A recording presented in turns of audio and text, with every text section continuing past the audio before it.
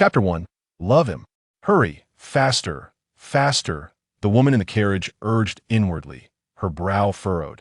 The once bustling marketplace lay desolate due to the uprising, and as she glanced at the rows of shops fading into the distance, anxiety gripped her heart, fearful that neither she nor he would endure the wait. Zheng Bo, halt! A commanding voice resonated from within the carriage. Immediately, she drew a dagger and severed the reins before vaulting onto the horse. Please leave, Shen Siyuan stated succinctly as she galloped away. Your Highness, you mustn't. The elderly man, stooped with age, called out urgently, only to witness the woman's silhouette receding into the distance. With the imperial token in hand, who dares to act recklessly? The woman sat confidently upon her steed, her left hand gripping the reins as the horse neighed, rearing its head. In her right hand, she held aloft a fragment of the imperial token engraved with dragons and phoenixes soaring through clouds. The soldiers engaged in combat turned their gazes toward the woman, their expressions a mixture of joy and trepidation. On the city wall, Zhou Cechen observed her with a cunning and ruthless glare. Realizing she had indeed deceived him, the smirk crept across his lips as he mockingly remarked, "The princess dares to brandish a mere fragment of the imperial token. What audacity!" Alas, the Duke of Dingan beyond the city gates shall likely not witness his wife in such a valiant guise. Shen Siyuan shot him a cold glance before turning to Zhou Cechen. General Shui, do you recognize this? Zhou Cechen, upon realizing the significance of the half-imperial token bestowed by the late emperor, momentarily froze, then immediately saluted Shen Siyuan. Sensing the shift in the atmosphere, Zhou Cechen, before Zhou Cechen could speak, bellowed to the soldiers, "Loose the arrows. The emperor has commanded the capture of the traitor Zhou Cechen. Secure the city gates." Zhou Cechen furrowed his brow, his gaze piercing through Zhou Cechen. "Your Highness has overstepped. Allow me to escort you to rest," he then commanded. "Open the city gates." As the city gates stood ajar, Zhou Cechen caught sight of a woman in white within the city. His gaze darkened. She should not have come. Shen Siyuan's eyes were tinged with red as she observed the blood staining the golden armor and face of the man before her, desperately suppressing her tears. She had finally seen him. Zhou Cechen narrowed his eyes, raising his crossbow toward Shen Siyuan. Since the royal uncle and aunt are so enamored, perhaps they should contemplate who shall perish first. Upon witnessing this, the man clad in golden armor wore an expression of terrifying severity. Despite enduring excruciating pain, he brandished his whip and charged toward Shen Siyuan. She could not come to harm. A cruel smile curled Zhou Jingmo's lips as he redirected his aim at Zhou Cechen the moment the latter galloped forth. Zhou Cechen had never anticipated such a horrifying act from Zhou Jingmo and sought to intervene, but it was too late. "Be careful, Your Highness!" Shen Siyuan cried out with all her might. She watched as the man on horseback was pierced by 3 arrows, shielding her from their deadly trajectory. The vivid crimson blossomed across his battle garb. Shen Siyuan felt as though an invisible hand had seized her throat, rendering her speechless. Scalding tears coursed down her cheeks as she gazed at the man still gripping the reins atop his steed. Despite his utmost efforts, he fell from his horse before he could reach her. Blood trickled from Zhou Cechen's mouth as he lay on the ground, staring vacantly at the girl rushing towards him. Shen Siyuan collapsed, witnessing the man's fading breath, utterly at a loss. Her hands flailed aimlessly, her hairpin teetering precariously. No, she sobbed, her tears soaking the golden armor of the man, cascading to the earth below. The despair in her gaze deepened. "Don't leave, please don't." The girl cradled him in her arms, weeping helplessly. Zhou Cechen reached out, and upon seeing this, Shen Siyuan grasped his hand and pressed it against her face. "Laner, do not cry. I am not in pain." Zhou Cechen spoke with great difficulty, his words fragmented. "I can no longer protect you. I only wish for your well-being." Veins throbbed upon his forehead. Shen Siyuan, aware of his agony, replied weakly, "No, I don't want to let us live together." Upon hearing the word together, a deeper smile graced Zhou Cechen's lips. Shen Siyuan observed the pallor of the man in her embrace, his life ebbing away. Yet a smile lingered at the corners of his mouth, a knot formed in her heart as despair and regret intertwined. She realized she would never see him again. A solitary tear slipped from the corner of Zhou Cechen's eye in this lifetime. Shen Siyuan had never witnessed him in such a state. He was the lofty king of Dingan, characterized by his composure, even in anger, which rendered those around him oblivious to his turmoil. Zhou Cechen gently wiped away the tears at the corner of Shen Siyuan's eye with his thumb. Laner, I have confined you for 5 years. It is I who have ruined you. Upon hearing his words, Shen Siyuan could do nothing but shake her head in denial. No, it's not. I have never regretted marrying you. I was simply too foolish. It is my fault. Zhou Cechen, please, do not leave me. I love you. Her voice faltered, growing softer until she could speak no more, succumbing to tears as she found herself powerless to change anything. Zhou Cechen gazed deeply into her eyes, realizing that she indeed harbored feelings for him. The utterance of I love you made him yearn for this moment even more, cherishing the mere act of looking at her. As the breath of the woman in his arms grew weaker, Shen Siyuan's heart sank in tandem with his fading presence. He was truly about to depart this world. Zhou Cechen, Zhou Cechen. The girl called out repeatedly, yet no one answered. The city gates. Shen Siyuan stood numbly, embracing Zhou Cechen, her complexion pale, her eyes void of spirit, her flowing white gown stained crimson with blood. I am incompetent. Please, your highness, stop punish me. Yen Ci pleaded, kneeling on the ground, his gaze falling upon the man in Shen Siyuan's embrace. His master, whom he had followed since childhood, was now. He fought back tears, his eyes reddening. Your highness, please accept my condolences. Yen Ci, accompanied by a group of soldiers, knelt in unison, echoing, Your highness, please accept our condolences. In an instant, all present knelt before Zhou Cechen and Shen Siyuan. Shen Siyuan remained motionless, clutching Zhou Cechen. The sky gradually began to drizzle. It was indeed April, and the rain fell coolly. At the gates of Yanjing, the ground was littered with corpses, soldiers kneeling in silence, none daring to gaze upon the noble woman and the man in her arms. As darkness enveloped the sky, a group continued to kneel before Shen Siyuan, unwavering in their reverence. Only Yen Ci, kneeling at the forefront, noticed Shen Siyuan trembling. Your highness, please allow me to escort you back to the palace. He ventured, but Shen Siyuan did not respond. Gathering his courage, Yen Ci rose and moved forward, intending to carry Zhou Cechen back to the carriage. Leave. The woman's voice, laced with a somber tone, rendered him speechless. He halted his hand midair for but a fleeting moment before shifting it, directing it towards Shen Siyuan's neck. With a forceful strike, she succumbed to unconsciousness. When Shen Siyuan awoke, it was already the second watch of the night. A full day later, she opened her eyes to a dimly lit room, lying on the bed, utterly unaware of the hour or the duration of her slumber, nor what she ought to do next. 1 drop, 2 drops, tears, crystalline and unrestrained, cascaded down her cheeks, dampening her lovely visage and the pillow beneath her. Gazing at the faint, muted moonlight seeping through the window's crevice, she found herself yearning for its brightness, which seemed eternally elusive. Your highness, this is a relic from the prince's camp, compiled by Yen Ci for your perusal, Lu Nong said, presenting a wooden box to Shen Siyuan. Is it for me? Shen Siyuan inquired, her words momentarily lost on Lu Nong, who blinked in confusion. If I had not intervened, he would not have perished. Shen Siyuan uttered, a heavy silence following her declaration. Your highness, the prince led 30,000 troops to repel the Xiongnu and return to court. The soldiers were utterly fatigued, yet they were blocked at the city gate, enduring a grueling 2-hour battle that resulted in catastrophic losses. Lu Nong explained softly. The prince, bearing multiple grave wounds, sacrificed himself for the honor of his loyal soldiers and to protect the entirety of the Qi, issuing orders for mutual destruction. Were it not for you, the entire Yanjing would have long succumbed to the territory of the Xianwang, and the realm of the Qi would surely have faced. Lu Nong trailed off both. Women acutely aware of the potential for chaos and fragmentation that loomed. Shen Siyuan remained silent, opening the box to reveal merely a sachet and a letter. She delicately lifted the envelope, cautiously unsealing it, yearning to discover any trace of him within, no matter how minuscule. Inside, a single red bean lay, stirring memories of when she had secretly placed one into the sachet she sewed for him before his departure.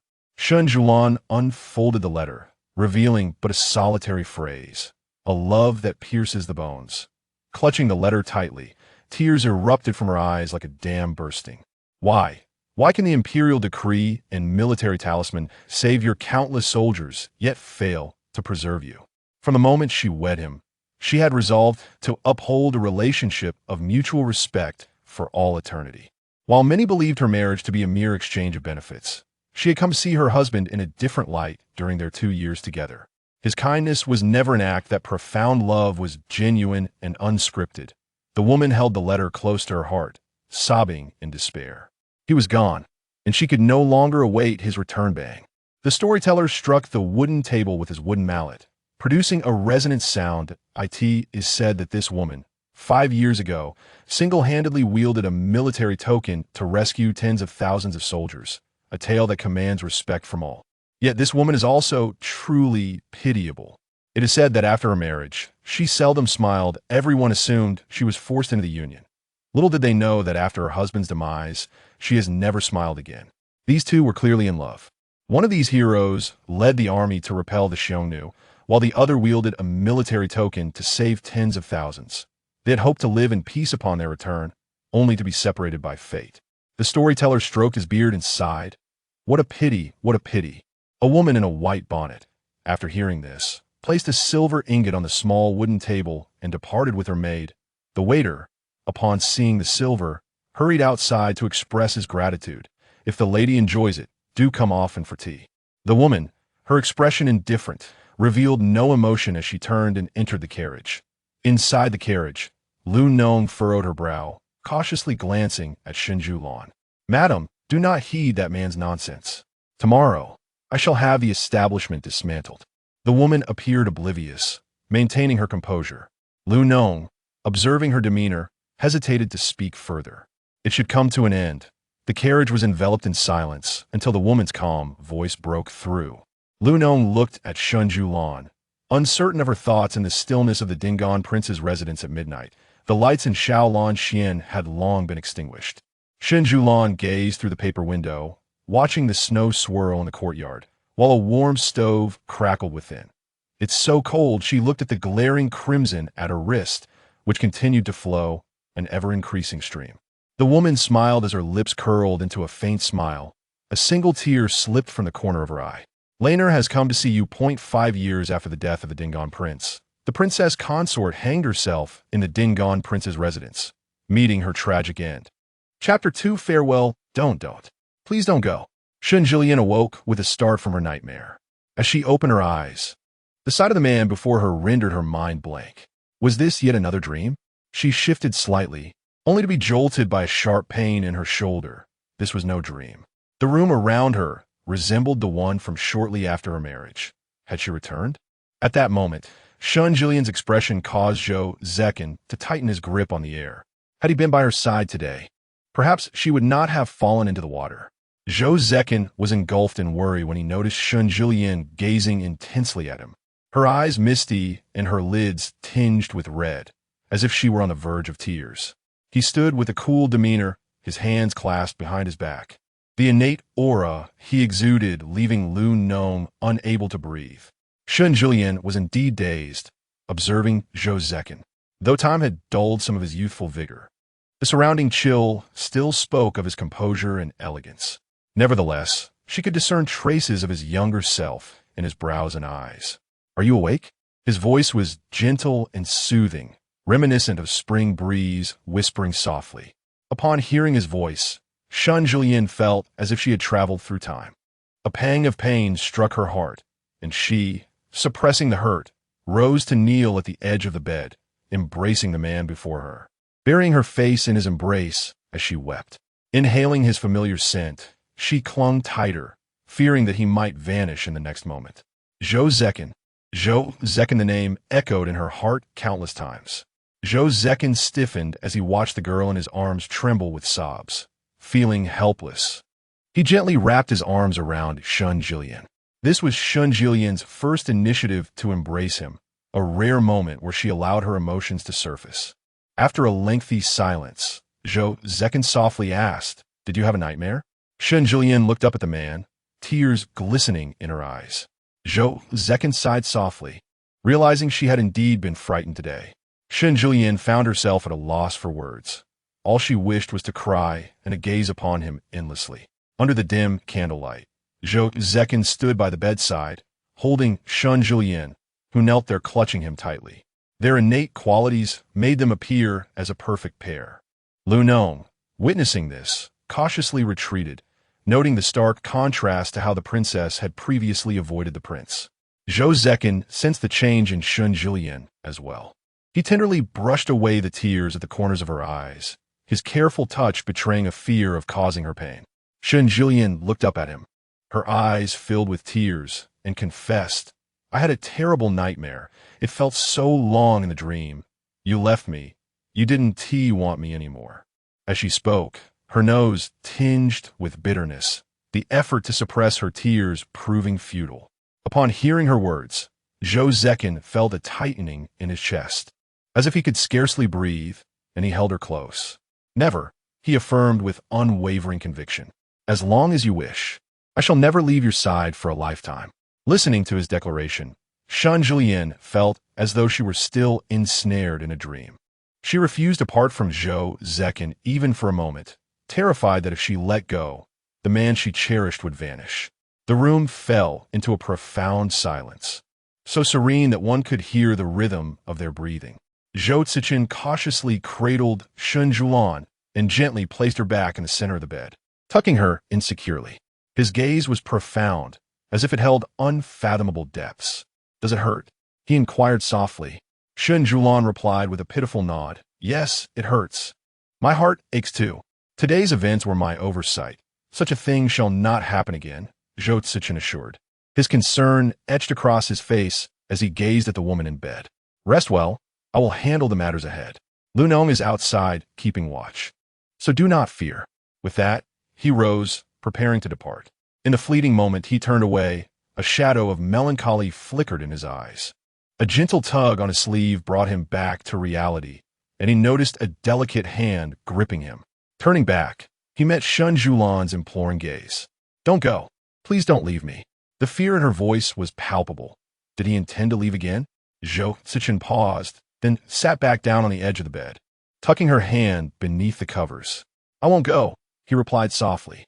After extinguishing the candle, he looked at her and said, "Sleep peacefully." The room was immediately enveloped in darkness, with only the faint moonlight illuminating their silhouettes. Zhou Cechen noticed the fear and unease reflected in Shen Siyuan's eyes, and he loathed his own helplessness in failing to protect her. Shen Siyuan's eyes widened, unwilling to close them. "Aren't you going to sleep?" she asked. The room fell into a sudden hush, and Zhou Cechen's voice was soothing as he replied, "I will stay with you. I shall not leave." Realizing that Zhou Cechen had misunderstood her intentions, she shifted further into the bed. "Come and lie down with me," she urged. Hearing her words, he froze in place, hesitant to move. After a moment, he finally sat at the edge of the bed, his eyes shadowed, emotions inscrutable. Shen Siyuan, noticing his inaction, felt a heavy weight in her heart. "It's all right, take your time. I will never allow us to repeat the past," she resolved silently. The night was quiet, yet Shen Siyuan's heart was restless, entangled in a myriad of thoughts that weighed heavily upon her. Zhou Cechen had sensed her discomfort. Nearly half an hour had passed, and she had yet to find sleep. Lost in her thoughts, she suddenly felt a familiar yet foreign hand at her waist. Before she could react, she found herself enveloped in an embrace that was both comforting and unsettling. "Close your eyes and sleep," the man whispered, his warm breath tickling her ear, causing her to instinctively shrink her neck. It had been years since she felt this closeness to him, and that fleeting moment made her cheeks flush. The chaotic thoughts in her mind dissipated, leaving her in a state of blissful emptiness. Realizing her unease, Zhou Cechen withdrew slightly, pressing himself against the edge of the bed. With the absence of his warmth, Shen Siyuan felt a void in her heart. She turned to face him, her cheeks flushed, and embraced him tightly, burying her face against his chest. She was unwilling to let go. Zhou Cechen, momentarily frozen, found himself taken aback. His princess had never been so forward with him before, and her actions now left him flustered and uncertain. A flicker of inner turmoil crossed his eyes. Shen Siyuan felt the man's powerful embrace, a tremor coursing through her heart. As a wave of emotion surged in her chest, she bit her lip to suppress the tears that threatened to spill. The night had deepened, and Lu Nong stood at the door, hesitant to move an inch. Yet, as time passed, the prince had yet to emerge, and the lights within the room were extinguished. Lu Nong found the recent events utterly inconceivable. Meanwhile, Shen Siyuan remained in a hazy slumber, reaching out to grasp the man beside her, only to find the space beside her empty. She awoke with a start. Upon opening her eyes, she discovered that Zhou Cechen was no longer there. The bed, surrounded by curtains, was engulfed in darkness, and her heart felt hollow, her hands trembling. With a quivering hand, she drew back the bed curtain, only to be blinded by the harsh light outside, yet she paid it no mind. Lu Nong, Shen Siyuan called out anxiously, hearing her mistress's voice. Lu Nong rushed in. Upon seeing Lu Nong, Shen Siyuan tremulously inquired about the prince's whereabouts. Detecting the fear in her mistress's tone, Lu Nong hurriedly replied that the prince was in the study and had asked her to rest a while longer that morning. A sigh of relief washed over Shen Siyuan. He was still there. By the way, the prince has instructed the kitchen to prepare a feast of your favorite dishes, my lady, Lu Nong added cheerfully. Prepare my wash, Shen Siyuan commanded. Yes, my lady, Lu Nong replied. Soon after, Chao Yun and Burue entered with water, ready to assist Shen Siyuan in her grooming. Lu Nong delicately arranged Shen Siyuan's hair. Observing their presence brought a smile to Shen Siyuan's face. In her past life, many had perished or suffered, leaving only Lu Nong by her side in the end. This time, she vowed not to let such a tragedy occur again. As Shen Siyuan gazed at Lu Nong in the bronze mirror, noticing her hesitation, she urged, if you have something to say, speak it. Lu Nong paused momentarily, then revealed that Chanhua and Qiushi were still kneeling in the courtyard. Shen Siyuan's brow furrowed. Still kneeling outside? In my previous life, they had been punished for 2 days due to my fall into the water, enduring the bitter cold and falling ill as a result. Let them rise. Instruct the kitchen to prepare some ginger soup to send to them, Shen Siyuan ordered. Yes, my lady, Chao Yun replied before stepping out. Lu Nong and Burue resumed their service, assisting Shen Siyuan in her preparations. In the ornate rosewood boxes lay an array of exquisite jewelry, dazzling and precious. Shen Siyuan's fingers glided over the boxes, pausing before one adorned with golden silkwood. Inside rested a pair of magnolia hairpins, their white jade glimmering like fresh snow. She picked up the hairpin, with delicate tassels cascading down, momentarily lost in thought. This was a gift from him, worn on their wedding night, and after that, she had never adorned herself with it again. This one, Shen Siyuan said, handing the hairpin to Lu Nong. Both Lu Nong and Burue were momentarily taken aback by their lady's choice, their movements slowing as they exchanged knowing smiles. Lu Nong carefully pinned the hairpin and flowers into Shen Siyuan's hair, but their focus was disrupted by a sound from beyond the screen. Shen Siyuan raised an eyebrow upon hearing that familiar voice. Your Highness, forgive me. It was Lu Chun who failed to protect you. I, Lu Chun, willingly accept punishment. Outside the screen knelt a maid clad in delicate lavender attire, draped in a sheer white garment, with purple ribbons binding her twin hairpins, her countenance exquisite. Shen Siyuan chuckled softly. I harbor no blame against you. You fell into the water while trying to protect me. Any fault you may bear is thus balanced by your merits. Lu Chun, listening to Shen Siyuan's words, pressed her lips together in silence. Rise and come here to help me dress, Shen Siyuan instructed. Upon realizing Shen Siyuan bore her no ill will, Lu Chun discreetly smiled as she stood. As Lu Chun stepped around the screen, she noticed the 2 attendants, Burue and Lu Nong, flanking Shen Siyuan. She approached, smiling at Burue, allow me to assist. With that, she took the hairpin from Zhao Yun's grasp, gently pushing past Burue. Lu Nong furrowed her brow at Lu Chun's actions. Your Highness, next time Lu Chun will ensure you are not placed in peril again, she declared, placing a delicate pink begonia hairpin at Shen Siyuan's temple. Shen Siyuan smiled, remaining silent. Chapter 3. Dining together in the study. An oppressive atmosphere weighed heavily. Yen Ci bowed his head under the formidable presence of Zhou Cechen. who stood with his hands clasped behind him, gazing out at the endless expanse of white snow, his back turned to Yin Si. "Have you clarified the matter?" Yin Si inquired, noting that all present yesterday had been thoroughly questioned. He raised his eyes briefly to Zhou Cechen's back before continuing. "Everyone on the wooden bridge has been interrogated. At that time, everyone was admiring the blossoms in the back garden, leaving only the esteemed daughter of the minister Sheng and her two maidservants on the bridge, along with Lu Chun, who fell into the water with the princess." A moment of silence ensued, as Yin Si genuinely felt apprehensive for the young lady. Of all the people to provoke, she had offended their princess. Zhou Cechen remained quiet, seemingly lost in thought. Yin Si then stated that the two maidservants insisted that Sheng Ru Yin had twisted her ankle while walking, and they rushed to assist her, inadvertently colliding with the princess. "I find this rather implausible," he added. "Continue the investigation," Zhou Cechen commanded. "Understood," Yin Si replied, preparing to take his leave when he noticed Bai Rue approaching. Bai Rue greeted Zhou Cechen with a respectful nod. "Your Highness, the princess has awakened and requests that you join her for breakfast in Shaolan. Yin Si cast a discreet glance at the hourglass nearby. It was already past the hour, and it seemed improbable that the prince would partake in breakfast. "Very well, you may leave," Zhou Cechen said. Yin Si sighed softly to himself. In Shaolan, Shen Siyuan gazed at the table laden with her favorite breakfast dishes. A wave of bittersweet sensation surged within her. How wonderful it was!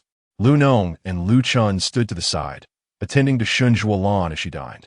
As Zhou Cechen entered, he beheld Shen Siyuan, who appeared lost in thought at the dining table. Upon seeing her for the first time today, his gaze darkened slightly. His Siyuan was exceptionally beautiful. She wore a flowing gown of white satin, adorned with delicate pink blossoms, cascading to the floor, complemented by a simple white silk sash cinching her waist, and a misty pink cloak embroidered with butterflies. The jade tassel and magnolia hairpin atop her coiffure seemed to flutter like a feather, stirring his heart. Lu Nong and Lu Chun bowed respectfully. Shen Siyuan turned her profile to see the man clad in a deep blue straight-collared robe, with a wide belt of azure clouds cinching his waist, which bore a fine piece of jade. His dark hair was partially secured with a jade hairpin. Despite her extensive literary knowledge, only one word echoed in her mind: stunning. As Shen Siyuan's gaze lingered on the approaching man, her eyes reddened slightly. She prepared a curtsy, but a broad hand grasped her arm. "No need for formalities. Let us dine first." His warm, deep voice made her lashes flutter. She sat in her chair, eyes glistening as she gazed at his handsome visage. Zhou Cechen served a bowl of congee before her, inquiring if she felt any discomfort. Shen Siyuan looked at his long, graceful fingers, sniffed softly, and replied in a hushed tone that she was no longer unwell. Afterward, she picked up the spoon and took a few sips of congee. Zhou Cechen observed her reaction. She had always used such informal excuses to maintain distance from him. Today, was she simply startled, or did she feel indebted to him? As Shen Siyuan continued to sip her congee, she sensed a gaze upon her. Swallowing the morsel in her mouth, she turned to Zhou Cechen. "Are you not going to eat?" As he gazed at her lips, adorned with the remnants of broth, his heart stirred. He replied in a hushed tone, "I will eat." Shen Siyuan cast a glance over the breakfast spread, pressed her lips together, and placed a piece of cheese into Zhou Cechen's bowl. Upon seeing the cheese in his own bowl, Zhou Cechen contemplated whether her choice not to use the serving chopsticks was due to their absence on the table or something else entirely. He turned his gaze towards Shen Siyuan, who was engrossed in sipping her porridge. Though she appeared composed, the faint blush on her earlobes betrayed her. That hint of color did not escape Zhou Cechen's notice. Shen Siyuan felt uncertain. She was unaware of Zhou Cechen's culinary preferences, but vaguely remembered that this man, who disliked sweets, had an affinity for cheese, an inclination she shared. Zhou Cechen took a bite of the cheese, the creamy flavor bursting in his mouth. Before long, he had devoured an entire piece. Shen Siyuan discreetly observed him, noting that he genuinely relished it. A subtle smile graced her lips. During this breakfast, the attendant, Lu Nong, sensed a shift in the relationship between the princess and the prince.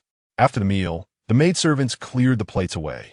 Zhou Cechen awaited the arrival of Physician Han, who was to check Shen Siyuan's pulse. Once the examination was complete, Physician Han bowed to Zhou Cechen and reported that the princess was not gravely unwell, merely startled. He prescribed a calming remedy. Zhou Zechen's handsome visage appeared tranquil, yet the slight tightening of his lips concealed deeper emotions. Noticing his silence, Physician Han felt a twinge of anxiety. "Thank you, Physician Han," Zhou Cechen said, signaling for his departure. Only then did Physician Han feel a sense of relief. Once everyone had exited, only Shen Siyuan and Zhou Cechen remained in the room. Zhou Cechen sat beside Shen Siyuan. His gaze dimmed slightly as he reached out to take her hand, but hesitated, fearing she might not welcome it, retracting his gesture. This action stirred a bittersweet sensation within Shen Siyuan. He always respected her wishes. She then took his large hand in her own, prompting Zhou Cechen to look at her. Puzzled by her intentions, Shen Siyuan softly urged, "Hold my hand," her tone imbued with a hint of playfulness. The sweetness of her voice nearly melted Zhou Zechen's resolve. He clasped her delicate hand in his and rested it upon his knee. "Yesterday, when you fell into the water, it was my failure," he said, his voice darkening with gravity. Shen Siyuan's lashes fluttered. He was blaming himself. "Shen Siyuan, do you still remember your identity?" Zhou Zechen's tone grew serious. She lifted her gaze to meet his profound eyes. "I am the Princess of Ding'an," she replied softly. "And what else?" he probed. Before she could respond, he continued, "Remember, you are the Princess of Ding'an, the matriarch of the royal household, my wife." His voice was low and steady. "Therefore, you need not fear anyone. I will handle the rest." His words brought Shen Siyuan a sense of reassurance. "All right," she replied gently. This statement took Zhou Cechen by surprise. He was well aware of Shen Siyuan's temperament. If she did not trust him, she would never allow him to handle matters. And even if he were to endure, she would not permit anyone else to intervene. The room fell silent for a brief moment, and soon Zhou Cechen released Shen Siyuan's hand and rose. As Shen Siyuan gazed at her freed hand, a tinge of melancholy washed over her, and she bit her lip. "Rest well. I shall join you for dinner later," he said in a deep voice. Upon hearing him, Shen Siyuan looked up and nodded in response. Watching the retreating figure of the man, her thoughts drifted far away. In her previous life, Zhou Cechen, regardless of how busy he was in the capital, would always carve out time to dine with her, as if it were one of his daily duties. When they dined together, their interactions were limited to inevitable glances and a few exchanged greetings, devoid of deeper conversation. She often felt this was merely a tactic he employed after their marriage to achieve his ends. Reflecting on this, Shen Siyuan snapped back to the present and sighed softly. Lu Nong entered the room and found Shen Siyuan seated in a chair, sighing. "Your Highness, what troubles you?" Lu Nong inquired. Shen Siyuan looked at her and smiled without speaking. Noting the smile on Shen Siyuan's lips, Lu Nong was puzzled as to how the woman who had just been sighing now appeared so cheerful. Sensing her mistress's uplifted spirits, Lu Nong hesitated before saying, "The prince is truly good to you." Over the past few months of marriage, Lu Nong had often alluded to Zhou Zechen's kindness towards Shen Siyuan. In the past, Shen Siyuan would respond with indifference, but today, the corners of her mouth lifted even higher, her figure adorned in a flowing, wide-sleeved robe, radiating gentleness in her eyes. Lu Nong stood there for a while, captivated by the beauty of her mistress, whose countenance resembled a blooming lotus. Realizing her transgression, she closed her eyes momentarily and approached Shen Siyuan, asking, "Shall I assist you in resting?" Shen Siyuan replied. Lu Nong helped Shen Siyuan to her feet, just as a soft voice floated in from outside. The woman who entered was as graceful as a breeze caressing willow branches. Clad in a green, pleated skirt adorned with floral mist, draped in translucent fabric that shimmered like jade, and cinched at the waist with a delicate light green sash. Lu Nong observed her attire and felt a chill on her behalf. On a day of heavy snow, even Shen Siyuan would don a cloak to stroll in the courtyard. Yet here was this. As Lu Nong pondered, she heard Shen Luanning's voice calling, "Sister, you have made me worry terribly. Is your health restored?" Upon seeing Shen Luanning, a wave of resentment surged in Shen Siyuan's heart. Shen Luanning, the legitimate daughter of the Shen family's second branch, had been underestimated in her previous life. She never anticipated that Shen Luanning would end up in Zhou Jingma's bed. In her past life, the family of the second branch had all conspired to frame Zhou Cechen for treason. Shen Siyuan revealed no emotion on her face, merely responding with a faint hum. Observing this, Shen Luoning continued, "The prince is truly good to you, sister. He even accompanied you for dinner after your fall into the water today." Upon hearing this, Lu Nong frowned. What did it specifically mean?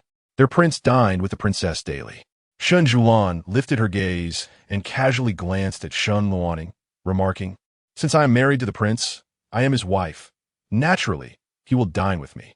The ordinary occurrences between husband and wife seemed to evoke such astonishment in my cousin. Shen Luoning's expression shifted slightly. After a brief pause, she remarked that her sister merely envied her elder sister's affection from the prince. Although the prince is often preoccupied with official duties and seldom visits her elder sister's courtyard, he still makes time to dine with her. Upon hearing this, Shen Siyuan smiled faintly, acknowledging that her cousin had been residing in the manor for some time under their grandmother's auspices. If she envied her, then she ought to return to the Shen residence. Now that her sister has reached the age of 16, their grandmother would surely begin the search for a suitable husband for her.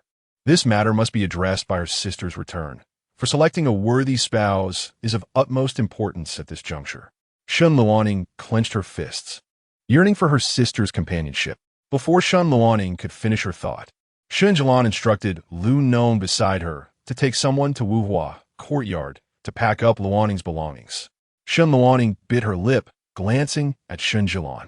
"Is my sister truly sending me away?" Shen Siyuan remained silent, her gaze fixed on Shen Luoning's face for a prolonged moment, as if pondering something.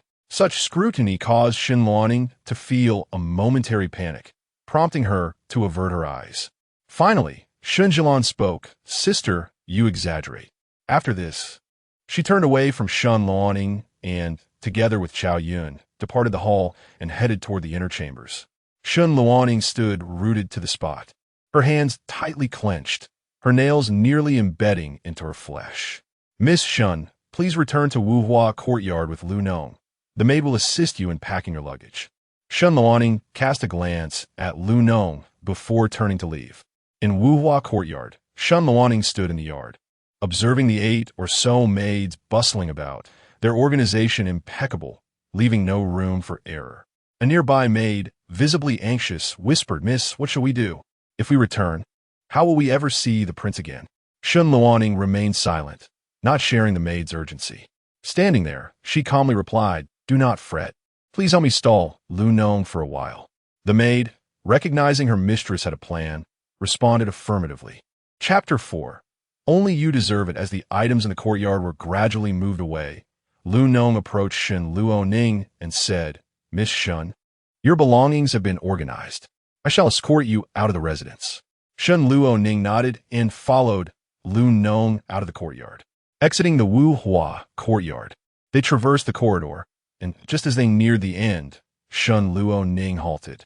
As if recalling something, she inquired of her maid, "Have you seen my handkerchief?" "I have not," the maid replied. The group paused, and the maid anxiously addressed Lu Nong. "Miss Lu, it appears my lady's handkerchief has fallen on the way. If it were to fall into the wrong hands, it would be quite troublesome. Please, could you assist in searching for it?" Lu Nong hesitated, fearing any trouble for Shen Luoning, and instructed several maids to look for it. "Please wait here, Miss Shen." Shen Luoning nodded in agreement. In less than the time it takes to burn half a stick of incense, her maid, Siyu, approached, clutching the handkerchief. "Miss, I found your handkerchief." Shen Luoning took it and said, "Let us proceed." As Lu Nong prepared to continue, she noticed Zhou Cechen approaching in a dark robe. The group promptly bowed in respect.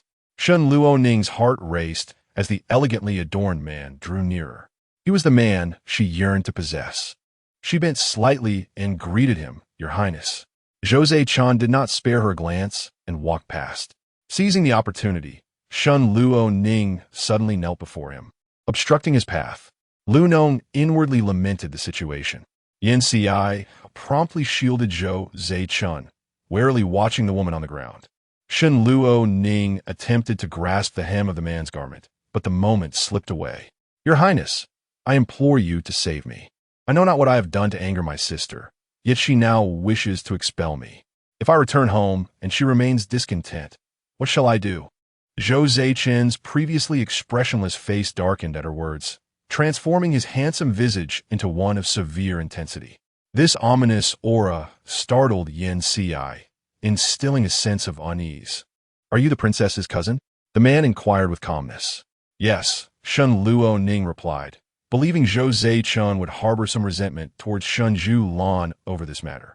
"You have angered the princess, then?"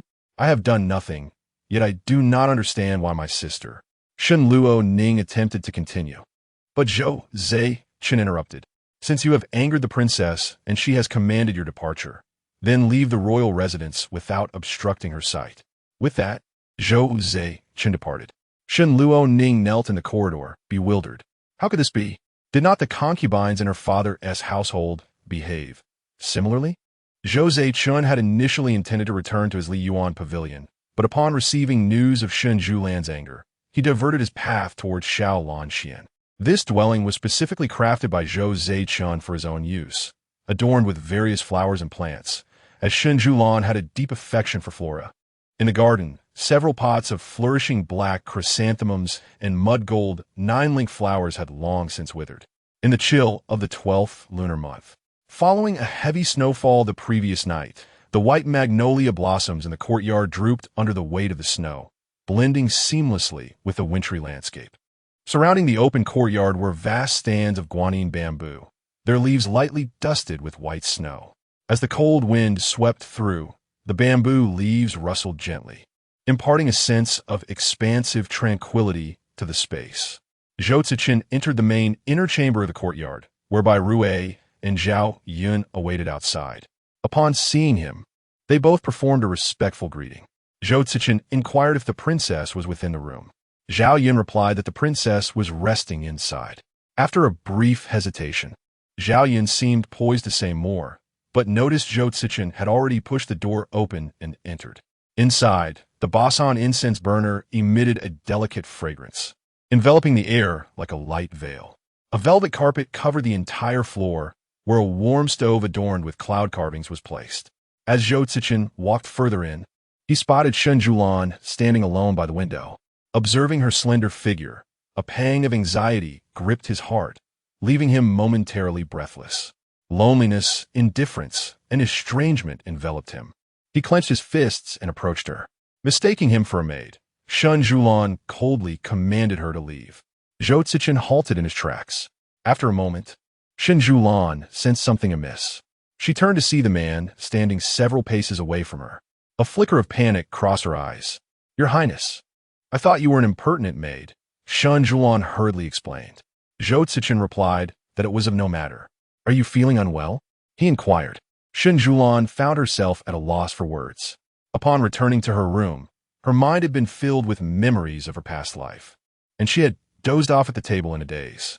In her dreams, she witnessed Zhou Cechen, covered in wounds, pierced by 3 arrows, while she could do nothing but weep for him in the rain. If not for Lu Chun waking her after noticing her nightmare, she feared she would have remained trapped in that dream. Upon waking, her mind was in turmoil, and a throbbing pain gripped her head, prompting her to seek solitude. Shen Siyuan shook her head, yet upon gazing at Zhou Cechen's countenance, she felt a wave of calm wash over her. "I merely took a brief rest and was plagued by a nightmare," she confessed softly.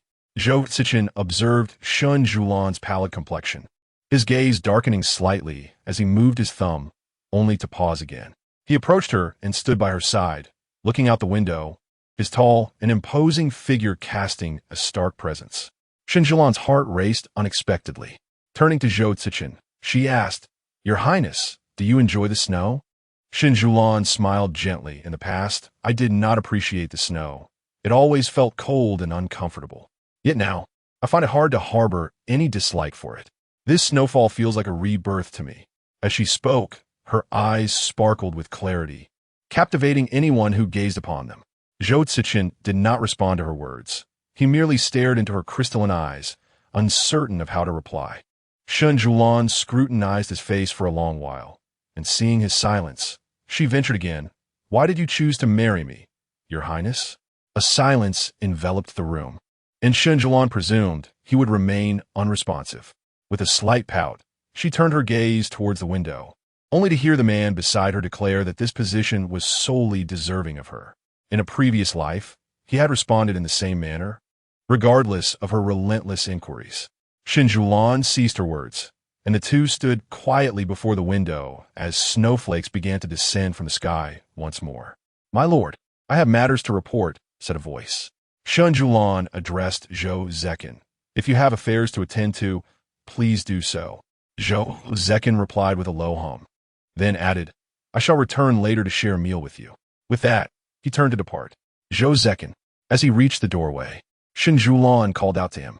He turned back to face her, the girl standing by the window, her gaze fixed upon him. "I'm truly happy now, and I will continue to be." Tears glistened in Shen Siyuan's eyes as her lips curled into a smile.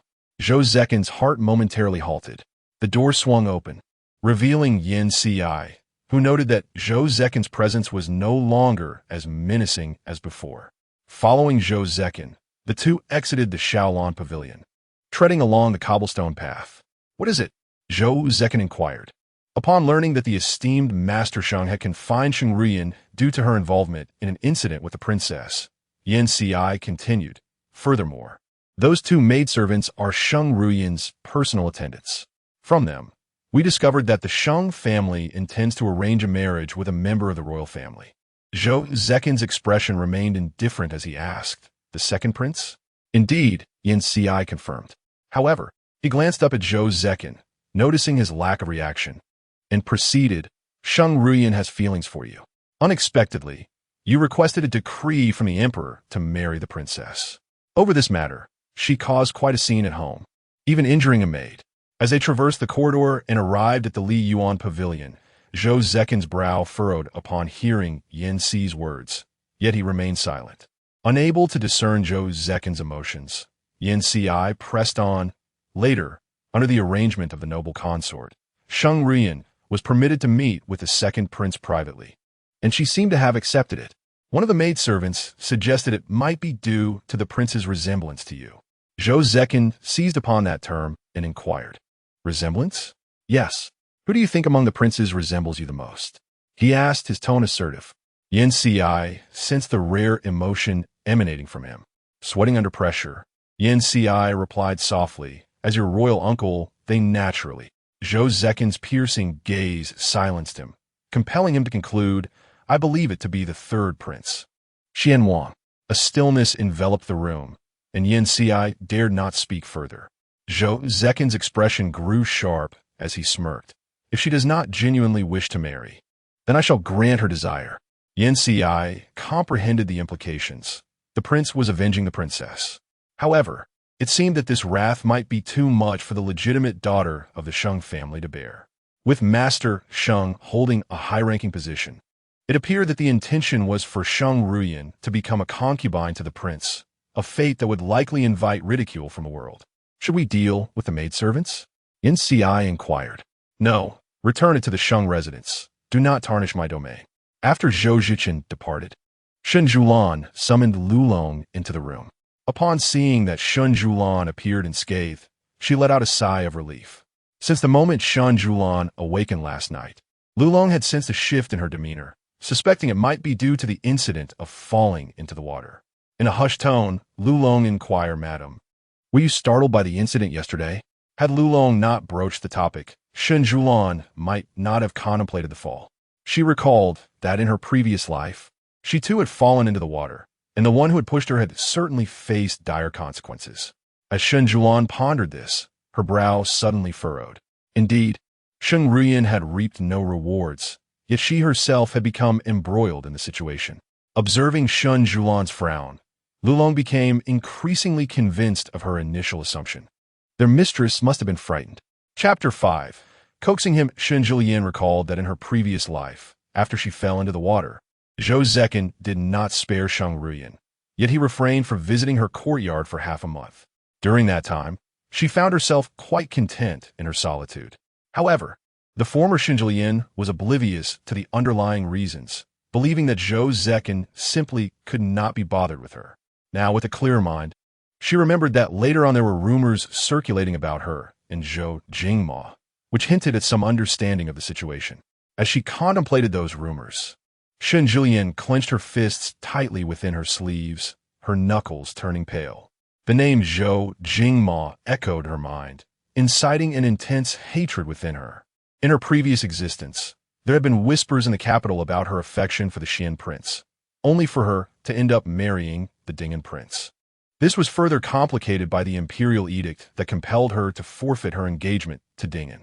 The resemblance between the Ding'an prince and the Xian prince was such that the Ding'an princess merely viewed her husband as a mere substitute. Yet to her, the similarities were trivial. The two men were worlds apart. In both appearance and demeanor, Zhou Cechen was unworthy of comparison with Zhou Cechen.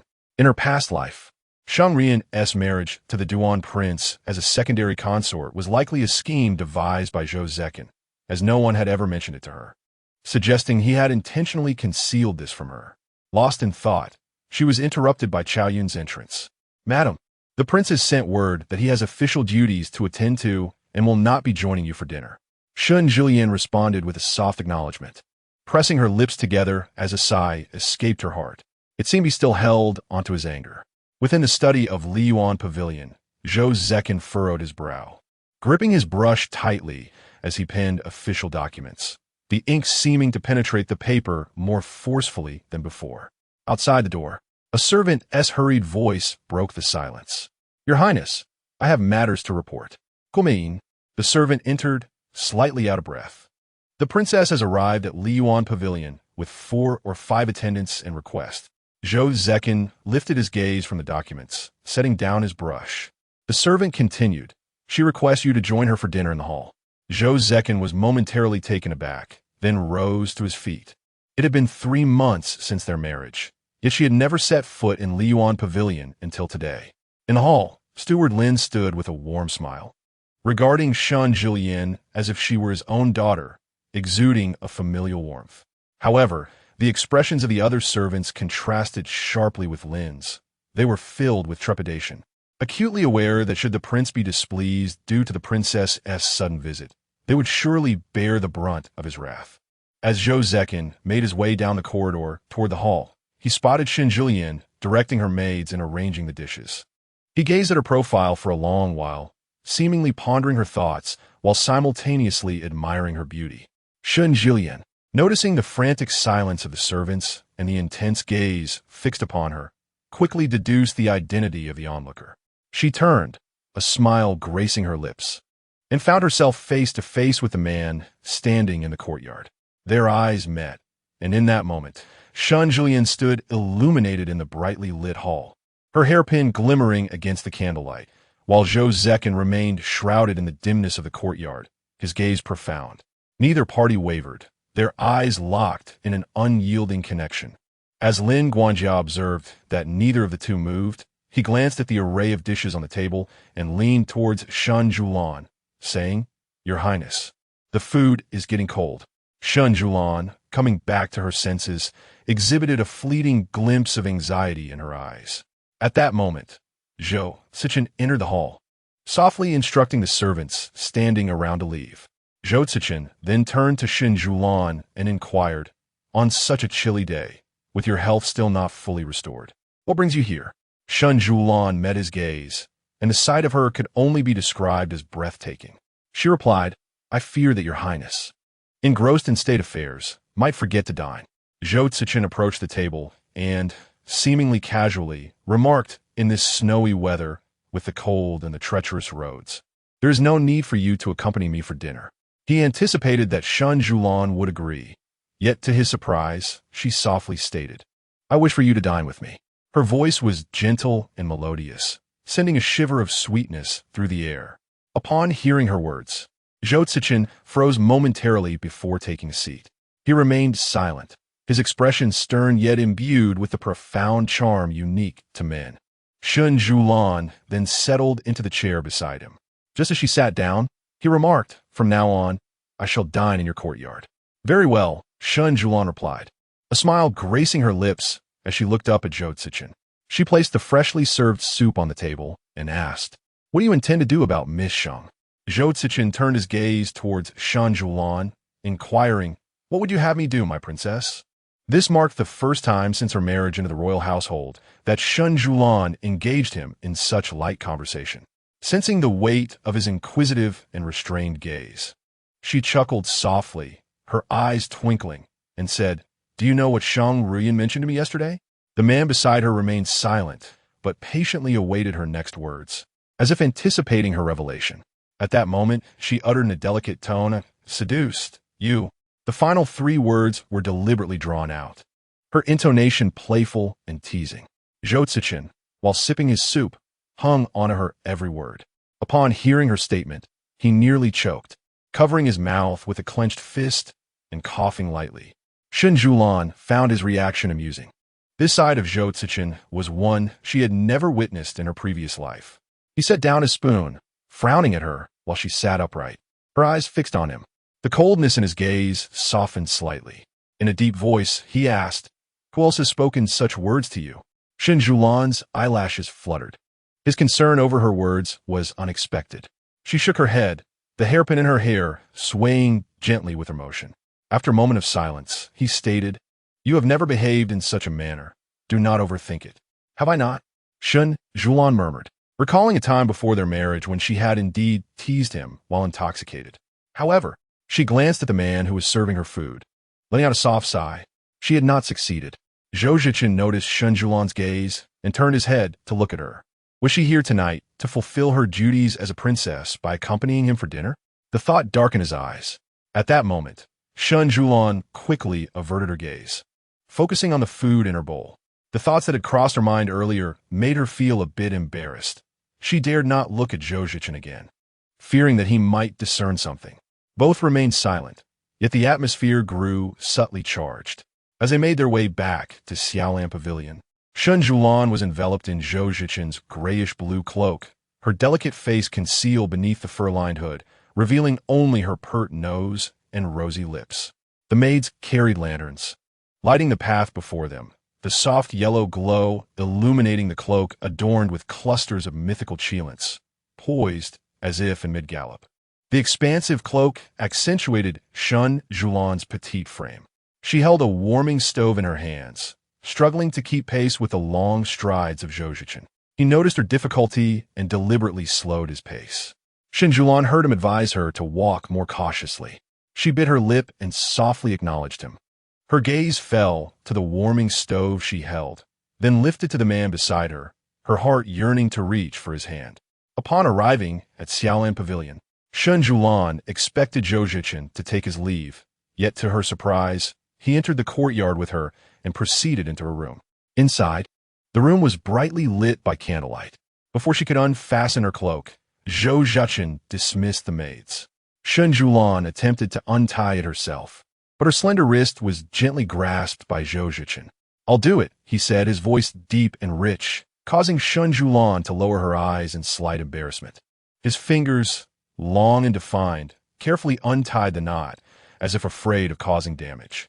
The cloak fell softly onto the velvet carpet, and Shen Siyuan met Zhou Cechen's gaze. His eyes were clear and transparent, like a spring of water that struck his heart, causing it to flutter. Zhou Cechen's eyes were fathomless, and his fingers brushed lightly against Shen Siyuan's ear, pausing at her golden and white jade earrings. At the lobe of her right ear, a crimson that contrasted beautifully with her fair complexion, enhancing her beauty. His fingertip grazed the earring, inadvertently brushing against her ear. Shen Siyuan instinctively turned her head away. As if jolted, Zhou Cechen's gaze darkened, and he asked in a low voice, "Are you afraid?" "Ticklish," Shen Siyuan replied with a soft grunt, as if the word escaped her through her nose. Just that single syllable softened Zhou Cechen's demeanor. He withdrew his hand and remarked, "Those earrings suit you well." A slight smile graced the corners of Shen Siyuan's lips, but before she could respond, he urged her to rest early. As he turned toward the door, his right hand clenched slightly, reluctant to leave. Seeing this, Shen Siyuan instinctively reached out to grasp Zhou Cechen's hand, surprised by her own boldness. At the moment of contact, she froze, unable to comprehend her own impulse. Zhou Cechen turned to her, inquiring, "What is it?" Shen Siyuan released her grip, whispering, "Be careful. The ground is slippery." Zhou Cechen's throat moved slightly as he replied in a low, husky voice, "Understood."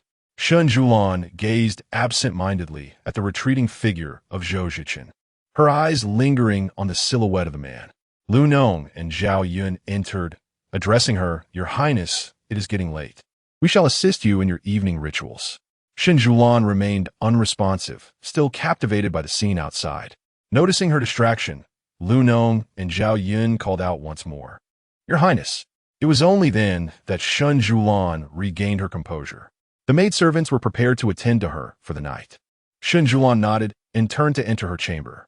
Outside, snow began to fall again, blanketing the capital of Yinjing more heavily than usual this year. Within the confines of Xiaolan Pavilion, Shen Siyuan had succumbed to slumber, yet her brow was furrowed in worry. The daughter of the general of the state. Shen Siyuan is graceful and dignified, gentle and kind-hearted, possessing extraordinary beauty. To fulfill the ideal of a virtuous woman, she has been promised in marriage to the Prince of Dingen. The daughter willingly accepts her fate to wed the Prince of Dingen. Shen Siyuan, from this day forth, you shall be my wife. Shen Siyuan, you belong to me. Lanner, I must depart for battle soon. I should not keep this from you. Zhou Cechen, I await your return. Shen Siyuan, surrender the imperial decree, and I shall ensure the safety of your family. Since the royal uncle and aunt share such affection, let us consider who will perish first. Zhou Cechen, please do not leave. Zhou Cechen, I love you. Do not go. With a start, Shen Siyuan abruptly opened her eyes. Chapter 6. Nightmare. Shen Siyuan clutched her head, her eyes wide with terror as the reality of Zhou Cechen's death struck her. Tears streamed down her reddened cheeks uncontrollably. Memories intertwined, fragments flashing before her eyes. Ultimately settling on the moment, she wept for Zhou Cechen in the rain. Crouched in the corner of her bed, a throbbing pain enveloped her head. The cries awakened the vigilant Beruei, who hurriedly rushed to check on Shen Siyuan. "Your Highness, what is the matter?" Beruei exclaimed upon entering the room, finding Shen Siyuan trembling in the corner. "Leave and guard the door," Shen Siyuan instructed, her voice quivering. "But your Highness," Beruei stammered, at a loss for what to do. "I am fine. It was merely a nightmare." "You may go," Shen Siyuan reassured her. "Understood." With a heavy heart, Beruei exited the room. Once alone, Shen Siyuan hugged her knees, sitting quietly on the bed, staring vacantly at the window. The window faced the direction of Liyuan Pavilion. After returning to the courtyard, Zhou Cechen delved into the official documents in his study. However, an unusual restlessness consumed him as he gazed at the stacks of paperwork before him, a feeling he rarely experienced. His brows furrowed in discontent. Opening a document, he read about the calamities wrought upon the people by this year's frost. Famine, displacement, frostbite. With a sigh of frustration, Zhou Cechen closed the document and donned his fox fur cloak before ascending to the loft. This loft, being the highest point of Liyuan Pavilion, afforded him a view of Xiaolan Pavilion. From his vantage, he could see the master bedroom of Xiaolan Pavilion, which was now shrouded in darkness, suggesting she had retired for the night. Images of her interactions with Shen Siyuan flooded Zhou Cechen's mind, and he noted that she did not seem averse to him. This realization stirred a flicker of joy within him.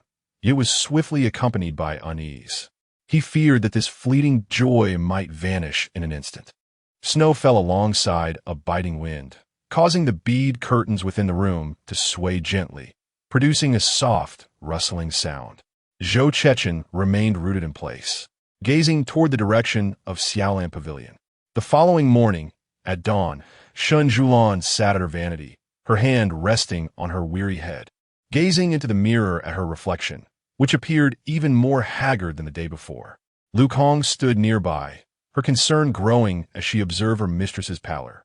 "Your Highness, did you not sleep well last night? Shall I summon the physician to attend to you?" Shen Siyuan shook her head lightly, a faint smile gracing her lips. "There is no need. It was merely a dream that troubled me a bit. I'm fine. Lu Kun, please apply more makeup for me today." "Of course," Lu Kun replied, nodding as she began to style Shen Siyuan's hair. Outside the screen, a maid approached with news that a messenger from Liyuan Pavilion had reported that the prince was required to attend court today and would not be dining with the princess. Shen Siyuan's eyes flickered with surprise. Today marked the first day of the 12th month, a time when he was traditionally obligated to attend court at the beginning and middle of each month, as permitted by the current emperor. However, after the haunting dream of the previous night, she found herself yearning for him. With this thought, her eyelashes fluttered downwards. Just then, the maid announced that the prince had specially selected several boxes of bracelets and earrings to be sent to the courtyard, stating that the princess could choose her favorites. Upon hearing this, a wave of bittersweet emotion surged within Shen Siyuan. Zhou Cechen had always treated her with such kindness. Lu Chun and Lu Nong, following Shen Siyuan's instructions, styled Shen Siyuan's thick, dark hair into an elegant cloud-like arrangement, adorning her hair with a delicate set of butterfly and flower hair pieces. Perhaps to conceal the pallor of her face, Shen Siyuan donned a robe and skirt in the color of a favored concubine, crafted from loose silk with wide sleeves. Upon exiting her chamber, Lu Nong draped a cloak over her shoulders. Before her stood 4 large boxes, filled with various trinkets, though the majority contained jewelry. In her previous life, Zhou Cechen had also sent a variety of ornaments to her courtyard. She had felt joy in her heart, yet she had chosen none, relegating them all to the storeroom. At that time, she regarded their marriage as a mere exchange of interests, unsure of how to navigate the emotions between them, convincing herself that storing his gifts was the best way to handle them. Later, as she spent each day with Zhou Cechen, her heart began to stir. Yet she did not recognize this as affection, nor did she dare to acknowledge her feelings. It was only when she learned of Zhou Cechen's voluntary deployment that her heartache and concern led to a sudden realization. Thus, they had missed a lifetime together. Reflecting on this, Shen Siyuan couldn't help but smile bitterly. In her past life, they had similarly let each other slip away. She approached the wooden boxes and earnestly began to select items in front of the maids and servants. In truth, the contents of the 4 boxes had been curated according to her preferences. Shen Siyuan chose the intriguing Luban lock and selected various pieces of jewelry. The remainder would be sent to the storeroom, she instructed. Yes, my lady. After breakfast, Shen Siyuan instructed Zhao Hua to place the account books on the Zeton wood table before her. Gazing at the accounts, her expression was calm, for in the past, she had loathed reviewing such records. Mathematics had been her most detested subject. During her time in the boudoir, the governess had struggled to teach her how to review accounts, and she found it quite arduous. When applied to real-world situations, the challenge only intensified.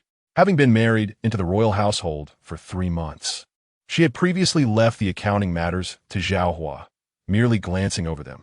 Thus, in her previous life, her unfamiliarity with the accounts had led to misfortune. When Zhao Hua encountered troubles, and with Zhou Cechen away, Zhou Jingma had employed underhanded tactics, linking the household shops with the illicit salt trade. Ultimately, the emperor suppressed the matter, administering a minor punishment while simultaneously providing Zhou Jingma with the means to entrap Zhou Cechen in a charge of treason. After Zhou Cechen left her, she was left to manage the household alone. Learning from past mistakes, she had since taken charge of the major accounts herself, no longer allowing others to interfere. Upon returning from court, Zhou Cechen headed directly toward Shaolanxian. Just as he took a step, he turned back toward Liyuan Pavilion, changing into civilian attire before making his way to Shaolanxian. As he entered the courtyard, the maids and servants were diligently attending to their tasks. Upon seeing Zhou Cechen, they bowed respectfully. Upon reaching the main courtyard, he inquired of a maid, "Where is the princess?" Replying to the prince, "The princess is in the warm pavilion." The warm chamber is, in fact, the master bedroom of Shen Siyuan, with the bed and the desk outside, separated by a screen. To the left of the screen, against the wall, stands an antique shelf adorned with potted plants, porcelain vessels, and various trinkets, among which is the recently selected Luban lock. Upon entering the warm chamber, Zhou Cechen finds Shen Siyuan with one hand propping her head and the other resting on the account book, her head bobbing like a chick pecking at grains. Just as her head tilts toward the desk, Zhou Cechen swiftly extends his hand to support her, startling Shen Siyuan awake. She lifts her gaze, her watery eyes locking onto Zhou Cechen's, momentarily frustrated with herself for dozing off while reviewing the accounts. Yet her heart swells with joy upon seeing him. "Your Highness," She greets, still seated in the Nanmu armchair, remnants of the scattered accounts lingering in her mind from her recent slumber. Zhou Cechen répond softly. He notices the account book on the Zetan desk and chuckles quietly to himself, knowing well that Shen Siyuan has never been adept at mathematics. He did not anticipate that she would take the initiative to examine the accounts today. Following Zhou Cechen's gaze to the account book, Shen Siyuan remains oblivious to his expression. If you are tired, you ought to rest. These accounts can be managed by the servants. Your health must not be overstrained. Zhou Cechen advises gently. Shen Siyuan shakes her head, insisting that these accounts cannot be entrusted to others. Realizing she is still seated, she hastily rises to bow, only to find a large hand supporting her. I have said before, the princess need not bow to me, he reassures. Shen Siyuan gazes into Zhou Cechen's eyes for a long moment. Very well, she replies. Zhou Cechen's hand still grips her arm, and through her clothing, she can sense his strength, causing her ears to flush with warmth. Zhou Cechen had not expected Shen Siyuan to be so compliant today. He applies a slight pressure, drawing her closer to him. As she stands before this man, she is uncertain of his intentions. The room falls into a profound silence. Zhou Cechen is notably tall. While Shen Siyuan may not be the tallest among young ladies, she is certainly above average. At this moment, standing together, she barely reaches his shoulder. Zhou Cechen gazes down at the girl, her sparkling eyes fixed on him, and he feels an unusual sensation. He is a figure of considerable authority across the realm, wielding power and strategizing in the political arena, where lives are counted in the thousands. Yet the young noblemen and women of the capital often fear meeting his gaze. Shen Siyuan is different. From their first encounter, she has been fearless, her eyes meeting his without trepidation. However, following their marriage, her gaze has often been cold. Now, it seems to carry a hint of affection. Have you encountered any difficulties lately? Zhou Cechen inquires softly, his voice breaking the silence. Difficulties? Shen Siyuan shakes her head, assuring him that she has faced no such troubles. Upon seeing her denial, Zhou Cechen assumes she is reluctant to share. He raised his hand to gently touch the paired magnolia hairpin nestled in Shen Siyuan's hair, his gaze deep and contemplative. You never wore such ornaments before. You do not fancy them. In truth, since her marriage into the Wang family as a princess, Shen Siyuan had favored a more understated style. Her attire often adorned in muted hues, the accessories in her hair were the simplest of designs. Nevertheless, Shen Siyuan's beauty and her refined demeanor shone through, allowing even the simplest garments to appear elegant, exuding a maturity beyond that of her peers. However, her current attire was a refreshing departure from her past choices, illuminating her presence.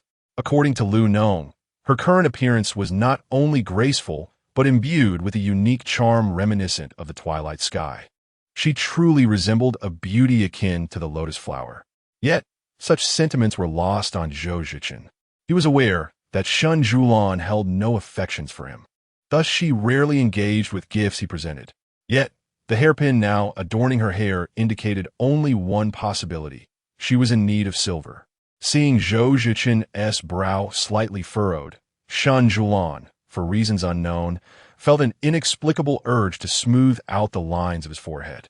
Where her fingers brushed against his brow, both were taken aback. Shen Siyuan quickly withdrew her hand, only to have Zhou Cechen grasp her delicate wrist midair. A quiet sigh escaped Shen Siyuan's heart. It seemed Zhou Cechen mistook her recent changes as attempts to please him. Did the prince think me and want a silver? Shen Siyuan surmised the question he longed to ask. Should word spread that the princess of Dingen lacked silver, it would surely invite ridicule. Yet, Zhou Cechen could not fathom other possibilities. Shen Siyuan's thoughts remained an enigma to him. Chapter 7.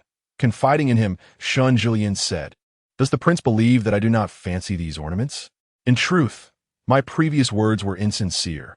I hold a great fondness for them." Zhou Cechen tightened his grip on Shen Siyuan's wrist. Feeling the pressure, she paused and gently inquired, "Does the prince think I don these unappealing garments and jewelry merely to please you? I wish for you to understand that regardless of your thoughts, I genuinely adore these and sincerely hope for your happiness." Zhou Cechen was momentarily taken aback as Shen Siyuan continued, In the past, I may not have acted well. I was overly fixated and timid before she could finish her sentence. Zhou Cechen interjected with, Shen Siyuan. Confused, she glanced at him, noticing his furrowed brow, and feared she had misspoken. Then he said, do not belittle yourself. I, Shen Siyuan, anxious that Zhou Cechen might doubt her sincerity, wished to elaborate, but was interrupted by the arrival of a newcomer. Both she and Zhou Cechen turned towards the door to see Lu Chun, bearing delicacies, standing at the entrance. Your Highness, this is the sugar-steamed custard you instructed the kitchen to prepare. Shen Siyuan glanced at the exquisite glass dish, and then returned her gaze to Lu Chun. Noticing her modest attire, Shen Siyuan understood the thoughtfulness behind it. Indeed, it was crafted with care. Seeing her demurely standing there, Shen Siyuan invited, come in. Once Lu Chun entered and placed the glass dish on the table, Shen Siyuan instinctively looked at Zhou Cechen, only to find him gazing intently at her. Zhou Cechen understood the essence of Shen Siyuan's words today. Since their marriage, she had always strived for perfection in her actions, extending kindness and warmth to everyone. And he was merely one among the many. She had always been graceful and generous, showing utmost respect to her husband in the presence of others, and nothing more than respect. As Zhou Cechen pondered this, a shadow crossed his eyes. She had never accepted his kindness, always attempting to maintain an optimal distance between them. It was a chasm he could never bridge. Every step he took towards Shen Siyuan prompted her to retreat, and as he drew closer, she would withdraw even further. Noticing Shen Siyuan's expression, Zhou Cechen returned to the present. His peripheral vision caught sight of the maid still standing nearby, seemingly reluctant to leave, and he spoke calmly. You may go. Lu Chun, realizing he was dismissing her, complied without further comment and exited respectfully. Once Lu Chun had departed, Zhou Cechen turned to Shen Siyuan and said, I require nothing of you. Simply being by my side is sufficient. Shen Siyuan's eyelashes fluttered. To remain by his side? In this lifetime, she had devoted herself entirely to the desire to be near him. She would strive with every ounce of her being to stay by his side. Even if it meant being a caged bird, she would gladly accept such a fate. Zhou Cechen observed that Shen Siyuan remained unresponsive, lost in her own thoughts.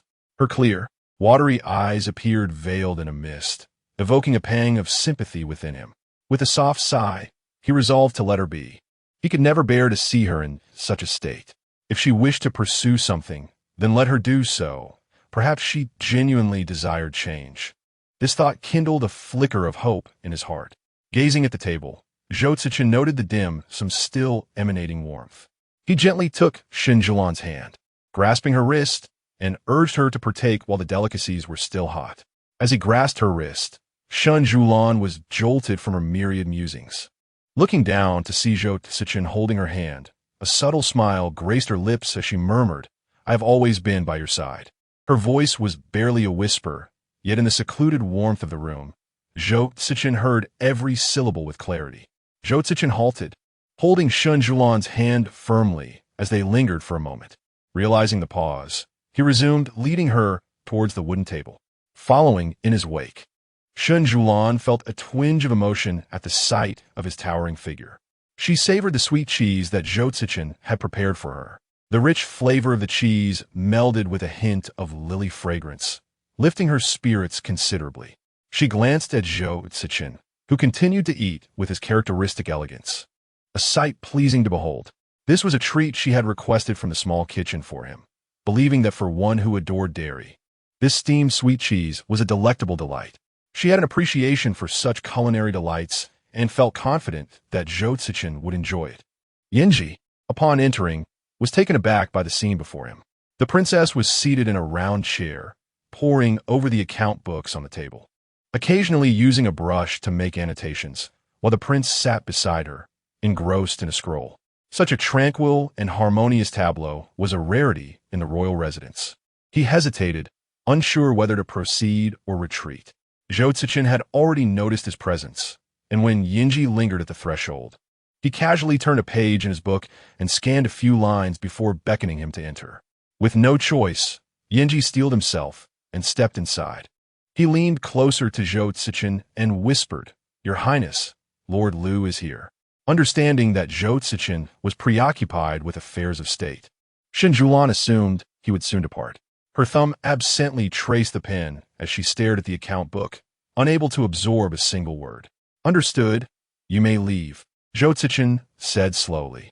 When Zhou Cechen noticed Shen Siyuan frowning at the account book, her brush unmoving in her hand, he mistakenly believed she was troubled by the contents. A flicker of concern crossed his brow, and a slight smile tugged at his lips. "What troubles you?" His warm voice reached Shen Siyuan's ears. At his question, she looked up, unawares that her tone carried a hint of bitterness. "Are you busy with state matters, Your Highness? Does the princess desire for you to attend to your duties?" Shen Siyuan quickly retorted, "I do not wish that." As her words fell, both individuals were momentarily taken aback. Zhou Cechen anticipated that she would, as in the past, assert that the common people needed her, and that the world required her presence, thus distancing herself from him. This was the first time he had heard her raise her voice in such a manner, infused with a sense of urgency, yet unwavering resolve. Shen Siyuan paused, lowered her tone, and expressed her desire for the prince not to be perpetually engrossed in state affairs. Zhou Cechen fixed his gaze upon her and inquired why. Shen Siyuan, her eyes cast down upon the account book, replied, admitting her selfishness. She wished for the prince to spend more time in her company. Upon hearing this, Zhou Cechen remarked that such a selfish desire was one that the princess could indeed afford to have. Shen Siyuan's heart raced at his words. She bit her crimson lip and turned to speak with him, unaware that he had already set aside his book and risen to retrieve the account book she had placed nearby. In that instant, her nose brushed against Zhou Cechen's chin. With a soft thud, the brush she held slipped from her grasp and fell onto the table. Her ears and neck flushed a bright crimson. This sudden close proximity left Shen Siyuan somewhat flustered. The sight of her discomposure did not escape Zhou Cechen's notice. She resembled a lost fawn. Shen Siyuan quickly turned her head away, blinking as a wave of exhilaration surged within her, planting seeds of joy deep in her heart. Instinctively lowering her gaze, she noticed the account book marred by ink splatters, instantly engulfed by regret at her clumsiness. Zhou Cechen, witnessing her predicament, let out a silent chuckle that resonated from deep within his chest. Shen Siyuan's complexion turned a shade more crimson. Following her line of sight, Zhou Cechen's expression shifted as he beheld the characters on the account book. This script, he mused, recalling that the princess had once mastered a beautiful style of cursive known as Zhanhua Shaokai. Yet he was unaware that her Shoujin Ti could be rendered with such remarkable flair.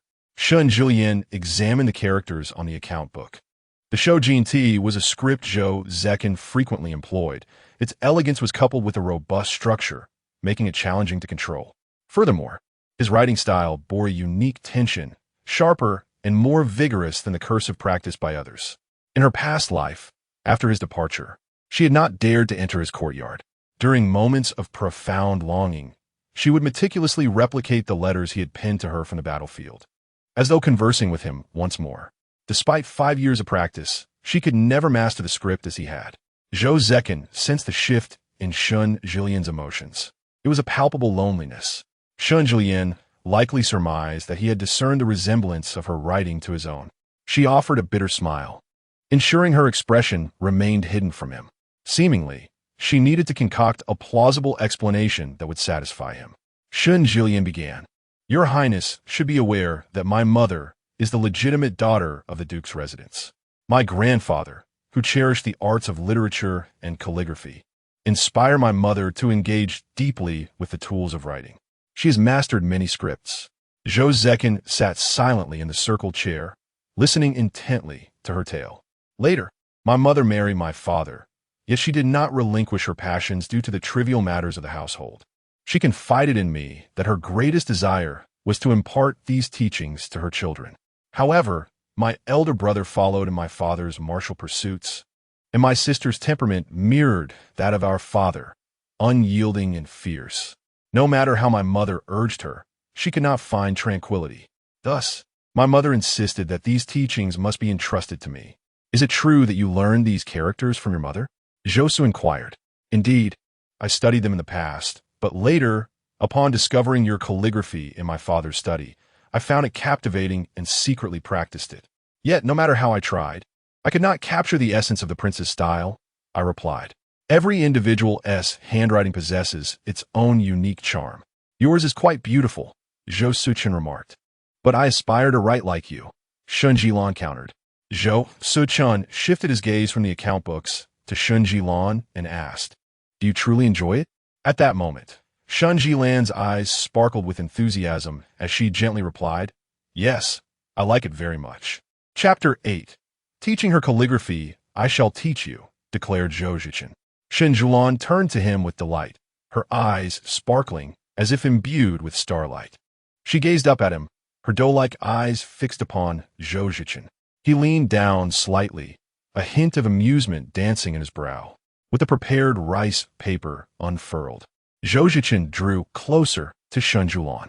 He gently bent at the waist, his broad hand enveloping her delicate fingers that held the brush, his masculine presence surrounding her. Shen Siyuan's heart raced uncontrollably. With each stroke, Zhou Cechen guided her hand slowly, and the character lawn gradually took shape. Shen Siyuan stared at the character, entranced as if transported to another realm. Noticing her dazed expression, Zhou Cechen softly inquired, "What are you thinking?"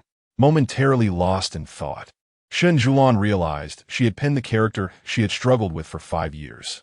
Regaining her composure, she asked, "Might your highness teach me calligraphy during your leisure moments?" Zhou Cechen did not respond directly, but instead scrutinized her eyes, searching for something within. Shen Siyuan, flustered, turned her gaze away. "Do you truly wish to learn?" he queried. "Yes, I do," she replied. "Very well," he said, his voice tender.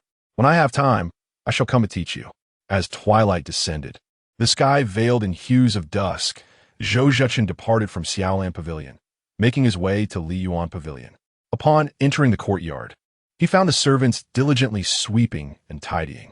Rather than entering the building, he traversed the corridor, arriving at the lakeside pavilion in the western courtyard, where dim yellow lights flickered. Stepping inside, he noticed that the bamboo curtains on 3 sides of the pavilion were partially drawn. A chessboard lay on the stone table, and a small stove beside it simmered with fragrant tea, releasing wisps of steam. A young attendant fanned the glowing coals gently. Freshly brewed green ant wine and a small red clay stove, he mused, though if it were tea instead of wine, he would indeed relish the moment. Seated upon a stone bench was a man clad in a frost-white embroidered fox fur, exuding an air of calm as he placed a black piece on the chessboard. After the piece was set, the man lifted his cup, savoring the tea with a subtle, reflective expression. "Have you returned from your gentle abode?" he inquired, his voice as smooth as jade. Zhou Cechen took a seat across from him and sipped the tea that had just been poured. "What brings you here?" he asked directly. The man shook his head, gazing at Zhou Cechen. "I have waited for you for over 2 hours. The tea has been replenished twice. Yet you treat me with such indifference." Zhou Cechen replied nonchalantly, "I see that Lord Liu is enjoying himself." Liu Hanzi smiled, his lips tinged with a rosy hue, his clear eyes captivating enough to draw one in. "It is unusual indeed. I have never seen you linger in your princess's courtyard for so long. Has she permitted you to stay? Are you curious about the matters between us as a couple?" Zhou Cechen queried. Liu Hanzi maintained his smile. "I genuinely hope that you and your princess may soon find harmony."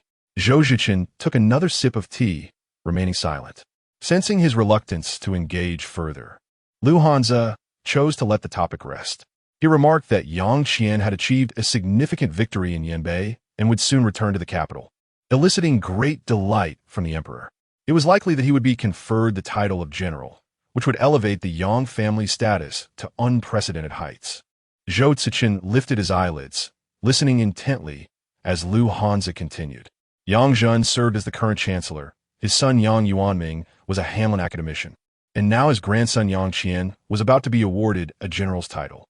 Moreover, should the lady in the palace bear a dragon's son?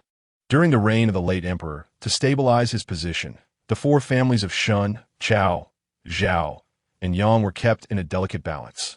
However, it seemed the Yang family was poised to disrupt this equilibrium and dominate entirely. At this juncture, Liu Hanzi chuckled lightly, remarking on the formidable prowess of the Yang family. Zhou Cechen's voice revealed no trace of elation or anger. This was precisely the situation he desired. In the future, I shall ensure the Yang family's prominence flourishes even further. Zhou Cechen's tone suddenly turned colder. Perceiving the shift in Zhou Cechen's demeanor, Lu Hanzi too adopted a serious expression. Jinji, the Yang family has been a distinguished lineage for generations, intricately entwined both internally and externally. You are well aware that their connections span the entirety of the Qi. You must exercise caution regarding matters concerning the Yang family. A glimmer of amusement flickered in Zhou Cechen's eyes, yet his imposing presence remained unchanged. Lu Hanzi, witnessing this, understood that his previous admonitions had fallen on deaf ears. This master likely had already contemplated the aftermath of the Yang family's potential downfall. Lu Hanzi shook his head in self-deprecation, realizing he could never truly fathom Zhou Cechen's depth. He picked up a chess piece and placed it on the board, looking up with a light chuckle, inviting Zhou Cechen to solve the current game. That night, snow began to fall intermittently, blanketing the rooftops of every household in Yinjing City with a thick layer of white. The grounds of the Ding'an prince's residence, which had been swept during the day, were now covered in fresh snow, making the frigid night even colder. Within the Shaolong Xian, the lamps had long been extinguished, enveloping the courtyard in tranquil silence. Yet, the inhabitants of the warm chamber were far from at ease. Shen Siyuan's complexion had turned pale, her delicate frame curled tightly in the corner of the bed, beads of sweat dotting her temples. It was so cold, so painful. Shen Siyuan felt as though the marrow of her bones was chilled to the core. She felt as if she were being slowly tortured by sharp blades. Clenching her fists, she curled herself even tighter, biting down on her own arm. The pain had been subtly tormenting her since the previous night, intensifying this evening. It seemed this was the suffering she was destined to endure in this new life. With this thought, Shen Siyuan smiled, tears glistening in her eyes. To see Zhou Cechen, what was this minor suffering in comparison? She had endured. A single tear fell from her eye, yet her brows were adorned with a smile, her gaze shining bright like the stars. The following day at dawn, Shen Siyuan was awakened by Lu Nong's call. Upon seeing the dark circles under Shen Siyuan's eyes, Lu Nong grew concerned. Did the lady not sleep well last night? Shen Siyuan shook her head in response. Noticing Lu Nong's worried expression, she chuckled lightly. Your brows are furrowed so deeply. They rival Lin Mama's when she is in a complaining mood. Do not fret. I am quite well. My lady, please do not jest. The prince has been waiting in the dining hall for over half an hour. Instantaneously, Shen Siyuan's drowsiness vanished. What time is it now? Why was I not awakened? As Lu Nong observed the urgency in her lady's demeanor, she smiled and remarked that the prince was concerned for his lady, instructing the maidservants not to disturb her. Had it not been for Granny Lin's belief that the prince's wait had extended beyond propriety, you would still be asleep. Hurry and prepare yourself. Be swift. When Shen Siyuan arrived at the dining hall, Zhou Cechen was seated in a nearby chair, engrossed in a book. It appeared he had casually selected it from a shelf, and as he turned the pages slowly, a trace of languor enveloped him. The maidservants and matrons nearby bowed their heads, not daring to breathe audibly. Shen Siyuan hastened her steps into the dining hall. Your Highness. Zhou Cechen looked up, his gaze meeting Shen Siyuan's. Today, she wore a pale lotus-colored jacket and skirt, an ensemble he had not seen her don before. Noticing his silence, Shen Siyuan called out again, Your Highness. Zhou Cechen returned to his senses, instructing a maidservant to set the table. Once they were seated at the pearwood table, Lu Chun entered to report that Granny Shen's stewardess, Granny Shen, had arrived. Lu Nong and Zhao Yun exchanged glances behind Shen Siyuan, both aware that Lu Chun's sole greeting was directed at the prince, disregarding the established decorum. Shen Siyuan observed Lu Chun with an amused expression, appreciating the latter's flair. Zhou Cechen remained silent, turning to Shen Siyuan to inquire if she wished to receive the visitor. Shen Siyuan responded affirmatively, her red lips curving into a gentle smile as she said, Please let her in. No sooner had she finished speaking than Granny Shen entered, accompanied by 4 maidservants. Shen Siyuan regarded the group, realizing they had anticipated her consent. Granny Shen offered her greetings, yet discreetly scrutinized Shen Siyuan. Zhou Cechen, perceiving the scene, furrowed his brow, the atmosphere becoming slightly more tense. He spoke in a low voice. Is this the decorum instilled in you by Granny Shen? Granny Shen had no choice but to lower her gaze, smiling as she said, Our matriarch is aware that the princess enjoys snacks. Recently, she has hired a new cook with remarkable skills and instructed the maidservants to bring some pastries. Just as she was about to open the food box held by a maidservant beside her, Bairei entered with the household's maidservants, bringing breakfast. As dishes of soups and delicacies were placed upon the pearwood table, a total of over a dozen plates were arranged. Granny Shen retracted her hand, somewhat displeased. The matriarch mentioned that since your marriage, she has not seen you and greatly misses you, hoping you might find time to visit her.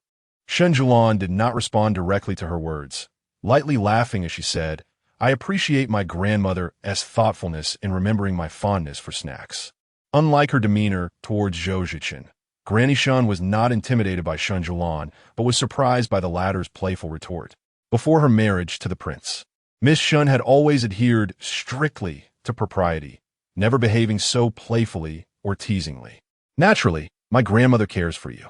I shall choose a suitable day to visit her. Shen Siyuan replied. After Granny Shen departed, Shen Siyuan remained unperturbed, picking up a spoon to sip her porridge, also serving Zhou Cechen a bowl.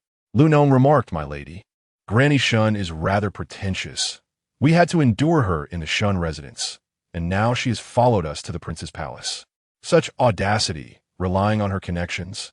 Shen Siyuan replied. As soon as she finished speaking, a profound silence enveloped the dining hall.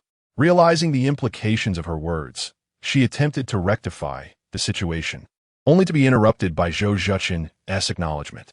He remarked that, as the princess consort of Dingen, no one could coerce her into actions against her will.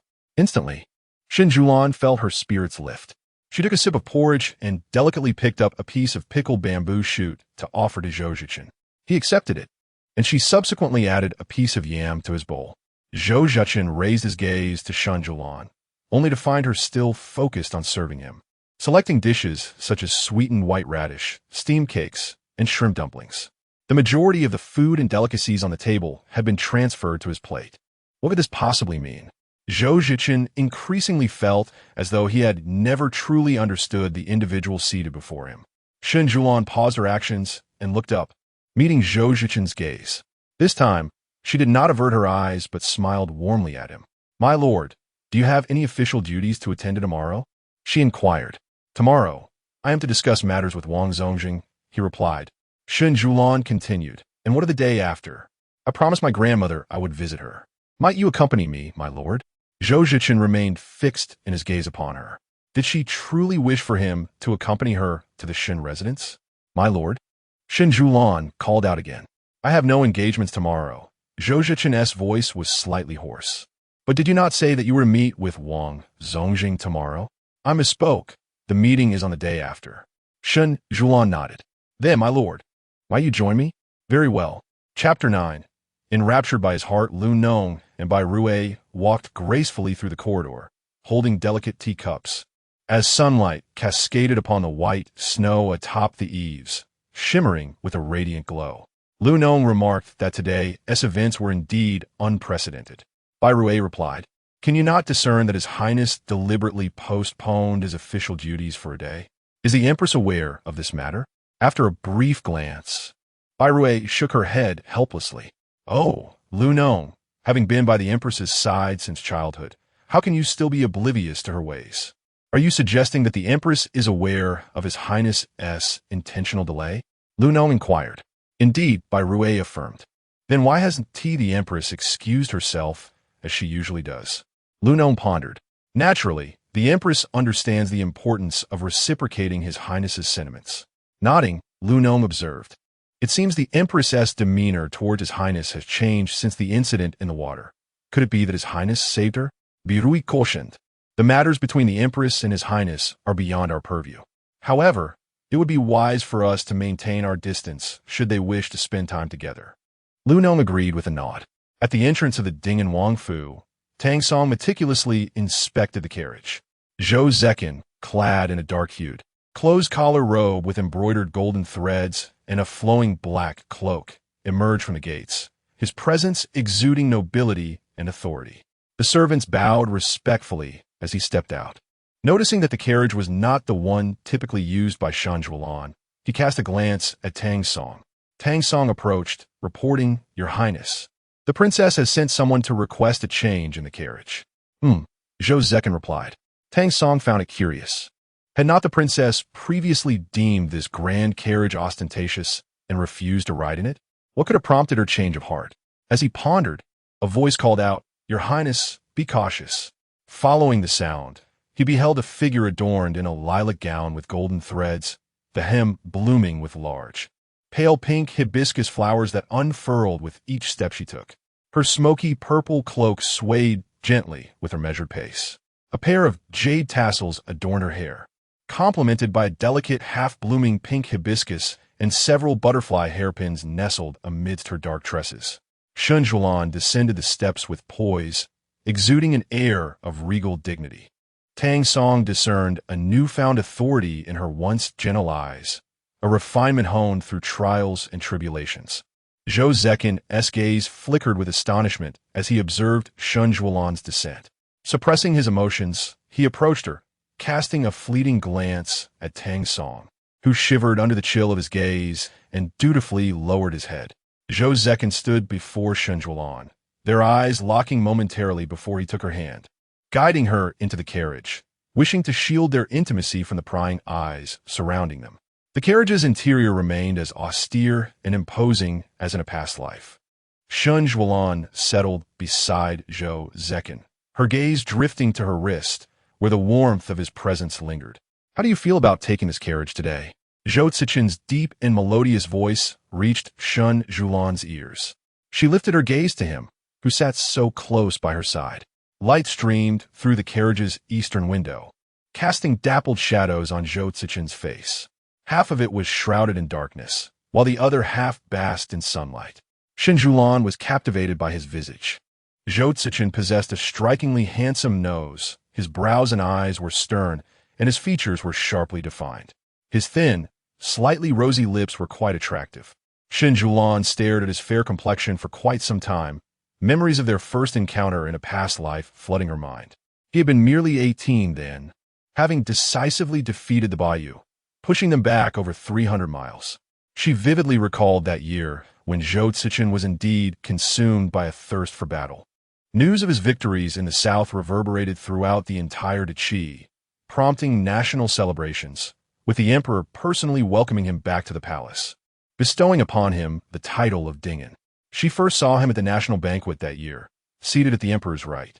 Fresh from the battlefield, he resembled a bloodthirsty wolf, and everyone present could have been his prey. He remained composed at the table, yet his brilliance could not be concealed. All the officials revered him, yet feared him simultaneously. Noticing that Shen Siyuan had not responded, Zhou Cechen turned to her, calling her name softly once more. She snapped back to reality, recalling his earlier question. "I want." Before she could finish her sentence, the carriage jolted, causing Shen Siyuan to lurch forward. Zhou Cechen swiftly caught her, their bodies pressing together, her forehead colliding with his chin. As she looked up, their eyes met, and, at such a close distance, Zhou Cechen could see the slight tremor of her eyelashes, akin to the delicate flutter of butterfly wings. His gaze darkened slightly, his throat tightening. The atmosphere became suffocatingly intimate. Shen Siyuan's heart raced uncontrollably, her ears flushed red, and heat crept up her neck. "It seems that I am truly fated with a ninth prince. The first person I encounter upon returning to the capital is indeed my royal brother." A coarse male voice from outside the carriage shattered the intoxicating moment within. Zhou Cechen struggled to suppress the burgeoning emotions within him. Shen Siyuan frowned. The man's voice, which was already unremarkable, was deliberately made rough, reminiscent of the prairie. Grating on her ears, "Your Highness," came the voice of Wang Huayuan. Shen Siyuan felt a sense of relief. He was indulging in a life of luxury and debauchery, shielded by the late emperor's indulgence. She would not forget the man's repulsive habits. Shen Siyuan and Zhou Cechen had resumed their normal seating positions, yet they were considerably closer than before. The man outside the carriage seemed entirely dismissive of the guards, attempting to board the carriage under the pretext of reminiscing. The guards raised their hands to stop him, saying, "Your Highness, Our princess is inside the carriage with the prince. Such behavior is rather inappropriate." Upon hearing that there were others inside the carriage, the man paused, breaking into a hearty laugh. To her surprise, the younger sister-in-law was also present. It was fortuitous, for this prince had regrettably missed the joyous occasion of the two of you, having never laid eyes on a younger sister-in-law before. Today's encounter fulfilled a longing of mine. With that, he intended to step forward, pushing aside the conversation. It seemed that the Prince of Huayuan had spent so many years in his fief that he had forgotten the customs of Yanjing City. A voice cold and deep emanated from within the carriage, devoid of any warmth. Anyone could discern the warning it conveyed. The man outside the carriage withdrew his hand and lightly clapped his palms together, as if brushing off the dust. With a soft chuckle, he remarked that he was certainly not like the imperial younger brother, who had rigidly adhered to these rules since childhood. He had never regarded such trifling customs with any seriousness.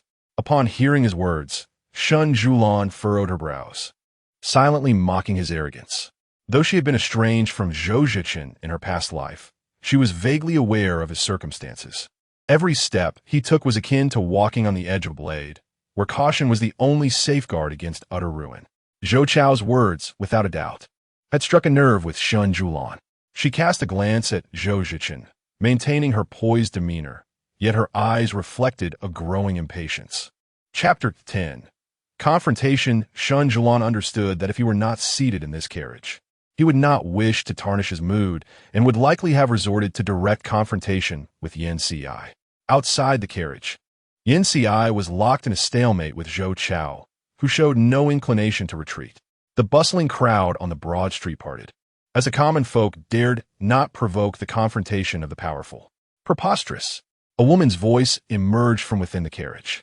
Zhou Cechen glanced towards Shen Siyuan, his brow slightly furrowed, his eyes betraying an inscrutable emotion. Both Yan Ci and Zhou Chao turned their gazes towards the carriage. Yan Ci was momentarily taken aback. Was that the voice of the princess? Zhou Chao narrowed his eyes, scrutinizing the carriage, pondering whether the Prince of Huayuan, having resided in the western frontier for 8 years, had forgotten who currently occupied the throne in the imperial city. Shen Siyuan's voice turned icy as he continued. "The era has changed. Prince of Huayuan, perhaps you are unaware that we are now in the 8th year of Yongzhen. Or perhaps you are oblivious to who granted you permission to enter the capital thrice." He added, "Those who allow you to enter can just as easily summon you back to your fief. If you wish to linger in this city of Yanjing, where you once resided for decades, perhaps you should open your eyes and see who now governs the court." At Shen Siyuan's words, the individuals present were momentarily stunned. Zhou Chao's hand, concealed beneath his sleeves, clenched into a fist. He was astonished by the sharp wit of Zhou Zichen's woman. The gentle and reserved beauty he had inquired about was clearly capable of such eloquence, causing him to question whether Zhou Cechen was accompanied by another lady in the carriage. "Let us depart," Shen Siyuan commanded Yan Ci, her words brooking no dissent. "Depart?" Tang Song was taken aback, having already been astonished several times by Shen Siyuan's actions today. Was this truly the gentle and virtuous princess they had come to know? The words spoken today would surely be deemed rebellious by those entrenched in tradition. The Prince of Huayuan was a royal bestowed by the late emperor. Although his power had waned, he still held sway in his territory. While they all harbored disdain for Zhou Chao, none dared to heed Shen Siyuan's orders and leave. Yan Ci prepared to drive the horses, yet was restrained by Tang Song beside him. Without the prince's command, they were unwilling to take the risk. Yan Ci cast a sidelong glance at Tang Song, remaining silent. "Is it that my wife's words cannot be heard?" Zhou Zichen's deep voice resonated from within the carriage. The carriage finally moved forward, disregarding Zhou Chao, as it maneuvered past the imposing carriage that blocked their path. "Useless," Zhou Chao muttered to his attendant beside him, within the carriage of the Dingin prince's residence. Shen Siyuan's delicate hand was grasped by Zhou Cechen as they exchanged glances. "My lord, do you not wish to inquire about my thoughts?" Shen Siyuan softly asked him, her demeanor contrasting starkly with her earlier bravado. Zhou Cechen gazed into her watery eyes, remaining silent for a while. He gently squeezed her small hand, a gesture meant to reassure her, yet the subtle strength of his grip instilled a sense of calm within Shen Siyuan. What would you like me to ask, my princess? His low voice reached Shen Siyuan's ears. Indeed, at this moment, should Zhou Cechen pose any question, she might find herself at a loss for an answer. Should she confess that she had known these things in her previous life? Noticing Shen Siyuan's eyes fall slightly, lost in thought, Zhou Cechen continued. You need not explain anything to me. As long as it is you, I believe. As Zhou Cechen's words fell, Shen Siyuan's heart raced unexpectedly. He had uttered the same phrase in his previous life. Her eyes glistened with unshed tears, yet she feigned composure, managing a smile as she grasped the large hand that held her.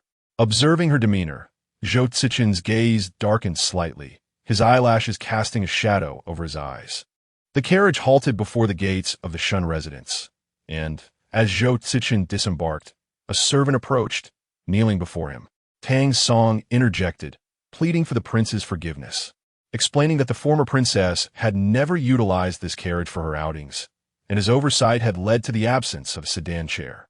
Zhou Cechen cast a casual glance at the kneeling figure, remaining silent. At that moment, Shen Siyuan emerged, lifting the curtain and noticing the servant on the ground. She instructed him to rise. Turning back to Zhou Cechen, she softly inquired, "Won't your highness carry me down?" She was willing to allow him the privilege. Zhou Cechen regarded Shen Siyuan, his gaze softening as her charming eyes shimmered with a hint of moisture, her tone gentle.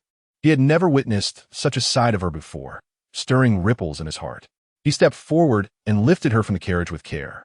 The actions of the prince's consort today were unprecedented in the eyes of the royal household, leaving Tang Song bemused. Had the prince truly changed? Or was the consort under some enchantment? Zhou Cechen set Shen Siyuan gently on the ground, and together they strode toward the entrance of the Shen estate. The Shen family, a lineage of military commanders, had served loyally for generations, with their father rescuing the former emperor during a rebellion, thus stabilizing the court.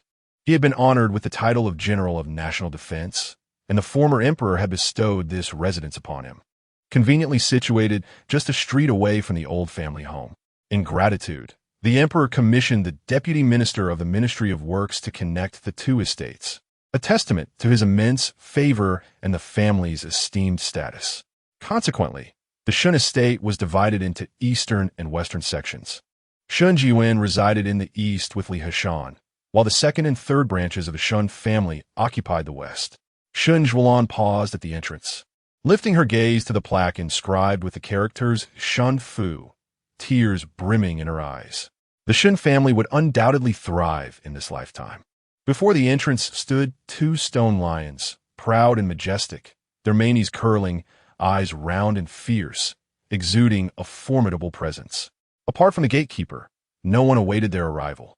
Zhou Cechen frowned, while Shen Siyuan narrowed her eyes, realizing that the matriarch, unaware of Zhou Cechen's visit, had not sent anyone to greet her. Casting a glance at Zhou Cechen, she said, "Your Highness, let us proceed." "Indeed," he replied. As they entered, Zhou Cechen paused, turning to Tang Song, instructing him to stay behind and tend to the horses. Tang Song, brimming with enthusiasm, halted in his tracks, blinking in confusion, as if seeking clarification on what he had overlooked. Surely, he had not forgotten to prepare the sedan chair? As Yinji passed by Tang Song, he patted his shoulder and continued on. The pair was enveloped by the flurry of servants and maids as they entered the residence. Inside, the shadow wall featured a swirling qilin, and the interior furnishings were tastefully arranged. Shen Siyuan guided Zhou Cechen through the corridors, heading directly toward the eastern residence. On the long, winding gallery of the eastern estate, Shen Siyuan and Zhou Cechen walked side by side. The corridor was adorned with rocks and complemented by pavilions and towers, creating a harmonious and picturesque setting. In front of the corridor, a woman hurriedly approached, accompanied by two maidservants. Upon recognizing her, Shen Siyuan felt a pang of emotion. It was Granny Chu, a trusted confidant of her mother. Granny Chu and the maidservants bowed respectfully before Shen Siyuan and Prince Dingen, offering their greetings. Shen Siyuan reached out to assist Granny Chu in standing. Granny Chu expressed her apologies, stating that she had not anticipated the princess's visit today. She only learned of it through a recent report and sought forgiveness for not having welcomed her properly. Shen Siyuan replied, "Granny, there is no need for such words. I am truly delighted to see you."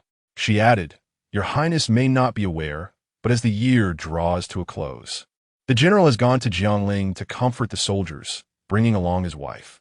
Of course, Shen Siyuan was well aware of this matter. She had deliberately chosen this moment to arrive. Her mother held strict adherence to propriety, and Shen Siyuan feared that her current intentions would appear rebellious in her mother's eyes. With clarity in her gaze, she remarked on Granny Chu's efforts in managing the household, acknowledging the weight of her responsibilities. Granny Chu, deeply trusted by her mother, represented her when she was away from the estate. She shook her head, insisting that it was merely her duty, and that there was no need for her to claim any hardship. If the mistress were here and knew of your arrival, she would undoubtedly be overjoyed, she added. Your Highness and the princess should not linger here any longer. I have instructed someone to prepare tea. Please, let us proceed to the courtyard for a moment of respite. Throughout this exchange, Zhou Cechen stood steadfastly beside Shen Siyuan, his formidable presence unmistakable. Even as Shen Siyuan engaged in nostalgic conversation with Granny Chu, he patiently awaited her. Meeting Zhou Cechen's gaze, Shen Siyuan extended her hand, clasping his broad palm, and said, "My prince, let us be on our way." Chapter 11. Don't move. Let me hold you for a while. Zhou Cechen cast his gaze downward, fixating on the delicate hand resting in his palm. Its skin was fair and slender, with nails meticulously trimmed and polished in a gentle shade of soft pink. His eyes darkened slightly as he tightened his grip around the tender softness of her hand. Everyone presumed that Shen Siyuan and Zhou Cechen would venture to the front hall, yet unexpectedly, Shen Siyuan led him to her courtyard, a serene and elegant abode reminiscent of her unmarried days. The courtyard was exquisitely arranged, and Zhou Cechen felt a tinge of surprise upon entering. She had brought him to her sanctuary. As they stepped into Weichun Pavilion, the grip between Shen Siyuan and Zhou Cechen intensified. He noticed her subtle gesture and turned to meet her gaze, only to find her eyes glistening with unshed tears. A frown creased Zhou Cechen's brow. "What did you say?" Inside the show and hall of the West Mansion, the drapes obscured the view, casting a soft, hazy glow within. The Basan incense burner emitted a delicate plume of white smoke, wafting gently through the air. Wang Ciyuan clutched a string of beads that had been rolling through her fingers. Her previously tranquil demeanor now transformed into one of sharp intensity. Her voice resonated with a weighty gravitas, tinged with a sense of weariness. Upon witnessing Wang Ciyuan's formidable presence, Yu Panshun lowered her head. Why has the Duke of Dingen chosen to report now? She pondered anxiously. After steadying her nerves, she recounted the letter her daughter-in-law had seen yesterday, noting that Shen Siyuan had not indicated the Duke's arrival. The matriarch intended to establish decorum for Shen. Thus her daughter-in-law had not arranged for a welcoming party at the gate. "Do not delay. Bring him back from the East Mansion," Wang Ciyuan commanded. Yu Panshun, albeit reluctant, acquiesced to her directive. "What is the lady up to?" Lu Chun whispered to Birue as they stood before the entrance of the Tsangma Pavilion. Birue glanced at Lu Chun and replied slowly, "She is fetching some books to take back to the Wang residence." "Isn't there a more extensive collection at the Wang residence?" Lu Chun inquired. "There are certain texts that the lady has read multiple times, each marked with her annotations. Naturally, she has grown accustomed to them," Birue explained. Lu Chun nodded in understanding. Within the Tsangma Pavilion, Shen Siyuan reached for a copy of 9 chapters on the mathematical art, convinced that her mathematical skills must be honed. Just as her fingers grazed the book, a large hand descended from the ancient shelf, retrieving it first. Shen Siyuan recognized the owner of the hand instantly. She withdrew her own, a smile gracing her lips as she turned to face Zhou Cechen. He gazed at the book in his hand before looking back at her. "Mathematics?" he inquired. Shen Siyuan nodded.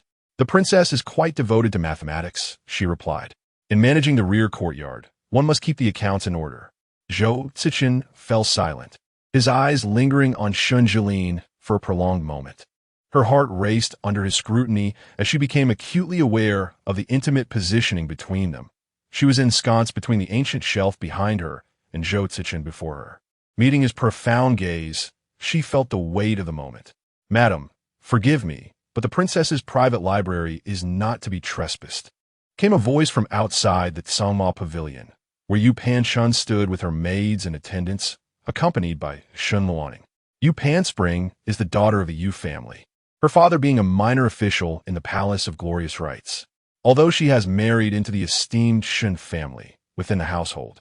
Apart from Wang Ciyuan and Shen Jing, none dare defy her. At this moment, a mere maidservant stands in her way, stirring a flicker of displeasure in her eyes. Inside the room, Zhou Cechen peruses the book in his hands with keen interest. 9 chapters on a mathematical art is a text that every student in the academy must study, and its contents are already well ingrained in his mind. Upon flipping through the pages, he is taken aback by the annotations scribbled on each leaf.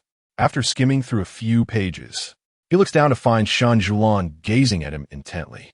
Ever since her incident in the water, her enchanting eyes have held a glimmer of moisture whenever they meet his. Zhou Cechen's heart softens, and he returns the book to its place on the shelf before stepping closer, pinning Shen Siyuan against the bookcase behind her. As he takes that step, a shadow of hesitation crosses his gaze. Fearing that his proximity might discomfort her, he instinctively contemplates retreating. However, Shen Siyuan, fixated on the man before her, stoic and inscrutable, senses a hint of his unease. Without waiting for Zhou Cechen to create distance, she rises on her toes, wrapping her arms around his neck. Zhou Cechen freezes, his fingers curling. "Do not move," she whispers. "Let me hold you for a moment." He swallows hard. Outside the library, Yu Panspring, disregarding any objections, boldly opens the door to the book collection. It is not her first visit to this repository of tomes, which she finds rather dull. As the servant swings the door open, her thoughts drift to Shen Siyuan's pure and unassuming nature, further inflating her pride. She straightens her back, preparing to enter, only to lift her gaze and behold Shen Siyuan and Zhou Cechen standing at the entrance. Yu Panspring stares at the duo, momentarily taken aback. To her astonishment, Zhou Cechen is here with Shen Siyuan in the library. A flicker of irritation crosses Zhou Cechen's eyes, his gaze deep as the ocean, evoking a sense of trepidation. Though Yu Panspring feels apprehensive of him, given that he is now married to Shen Siyuan, she considers herself an elder and takes Shen Siyuan's hand, addressing Zhou Cechen. "Ah, Your Highness, your presence here today is truly an honor for our household. I have instructed the staff to prepare a meal. Please, Your Highness, do." Unfortunately, her words are interrupted as Shen Siyuan withdraws her delicate hand from Yu Panspring's grasp. "Madam Yu," Zhou Cechen interjects, his voice rising slightly. "Perhaps you're unaware of proper decorum." Yu Panspring, well aware of Zhou Cechen's intent, maintains her smile, turning to Shen Siyuan. "Oh dear. I must have been so delighted to see l'honneur that I momentarily lost my composure. I beg for your forgiveness, my lady." Understanding Shen Siyuan's temperament, she knows that her words will elicit a gracious response. Shen Siyuan chuckles softly at her words, meeting Yu Panspring's gaze. As their eyes lock, Yu Panspring finds herself momentarily flustered by the warmth and mirth reflected in Shen Siyuan's smiling eyes. Shen Siyuan gently parted her delicate lips and spoke. Naturally, she hesitated for a moment, yet the hand that was tightly clenched beneath Yu Panchuan's voluminous sleeves betrayed her unease. She would not dare to contradict the words spoken by the prince. Upon hearing this, Yu Panshun found herself at a loss, while Shen Luaning, who followed closely behind, was incensed. Shen Siyuan had married Zhou Cechen, and upon returning to the Shen family, she had begun to assert her authority. The anger was accompanied by a sense of fear, for the man beside Shen Siyuan could, with a mere word, render anyone present utterly powerless. Zhou Cechen stood beside Shen Siyuan, and none dared to voice their thoughts. He cast a cryptic glance at Shen Siyuan, his dark eyes swirling with unspoken emotions. In an instant, the playful glimmer in Shen Siyuan's eyes turned sharp, and Yu Panshun discerned the commanding presence of a superior within her gaze. "Aunt, I sent an invitation to your residence yesterday. Today's reception truly caught me off guard." Yu Panshun, taken aback, averted her gaze from Shen Siyuan. At that moment, Shen Luaning interjected, "The authority over the entire Shen household resides with your mother. Naturally, my mother cannot manage such matters." Chapter 12. Am I bad? Shen Siyuan did not spare a glance at Shen Luaning. Instead, she continued to gaze at Yu Panshun and inquired, "Is that so?" Upon hearing Shen Luaning's words, Yu Panshun felt a sense of foreboding. The authority over the Shen family's West Mansion was something she had fought for years to obtain, and now a single remark from Shen Luaning could nullify all her efforts. Immediately, Yu Panshun retorted, "How could that be? It is merely the fault of the household servants for not delivering the invitation in a timely manner, leading to inadequate hospitality. Your Highness is aware that the major affairs of the Shen family's East and West mansions have always been managed by your mother. The servants likely only heed her commands, and now that she is away, they may be struggling to adapt." Shen Siyuan's gaze grew increasingly frigid as she replied, "Aunt truly knows how to manage the household, placing her own incompetence onto my mother." Yu Panshun steadied her emotions. "I am well aware of my mistakes. I shall accept my punishment when I go to the old lady." As they spoke, Granny Chu entered with the group, carrying various tea utensils. After bowing to Shen Siyuan and Zhou Cechen, they arranged the items in the pavilion. Shen Siyuan chose not to speak further. Instead, a slight smile graced her lips as she remarked, "Why wait until later? This moment is perfectly suitable. If Aunt fears a severe punishment, then let your maidservants practice how to stand properly." Shen Siyuan's voice was gentle yet piercing, reminiscent of past punishments where she would often be made to stand in the snow or under the sun for an entire day. Before Yu Panshun could gather her thoughts, Shen Siyuan and Zhou Cechen proceeded to take their seats in the pavilion. Her words were a command that required no response. Yu Panshun and her daughter stood in the snow, gazing at Shen Siyuan, a chill creeping into their hearts. Shen Luaning was further incensed, having never before endured such humiliation. "Mother," Shen Luaning called softly. Yu Panshun turned to her, giving a glance that warned her to refrain from causing trouble. Inside the pavilion, the warm stove had already been lit, and Shen Siyuan, alongside Zhou Cechen, settled on the stone table and chairs. Bihui and Lu Chun methodically arranged the tea utensils on the stone table. The mother-daughter pair, standing in the snow, watched as Shen Siyuan leisurely began the tea preparation. Grinding tea, sifting it, selecting water, waiting for the brew, warming the cups, and finally preparing the tea. Each motion flowed as smoothly as a gentle stream. Half an hour later, white froth adorned the surface of the cup, akin to the sparse stars in a pale, moonlit sky. Zhou Cechen sat silently beside her, observing without interruption. She truly was a lady cultivated in the Duke's residence, her tea ceremony a sight to behold. However, as she completed the tea preparation, a few droplets of froth splashed onto Shen Siyuan's delicate, pale fingers, causing her to frown slightly as she noticed the mess. "How unsightly," she murmured. Zhou Cechen, observing Shen Siyuan's expression, signaled to the attendant nearby. The attendant brought over a basin of warm water. "Clean your hands," Zhou Cechen instructed Shen Siyuan. At his words, Shen Siyuan lifted her gaze, her watery eyes meeting Zhou Cechen's.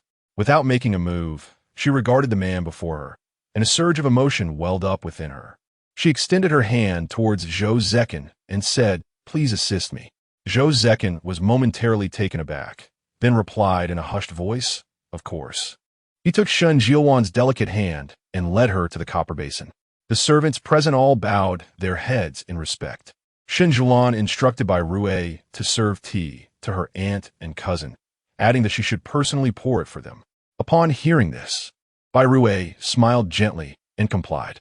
Zhou Cechen immersed Shen Siyuan's hand in water, and she remarked, "Am I quite wicked?" Their fingertips brushed against each other beneath the surface, as Zhou Cechen tenderly cleansed her delicate hand, treating it as if it were a precious work of art. Observing his focused expression, Shen Siyuan felt a flutter of anxiety within her. She wished for Zhou Cechen to understand her true self, yet feared the implications of such revelation. With downcast eyes, Zhou Cechen gazed at their hands meeting in the water and spoke softly, "You possess great kindness." He then took her pale hand, dried it with a cloth, and lifted his gaze to her, affirming, "The princess is splendid, never wicked." Shen Siyuan's brows twitched slightly. His boundless acceptance enveloped her. Meanwhile, Yu Panshun and Shen Luaning clutched porcelain cups, their hands trembling ever so slightly. Bai Rui, holding a small teapot, poured tea into Yu Panchuan's cup, steam wafting from the spout and providing a sense of warmth amidst the winter chill. Yet, beneath the surface, Yu Panchun and Shen Luoning felt a chill deep within. As the scalding tea cascaded from the pot, a few droplets splashed onto Yu Panchuan's hand. With a gasp, the cup slipped from her grasp and shattered upon the ground, producing a sharp, resonant sound. Yu Panchuan's fingers had already turned crimson. The maidservants that accompanied Yu Panchun held their breaths in trepidation.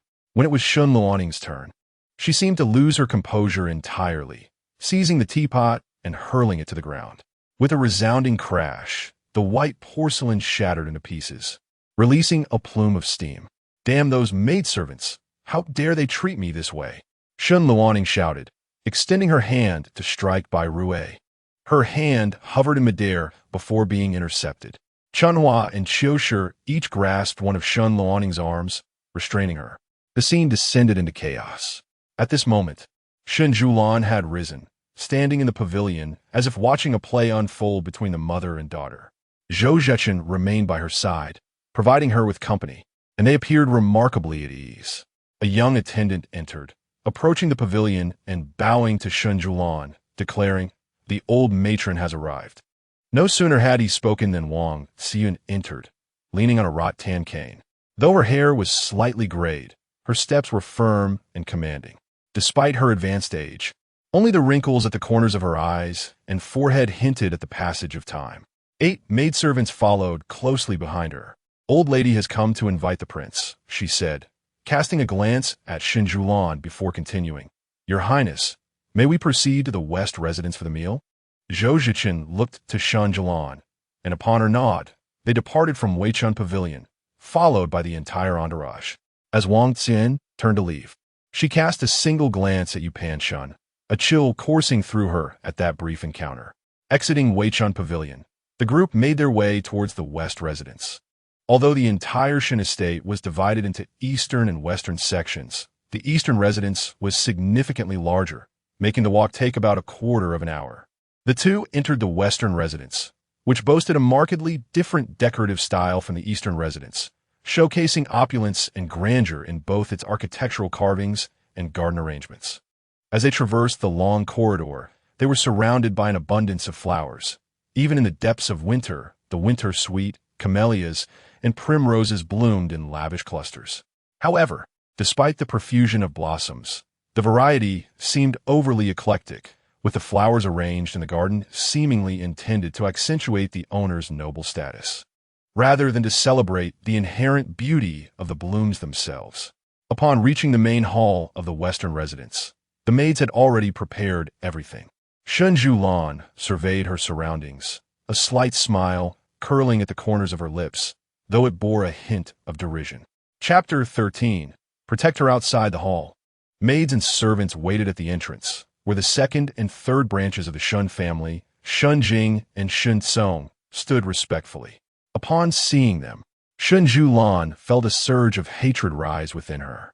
The illustrious legacy of the Shen family, built over a century, was tarnished by the treachery of these two.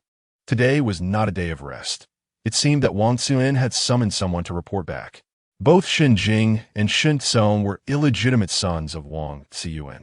Shen Jing, through the benefits of the Shen family, ascended to a high office as the Minister of Rights, while Shen Song, recommended by others, held a position of moderate authority as a long history officer.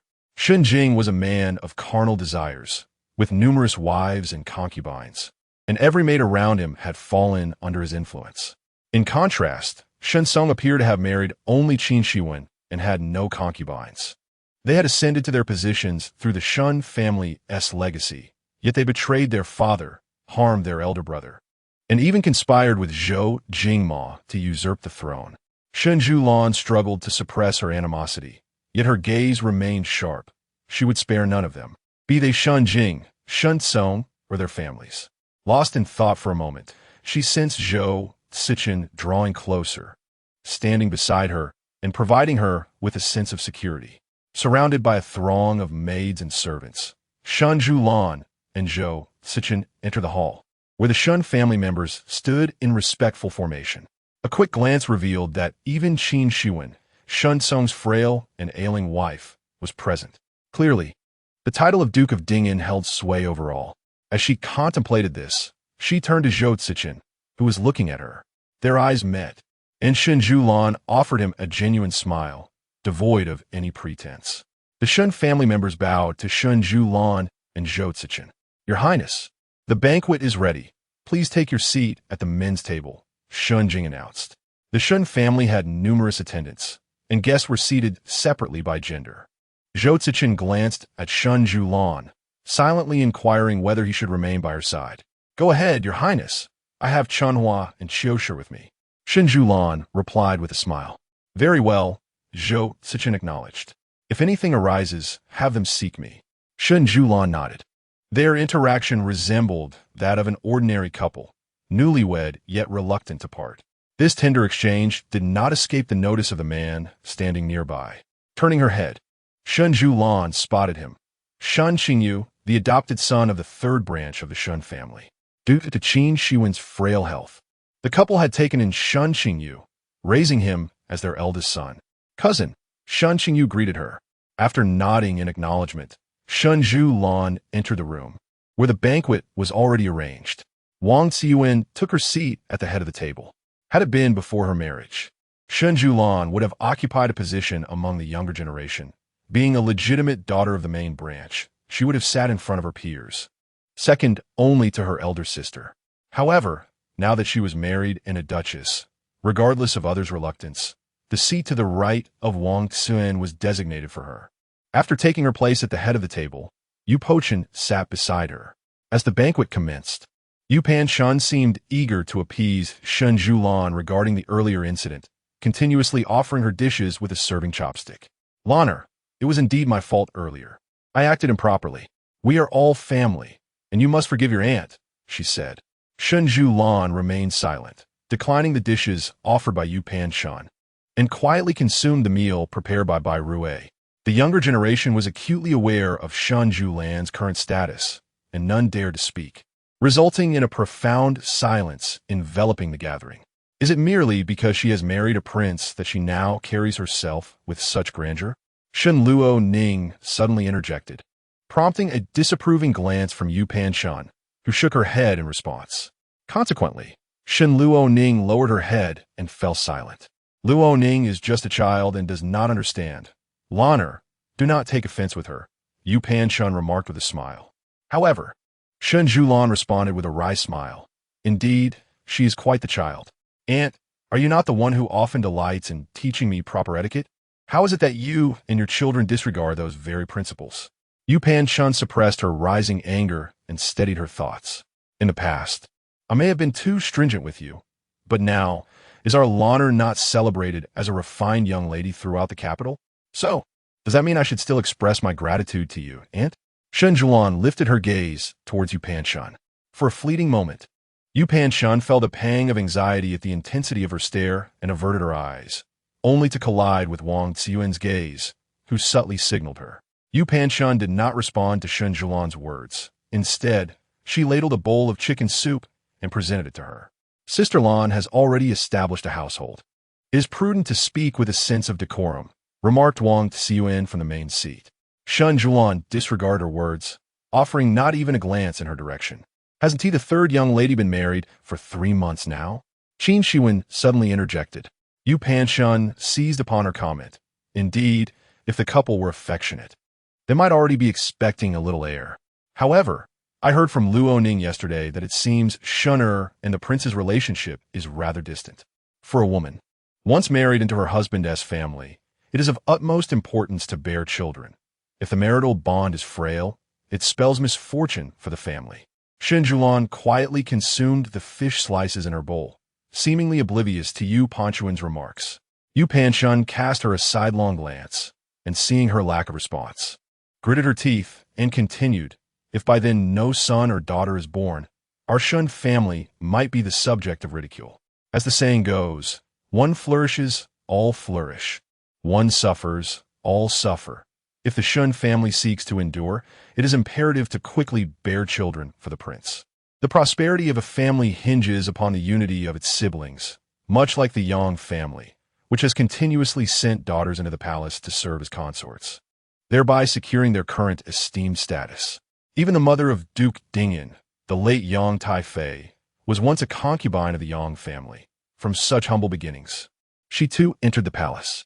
After her passing, the Yang family sent her sisters into the palace, thereby solidifying their foundation, illustrating the strength of mutual support among siblings. Before Yu Panshun could finish her thought, there was a loud crash as a scalding bowl of chicken soup spilled at her feet. Yu Panspring nearly leaped up, while that bowl of soup descended with a flourish from Shen Siyuan's hand. Upon witnessing this scene, Wang Ziyuan exclaimed in disbelief. The fire of anger within Yu Panshun was thoroughly ignited. She turned to a nearby maid and commanded her to strike. The maid seemed adept at this task, stepping forward with her hand outstretched, only to find it ensnared. Chunhua intercepted her descending hand, and upon witnessing this, Yu Panshun signaled to a nearby steward. They advanced, intent on restraining Chunhua. "Halt!" A commanding voice rang out, drawing everyone's gaze to the entrance, where Zhou Cechen strode in. He approached Shen Siyuan directly, taking her hand and inquiring softly if anything was amiss. Shen Siyuan shook her head, offering him a reassuring glance as she softly replied that all was well. Zhou Cechen clasped Shen Siyuan's hand, shielding her behind him, his expression instantly transforming into one of cold ferocity. Chapter 14. My wife in an instant. All those who had been seated at the banquet rose to their feet. Even a younger generation was urged by the maids to stand. Yet, only Wang Ziyuan remained unmoved. The once loquacious Yu Panshun now bowed her head, her heart in disarray, rendered speechless. The entire women's hall fell into a profound silence, so quiet that even the sound of breathing was imperceptible. Seeing this, Shen Siyuan could not help but smile. The scene was indeed remarkable, truly a spectacle to behold. Behind Zhou Cechen stood Shen Jing, Shen Song, Shen Qingyu, and other male relatives, with Shen Jing casting a dark glance at Yu Panshun. Zhou Cechen surveyed the assembly, and not a soul dared to meet his gaze. "What does this mean, Madam Shen?" Zhou Cechen inquired of Wang Ziyuan in a solemn tone. Wang Ziyuan, having ascended from the status of a daughter to her current position, had weathered many storms. She slowly rose and remarked that it was merely a matter of elders admonishing the younger generation, met with a momentary retort. Such decorum of seniority and juniority is known to all offspring. Her statement ostensibly presented the facts, yet subtly insinuated that Shen Siyuan lacked respect for her elders and disregarded propriety. Even a less educated Chiosu perceived this underlying message. With furrowed brows, Chiosu noted that since Wang Fei had entered the Shen household, she had been incessantly surrounded by veiled barbs, which were truly unbearable. Zhou Zechen's gaze remained fixed upon Wang Ziyuan, who maintained her composure. Given that the matriarch had addressed him concerning the hierarchy of age, he felt compelled to remind her of another principle, the distinction between honor and disgrace. Zhou Cechen paused, raising his voice to address the assembly, stating that rank and status must be acknowledged. In that moment, Wang Ziyuan found herself at a loss for words. As the prince's wife, Shen Siyuan held a position that no one within the realm of the Qi could undermine. The matriarch was correct. The principles of seniority and hierarchy must be upheld. And what punishment awaits those who overstep their bounds? Zhou Cechen addressed each member of the Shen family with his words. Wang Ziyuan glanced at Shen Siyuan, seeking assistance, only to be met with a mocking smile upon her face. Wang Ziyuan tightened her grip on a wrought-tan cane, maintaining an air of tranquility. Naturally, she would allow the prince to handle the situation as he deemed fit. The elder's voice brooked no dissent. Upon hearing Wang Ziyuan's remarks, a chill surged from the soles of Yu Panshun's feet. Her heart thundered, yet she dared not speak. Shen Siyuan observed the unfolding scene with leisurely amusement. Indeed, Wang Ziyuan was formidable. Zhou Cechen, wishing to avoid further trivialities, inquired as to who had wielded the cane, announcing a punishment of 50 strikes. He then turned to Yu Panshun and declared, "You shall receive 30 slaps." The execution of this sentence was left to the attendants. With that, he took Shen Siyuan by the hand and began to exit. "Your Highness, please don't," Yu Panshun cried, kneeling a maidservant echoing her plea. Yet, no matter how fervently they called out, none turned back. Zhou Cechen led Shen Siyuan away, even neglecting to glance at Shen Jing and Shen Kong. At the threshold of the hall, where shadows met light, Shen Qingyu stood, still the epitome of refinement and courtesy. As Zhou Cechen and Shen Siyuan brushed past him, Shen Qingyu turned, his gaze tranquil as water, watching their retreating figures until they vanished from sight. Subsequently, he turned and walked in another direction, refraining from entering the room. Within the carriage, Zhou Cechen's mood was profoundly low as he held Shen Siyuan's hand tightly, both remaining silent. Upon exiting the Shen residence's western wing, Shen Siyuan felt an undeniable clarity wash over her. She gazed intently at Zhou Cechen, who appeared somewhat displeased. Just as she was about to speak, an attendant announced, "Your Highness, the Emperor requests your presence in the palace." Zhou Cechen loosened his grip on Shen Siyuan's hand and turned to her, noticing her bright, attentive gaze. His previously low spirits seemed to lift as he gently informed her, "I must attend to matters in the palace. Let Tang Song escort you back home." "Very well," Shen Siyuan replied. Zhou Cechen mounted his horse, watching as the royal carriage disappeared from view before he departed. Meanwhile, within the Shen household, Yu Panshan was restrained by Chen Hua while Qiuxing administered punishment. Shen Jing observed the scene before him, unable to bear the sight of the woman crying out in anguish. He furrowed his brow and turned away. Wang Xuan had already been assisted back to the small Buddha hall by her maid. Shen Luaning, in a state of despair, cried out for them to cease their actions, but her pleas fell on deaf ears. In the imperial palace, Zhou Cechen sat in the study, illuminated by warm yellow light. A man clad in a brilliant yellow dragon robe occupied the foremost seat, holding a memorial in hand. A subtle fragrance of sandalwood pervaded the air, while dappled sunlight filtered through the intricately carved window lattice, casting fragmented rays upon the broad writing desk. "Did you visit the Shen family today?" The man seated before the writing desk inquired seemingly without intention. Upon hearing Zhou Cechen's response, Zhou Hengyan shifted his gaze from the official document, raising his eyes and arching an eyebrow towards Zhou Cechen, his expression imbued with surprise and a hint of amusement. "Are you suggesting that perseverance leads to clarity?" Zhou Hengyan jestingly inquired of him. Zhou Cechen remained silent, lifting his teacup to gently skim the froth atop the tea, savoring a sip with an air of composure. Noticing his quietude, Zhou Hengyan continued, "You have truly expended considerable effort to win her heart. It seems far more arduous than facing the battlefield itself." However, Zhou Hengyan glanced at Zhou Cechen and remarked, "I have heard that you encountered Zhou Chao today upon entering the capital." "Indeed," Zhou Cechen responded. Typically, the princely lords reside in the royal pavilion when they enter the capital. Yet Zhou Chao sent word that he has returned to the Huiyuan Wangfu, maintaining his customary ways. Zhou Hengyan stated, "Among the princes born of Father Emperor's consorts, only you, I, and Zhou Chao remain. How do you intend to address his presence?" Zhou Hengyan set down the memorial in his hands and took a sip of tea. "It is the duty of the emperor, my elder brother, to make such decisions," Zhou Cechen remarked. Zhou Hengyan found himself at a loss for words. Jinji, let us not forget who once made the decisive choice to permit Zhou Chao to enter the capital.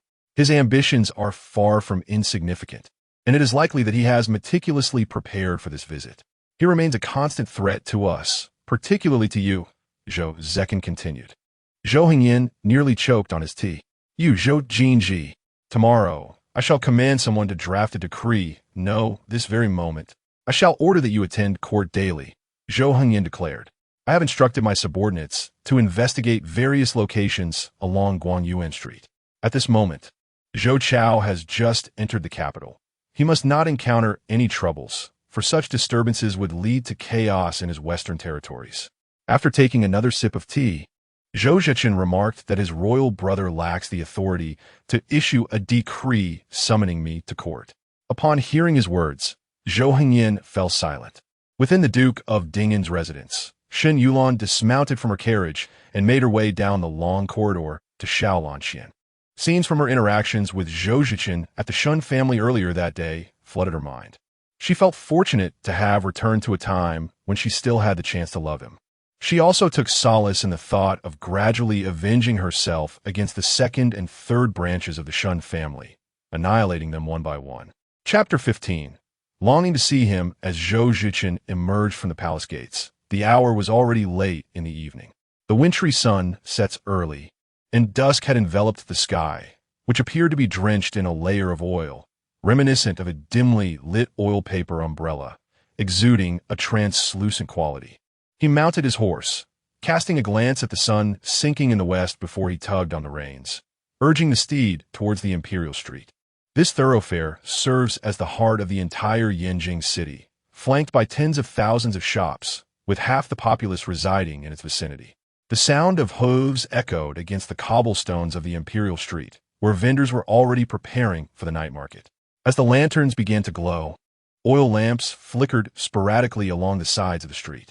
The gentle remnants of the sunset cast a soft glow upon the red bricks and green tiles, or upon the vividly colored eaves of the ornate buildings, showcasing the splendor of the era. Presently, the Great Qi dynasty could be deemed a period of peace and prosperity. Although undercurrents of tension still existed, since the ascension of Zhou Hongyan, large-scale wars had been absent. Zhou Hongyan advocated for harmonious relations with neighboring states, establishing amicable ties, which resulted in the presence of merchants from the Dashi and the Yuji selling exotic goods from the western regions. At this moment, the city was alive with the clamor of bustling crowds, particularly in the eastern and western markets, where throngs of people weaved through the streets.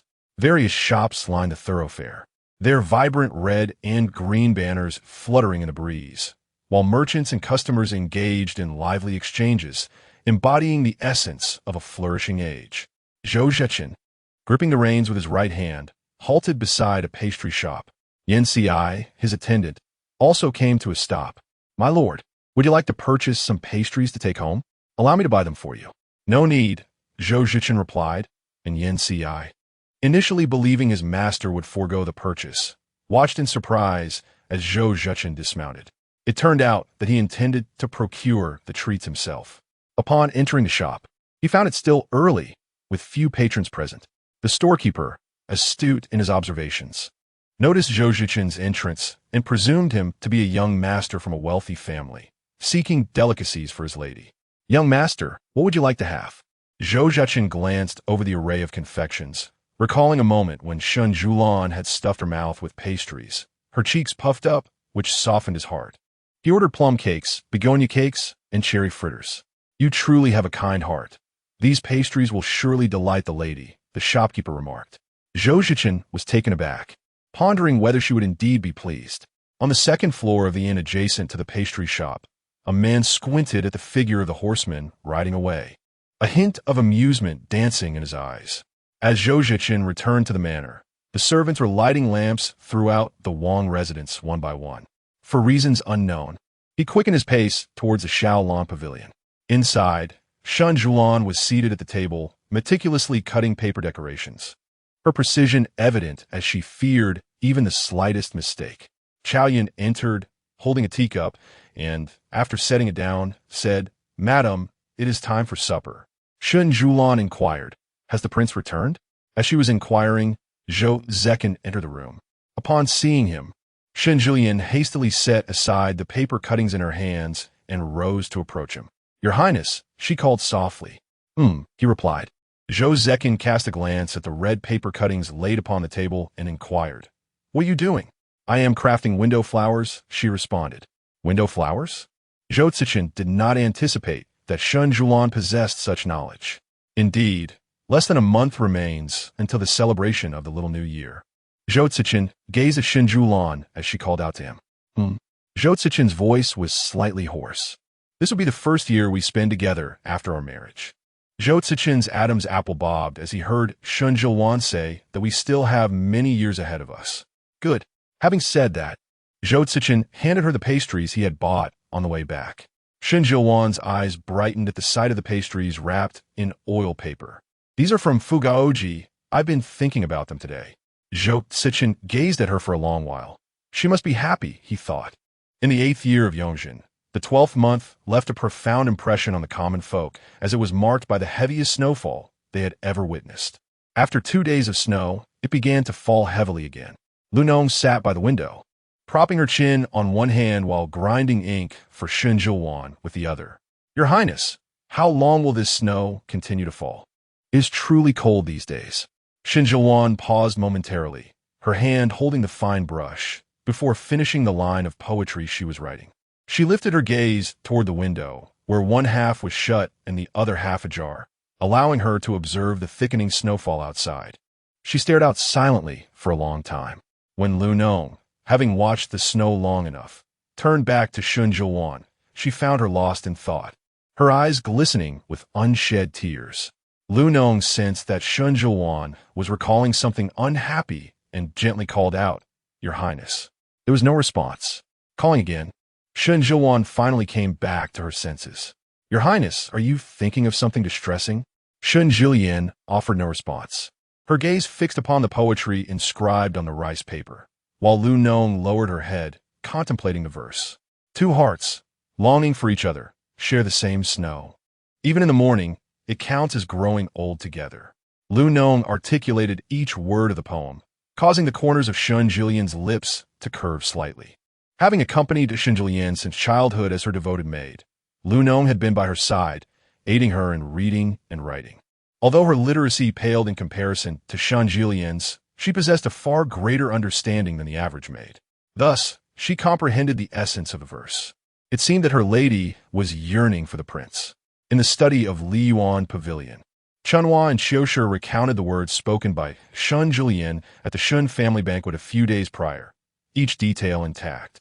Upon hearing this, Zhou Cechen's eyes darkened with contemplation, and he instructed Yinsi to investigate the circumstances of the princess's life in the Shen household since her return from Aubei. Since that day, when Shen Siyuan accompanied Zhou Cechen to dine at Liyuan Pavilion, he had taken to dining at Xiaolan Pavilion daily. Each time, Mama Lin observed their harmonious interactions and the subtle undercurrents of emotion with great delight.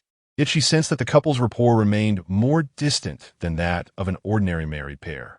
On this particular day, after Zhou Cechen returned from his evening meal at Xiaolan Pavilion, Shen Siyuan surveyed the spread before her, a slight furrow forming between her brows. That night, a heavy snowfall descended, blanketing the rooftops and ground with a thick layer of white, bending the bamboo branches of Xiaolan Pavilion under its weight. After washing up, Shen Siyuan tossed and turned on her bed, struggling to find solace in sleep. She pondered the recent days spent in the company of Zhou Cechen, sharing meals with him. Though he appeared as he usually did, Shen Siyuan could sense an undercurrent of melancholy enveloping him. As a thought struck her, she sat upright in bed. "Lu Nong," she called out. "Your Highness." Lu Nong rushed in, inquiring if she felt unwell. "Quick, prepare a cloak for me," Shen Siyuan urged, her urgency palpable.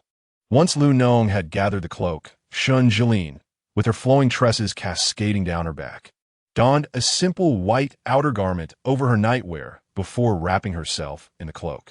Noticing her haste, Lu Nong cautioned, "Your Highness, it is snowing heavily outside. You will catch a chill." However, Shen Siyuan could not afford to delay for even a moment. She was determined to see Zhou Cechen.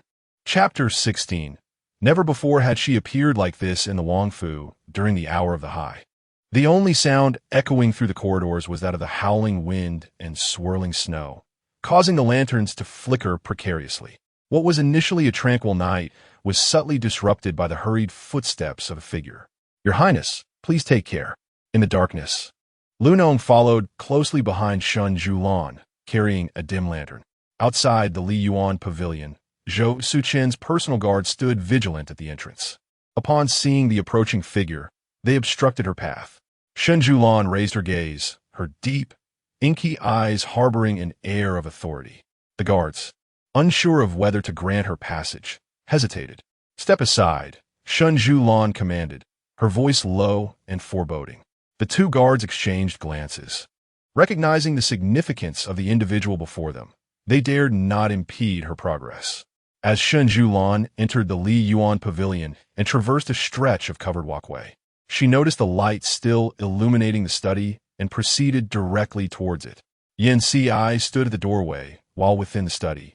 Zhou Cechen remained fixated on a piece of calligraphy laid out on the table, his brow furrowed in contemplation. Fragrant incense intoxicates, drifting gently. Thoughts arise like mist, pondering the expanse of heaven and earth. It was her handwriting. Zhou Cechen lingered on those lines for an extended period until he was suddenly alerted by a voice from outside. "Your Highness, please wait. I shall inform the prince." As if oblivious to Yin Si's words, Shen Siyuan continued her advance into the room. The door to the study swung open, prompting Zhou Cechen to swiftly cover the calligraphy with a sheet of rice paper. He rose and approached Shen Siyuan, inquiring, "What brings you here at this late hour? Have you encountered some trouble, or are you unwell?" Shen Siyuan removed her fox fur and handed it to Lunong before stepping outside and securely closing the door. Zhou Cechen was momentarily taken aback by Shen Siyuan's appearance. It was the first time he had seen her so disregarding of attire, her dark tresses cascading around her as she stood before him. Shen Siyuan did not respond to Zhou Cechen's inquiry. Instead, she approached the desk and moved aside the rice paper. Zhou Cechen's gaze deepened with intensity. He did not step forward to intervene, yet his fingertips twitched slightly. Shen Siyuan beheld the painting before her, and indeed, it was that very artwork. Zhou Jingma's movements were decidedly swifter than in her previous life. She lifted the painting, a self-mocking smile gracing her lips. "Zhou Cechen," she called to him, "do you not have anything to say to me?" In the study, an eerie silence enveloped the atmosphere, oppressive and heavy. At that moment, a wave of acidity surged at the tip of Shen Siyuan's nose. She endeavored to suppress it with all her might, yet ultimately, she was unable to do so. As a sense of helplessness washed over her, luminous tears cascaded down from her reddened eyes, glistening on her cheeks before finally falling to the ground. The stillness in the study was profound, and after a moment of contemplation, Zhou Cechen pondered how to articulate his thoughts. However, he was soon met with the faint sound of sobbing, which sent him into a genuine state of panic. He turned his gaze towards Shen Siyuan, only to discover that she was in tears. "Lanner, please don't cry. I shall never again look at your calligraphy or paintings without your consent from now on." Zhou Cechen's voice trembled with a near-pleading tone. Yet, Shen Siyuan's sobs intensified. Upon hearing his words, she felt as though she had plunged into an icy abyss. Realizing that he still believed her anger stemmed solely from his unauthorized viewing of the artwork. What truly pained her was the thought that Zhou Cechen would rather speculate on the meanings behind her creations in solitude, suffering silently, than inquire about her feelings directly. "Zhou Cechen, you do not trust me," she declared, her gaze meeting his. As he beheld her tear-streaked eyes, a sense of panic enveloped him. "I trust you. I truly do. I have never doubted you." Yet, Shen Siyuan shook her head, biting her crimson lips, which only enhanced their allure. Outside, Yin Si and Lunong stood guard, when suddenly they heard the sound of Shen Siyuan's sobs from within. Exchanging a glance, Yin Si was about to inquire what had transpired, but Lunong shook her head, indicating her ignorance.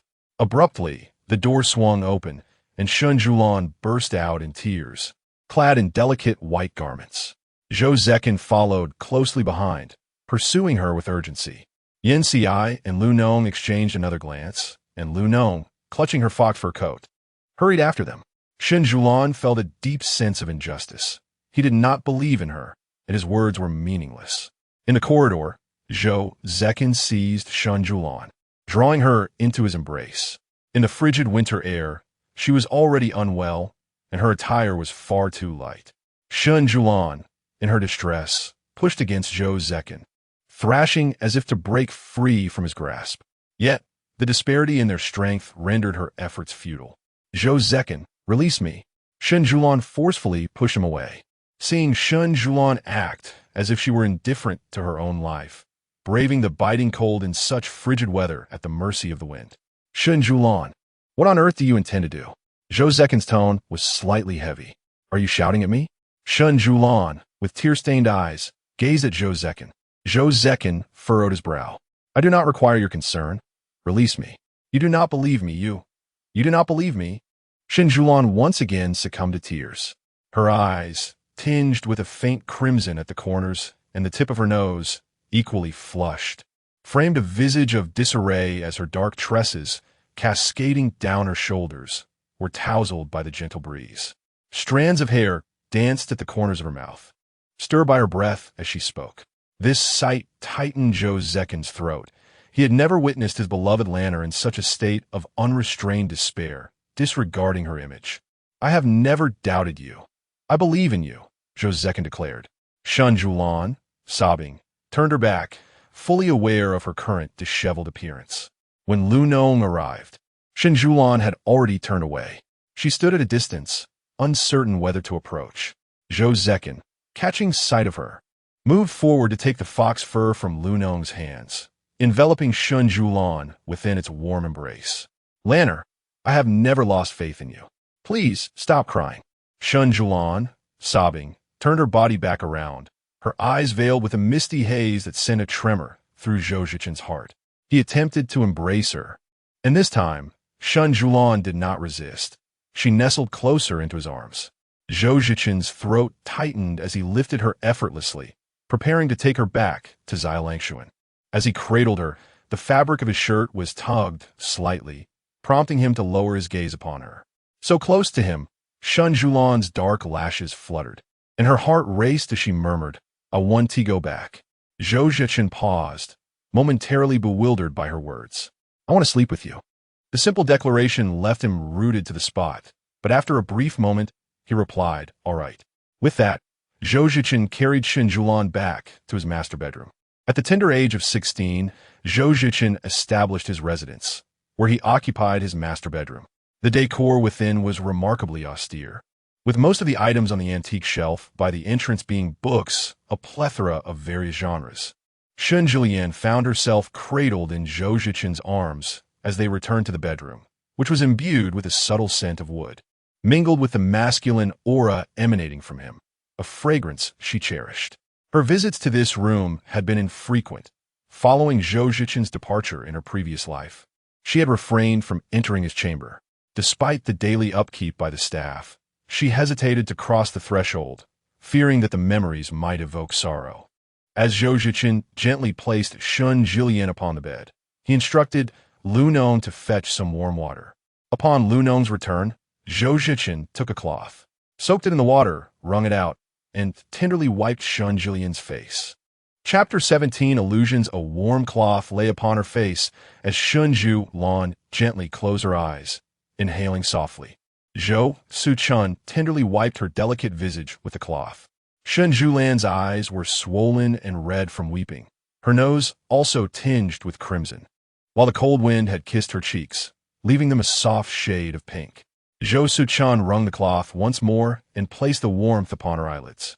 After Lu Nong had carried the basin away, the bedroom once again fell into a serene silence. "Zhou Cechen, do you not have anything you wish to inquire of me?" Shen Siyuan blinked her water-filled eyes as she gazed at Zhou Cechen. "I trust you no matter what," Zhou Cechen replied to her. Shen Siyuan sat upon Zhou Cechen's bed, her hand clutching the sheets as she softly began, "I have lived for 16 years, and have never felt affection for anyone else. It is only you who has captured my heart." Upon hearing Shen Siyuan's words, Zhou Cechen's heart quivered, and he suddenly felt his pulse quicken. His hand inadvertently brushed against something cold, and he turned to see it was Shen Siyuan's hand. Zhou Cechen furrowed his brow. "Why is your hand so cold?" As Shen Siyuan attempted to withdraw her hand, it was firmly grasped by Zhou Cechen's broad palm, sending a warm sensation coursing through her heart. Despite the presence of a heater in the room, she still felt a chill. Had she been in her own warm chamber, she would have remained by the stove, clutching a hot water bottle to stave off the cold. Observing Shen Siyuan's profound aversion to the cold, Zhou Cechen called for a charcoal basin and handed her a hot water bottle, advising her to hold it securely. Embracing the warmth of the bottle, Shen Siyuan gazed at Zhou Cechen, who lowered his eyes to regard her, finding her undeniably endearing. She shifted closer and reminded him of his promise to keep her company as she slept. Upon hearing her words, he paused for a moment before chuckling softly, agreeing to her request. Shen Siyuan had once slept on Zhou Cechen's bed in a past life, during which she truly became his wife. That night had compelled her to cease hiding her affections, yet the following day brought the news of his impending departure for battle. Both were intoxicated that night, but she could faintly recall some flushed and hazy moments, memories that now quickened her heartbeat. Zhou Cechen closed his eyes, but could still perceive Shen Siyuan's subtle movements. A smile graced his lips as he drew her closer, gently pulling her from her wandering thoughts, prompting her to blink in surprise. "Princess, the hour is late." He reminded her that it was time to rest. Shen Siyuan shut her eyes and nestled even closer to him. The next day, Shen Siyuan awoke in terror, suddenly pulling out the only hairpin from her hair, its tip sharpened by her own hands. "Zhou Jingma, do not come any closer. I want you dead." Shen Siyuan gazed at the man before her, harboring a deep-seated resentment towards him. As she watched him retreat, she hastily descended from her bed, only to tumble to the floor. Struggling to her feet, Shen Siyuan grasped a hairpin and lunged forward, only to collide with the table, sending the teacup crashing to the ground, shattering into countless pieces. Meanwhile, Zhou Cechen was in the courtyard, issuing instructions regarding the Tang Song matters. When he was suddenly alerted by the commotion coming from the bedroom, he hurriedly rushed inside. As soon as he entered, he beheld Shen Siyuan collapsed on the ground, her eyes brimming with tears and devoid of life. Witnessing this scene, Zhou Cechen's heart tightened. He approached, kneeling to embrace Shen Siyuan. "Lanner, I am here. Do not be afraid." Gently, he patted her back, holding her close.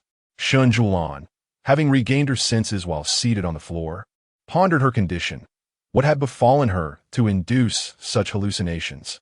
Even in Zhou Cechen's embrace, she felt a profound sense of insecurity. It was insufficient, far from enough. "Hold me tighter, please." Shen Siyuan wept as she buried her face in Zhou Cechen's neck. At that moment, Zhou Cechen tightened his grip in response to her distress. When Tang Song and Lu Nong entered, they were met with the sight of their masters kneeling together on the floor. Exchanging a glance, they quietly withdrew. "Dr. Han, is there any issue with the princess?" Han Zhengin, feeling her pulse, furrowed his brow. After a moment, he declared, "The princess is suffering from a chill, her body is weak, and she has been emotionally disturbed. She needs to recuperate." Zhou Cechen's gaze turned icy. Were it not for him, Shen Siyuan would not be in such a state. Outside the room, Dr. Han informed Zhou Cechen, "I observe that the princess's pulse is weak, seemingly just a matter of exhaustion. However, her complexion is quite poor, suggesting she suffers from troubled dreams and unresolved emotional turmoil. Merely prescribing medicine may not address the root of the issue." Zhou Cechen frowned, contemplating the emotional turmoil. Shen Siyuan sat upon the bed, gazing at the heavy snowfall outside the window, her eyes closing in contemplation. How had the calligraphy found its way into Zhou Cechen's possession? Had Wang Ziyuan grown so impatient? In that case, she would need to hasten her actions. When Zhou Cechen entered, he saw Shen Siyuan's frail figure facing the window, exuding an air of desolation and solitude. For reasons unknown, he felt as though he could scarcely breathe. Upon noticing Zhou Cechen, Shen Siyuan curved her lips into a faint smile. "Wang Yi, yes. Where did you find the calligraphy?" Zhou Cechen replied, "In the carriage. The day after you returned to the Shen residence, your maid reported a missing piece of calligraphy. You instructed her to search in the carriage. Yet Tang Song claimed she found nothing. The next day, I discovered it in the drawer of the small bookshelf in the carriage. I intended to return it to you. But you saw the contents and were unsure how to handle it, correct?" Shen Siyuan interjected. Zhou Cechen remained silent. "Could you summon Tang Song?" After Tang Song entered and listened to Shen Siyuan's instructions, he brought forth the small maid. Through the veil, Shen Siyuan's icy gaze fixed upon the kneeling girl. "Who instructed you to do this?" The maid shook her head vigorously, claiming ignorance. "I do not know. I know nothing." "Is it Lu Chun?" Shen Siyuan inquired. The maid hesitated before shaking her head. "No, no one instructed me. I know nothing at all." Shen Siyuan smirked. "Very well, you need not speak further. Tang Song, give her 20 slaps and expel her from the Wang residence." "Yes," Zhou Cechen questioned, "but isn't she your maid?" Even without interrogating the earlier maid, Shen Siyuan had a faint understanding of who was pulling the strings.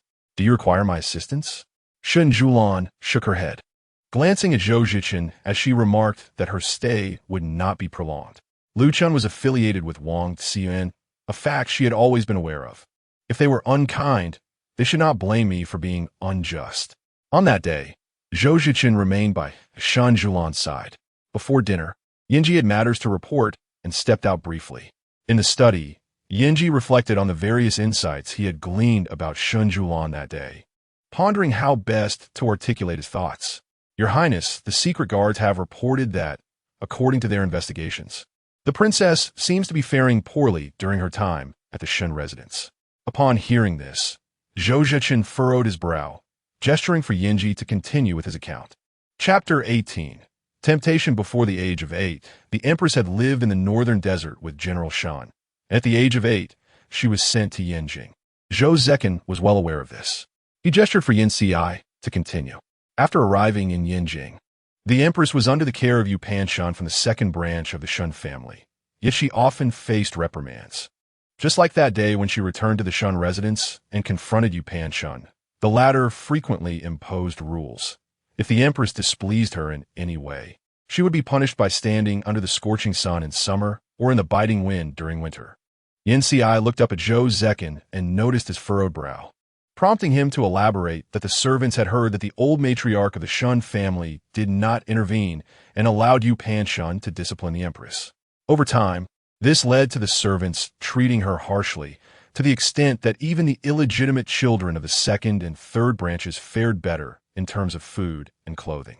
Yu Panshan grew increasingly unrestrained, and even after the Empress had spent 3 years in Yanjing, she was never allowed to study alongside other young ladies and gentlemen. Yin Ci recounted that during the 3rd year of Yongjin, General Shan was summoned back to the capital, and it was only upon hearing this news that Yu Panshan permitted the Empress to attend school. However, she had bribed the academy's instructor, who neglected the Empress's education and frequently punished her, preventing her from attending classes with the other students. The prince's suspicions were not unfounded, Yin Ci continued, as many of the subjects taught to the Empress were misrepresented by the instructor. Yet about half a year later, when Shen Siyuan and Li Hai returned to the capital, Wang Xian, fearing they might uncover something, finally allowed the instructor to teach the Empress alongside the other young ladies and gentlemen.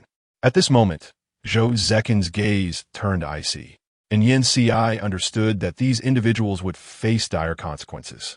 After Yin Ci left the study, Zhou Cechen remained in the room for a considerable time. He gazed out at the falling snow, lost in thought, realizing the extent of the Empress's suffering. Had it not been for that day when he returned to the Shen residence and observed the family's behavior, he would have remained oblivious to Shen Siyuan's trials. Shen Siyuan had stayed in Liyuan Pavilion for 2 days, often waking from nightmares, the first thing she sought upon waking being Zhou Cechen. In his presence, she felt secure, and she also noticed that only when Zhou Cechen slept beside her did the excruciating pain within her dissipate. Zhou Cechen could sense Shen Siyuan's dependence on him, and for these 2 days, he remained by her side, even while attending to official matters. Shen Siyuan experienced restless nights filled with dreams and frequent drowsiness during the day, leading Zhou Cechen to observe that she seemed more sensitive to the cold than before. Observing Shen Siyuan's 2-day stay at Liyuan Pavilion, Granny Lin was elated. As if fearing that Shen Siyuan might return to Xiaolan Pavilion, she instructed the maidservants to move all of Shen Siyuan's clothing and jewelry to Liyuan Pavilion. Granny Lin's thoughts seemed to align perfectly with Steward Lin's, and thus, numerous maidservants were seen bustling about, relocating items for Shen Siyuan.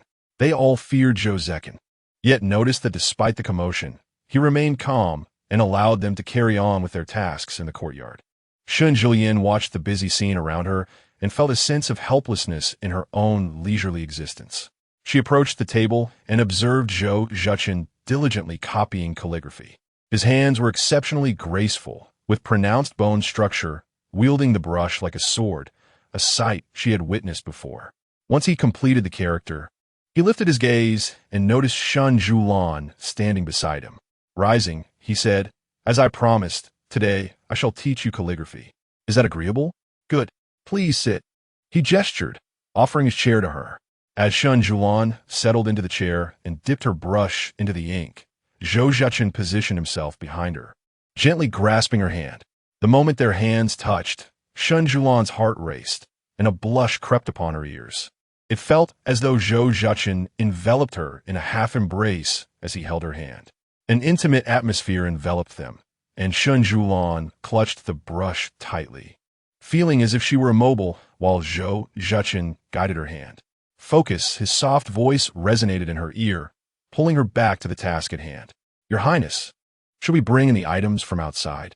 Tang Song entered to find Shen Siyuan seemingly ensconced within Zhou Cechen's embrace. The two turned their heads to regard him, leaving Tang Song caught in a moment of indecision, unsure whether to retreat or advance. Realizing the potentially misleading nature of their intimate posture, Shen Siyuan felt a twinge of awareness. Zhou Cechen regarded Tang Song with a calm demeanor, stating, "If there is something to be addressed, please speak." Tang Song quickly inquired, "Shall we bring the items from outside?" "Yes. Enlist some diligent workers and exercise care during the moving process," Zhou Cechen replied. Though Shen Siyuan had not intended to stay at Li Garden for long after her first night, she found herself becoming attached. She realized that she had grown somewhat reliant on Zhou Cechen's presence during the night. Thus, she did not deter the maids from moving items. Yet when she saw the numerous boxes in the courtyard, she was taken aback. Is Grandma Lin planning to move everything from the entire courtyard? Zhou Cechen, rather than showing annoyance, appeared in good spirits. After finishing his orders to Tang Song, Shen Siyuan unexpectedly took hold of Zhou Cechen's hand. He looked down at their intertwined fingers and then back at her, who was also gazing at him. "Your Highness, the snow has ceased today. I wish to visit the market in the East City. With the new year approaching, the market should be quite lively." Zhou Cechen met her gaze and replied, "Very well." Once arrangements for the carriage were made, Shen Siyuan and Zhou Cechen climbed aboard, accompanied by Yang Yun and Lu Chun. The Duke and South residence was in close proximity to the East City, and they arrived in less than half an hour. The customs of the Dazhou were quite liberal. As the new year approached, both married women and young ladies flocked to the shops. Upon disembarking the carriage, Zhou Cechen lifted Shen Siyuan down and then took her hand in his. He had become quite adept at these gestures, far removed from the hesitance he once felt. Just half a month prior, he could scarcely have imagined such a relationship with Shen Siyuan. Their interactions resembled those of a married couple who had long shared their lives. Evoking envy from passers-by, after stepping down from the carriage, Shen Siyuan suddenly turned to Lu Chun beside her, stating, "I seem to have left my handkerchief in the carriage. Please help me find it." "Of course," Lu Chun replied. After Lu Chun boarded the carriage, she did not hasten to search for the handkerchief. Instead, she opened the drawer of the small bookcase and discovered that the calligraphy and paintings remained inside, causing her to furrow her brow. Lu Chun did not linger in the carriage for long. She closed the drawer, picked up the handkerchief from the table, and descended from the vehicle. "Your handkerchief, Your Highness," she offered. However, Shen Siyuan did not receive it immediately. Instead, she gazed at Lu Chun with keen interest for an extended period, making Lu Chun increasingly anxious. Only then did Shen Siyuan take the handkerchief from Lu Chun's hand. "Why has Lu Chun been so restless these past few days?" Shen Siyuan inquired. Lu Chun felt her heart race at Shen Siyuan's words. "This servant has not been restless. Your Highness must be overthinking." Shen Siyuan was being pulled by Zhou Cechen as they strolled through the bustling market. She casually remarked, "Is that so? Then I truly hope my thoughts are merely a product of my imagination." Her words were swallowed by the cacophony of the lively market, yet Lu Chun heard them distinctly. Chapter 19. Rescuing Lu Chun clutched the handkerchief tightly in her grasp, her heart racing like thunder. For a moment, she was so flustered that she could not even hear the bustling market sounds of the street. After a brief pause, she regained her composure and followed behind them. Zhou Cechen led Shen Siyuan through various places, a rare experience for him since he seldom visited the bazaars. Until the age of 16, he lived within the confines of the royal palace, rarely venturing outside. After establishing his residence at 16, he began his campaigns on the battlefield, finding the days spent fighting alongside soldiers in Nanyue far more exhilarating than those spent in the capital. Aside from a couple of outings with Lu Ziyan, he had not returned since. "Your Highness," Shen Siyuan tugged at Zhou Cechen's hand, pulling him back from his thoughts. Zhou Cechen turned to look at her. "I want to eat that." Shen Siyuan pointed at the vividly red candied hawthorn. Zhou Cechen followed her gaze. "Very well," he replied, leading her towards the vendor. "Sir, we'll have 3 skewers of candied hawthorn. Coming right up." After receiving the candied hawthorn, Shen Siyuan shared it with Chao Yun and Lu Chun. When Chao Yun handed the candied hawthorn to Lu Chun, she seemed lost in thought. "Lu Chun, take it," Chao Yun called out again, snapping her back to reality as she accepted the treat. Shen Siyuan held out the remaining candied hawthorn towards Zhou Cechen. He hesitated for a moment until she brought it to his lips, at which point he tasted a hint of sweetness and finally understood her intention. "Have a bite." Shen Siyuan encouraged him. Zhou Cechen opened his mouth and bit into the candied hawthorn, the sweet and sour flavor blossoming in his mouth. With a gentle crunch, he heard the satisfying sound of the treat breaking. The mere taste sent his heart racing as if it had been scorched. "Is it delicious?" Shen Siyuan's soft voice inquired. Delightful," he responded in a hushed tone. Upon hearing his reply, Shen Siyuan's lips curved into a smile. She too took a bite of the candied hawthorn, savoring its sweetness. As they continued onward, a lively voice suddenly called out, "Young master, it's truly wonderful how well you treat the lady. Your bond is the envy of many."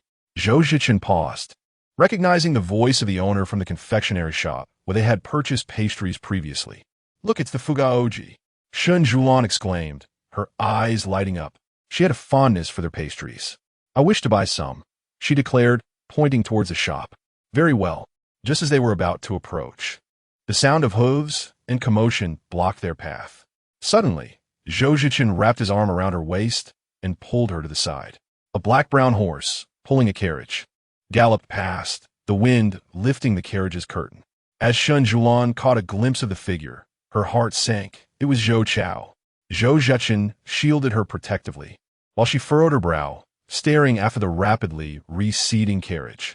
She could surmise what had transpired, reminiscent of events from her past life. Zhou Chao was notorious for his misdeeds, particularly in the realm of abducting women. He had ruled over his western territories like a tyrant, showing no regard for the law, and his reputation was that of a fearsome specter, both dreaded and despised. Now, having arrived in the capital, he showed no signs of restraint, evidently having grown accustomed to his lawless existence in a desolate land, still harboring delusions of grandeur about dominating Yinjing. "Is something amiss?" Zhou Cechen withdrew his gaze from the galloping horse and turned towards Shen Siyuan. Shen Siyuan shook her head, her eyes following the retreating figure of Zhou Chao. Zhou Cechen furrowed his brow. He too recognized the man. He had long been aware of Zhou Chao's peculiarities, indulged by the late emperor, allowing him to act with impunity. Indeed, it was he. Shen Siyuan's brow knitted in concern as she discerned the woman in the carriage. Su Wan, the wife of the Minister of Justice, Song Yin.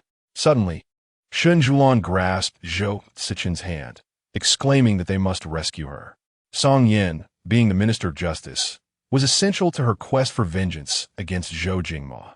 Zhou Cechen regarded Shen Siyuan, his eyes dark and inscrutable. Sensing the weight of his gaze, Shen Siyuan realized her previous words might have been inappropriate and quickly amended her statement. She remarked on the notorious deeds of Zhou Chao in the Western Territories, where he had been brazenly abducting maidens. After a moment of silence, Zhou Cechen instructed Yin Ci to pursue Zhou Chao and present his jade token, commanding Zhou Chao to release the captive, stating it was his order. Yin Ci mounted his horse and rode off, while Zhou Cechen instructed Chunhua and Qiushi to assist the princess into the carriage. Turning back to Shen Siyuan, he urged her to await him inside the carriage, his selfish intent evident. He wished to keep her from Zhou Chao's sight. With complete trust in him, Shen Siyuan agreed. By the time Zhou Cechen arrived, Yin Ci and Zhou Chao were locked in a standoff. "You are merely a dog at his side, so be gone," Zhou Chao bellowed. "I implore His Highness to release her," Yin Ci replied. Upon seeing this, Zhou Chao narrowed his eyes and signaled the coachman to continue forward. At his command, the coachman abruptly pulled the reins, preparing to charge ahead. Yin Ci's expression hardened as he tightened his grip on the reins, resolutely blocking the path. The sound of galloping hooves approached, and a figure on horseback, exuding authority, addressed Zhou Chao coldly. demanding he release the captive. Brother 9, what is the meaning of this? I enter the capital in the name of the Western vassal king, yet you treat me thus? Zhou Chao sneered, glancing at Yen Ci blocking the road. Zhou Cechen lifted his gaze, calmly stating, "This is Yen Jing, not the Western territories. If you refuse to release her, I shall escort you to the Dali temple for an inquiry." Zhou Chao scoffed. "You are but a lowly concubine spawn. What can you do to me?" According to the royal hierarchy, Zhou Cechen was forever beneath him. "I may not be able to act against you, but they can." As he spoke, a troop of cavalry arrived, the leading officer brandishing an order. "We are investigating a case at the Dali temple. Your Highness, forgive the intrusion." Upon concluding his statement, the officer signaled his men to encircle Zhou Chao and continued, "There are accusations against you for the abduction of maidens and the shedding of innocent blood. Release the captive and accompany us." With his strength waning, Zhou Chao had no choice but to comply and was led away. Once the individual was rescued, Shen Siyuan's carriage arrived, and she was assisted inside by Chunhua and Xiushi. "How is she?" Shen Siyuan inquired, looking at Chunhua, who was checking the pulse. Chunhua produced a small porcelain vial from her waist, stating, "She has been drugged." After inserting a pill from the vial into the woman's mouth, she assured them, "She will awaken within half an hour." After Su Wan was administered the medicine, Chunhua gracefully withdrew. Shen Siyuan found himself entranced by the sight of the beautiful maiden dozing at the table, unable to blink. Truly, she embodied the charm of a Jiangnan woman.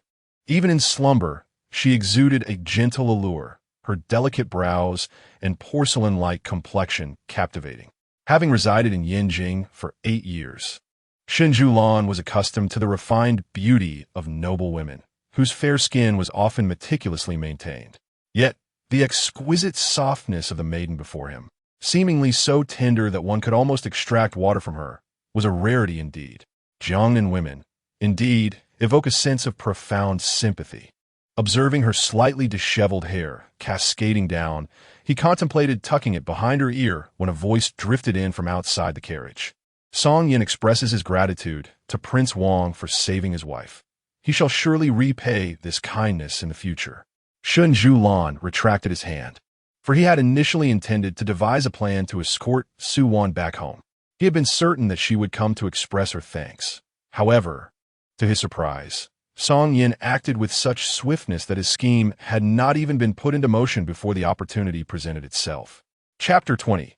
The banquet. Shen Siyuan adorned Su Wan with a veil and disembarked from the carriage. "Young Master Song, the person is inside the carriage." Song Yin respectfully clasped his hands in greeting to Shen Siyuan before approaching the carriage, appearing fearless in the face of authority, yet deeply concerned about his wife's well-being. Shen Siyuan then walked towards Zhou Cechen, who sat atop his horse, casting his gaze downwards upon her, necessitating her to look up at him. Upon noticing her intent, Zhou Cechen prepared to dismount, only to be halted by Shen Siyuan's gesture. He regarded her with a hint of confusion. "Shall we ride back together?" Shen Siyuan proposed, gazing at Zhou Cechen.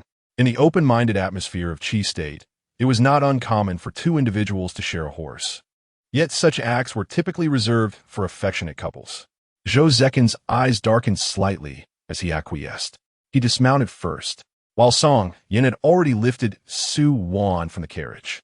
After ensuring her return to the Song residence, he turned to Shen Siyuan and Zhou Cechen, bowing deeply.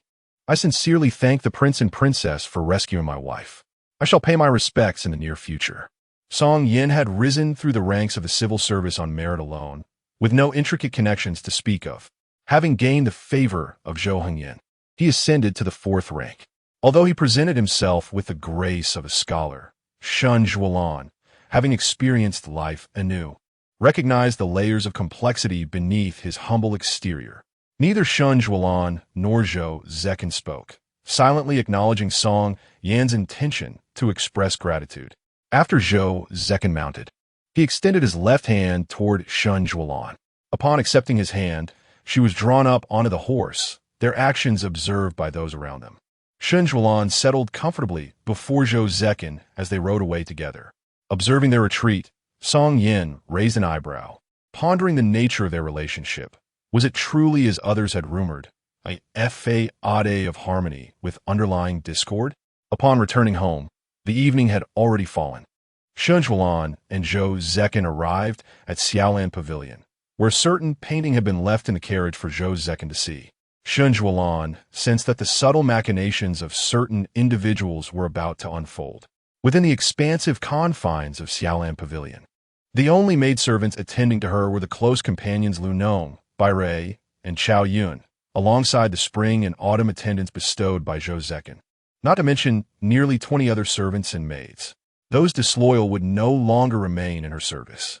After dining, Shen Siyuan parted ways with Zhou Cechen. The fact that she could accompany him to the market today indicated her recovery. Yet despite his reluctance, Zhou Cechen could not compel her to stay.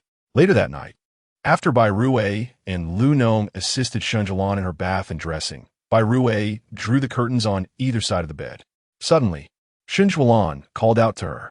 At that moment, only Shen Siyuan, Lu Nong, and Bai Rui occupied the chamber. Shen Siyuan stated, in the coming days, keep a close eye on Lu Chan. Bai Rui and Lu Nong paused momentarily before bowing in compliance. But may I inquire why? Shen Siyuan prompted them. In the past, Lu Nong would have certainly asked for clarification.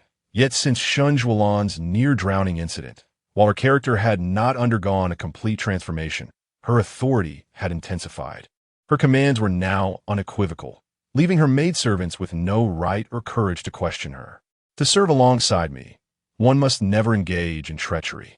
This seemingly simple statement caused both Lu Nong and Bai Rui to kneel, pledging, we swear our unwavering loyalty to the princess, harboring no ulterior motives, they echoed in unison.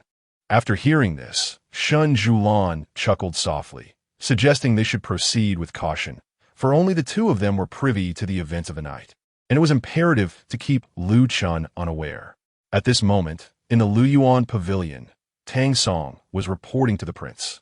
After the Prince of Huayuan was delivered to the Dali Temple, the minister of Dali presented a series of incriminating evidence. However, there were no witnesses to corroborate the claims. The families of the victims had all been bribed, rendering them unwilling to testify against the Prince of Huayuan.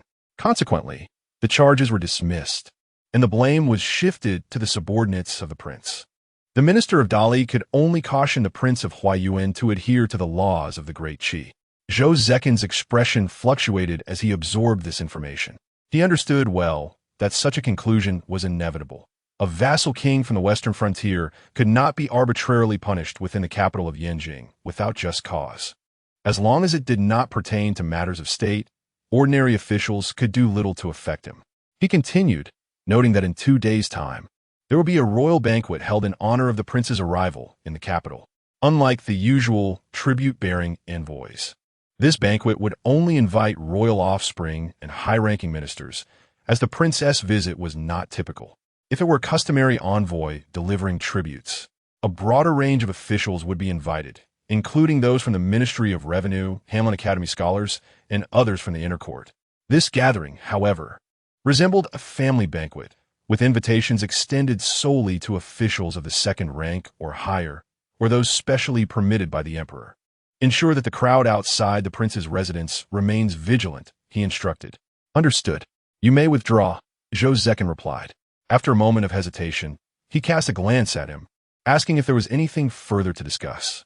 Spring Hua and Autumn Sure have informed me that the princess prefers to take them along when she goes out, and her attitude seems to have improved. Additionally, after returning to the manor that day, the princess had a quarrel with old Madame Shen and Yu Pan Shan, which stemmed from their derogatory remarks about the late Empress Yang. Furthermore, old Madame Shen has been subtly urging the princess to persuade the prince to take her cousin as a concubine, which has incited the princess's ire. Having conveyed this, he mused that their princess was indeed markedly different from before. Her words and actions were often surprising. Once he had taken his leave, Zhou Cechen stood alone in the quiet of the bedroom, where the stillness of the night felt even more profound in her absence. In the Wana Hall of the Shun residence's western courtyard, a maid knelt with her head bowed. What an utter failure. You cannot even manage this trivial matter. Came the reprimand. The maid felt a chill run through her and trembled as she explained, that day, as per your instructions, I had someone place the calligraphy and painting in the carriage, but the prince discovered it, and the person was punished and expelled from the manor. However, they did not reveal my identity. Nevertheless, I have been feeling increasingly anxious of late. Wang Xian paused her manipulation of the prayer beads and exchanged a knowing glance with the nearby Mama Lu, who then discreetly handed a white porcelain vial to the maid. Do you not wish to become Zhou Cechen's woman? At tomorrow's banquet, find a way to have Zhou Cechen consume this. A glimmer of resolve flashed in the maid's eyes. Understood. 2 days later, in the carriage of the Ding'an prince's residence, Shen Siyuan and Zhou Cechen sat in the place of honor. Shen Siyuan was adorned in a pale, rush-colored gown, cinched at the waist, complemented by flowing sleeves of a delicate azure hue, while Zhou Cechen was clad in a deep green ensemble that seemed to blend effortlessly with his surroundings. Zhou Cechen quietly addressed Shen Siyuan. When we enter the palace shortly, you need not pay respects to the other officials. Given his current rank, he was no longer required to bow to any official. This marks the first occasion since her marriage that Shen Siyuan enters the palace to attend a banquet under the title of Princess of Ding'an. Concerned that she might feel out of place, Shen Siyuan reflected on the report from Biruei earlier that day, smiling in response to Zhou Cechen's words. The carriage halted at the Xuanda Gate of the Imperial Palace, where Zhou Cechen and Shen Siyuan transferred to a palanquin. Throughout the journey, Shen Siyuan pondered the conversation she had with Biruei just before boarding the carriage. The previous day, Lu Chun had ventured out under the pretense of errands and made her way to the Shen residence. She had not anticipated that Lu Chun and Wang Xian would be unable to contain themselves so soon. Could it be that the events of that day had provoked Wang Xian? In her past life, Liu Chun's actions had taken place 2 months later. However, this time, they had unfolded much sooner. Chapter 22. Administration of Medicine as scalding soup cascaded down. Zhou Cechen instinctively reached out, shielding the entire bowl with one hand, causing the liquid to splatter onto the garments of both Shen Siyuan and himself. Observing his hand, now reddened from the burn, Shen Siyuan's gaze turned icy. She grasped Zhou Cechen's wrist and then directed her attention to the palace maid, who had already knelt in supplication.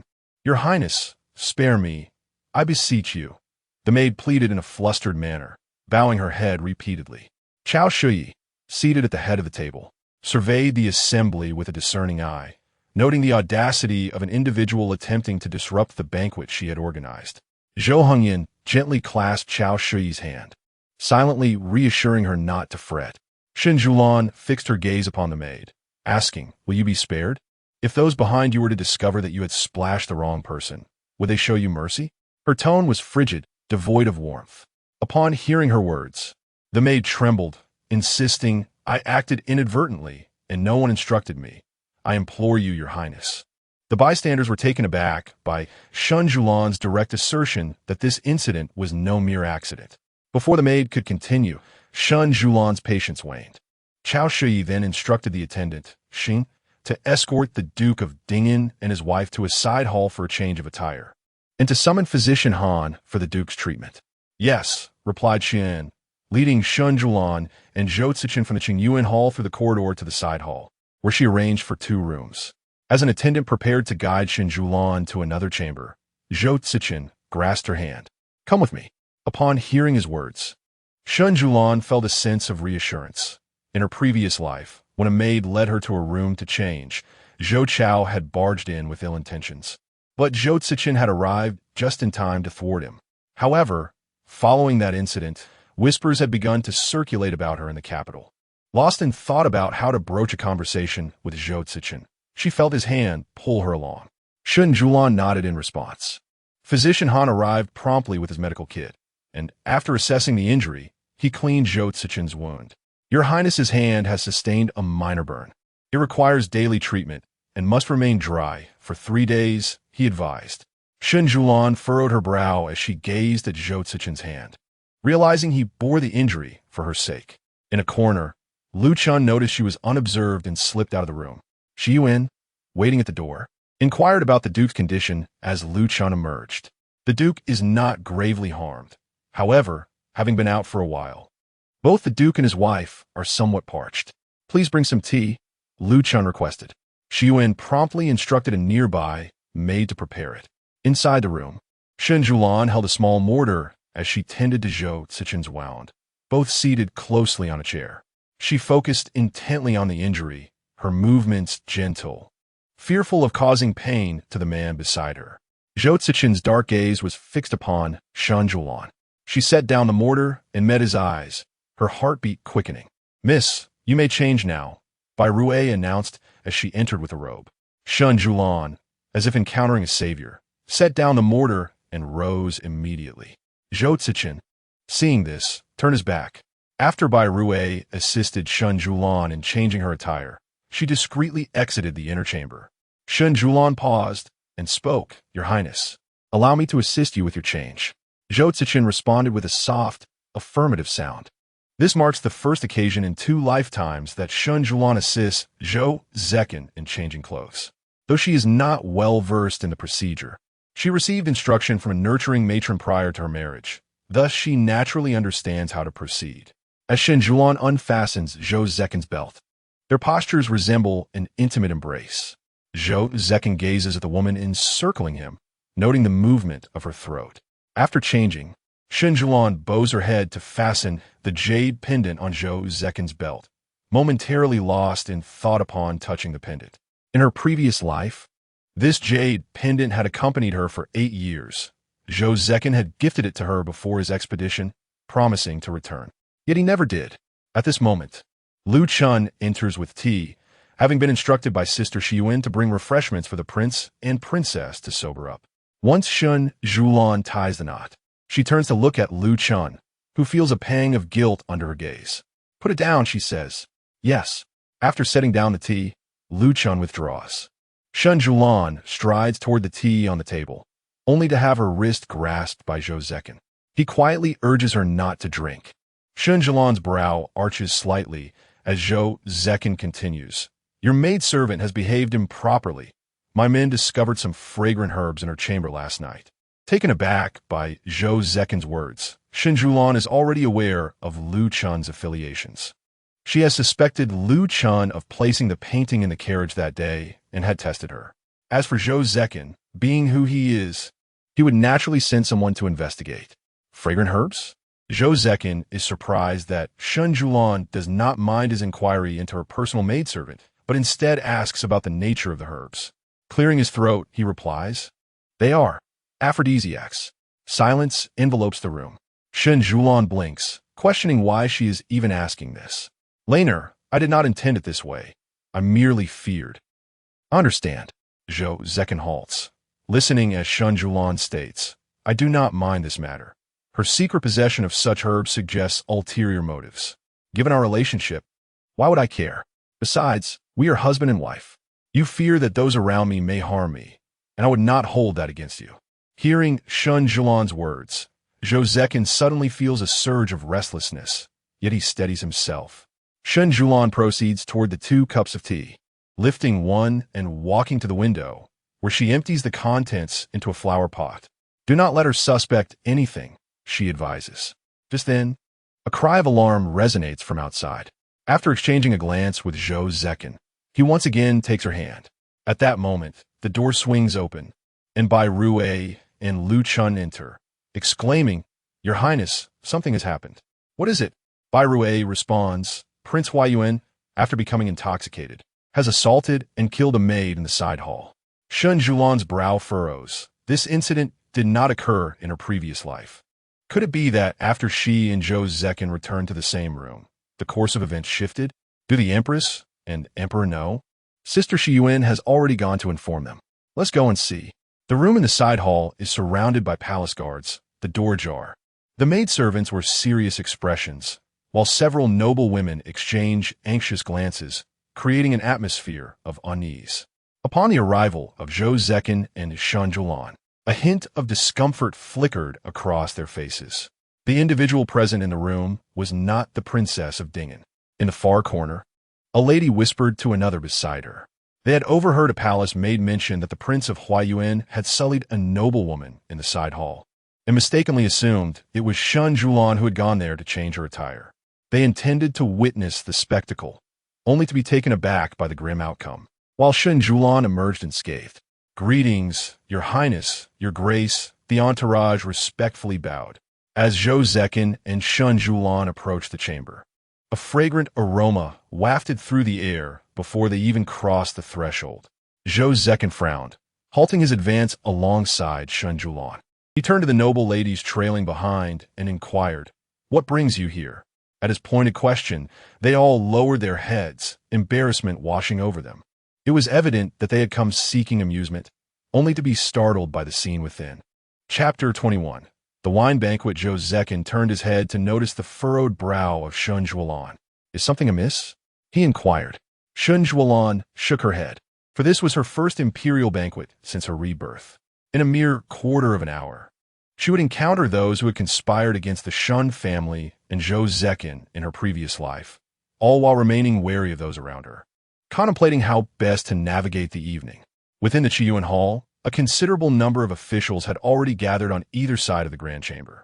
At such a banquet, the princesses adorned themselves in the finest garments from Yanjing, a dazzling display of colors that was almost overwhelming.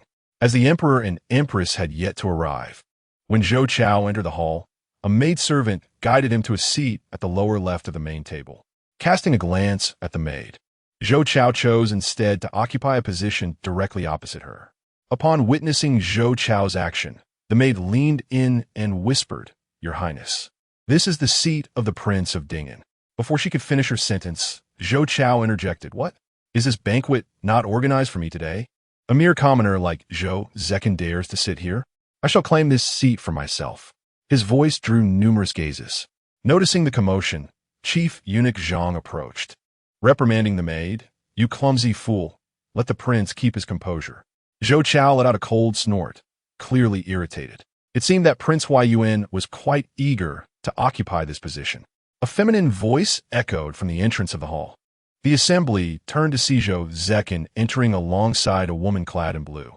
Upon closer inspection, it became evident that she was the Princess of Dingen. A wave of surprise rippled through the crowd as Shen Siyuan continued, "Prince Huayuan, am I not correct?" At this moment, Shen Siyuan had approached Zhou Chao, standing before him. Her gaze lowered upon the seated prince. Zhou Chao, momentarily taken aback by her presence, realized he had never encountered Zhou Cechen's wife before. Now that she stood beside him, it was clear she was indeed the princess. Yet, her enchanting eyes and graceful figure captivated him, causing his heart to race. Zhou Chao squinted slightly, finding Zhou Cechen's wife to be a breathtaking beauty, utterly alluring. Upon noticing Zhou Chao's gaze, Zhou Cechen swiftly pulled Shen Siyuan behind him, effectively blocking Zhou Chao's line of sight. After this obstruction, Zhou Chao frowned, meeting Zhou Cechen's dark and icy stare. "If Prince Huayuan so desires, then by all means, take a seat. The time for the feudal lords in the capital is brief. Today, I shall relinquish this position to you, Prince Huayuan. Do cherish the experience well." His cold voice resonated throughout the hall, soft yet unmistakably audible to all present. Zhou Chao's irritation escalated. Zhou Cechen was truly oblivious to the realities of his standing, mistakenly believing that a few victories in battle elevated him above others. Such naivete was laughable. Zhou Cechen extended his hand to take Shen Siyuan's, leading her to the opposite side to sit. Their actions signified that Zhou Cechen was graciously bestowing his seat upon Zhou Chao, allowing the latter to savor the experience. Once Shen Siyuan and Zhou Cechen were settled, the voice of the chief eunuch rang out from the entrance, announcing the arrival of the emperor and empress. Shen Siyuan cast a faint glance across the table at the assembled guests. Prince Huayuan Zhou Chao, the third Prince Zhou Huaijin, the fourth Princess Zhou Huaining, and a shadow flickered in Shen Siyuan's eyes as she noted the presence of the second Prince Zhou Jingmo. As he pondered deeply, Zhou Hongyan, accompanied by his queen, Chao Shui, entered the grand hall. Both adorned in resplendent yellow robes, they were greeted by the assembly, who rose in reverence. In their wake followed the crown prince, Zhou Yizong, and the crown princess, Chao Hua. Once the emperor and empress took their seats upon the dais, they commanded the assembly to be at ease. The crown prince and princess settled beside Zhou Cechen, exchanging respectful bows with their royal uncle and aunt. Zhou Cechen and Shen Siyuan returned the gesture with nods of acknowledgement. The hall was filled with the entirety of the royal family. Zhou Cechen, Zhou Hongyan, and Zhou Chao were all sons of the late emperor. Once, the late emperor had sired 9 sons, but after a relentless struggle rife with treachery and intrigue for the throne, only 3 remained. Among them, Zhou Hongyan ascended to the throne. Zhou Chao was granted the title of a feudal prince, while Zhou Cechen, having led military campaigns to expand the borders of the Great Qi, was bestowed the title of Duke of Dingyan, later taking on significant responsibilities in state affairs. Steering the destiny of Qi, Zhou Hongyan had 4 sons and 2 daughters, all of whom were present in the hall that day. Once everyone was seated, Zhou Hongyan raised his goblet and addressed the assembly, stating, "It has been 2 years since I last beheld my 3rd brother. Now that you have arrived in the capital, my heart swells with joy. Let this banquet be akin to a family gathering. Let all of you, my esteemed ministers, revel in this occasion." At his words, the assembly rose, raising their goblets in a toast, draining the contents in unison. Suddenly, the hall was alive with the graceful movements of dancers and musicians, the melodious sounds of strings and woodwinds filling the air, creating an atmosphere of joy and celebration, as drinks were exchanged among the guests. Zhou Chao, sipping his wine, felt an unsettling heat within. His gaze wandered to a stunning beauty across the table. Her figure was exquisite, her waist slender, as she delicately placed a piece of pastry onto the plate of the gentleman beside her, who responded with a charming smile. Zhou Chao drained his cup and, noticing the slight panic in the eyes of a nearby palace maid, frowned and commanded, "Pour me more wine." The maid, flustered, promptly filled his cup. Zhou Chao then raised his goblet towards Shen Siyuan, declaring, "This toast is to my sister-in-law.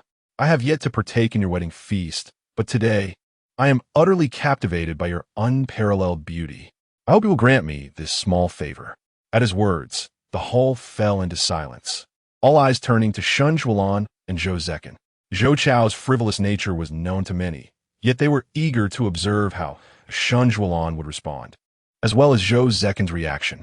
Zhou Hongyan raised an eyebrow, intrigued by the unfolding scene. Shen Siyuan chuckled softly, preparing to lift her cup, only for it to be intercepted by a hand, strong and defined. Zhou Cechen, glancing at the wine within, smirked before stating, "My princess has recently suffered from a chill and is still recovering, unable to withstand wine. Allow me to drink in her stead." With that, Zhou Cechen downed the wine in one swift motion. Shen Siyuan watched him, her eyelashes fluttering slightly. Zhou Chao cast a disdainful glance at Zhou Cechen before turning back to Shen Siyuan, saying, "Is this a refusal to acknowledge my toast, sister-in-law?" Shen Siyuan's lips parted gracefully. With the Duke of Huayuan being so aggressive, naturally, I would not wish to concede. Zhou Chao was taken aback by her fiery spirit, recalling their earlier confrontation in the carriage.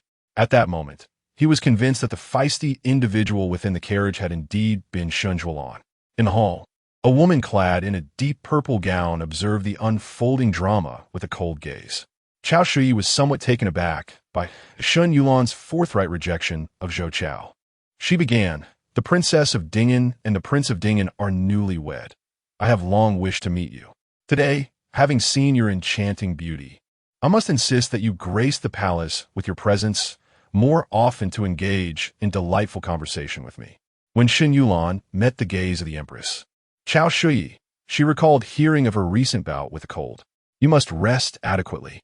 I have recently acquired a calming remedy, and I shall have someone inscribe the recipe and deliver it to you shortly." "Thank you, Your Majesty." Nearby, a palace maid approached with a bowl of hot soup.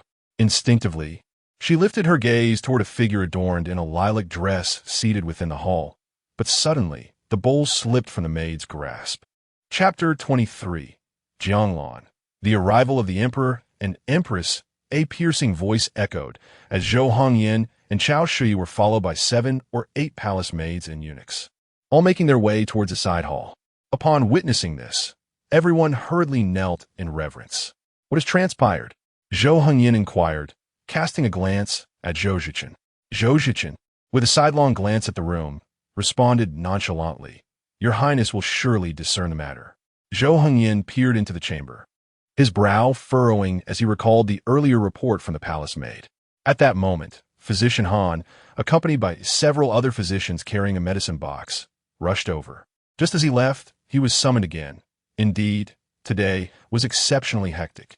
The room had become a place of filth, and the noble ladies of status had long since distanced themselves, leaving only a few palace attendants and physicians inside. When Physician Han emerged, his expression was grave as he explained, "Prince Huayuan is inebriated and unconscious. I have instructed someone to brew medicine, and he shall awaken in an hour, but the palace maid has met with a tragic end." Shen Siyuan cast a glance into the room before shifting her gaze towards the group of noble ladies. Cao Shi followed Shen Siyuan's gaze and addressed them. "Why do you appear in the side hall?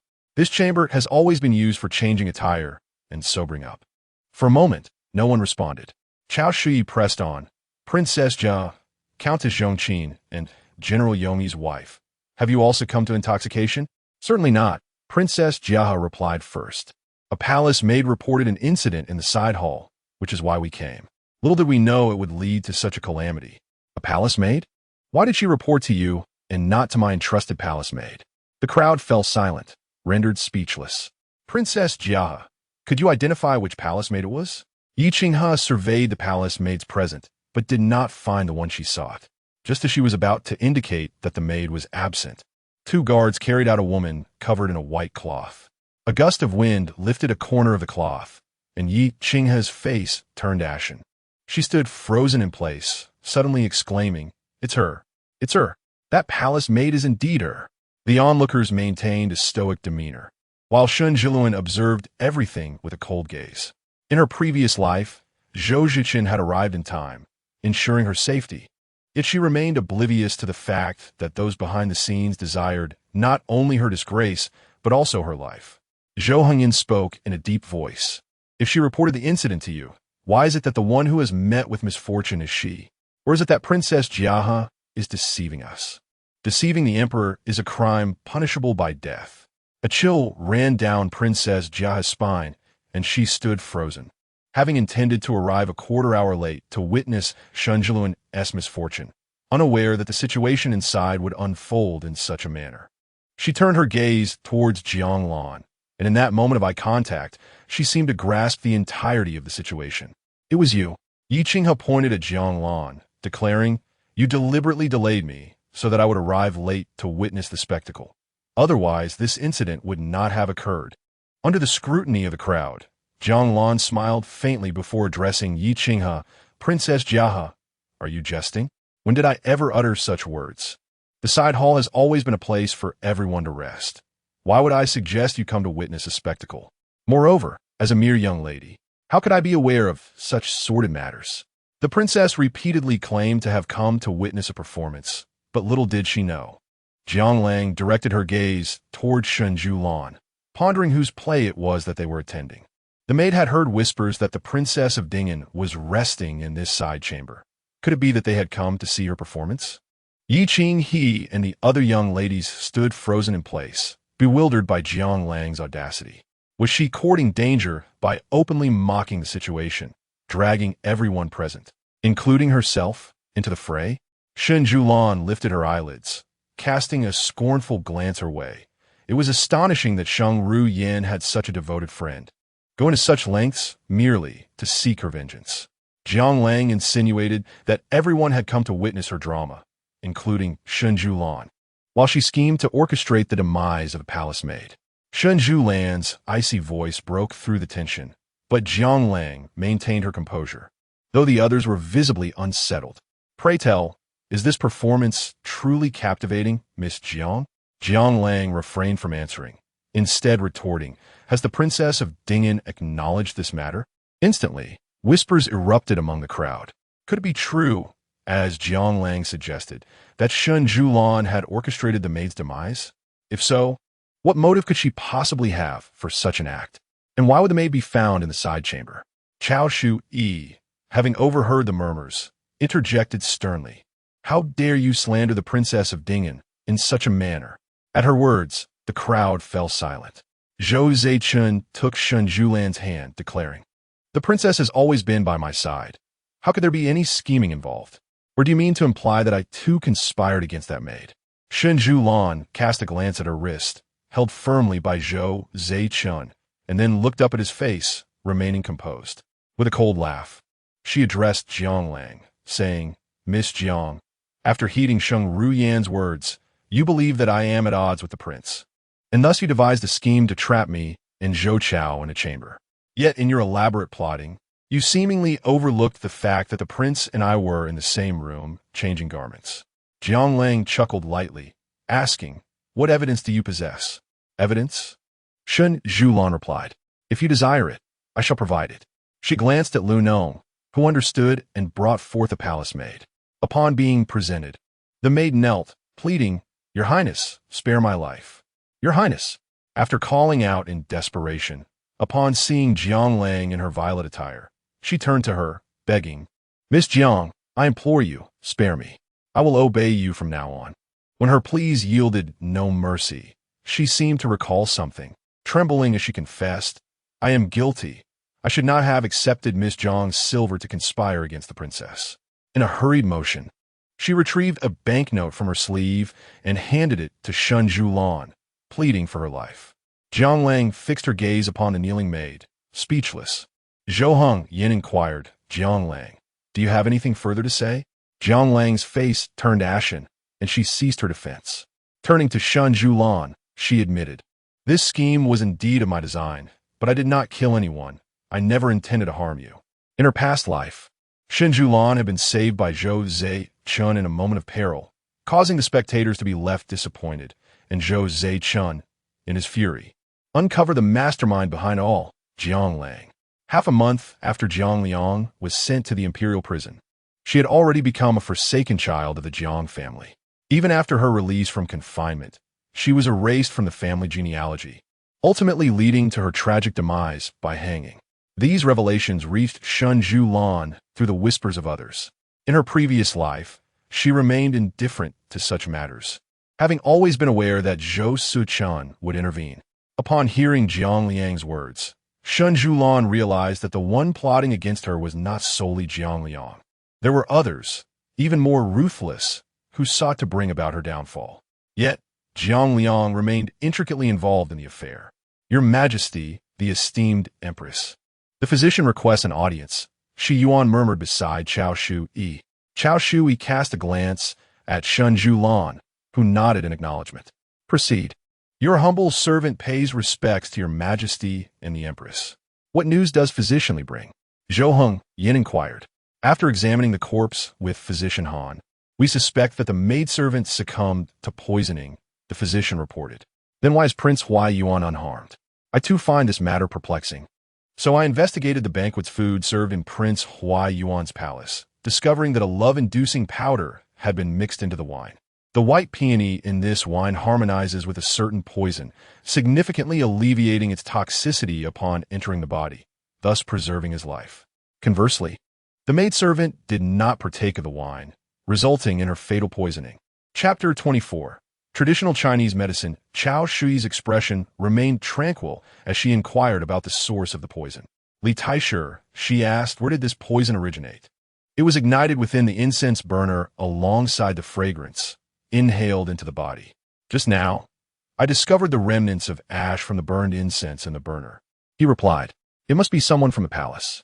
Shen Siyuan surveyed the assembly, each one a proud, noble woman eagerly drawn to this spectacle, oblivious to the fact that they had already become mere pawns in this game, manipulated yet blissfully unaware. Zhou Cechen, upon hearing that someone sought Shen Siyuan's life, was instantly enraged. He spoke in a low voice, "Since the perpetrator remains unidentified, let us take all present back to the prison." As his words fell, a wave of panic swept through the crowd. "This is against protocol," Zhou Yin interjected. "Protocol?" Zhou Cechen lifted his eyelids. "I oversee the prison.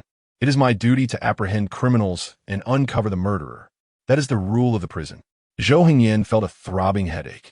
Should these individuals truly be sent to prison, the officials present at the banquet would undoubtedly turn their ire upon his younger brother, and at the morning court session, the tongues of those admonishing officials would surely leave Zhou Cechen with no recourse, even if he were to die 10 times over.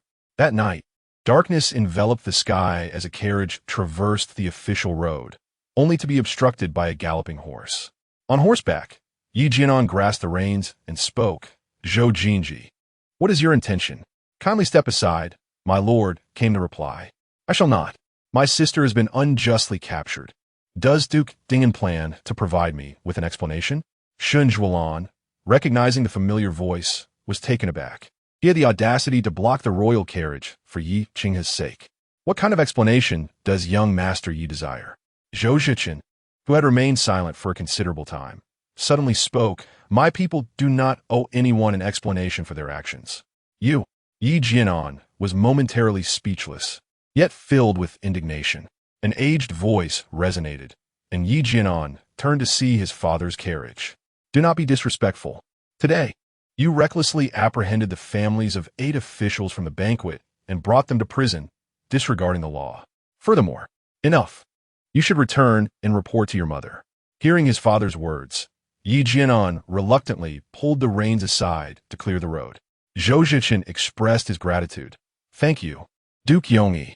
With that, he urged his carriage onward. Yi Jianan stared intently at the direction the carriage had departed, gripping the reins tightly. "Father, why did you not allow me to pursue the matter further?" Yi Chongyi gradually replied, "Your reckless actions today will warrant punishment upon your return. Qinghe has been doted upon by you and her mother since childhood, raised in seclusion, free of guile, which has made her susceptible to schemes. You must allow her to understand the true nature of the people in this capital. Qinghe has me. She has the Yi family.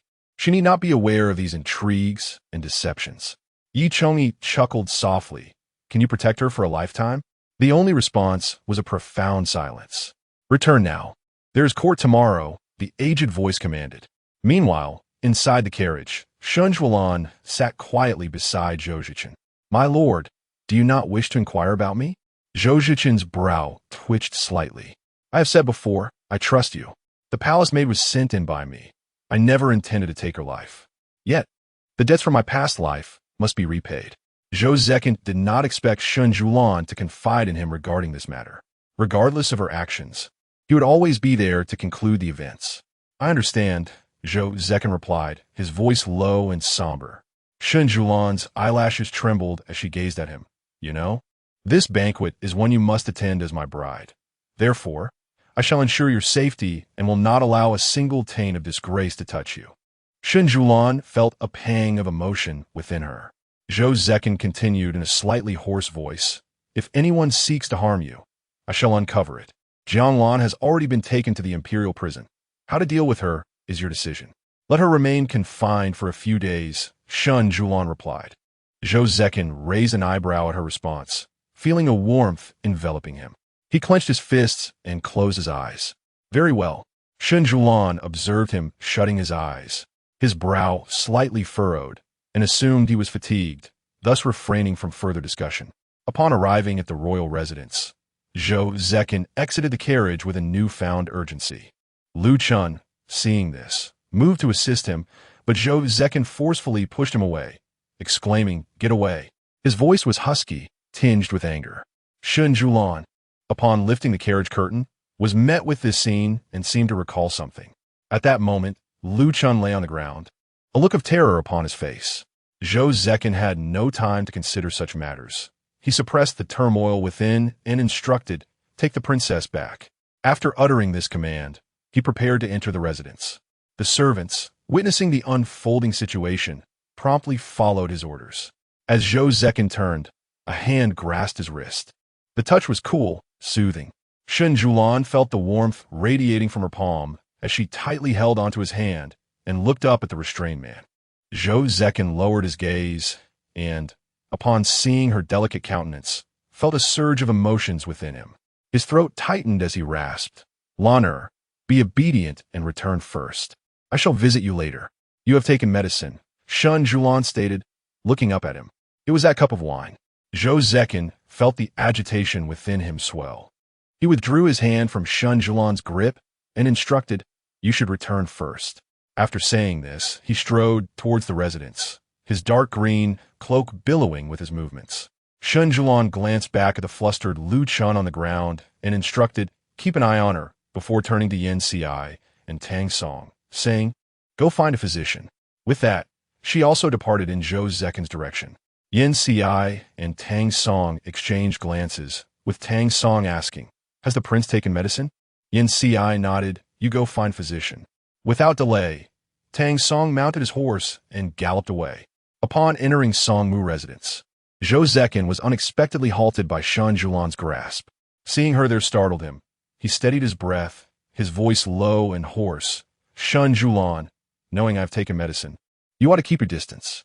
I can help you," she blurted out, surprising both of them. Zhou Cechen paused, and Shen Siyuan bit her lip, not expecting to utter such words. Indeed, she was willing to assist. Zhou Cechen's expression shifted slightly. After a moment's hesitation, he withdrew his hand and walked towards the room. As the door to the room began to close, Shen Siyuan swiftly blocked its path. Zhou Cechen's eyelids twitched. She truly seemed unafraid of being harmed by him. Had he exerted a bit more force, her hand would have already been caught in the door. "I speak earnestly," Shen Siyuan asserted, propping herself against the door panel, striving to validate the truth of her words to Zhou Cechen. In response, she was met with an unsettling silence. Just as she prepared to speak again, Zhou Cechen abruptly pulled her into the room. The interior was shrouded in darkness, devoid of candles, leaving Shen Siyuan enveloped in an abyss, with visibility obscured. Her other senses heightened.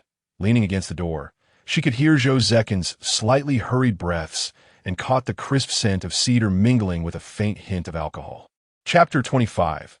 Rising temperature. Shen Siyuan felt the overwhelming presence of Zhou Cechen, and suddenly, she too was intoxicated.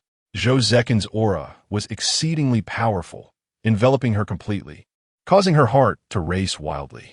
She felt like prey under his intense gaze. When he called her full name, it was as if he declared, "You have entangled yourself with me. I shall not grant you the luxury of regret. There is no retreat for you." His voice was deep and fervent.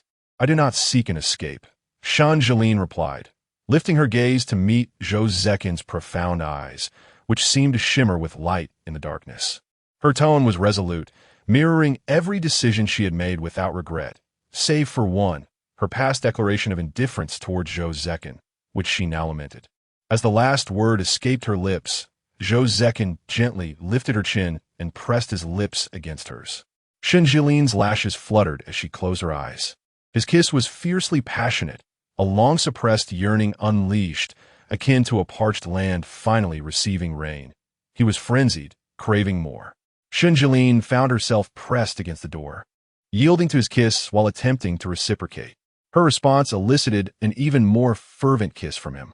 Meanwhile, Yin Xi and Tang Song escorted Tang Ling in a Song Mo Ju, only to find the door to the room firmly shut.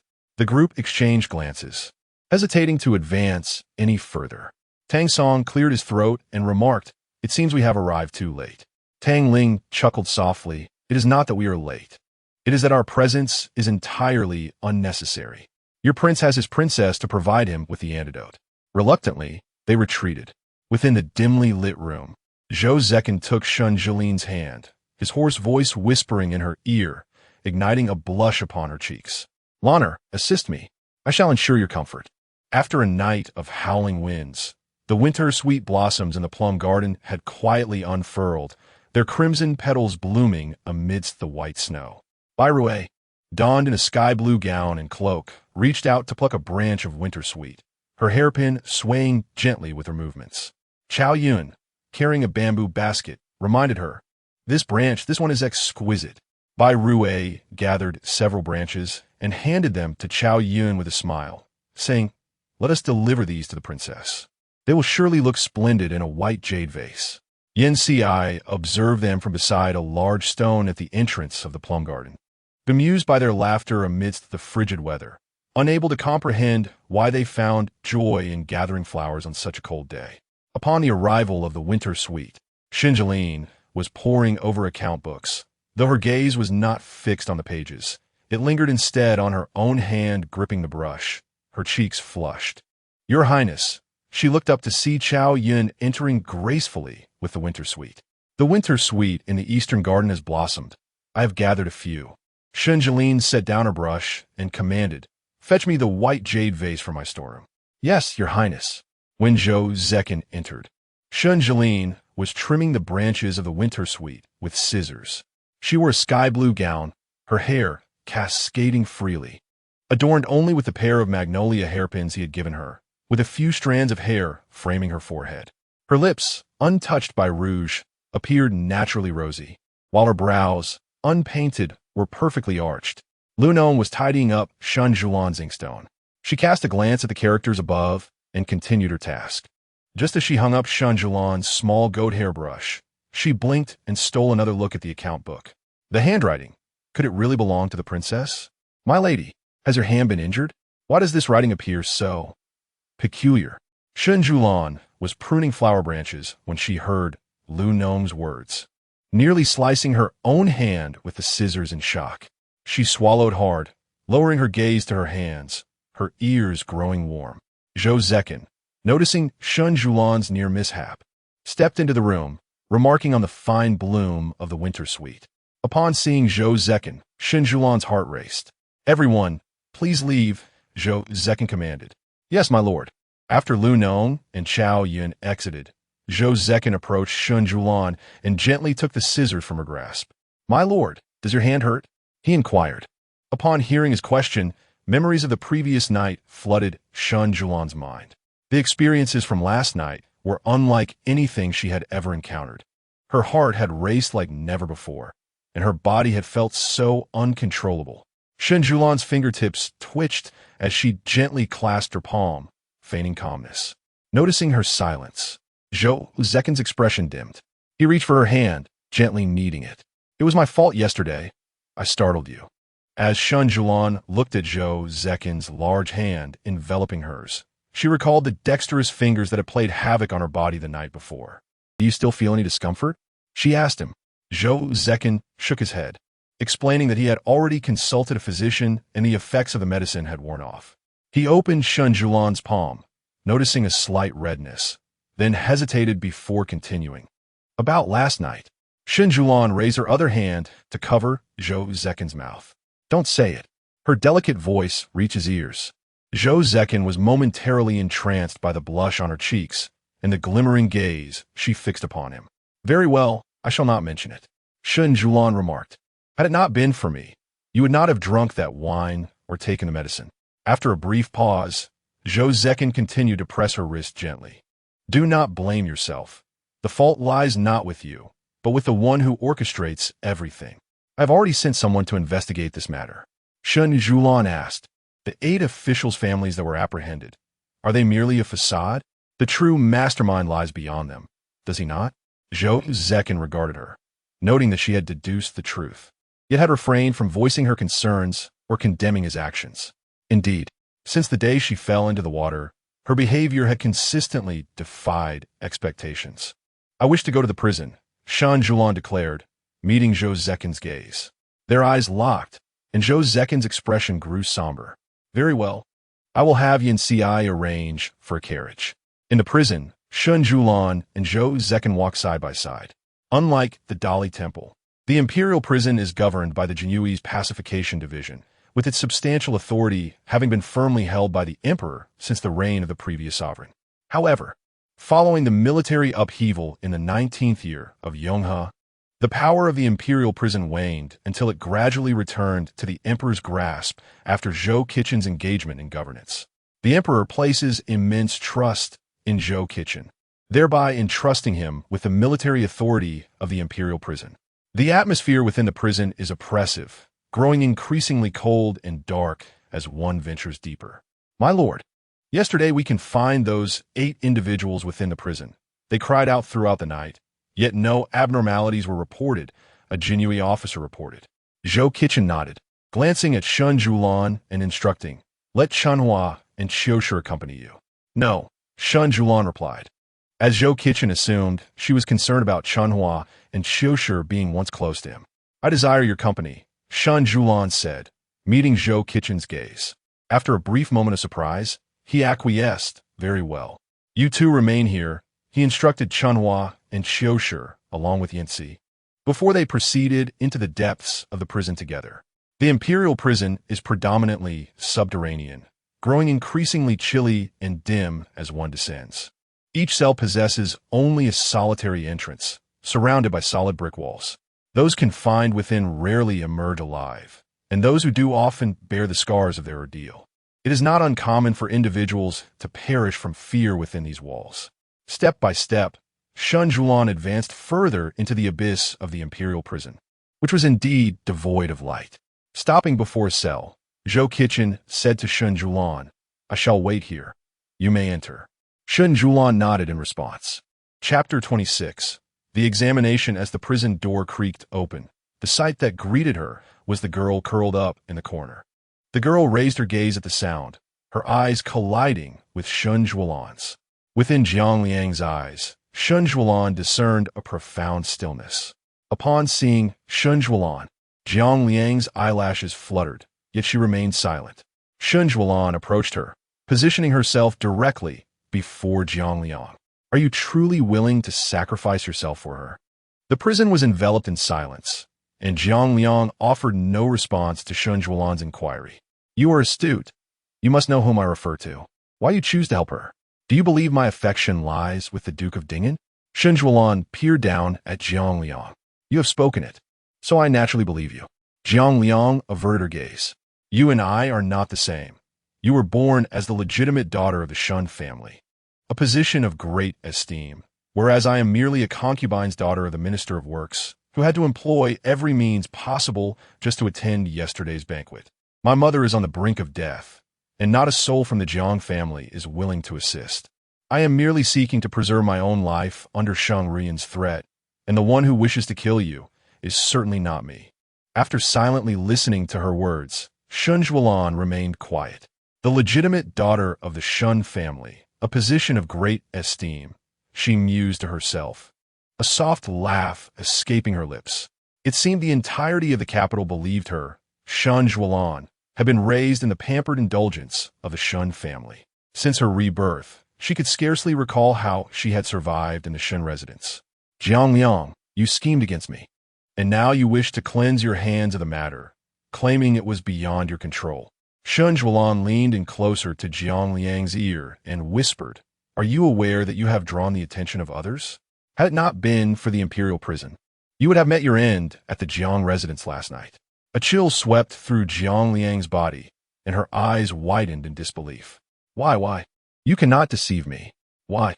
Shen Siyuan rose, stating, "If you were to hang yourself and pen a letter of repentance, the true murderer behind this would no longer be pursued, and you, my dear, would be the murderer." Suddenly, Jiang Liang broke into a soft laugh, tears streaming down her cheeks as she did. "A deadlock. Regardless, it is a deadlock. Shen Siyuan, you may as well articulate your desires. What is it that you wish for me?" With reddened eyes, Jiang Liang gazed at Shen Siyuan. "As I mentioned earlier, you are quite clever. I wish for both my mother and myself to survive." Shen Siyuan observed Jiang Liang and declared, "As of now, you are unworthy to bargain with me.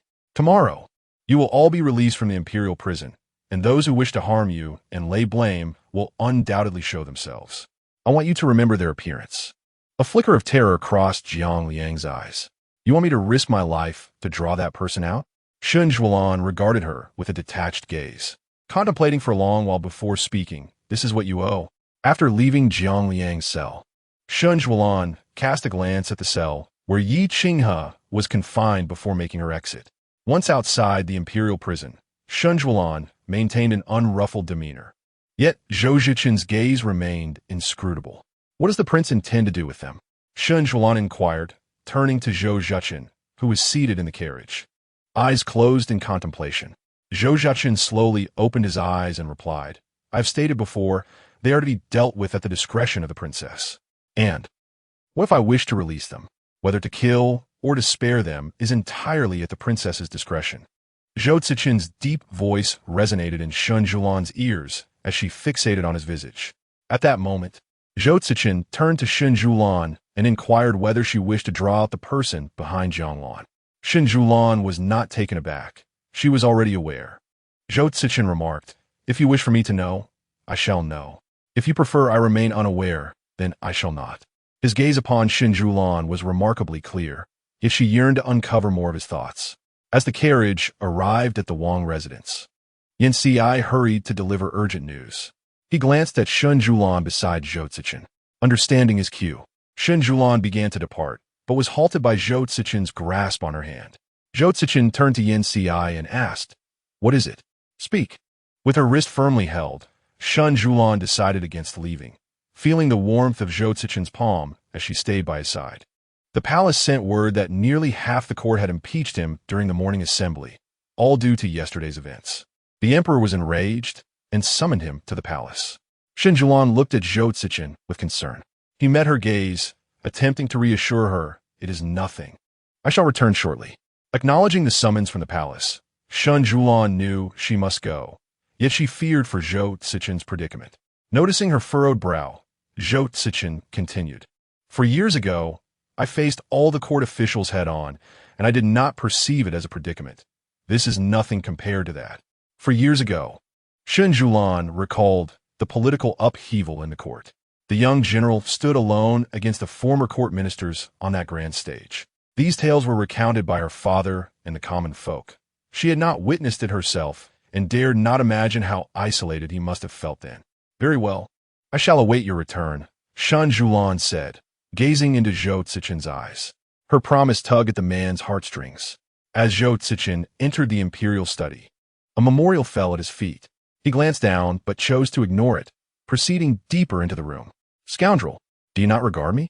Upon taking his seat, the attendant beside Zhou Hongyan promptly retrieved the memorial from the floor and presented it to Zhou Cechen. After a brief glance, Zhou Cechen discarded it on a nearby table. "What shall you do?" Zhou Hongyan asked, suppressing his anger. Zhou Cechen remained composed, responding, "I will release them, but not at this moment. Do you realize how reckless your actions were yesterday? Do you comprehend how many advisors have seized this opportunity to impeach you?" Zhou Cechen replied, "Yesterday, my wife suffered great indignities. I must rectify that." Hearing this, Zhou Hongyan was nearly provoked to throw the memorial in his hand once more. "What shall we do about this mess?" he pressed, rubbing his temples. "The emperor should handle it with justice," Zhou Cechen replied. "Enough. I have no time for your useless discourse. Tell me when the culprit will be apprehended, how to silence the public outcry, and what to do about Zhou Chao, who was drugged yesterday. The emperor ought to know better than anyone how to address these matters," Zhou Cechen stated. Zhou Hongyan fell silent for a moment before letting out a cold laugh. "Zhou Jin, you are quite something." At this moment, an inner court official entered to report to the emperor that Prince Huayuan sought an audience. Zhou Hongyan's gaze was profound, while Zhou Cechen merely stirred the froth of his tea, remaining silent. "Allow him to enter," he commanded. "As you wish." Once the official withdrew, Zhou Chao strode in with purposeful steps. "I pay my respects to my imperial brother," Zhou Chao declared, clasping his fists together, entirely disregarding the formalities. Noticing Zhou Cechen seated in the chair, he smirked and said, "Ah, the younger brother is also present." With that, Zhou Chao, unfazed by whether Zhou Hongyan had granted him leave from etiquette, took a seat beside him. "Yesterday's banquet indeed allowed me to experience the local customs that I have long missed," Zhou Chao remarked, directing his attention to Zhou Hongyan. "However, the hospitality of my imperial brother truly left me astounded." Chapter 27. Zhou Tangyue observed Zhou Hongyan's increasingly profound gaze. He remarked, "The banquet yesterday was my oversight. It was your actions that led to a maid's untimely demise. Would you care to elucidate the circumstances surrounding this?" "She was merely a maid. Her death is inconsequential," Zhou Chao replied dismissively. "Which law of the Great Qi states that one need not be held accountable for a death?" Zhou Hongyan's piercing stare elicited a flicker of impatience within Zhou Chao. "Are you suggesting that I should be implicated in this matter? I have heard it was due to poisoning, which bears no connection to me. Why must you be so confrontational, elder brother? Moreover, I favored her for her beauty. It was her fortune," Zhou Chao concluded, a hint of pride evident in his expression. Zhou Hongyan's demeanor remained icy as he chuckled softly. "It seems my younger brother is not well versed in the laws of our capital, but that is of little consequence." At that moment, a humble scholar named Zhao Feng entered. Bowing respectfully, "Your Majesty, I pay my respects." Zhou Chao scrutinized the newcomer, and Zhou Hongyan declared, "Among the servants, You possess the most knowledge of etiquette. Henceforth, you shall serve beside the Prince of Huayuan. Do not falter in your duties, or you will face the repercussions. The message was clear. Yes, Zhao Feng replied, bowing in acknowledgement. This decree was akin to a royal edict, compelling Zhou Cechen to acquiesce. However, upon exiting the imperial study, he turned to Zhao Feng, who immediately bent his back in deference. Before Zhao Feng could fully bow, Zhou Cechen delivered a swift kick to his abdomen, causing him to collapse to the ground in pain, yet he promptly knelt, pleading for Zhou Chen's mercy. This was no ordinary place. It was within the palace, just outside the imperial study, where the eunuchs and maids standing outside averted their gazes in response to the spectacle. Hearing the commotion outside, Zhou Hengyan narrowed his eyes and addressed Zhou Cechen. I grant you 3 more days. That eunuch has been at your side for many years. Zhou Cechen appeared oblivious to Zhou Hengyan's words. Zhou Hengyan continued, Zhou Cechen cannot harm him, nor can he perish. Yet you have but 3 days. That should suffice. He lifted his gaze to Zhou Cechen, whose rebellious spirit was ever present. Upon returning to the Wang residence, the sky had darkened. Zhou Cechen made his way to Shen Siyuan's courtyard. The lanterns along the corridor swayed gently in the breeze as the maidservants lit the lamps one by one, the candlelight flickering in and out. Within the warm chamber, Lu Non was grinding ink for Shen Siyuan when she caught sight of Zhou Cechen at the entrance. Noticing Shen Siyuan engrossed in her writing, Zhou Cechen gestured for Lu Non to remain silent. Ever since returning from the prison, Shen Siyuan's mind had been restless. Perhaps it was the weight of her past experiences or a divine punishment for her rebirth. The painful memories of her previous life replayed relentlessly in her mind, refusing to fade. In her quest for tranquility through writing, she repeatedly copied the characters Zhou Cechen had penned days prior.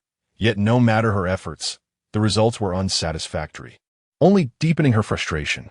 As she was inscribing the character for thought, her hand was suddenly clasped by a larger one. Her heartbeat quickened uncontrollably. A deep voice whispered in her ear, your strokes must be decisive. Steady your hand. With that, he guided Shen Siyuan's hand to inscribe a character upon the blank paper. Feeling the strength of Zhou Cechen's hand, Shen Siyuan suddenly sensed her own stillness. You harbor a secret. Shen Siyuan did not deny it. Naturally, one cannot produce what you desire. Zhou Cechen continued. He took the pen from her hand, grasped Shen Siyuan's wrist, and led her out of the warm pavilion. It is time for dinner. As they walked along the corridor, Shen Siyuan paused, grasping Zhou Cechen's arm. He turned to her, questioning what was amiss. Assuming Shen Siyuan was displeased with his grip, he was about to release her when she spoke. As you venture into the palace, will the emperor trouble you? And those officials, they will surely seek to impeach you. If Shen Siyuan's words were cut short by Zhou Cechen. There are no ifs. No one can trouble me. You need not worry. Very well. Inside the prince's residence, Zhou Jingma sat languidly in an armchair, a smirk gracing his lips as he raised an eyebrow at the woman in purple across from him. If one were to say that the capital's feng shui nourished its inhabitants, the young ladies and princesses each resembled exquisite lotuses emerging from the water. The woman seated opposite Zhou Jingma, however, radiated like the brilliant blooms of spring. With crimson lips and pearly teeth, her enchanting peach blossom eyes sparkled, their corners turned up, adorned with glistening jewels. Dear aunt, your visit to my residence is not merely for tea, is it? The woman chuckled lightly. What, do you not wish for my presence? Of course not. I merely feared you might be troubled and sought to alleviate your worries. Then tell me, how will you relieve my distress? Her voice was sultry. If you do not disclose your troubles, how could I dare to speak presumptuously? Zhou Jingma fixed his gaze upon the woman before him. At the palace banquet, the dead maidservant was meant to be Shen Siyuan. Who would have thought that fate would twist into the current predicament? Zhou Tangyue sipped her tea and continued. Given Zhou Zichen's temperament, he will not relent until he finds a culprit. Jiang Lan knows the most. Why not let her take the blame? What do you think? Zhou Jingma replied. Aunt, if you have already devised a plan, why come to me? Among these young princes, you and I are the closest. Naturally, Aunt, speak plainly. Zhou Jingma interrupted. All right, I shall say it. I want you to meet Shen Siyuan. Meet her, Yes, persuade her to implore Zhou Cechen to release Jiang Lan. As long as Jiang Lan remains imprisoned, I cannot act. The imperial prison is like an iron barrel. My people cannot enter to carry out the deed. Zhou Jingma's tone turned colder. Why do you think I would assist you? Zhou Tangyuel leaned languidly against the chair, still smiling faintly. I recall that she seems to harbor feelings for you, and you, too, are not devoid of sentiment, are you? Why not seize this opportunity to meet and ease the mutual longing between you two? Zhou Jingma pressed his tongue against his cheek. Do you not find that Shen Siyuan has changed since the last palace banquet? Zhou Tangyue's eyes darkened momentarily. Regardless of how she has changed, she is merely a woman of the inner chambers, unworthy of Chun. Zhou Jingma gazed deeply at Zhou Tangyue. Your Highness, what shall be done with this letter? The missive was handed to Zhou Cechen, who, upon casting a glance at it, inquired, Why does a letter from the princess find itself in your possession? The subordinate responded, I was merely following your orders to deliver the blessed cakes to Her Highness. On my way back, I encountered Lu Chun, who was bringing tea to the princess, and this letter fell to the ground. I intended to call out to Lu Chun, yet she seemed oblivious and hurried away to serve the tea. Zhou Cechen scrutinized the letter on the table for a considerable time before picking it up and instructing, Return this to the princess. Understood. By the time Shen Siyuan received the letter, it was already the hour of the dog. She sat before the dressing mirror, unsealing the correspondence, while Bai Rui cautiously removed the jewels from Shen Siyuan's hair. The letter stated, A casual meeting at Fan Lu Tea House at the hour of the snake tomorrow. It was signed by Yongzi in the handwriting of Zhou Jingma. Chapter 28. Kiss him. Shen Siyuan gazed at the words on the letter, her fingers tightening around it, nearly crumpling the paper into a ball. Zhou Jingma, it has begun. Zhou Cechen looked at the letter that had once again appeared before him, clenched his fist, and cleared his throat. Yesterday, when he instructed Yinji to deliver a message to Shen Siyuan, he had asked Yinji to concoct an excuse, claiming he had coincidentally encountered someone delivering a letter at the entrance of the Wangfu and had casually delivered it to Shen Siyuan. She should remain unaware that the letter had lingered in his possession, yet now she was unfolding it for her own perusal, which made him feel a twinge of guilt.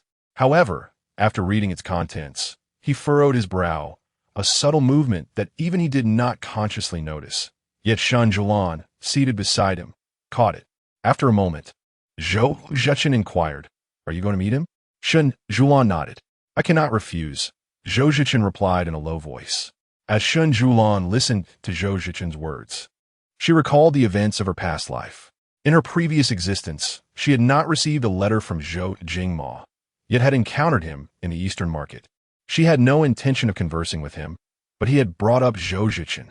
He mentioned that Zhou Cechen had unjustly detained the daughter of a high-ranking official, provoking the officials to petition for the revocation of his title as Duke of Dingen, urging her to persuade Zhou Cechen to release those individuals and not to alienate those loyal ministers. She was well aware that Zhou Jingma's words were not entirely truthful, yet she did not wish to see Zhou Cechen embroiled in a predicament. Ultimately, she had still advised him to release those captives, which had consequently displeased Zhou Cechen. In this lifetime, she did not wish for such a scenario to unfold. Shen Siyuan shook her head. I must meet him. Your Highness, rest assured, I will be safe and will not engage with him in any capacity. I will bring Chanhua and Xiushi with me, she continued, seeing the girl's resolute demeanor. Zhou Cechen refrained from further protest. If he had truly intended to prevent Shen Siyuan from meeting Zhou Jingma, the letter would never have reached her hands in the first place. She had told herself to trust her instincts. Today, let us release those individuals from the prison, Shen Siyuan suggested. Very well, Zhou Cechen replied. In the tea room on the third floor of Fanlu, Zhou Jingma poured tea for Shen Siyuan, the steaming liquid cascading from the spout, enveloped in a warm mist. Shen Siyuan sat by the window, observing the bustling crowd outside. The third floor of Fanlu was elevated, with the fifth floor opposite, each adorned with flying bridges and railings, allowing light and shadow to intermingle, with beaded curtains and embroidered adornments. The flickering candlelight casting a warm glow. It was situated at the northern end of the main street, Yujia, in the capital, where one could witness the splendor of Yanjing from the beginning to the end of the street. should one find themselves with leisure. A visit to Fanlu would afford a panoramic view of Yinjing's vibrancy. Jinning, how have you been of late? Zhou Jingma placed the poured tea before Shen Siyuan. She withdrew her gaze and turned to him. The tea room was profoundly quiet, and Shen Siyuan did not respond to his inquiry. Sensing her gaze upon him, Zhou Jingma felt a degree of discomfort. It was neither fervent nor regretful, but rather tranquil, as though he were staring into a still pool of water, incapable of stirring even a ripple. Zhou Jingma continued, "Has something occurred, Jinning?" Shen Siyuan suppressed the tumult within her heart and replied, "What does the prince require of me?" Zhou Jingma was somewhat taken aback by the directness of her first words. "A few days ago, I visited the academy and happened to pass by the Qingling courtyard. It stirred memories of my time as a student, and I found myself reminiscing about the past, especially since it has been quite a while since we last met. Was it truly so memorable? Perhaps Prince Xian has mistaken my experiences. I spent merely half a year at that academy, and the times I conversed with His Highness could be counted on one hand, leaving me uncertain as to what merits such nostalgia." Shen Siyuan interrupted Zhou Jingma, stating, "Moreover, I am now wed to the Prince of Ding'an, and by familial ties, you ought to address me as aunt." Zhou Jingma furrowed his brow, momentarily at a loss for words. After a brief pause, he replied, "I know my royal uncle all too well. You must have been compelled against your will. Just days ago, at the palace banquet, he abused his power to imprison numerous innocent individuals. Surely, you are aware that such actions are intolerable. The court has been in uproar these past few days, with every admonisher submitting petitions against him. In these unstable times, your uncle's actions may ultimately harm both himself and others. In my opinion, you ought to persuade him to release those innocent souls immediately." Shen Siyuan listened quietly until he finished. Indeed, his words echoed those from her previous life. Was Prince Xian's purpose for this visit truly such? If so, I would willingly lend my assistance to those innocent individuals. Zhou Jingma was taken aback by Shen Siyuan's readiness to comply. "Jinning, do not stand on ceremony. If you find yourself in distress, do inform me. There is no need for such sentiment from Prince Xian. Your objectives have been achieved, and I shall take my leave." Shen Siyuan addressed Chunhua and Qiushi, who were following behind her. Zhou Jingma gazed at the still warm cup of tea, momentarily lost in thought. Upon exiting the tea room, Shen Siyuan stumbled slightly as she reached for a carved pillar for support. Qiushi rushed to her side. "My lady, are you unwell?" Shen Siyuan shook her head, insisting, "I am fine. You need not assist me." Qiushi, seeing her resolve, retreated, and after Shen Siyuan steadied herself, they exited Fan Tower together. The royal carriage awaited by the roadside. As Shen Siyuan lifted the curtain to enter, she was met with the sight of a man seated within. Momentarily halted at the carriage door, she caught Zhou Cechen's gaze as he looked up and slowly inquired, "Will you not come in?" Snapping out of her reverie, Shen Siyuan stepped forward, only for the horse to move ahead, causing her to stumble. Zhou Cechen swiftly grasped her wrist, steadying her. As she bent forward to look at the man before her, Shen Siyuan lowered her stance further, captivated by his dark eyes, long lashes, straight nose, and rosy lips, which inexplicably drew her in for a kiss. No one knew how desperately she longed to see Zhou Cechen the moment she left the tea room.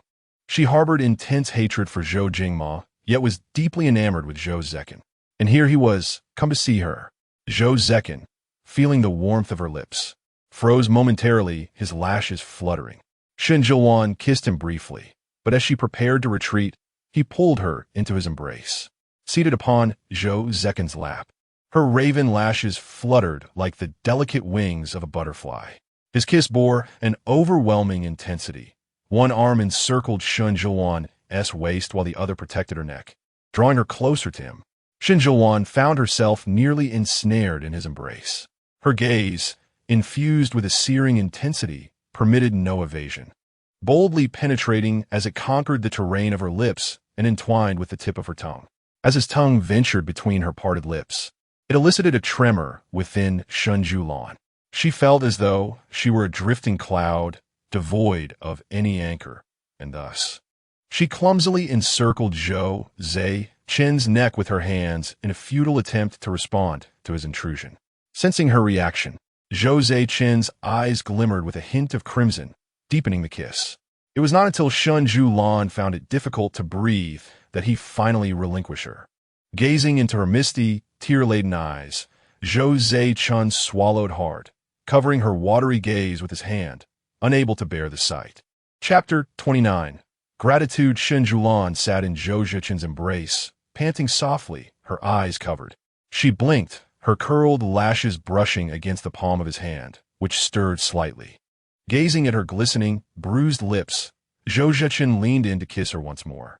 After a while, sensing that the person in his arms was gradually calming down, he withdrew his hand, and they locked eyes, each seeing only the other. Shen Siyuan gazed at Zhou Cechen, her hand gently caressing his face, her fingers trembling, mirroring her heart.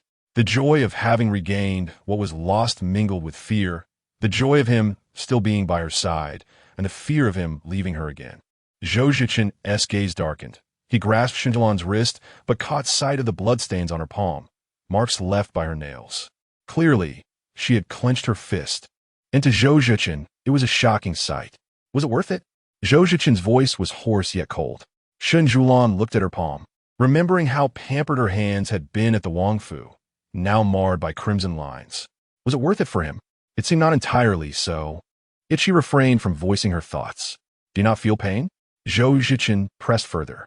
It hurts, Shen Siyuan replied, her tear-filled eyes rendering him helpless. Let's return to the residence, Zhou Cechen commanded. The carriage began to move slowly.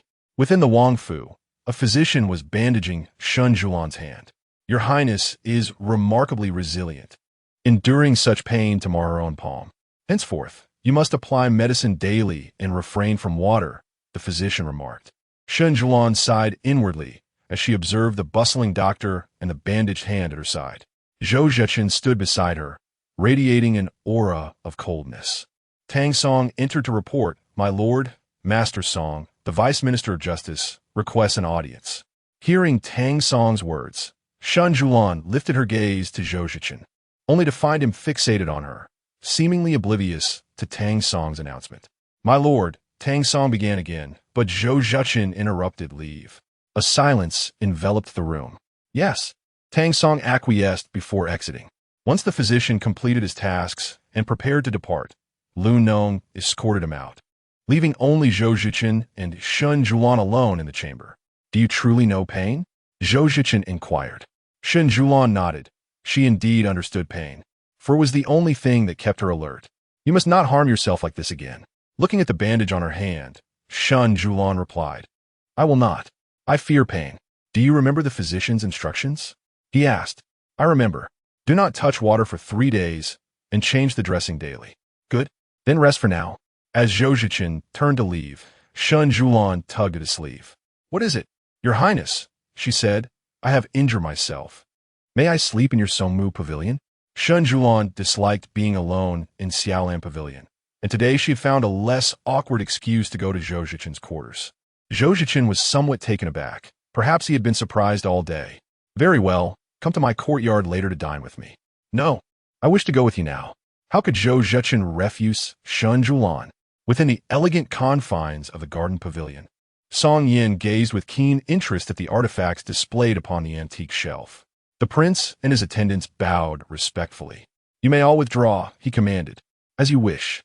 Zhou Cechen entered the reception hall, and Song Yin rose to offer a courteous bow to the prince. Might I inquire the purpose of your visit, young Master Song? Half a month ago, you rescued my wife. I have vowed to repay your kindness in due time, Song Yin replied. Zhou Cechen interjected, It was not I, but my princess who extended her mercy. Song Yin acknowledged, Indeed, my wife has spoken of the princess's life-saving grace. Yet a couple is but one entity. While I shall repay the princess's kindness, I have also come to address the grievances against your highness from the officials. Director Song, your esteemed position on the censorate grants you the authority to oversee the affairs of the realm, and you are directly accountable to the emperor, impartial to any faction. How dare you associate yourself with me? Zhou Cechen's voice turned sharp. With a faint smile, Song Yin replied, I have always acted with integrity. Your Highness has expanded the borders of the great Zhou and has long presided over the edicts with an iron hand. Thus, I am willing to take a gamble. A gamble? Zhou Cechen inquired, settling into his seat, his gaze penetrating. What do you wager? Song Yin responded calmly, I wager my heart.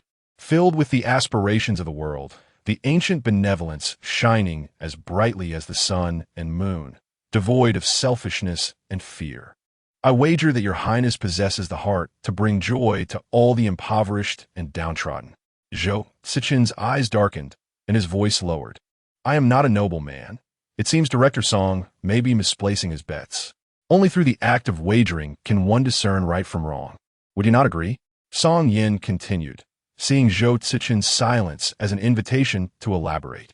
Since your Highness stated that we in the censorate hold the authority to initiate impeachment, it is evident that there are those who conspire against you behind the scenes. Despite relinquishing military power for many years, you are still regarded with trepidation. Why not turn the tables and eliminate those who threaten you? Director Song, tread carefully, Zhou Cechen cautioned. With a smile, Song Yin replied, It is your Highness who ought to exercise caution. I have always acted with fairness and integrity. You need not worry. As Song Yin exited the garden pavilion, he encountered Shen Siyuan, to whom he offered a respectful bow. Shen Siyuan acknowledged him with a nod, and they passed each other. In the study, as Yin Si closed the door behind him, he inquired of Zhou Cechen, Should we not keep a watchful eye on Director Song? Standing by the window, Zhou Cechen remarked, a man of such depth and foresight as he cannot be easily deciphered. But if Director Song seeks to deceive or ensnare us, then we shall see if he possesses the acumen to do so, Zhou Cechen replied, his expression contemplative. Yin Si frowned. So, he has come to warn your Highness of those with ulterior motives, intending to assist you in eliminating them? Zhou Cechen's dark eyes flickered. He is not so benevolent. He must already know who is behind this, and like me, he seeks to eliminate that person. Before Yin Si could respond further, a gentle knock echoed at the door. As Zhou Cechen furrowed his brow, a soft voice called from outside, Your Highness. Instantly, his furrowed brow smoothed, and he glanced at Yin Si, who discreetly opened the door. Your Highness, the princess is inside, Yin Si announced, stepping out of the study and closing the door behind him. Shen Siyuan placed a plate of lotus pastry before the table, to which Zhou Cechen gently replied that it would suffice to have the servants prepare such things. Merely serving a plate of desserts is no trouble. Have I disturbed you? How could that be? As soon as he finished speaking, Zhou Cechen grasped Shen Siyuan's wrist and led her further inside, where another room awaited them. This room was more spacious, with a large window occupying half of the wall, through which a tall locust tree in the courtyard could be seen. In front of the window, a low table was adorned with several plates of preserved fruits and pastries. Shen Siyuan felt a tinge of surprise, not at the room itself, but rather at the array of fruit platters. In her past life, she seldom ventured into Zhou Cechen's study and had never seen him display such delicacies on the low table. Chapter 30. Lingering affection upon taking a seat. Shen Siyuan casually inquired of the prince, I just encountered Lord Song. Zhou Cechen, pouring tea for Shen Siyuan, replied, He has come to discuss a matter with me. Shen Siyuan pondered how to broach the subject, eager to discern the reason behind Song Yan's visit to Zhou Cechen. Was it to repay the prince for saving his wife? Zhou Cechen glanced at Shen Siyuan and remarked, It is you whom he owes for that favor. After speaking, he pushed the teacup towards her. To save her was merely a matter of the heart. There is no need to speak of gratitude. Shen Siyuan would not mention that saving Su Wan was for Zhou Cechen's sake. Zhou Cechen smirked, This debt must be repaid. Lord Song is a man of noble character, who would not be overly concerned with such trivialities. Shen Siyuan was probing for Zhou Cechen's thoughts. A man of noble character? Zhou Cechen's brow furrowed momentarily before he let out a cold laugh. I fear he is merely a hypocrite. What leads you to such a conclusion? Shen Siyuan asked. He has come under the guise of gratitude to gauge my intentions, seeking to collaborate with me to confront the one who manipulates everything from the shadows. Shen Siyuan blinked. Does he harbor a grudge against that person? She was aware of Song Yan's capabilities to ally with Zhou Cechen. Yet she remained oblivious to Song Yan's motives or why he sought to eliminate that individual. I have dispatched someone to investigate his past. Surely we shall glean some insights. Shen Siyuan nodded, contemplating the character of Song Yan. Are you quite intrigued by him, my lady? A deep voice interrupted her thoughts. Shen Siyuan immediately shook her head. How could that be? I am merely curious. Zhou Cechen observed Shen Siyuan's flustered demeanor, finding amusement in her hasty attempts to disguise it, yet he hesitated. Concerned you might take offense. Your hand is injured so severely. Why must you personally bring the pastries? Shen Siyuan would not divulge that her intention was to learn what he and Song Yan had discussed. I wish to see you, so I came. Zhou Cechen was momentarily taken aback before he chuckled softly. The sound as refreshing as a spring breeze, captivating Shen Siyuan completely. In less than half an hour, the princess has missed me. It seems the fault lies with me. I ought to accompany you at all times. Upon hearing Zhou Cechen's words, Shen Siyuan realized he was jesting, her ears flushing with warmth. Zhou Cechen, recognizing his own abruptness, worried that Shen Siyuan might be displeased. Unexpectedly, Shen Siyuan gradually rose to his side, slightly bending down, placing her hands on his shoulders, gazing into his eyes. You must keep your word, my prince. Zhou Cechen, witnessing her series of actions, felt both astonished and elated. He wrapped his arm around her waist, drawing her closer, his large hand encircling her slender form. I shall never let you go, he murmured into her ear. Shen Siyuan, in turn, embraced his neck, resting her head on his shoulder. No backing out. Zhou Cechen assured her, I will not back out. Siyuan. In the dead of night, Shen Siyuan awoke with a start, breathless and bewildered. Zhou Cechen frowned as he regarded her. Did you have a nightmare? Warm tears streamed from the corners of Shen Siyuan's eyes, turning cold as they fell. She opened her eyes, gazing at Zhou Cechen, momentarily unable to distinguish between dream and reality. In the darkness, Zhou Cechen could not see Shen Siyuan's tears, yet he sensed her unease. He held her tightly, gently patting her back, reassuring her, do not fear, I am here.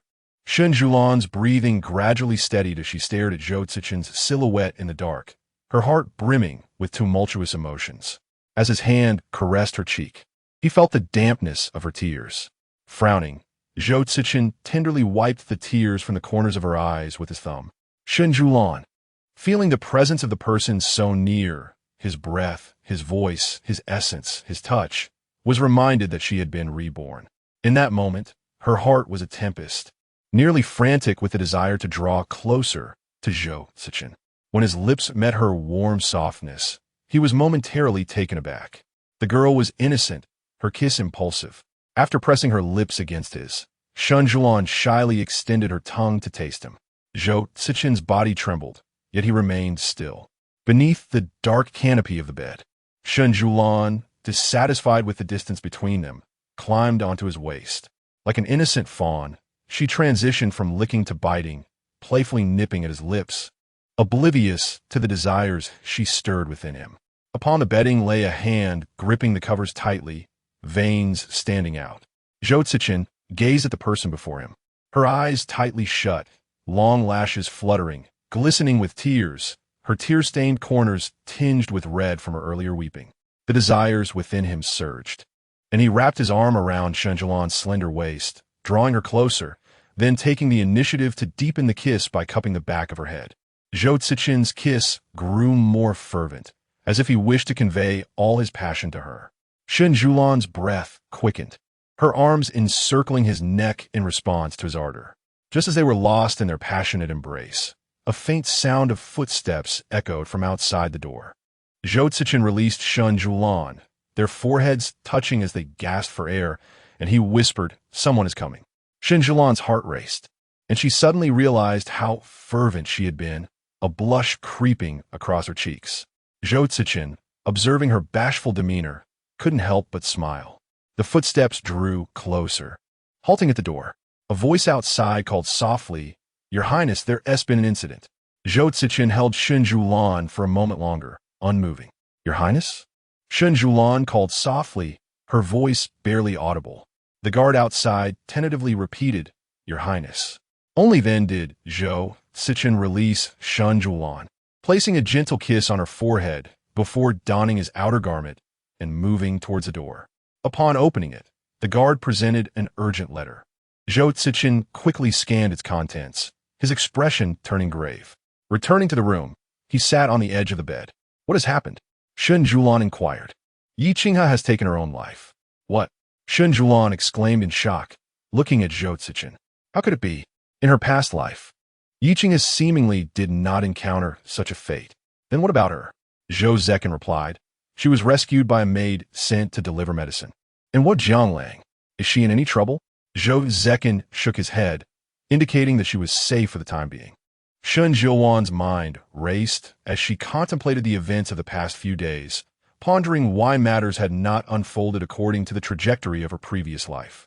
Being framed upon entering the palace, capturing those 8 individuals to divert attention and uncover the instigator, meeting Jiang Lang, and encountering Zhou Jingma. Each incident unfolded in succession, with the sole exception of meeting Jiang Lang, which had not transpired in her past life, but did in this one. Reflecting on Jiang Lang, Shen Siyuan suddenly recalled the sight of Yi Qinghe within the confines of the prison. Chapter 31, Yi Qinghe. It is indeed Yi Qinghe. Shen Siyuan gazed at Zhou Cechen, who immediately grasped the implication. Has Yi Qinghe deceived us? Yes, it is she. Jiang Lan was but a pawn, blissfully unaware of the true machinations at play. Yi Qinghe pretended to be delayed by Jiang Lan's manipulation, appearing as a victim entangled in the prison of edicts, while in reality, her life was safeguarded. The maid accused Jiang Lan of being bribed to administer poison, and everything seemed flawless, solidifying the narrative that Jiang Lan orchestrated my involvement, yet one crucial detail was overlooked. The bracelet adorning her wrist and the hairpin gracing her head were not trinkets easily afforded by an ordinary maid. The silver notes she carelessly tucked into her sleeve bore no signs of having been touched, clearly indicating she lacked for nothing. How could a mere maid possess such wealth? She must either hail from a wealthy background or have been long since bought off, indifferent to the paltry silver notes offered by Jiang Lan. Zhou Cechen's eyes glimmered with amusement as he discerned the implication. So, Yi Qinghe has willingly entered the fray. Indeed, were it not for my visit to the prison that day, passing by Yi Qinghe's cell and noticing the purple agate hairpin she wore, which matched the purple jade bead adorning the maid's head, I would not have formed such suspicions. Agate is rare, and purple agate even more so, a gift only bestowed by the affluent. An ordinary maid would never don such adornments. Therefore, the maid must be in league with Yi Qinghe. Her apparent bribery by Jiang Lan was merely a fade, obediently following Yi Qinghe's commands. If Jiang Lan is the spear, then Yi Qinghe is the shield. Zhou Cechen listened intently to Shen Siyuan's analysis, his gaze deepening. He had never seen Shen Siyuan articulate her thoughts with such vividness before. Jiang Lan, under the threat of Sheng Ruyan, had poisoned my wine to lure me to the side chamber to change clothes, while Yi Qinghe was the architect of the poison concealed within the incense burner. If my conjecture holds true, what could her motives be? And how has she orchestrated this? Shen Siyuan found herself at a loss. Tomorrow, I shall visit the Duke of Yongyi to pay my respects to Lord Yi. I will take Tang Yi along to probe further, Zhou Cechen declared. Tang Yi was the female physician from Zhou Cechen's household. She had been summoned last time when he fell ill, though her help had regrettably gone unused. However, Shen Siyuan recalled the encounter on the official road when Yi Jianan had obstructed her path, and a tentative hypothesis began to form in her mind. One she felt compelled to verify in person. Your Highness, may I accompany you? Shen Siyuan shifted from sitting to kneeling, edging closer to Zhou Cechen by the bedside. Zhou Cechen's expression darkened. Your hand has yet to fully heal, and the Duke of Yongyi has not disclosed a word regarding Yi Qinghe's alleged suicide. The Duke's household is tightly sealed off and will surely not permit Yi Qinghe to meet with us. With a slight furrow in her brow, Shen Siyuan pondered a strategy. She could not approach openly and would need to seek an alternative route. Fixing her gaze upon Zhou Cechen for an extended moment, she noticed him arch an eyebrow in intrigue. What if I disguise myself as your maid and accompany you? Zhou Cechen was momentarily taken aback by Shen Siyuan's suggestion, before playfully tapping her forehead with his finger. Shen Siyuan gazed back at him with an expression of innocent sincerity. How could I possibly allow you to take such risks? Zhou Cechen's voice was gentle. She is the princess of the Wangfu. How could Zhou Cechen bear to send her on such a perilous errand? You must obey and focus on your recovery. Shen Siyuan lowered her gaze, remaining silent. After removing his outer robe, Zhou Cechen embraced Shen Siyuan and lay down beside her. His movements now fluid and unhesitant. Seeing Zhou Cechen's resolute demeanor, Shen Siyuan chose not to speak further. The prince must return safely from the tomorrow. Very well. Once again, snow fell upon Yinjing City. Just days prior, the sun had shone brightly, and the snow had yet to completely melt. Now, another layer of pristine white had accumulated. Zhou Cechen sat inside the carriage, observing the rows of buildings that blurred past, his thoughts drifting into the distance.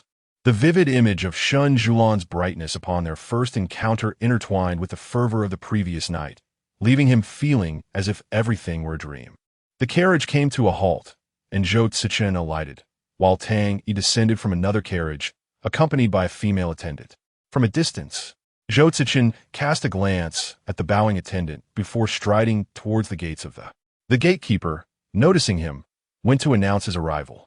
Yi Jianan emerged hastily, flanked by several servants. With a stern expression, he remarked, "I was unaware of the esteemed guest's arrival, and thus failed to greet you properly." Having said this, he did not guide Zhou Cechen into the estate. Undeterred by Yi Jianan, Zhou Cechen continued his stride into the... Just as Yi Jianan was about to intercept him, he was halted by a sharp call. Turning around, he found himself face to face with his mother, the formidable lady of Yongyi. "Do not be impolite." With that, Lady Yongyi turned to Zhou Cechen and said, "Please do not take offense, Your Highness. My son is lacking in manners, and I shall ensure he is properly educated. Your Highness, please do come inside." In the reception hall, Zhou Cechen fiddled with the teacup and remarked, "A few days ago, I detained the princess for 2 days. Jin Ji has come to offer his apologies, and I hope you will not hold it against him." Lady Yongyi, born into a family of warriors and the legitimate daughter of the Marquis of Loyalty, despite having surpassed the age of discernment, still exuded an extraordinary presence, noble and elegant yet unpretentious. "Since Your Highness has detained my daughter, you must present evidence of her wrongdoing, otherwise it would only serve to tarnish her reputation unjustly. Throughout history, one must provide proof of guilt. Do you truly believe the Yi family lacks such awareness?" Just days prior, several high-ranking officials had sought an audience with the prince, only to be turned away. Now, they came seeking forgiveness. What could be the prince's true intentions? Zhou Cechen placed the lid on the teacup and raised his gaze towards Lady Yongyi. "I have come to inquire about the reports of the sovereign's demise at home." For a brief moment, Lady Yongyi appeared flustered, but it was only fleeting. "Your Highness, do not jest. Since my daughter emerged from your impenetrable prison, she has been brooding. A young woman places great importance on her reputation. You have tarnished it, and now you speak of self-harm. Such claims are utterly absurd." Zhou Cechen replied, "Madam, you may hold me accountable for her detention, but can you assure me that the princess was not involved at that time? Surely, you are more aware of the truth than anyone." Lady Yongyi clenched her handkerchief tightly, finally scoffing, "Is this your manner of seeking forgiveness, Your Highness? You stand one person beneath the heavens, and may not bear your apology. Please take your leave." With that, she rose, and Yi Jianan gestured for Zhou Cechen to exit. Zhou Cechen exited the reception room at the opportune moment, only to collide with the approaching Duke of Yongyi, Yi Chongyi. "Father, Your Grace, I have matters to discuss with His Royal Highness. Shall we proceed to the study?" Zhou Cechen replied, "Of course." Yi Jianan, witnessing Zhou Cechen's aloft demeanor, felt an intense surge of frustration, yet he found himself powerless. In the great Zhou dynasty, no one dared to provoke the Duke of Dingen. Zhou Cechen turned to Tang Yi and the young maid beside him, saying, "You shall accompany me." "Yes," they replied. Madame Wu gazed after Zhou Cechen's retreating figure, her eyes reflecting an unfathomable depth. Chapter 32. A ray of hope. Following Yi Chongyi, they made their way to the study, a private domain belonging to him, where few servants were encountered along the path. "You all wait outside," he instructed. "Understood." After giving his orders to Tang Yi, Zhou Cechen entered the study. Shen Siyuan straightened up and locked eyes with Tang Yi. "Are you tired from standing for so long?" Tang Yi inquired. Not at all. Now that no one is watching us, let us go, Shen Siyuan replied, pulling Tang Yi towards the rear courtyard. The Yongyi Marquisate adhered to the standard architectural style of marquis residences, reflecting its deep-seated heritage. As a family that had passed down the title for generations, they naturally possessed a unique legacy. After navigating several corridors, Shen Siyuan and Tang Yi arrived at the back courtyard, observing the various rooms but unsure which was Yi Qinghe's. Just as Shen Siyuan was contemplating, a maid from the Marquisate called out to them. "Are you newcomers? Do you not know that the princess has been unwell these days? Why are you still loitering here? Hurry and sweep the courtyard." Shen Siyuan immediately identified the rooms in question. It had to be among those few. "Yes," they both replied, lowering their heads to fetch brooms. "Let us search each room separately," Shen Siyuan suggested quietly. "All right, be careful," Tang Yi responded. There were 5 rooms in total. 2 were locked, leaving 3. Shen Siyuan and Tang Yi each entered a room but found nothing. In the final room, Shen Siyuan instructed Tang Yi, "You wait outside while I go in." Tang Yi nodded. "Be quick. Time is of the essence." "Understood."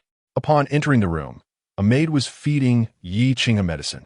Upon noticing Shen Siyuan's presence, she exclaimed, "How dare you? This is the princess's chamber. You cannot simply barge in." Yi Qinghe, propped up on her bed in her nightclothes, looked pale, with a ring of red marks around her neck, a stark contrast to her former splendor. "It's you," she remarked, glancing at the maid and gesturing for her to leave. The maid, understanding, withdrew. "What brings you here? To witness my disgrace?" Shen Siyuan remained silent, taking a seat on a stool beside the bed. She observed the room's decor. Delicate pink embellishments adorned every corner, and exquisite jewelry lay openly displayed, revealing a complete lack of caution. "Why contemplate self-harm?" Shen Siyuan asked. Yi Qinghe closed her eyes and scoffed, "With my parents so meticulously suppressing the news. You still learned of it? Do you think our Marquisate lives outside your scrutiny?" Shen Siyuan replied, "The presence of guards at the Marquisate is to protect you, not to surveil." "What a joke. Does this princess need your protection?" Yi Qinghe maintained her sardonic demeanor. "Shen Siyuan, if others were to discover that you disguise yourself as a lady scholar to enter the Marquisate, do you know how they would perceive you? Do you wish to become a laughingstock in Yinjing City?" Shen Siyuan stated, "I am at peace with my conscience and actions. As for others' opinions, I cannot control their tongues. The women of Yinjing City value their reputations above all. The fall of the Yi family's name may very well be in my hands." No longer the radiant young princess of days past, Yi Qinghe now embodied the essence of despair. Lan Yi, spring brings forth lushness. Gui Hua, autumn glimmers with purity. Life flourishes joyfully, and thus becomes a cherished festival. All that surrounds you is ephemeral. Reputation is but an illusion, and the judgments of others are mere whispers in the wind. The only truth lies within yourself, in the purity of your own thoughts. For it is this essence that sustains you through the trials of life. Yi Qinghe, do you comprehend the depths of your despair and the pain you inflict upon yourself? How profoundly sorrowful your brother, Yi Jianan, must feel. Yi Qinghe opened her eyes and replied, "He is my brother. Naturally, he would be concerned and heartbroken. Is that all he is to you?" Shen Yulan fixed her gaze upon Yi Qinghe's eyes. "Are you truly contemplating self-destruction for his sake?" Yi Qinghe's expression shifted from vacant to astonished. "What are you saying, Shen Yulan? Yi Jianan is merely my brother. Why would I choose to end my life for him? Then, is it for him you would poison yourself?" "You." At that moment, Yi Qinghe was engulfed in turmoil. Shen Yulan, recognizing her distress, grasped Yi Qinghe's hand and said, "Is this so-called reputation what you speak of?" Yi Qinghe struggled to free herself, but found herself powerless to do so. Crystal tears cascaded down her cheeks. Why? Why does no one allow me to live? The loyalty she felt for her brother was known only to her, a truth she kept silent. Yet how had circumstances deteriorated to such a state? We? Shen Yulan keenly seized upon her words. Who else? Yi Qinghe merely shook her head, tears streaming down her face. Rendered speechless, realizing time was of the essence, Shen Yulan looked at her and said, "I can assist you." "Assist me?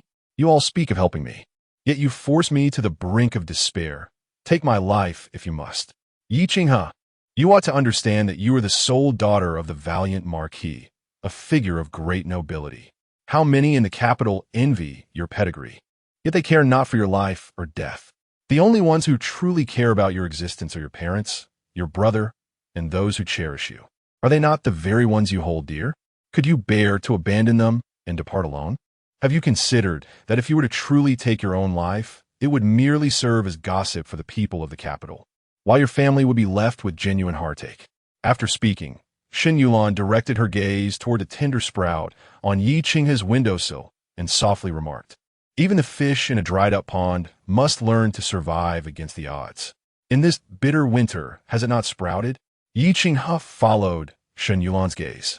It was a flamingo flower she had planted in spring, which had lain dormant until now, unexpectedly blooming in the harshness of winter. "You can help me?" Yi Qinghe inquired. "To the best of my abilities," Shen Siyuan replied. "Very well, I shall tell you." A quarter of an hour later, Tang Yi knocked on the door and announced, "Princess, there are visitors." Shen Siyuan turned to Yi Qinghe and said, "I must take my leave. Rest assured, I will assist you." Yi Qinghe gazed thoughtfully at Shen Siyuan's receding figure. After Shen Siyuan exited, she and Tang Yi proceeded towards the study of the valiant Marquis, but were halted as they passed through the back garden. "I am speaking to you. Why are you wandering aimlessly? Do you not know that entry into the Marquis' study is forbidden? Return at once." "Huh, I have not seen you before," one of them remarked as they turned around. "I will divert her attention. You must hurry," Tang Yi instructed Shen Siyuan. Having spoken, Tang Yi proceeded towards the maid, while Shen Siyuan, intending to grasp Tang Yi's arm, found him already distanced from her. Resolutely, she advanced forward, recalling the route. She knew that passing through the back garden would lead her to the study. Just as she was about to move ahead, several maids approached her, leaving her with no option to retreat or advance. A singular thought consumed Shen Siyuan. It was over. In her moment of panic, a hand seized her wrist, drawing her towards the rockery. She attempted to scream, but her mouth was covered, and her eyes widened in alarm. "Do not move," a familiar male voice resonated from above. As she recognized the figure before her, it was Zhou Cechen, within the constricted confines of the rockery. He held her wrist firmly with one hand while the other muffled her mouth, whispering in a low tone, "The princess is quite disobedient." Chapter 33 Yang Ruowei. Shen Siyuan found herself imprisoned upon the stones of the artificial hill, rendered immobile. Overwhelmed by Zhou Cechen's probing words, she cast her gaze downward, unable to meet the powerful man's eyes. Observing her demeanor, Zhou Cechen lifted Shen Siyuan's chin with his hand, compelling her to make eye contact. "The princess possesses a remarkable boldness," he remarked. Shen Siyuan, feeling helpless, tried to engage in a dialogue, but could only stammer, failing to articulate her thoughts. Zhou Cechen leaned closer, his presence intensifying the air around them. Shen Siyuan felt a shiver run through her, her ears tingling and her cheeks flushed. "Since the prince has not brought me along, I shall have to devise my own means," she uttered.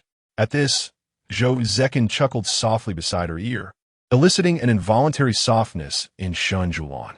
Where there had been worry and frustration moments ago, only resignation remained as Zhou Cechen observed her current state.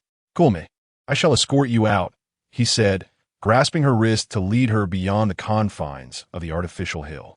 Shen Siyuan broke free from his grasp, saying, "Your Highness, I am now your maidservant. Please be mindful of that." Zhou Cechen gazed at his empty palm, then at the little maid adjusting her dress behind him, feeling increasingly exasperated. As they strolled along the lakeside, Shen Siyuan mentioned, "Your Highness, Tang Yi is still in the back garden, distracting the maidservants." Zhou Cechen, walking ahead, replied, "A mere maidservant. She is manageable." Just as they approached the entrance to the study, Tang Yi appeared from the other side. "Your Highness, let us proceed," he urged. Entering the courtyard, Lu Hanja emerged from the study alongside Marquis Yongyi, his expression imbued with mirth and resolve. Lu Hanja bowed to Lu Chongyi, declaring, "I shall take my leave." Yi Chongyi nodded slowly, taken aback to see Zhou Cechen lingering in the courtyard. "Some matters await discussion with young Marquis Lu," he remarked. Lu Hanja, smiling, invited, "Perfect timing. I implore you to accompany me to the tea house for further discourse." Yi Chongyi instructed the steward to see a few guests off outside the Yongyi Marquis' residence. Liu Hanja boarded his carriage, while Shen Siyuan followed Tang Yi toward the rear carriage, only to be halted by Zhou Cechen's grasp. Puzzled, she turned to him. Has the princess forgotten which carriage she ought to enter? Zhou Cechen's voice was low and stern. Momentarily flustered, Shen Siyuan had no choice but to ascend into his carriage. Inside, Shen Siyuan settled on the side, deliberately maintaining a distance from Zhou Cechen. He regarded her with a cold gaze, a slight smile curving his lips. After masquerading as a maid for half a day, have you forgotten your own identity and the proper place you should occupy? Shen Siyuan felt a mix of embarrassment and annoyance. It was one thing to be excluded from his affairs, but to be mocked today was intolerable. She retorted, "This humble servant dares not presume. I am devoted to serving the prince and would never overstep my bounds by taking the seat of honor." Hearing her words, Zhou Cechen raised an eyebrow, finding her charmingly endearing. "Come here," he commanded. Though Shen Siyuan considered resisting, the moment she met his gaze, her resolve crumbled. "Very well. Today I have indeed acted impulsively by disguising myself as a maid." After settling beside Zhou Cechen, he grasped Shen Siyuan's chin, directing her face toward him. Momentarily shy, she lowered her gaze, her dark lashes fluttering. "Look at me." Zhou Cechen's gentle voice resonated. Compared to his usual austere tone, this voice lacked intimidation. Yet Shen Siyuan found herself inexplicably drawn to meet his gaze. Her heart raced, and as she attempted to turn away, Zhou Cechen's strong grip restrained her. "Afraid to look?" he inquired. Shen Siyuan remained silent. Gazing into her innocent yet profound eyes, Zhou Cechen felt his throat tighten. He bestowed a light kiss upon her eyelids, a fleeting touch. Shen Siyuan experienced a moment of warmth, a surge of heat rushing from her abdomen upward. Overwhelmed by the changes within her, she felt disoriented. Such behavior is perilous, Zhou Cechen cautioned, his eyes fixed on her. Shen Siyuan nodded in response, understood. She adjusted her breathing, then asked, "When did the prince realize?" Zhou Cechen replied, "From the moment you stepped down from the carriage, the first time I laid eyes on you." She was astonished that he had discerned her from the very beginning. Lowering her head to examine her attire, she pondered how easily she had been recognized, still avoiding letting Zhou Cechen see her face. "Laner, how could I not recognize you?" He reassured her. Shen Siyuan murmured, "Then why did the prince allow me to enter?" Zhou Cechen explained, "If I don't let you in, once we return home, and you are upset with me, I wouldn't know how to appease you." Shen Siyuan softly replied, "I am easily appeased."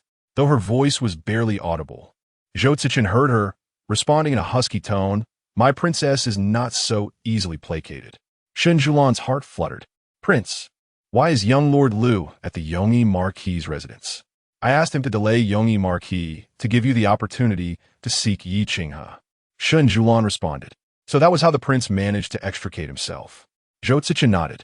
Suddenly, Shen Siyuan turned to him. "Do you know what I discovered when I saw Yi Qinghe?" Zhou Cechen gestured for her to continue. Yi Qinghe harbors feelings for Yi Jianan, but when discovered by others, she was coerced into poisoning. However, upon acquiring the powdered poison, she was unaware it was lethal, believing it to be a common sedative. She bribed two maids. One administered the drug and was subsequently assaulted by Zhou Chaoling under the influence of the aphrodisiac, ultimately dying in the side hall. The other maid divulged Jiang Lan's identity to divert suspicion. Only after witnessing the lifeless maid being carried out did she realize she had been deceived. To rid herself of suspicion, she turned the tables and masqueraded as a victim. Little did she anticipate that your command would lead to her imprisonment. Yet, upon her release, the mastermind behind it all used the incident to manipulate Yi Jianan again, intending for Yi Qinghe to serve their interests. Feeling trapped in an abyss and relentlessly pressured, she contemplated ending her own life. Zhou Cechen's gaze darkened. Was it someone from the palace who instigated this? After a moment of hesitation, Shen Siyuan nodded and revealed a name, Yang Ruowei. At that moment, Zhou Cechen's expression grew cold. The Yang family has been serving as aides to the emperor since the founding of the Zhou dynasty, a tradition that has persisted through generations, ensuring their descendants enjoy prosperous careers and prestigious positions. They are also the maternal relatives of Zhou Cechen. For an ordinary person, Even a distant connection to the Yang family would be regarded as an extraordinary fortune. However, the individual seated beside her is Zhou Cechen himself. Shen Siyuan is not well versed in this matter and can only speculate that there is a rift between Zhou Cechen and the Yang family. In her previous life, Zhou Cechen had never taken her to the Yang residence. She vaguely recalls that 2 years after their marriage, he visited the Yang family alone. Upon his return, he did not see her for nearly half a month. During that period, the entire royal residence was engulfed in an oppressive atmosphere, with maids and servants conducting their duties with utmost propriety, fearful of making even the slightest mistake. Chapter 34. The arrangement. Shen Siyuan sensed the oppressive atmosphere surrounding Zhou Cechen as she extended her hand to grasp his broad palm. Zhou Cechen glanced down at their intertwined hands, noting the delicate, fair skin marred only by a bandage that wrapped around it, a rather jarring sight. With utmost care, he cradled Shen Siyuan's hand in his own, gently caressing the bandage with his thumb. "I shall ensure she pays the price," he mused. Shen Siyuan replied, "Yi Qinghe disclosed this information to me, contingent upon my assistance. She has also inflicted harm upon you. In matters of reciprocity, I shall not regard her as an innocent. However, I have pledged to aid her in safeguarding this clandestine secret and extricating herself from Yang Ruowei." Zhou Cechen stroked Shen Siyuan's fingers and said, "Very well." The carriage halted in front of Fan Lu, and they ascended to the 3rd floor, entering a private room. "Sister-in-law." Lu Hanja waved at Shen Siyuan. She nodded, expressing her gratitude for Lu Xiaoho's assistance today. Lu Hanja waved his hand dismissively, saying, "It was a trifling matter. I was puzzled as to why sister-in-law was masquerading as a maid. I surmised that during the conversation in the study with Yi Chongyi, Jinji had found an excuse to depart, evidently concerned for your safety." Zhou Cechen poured tea for Shen Siyuan, stealing a glance at Lu Hanja in the process. This fleeting gaze only served to invigorate Lu Hanja further. "Sister-in-law, you are unaware that when Jinji departed, he exhibited a certain urgency, likely fearing for your well-being." Tang Yi, seated beside Lu Hanja, chuckled and shook his head. Shen Siyuan glanced at Zhou Cechen, a subtle smile gracing her lips. Fortunately, he arrived. Lu Hanja was no fool. He observed keenly that the affection in Shen Siyuan's gaze toward Zhou Cechen was a stark contrast to the aloofness she had displayed mere months prior. "How'd you manage to rid yourself of that maid?" Shen Siyuan inquired. "I employed a soporific. Rest assured, this particular concoction is imperceptible to the average person. The maid will merely be deemed overworked and faint. In Zhou Cechen's presence, only extraordinary skills could suffice, for otherwise one would not remain." Tang Yi's medical prowess was likely unparalleled throughout Yanjing and perhaps even the entire Great Zhou. Tang Yi excelled in the art of fragrance, employing various mesmerizing scents to devastating effect, rendering harm in a most insidious manner. "Dr. Tang is remarkable," Lu Hanja praised her.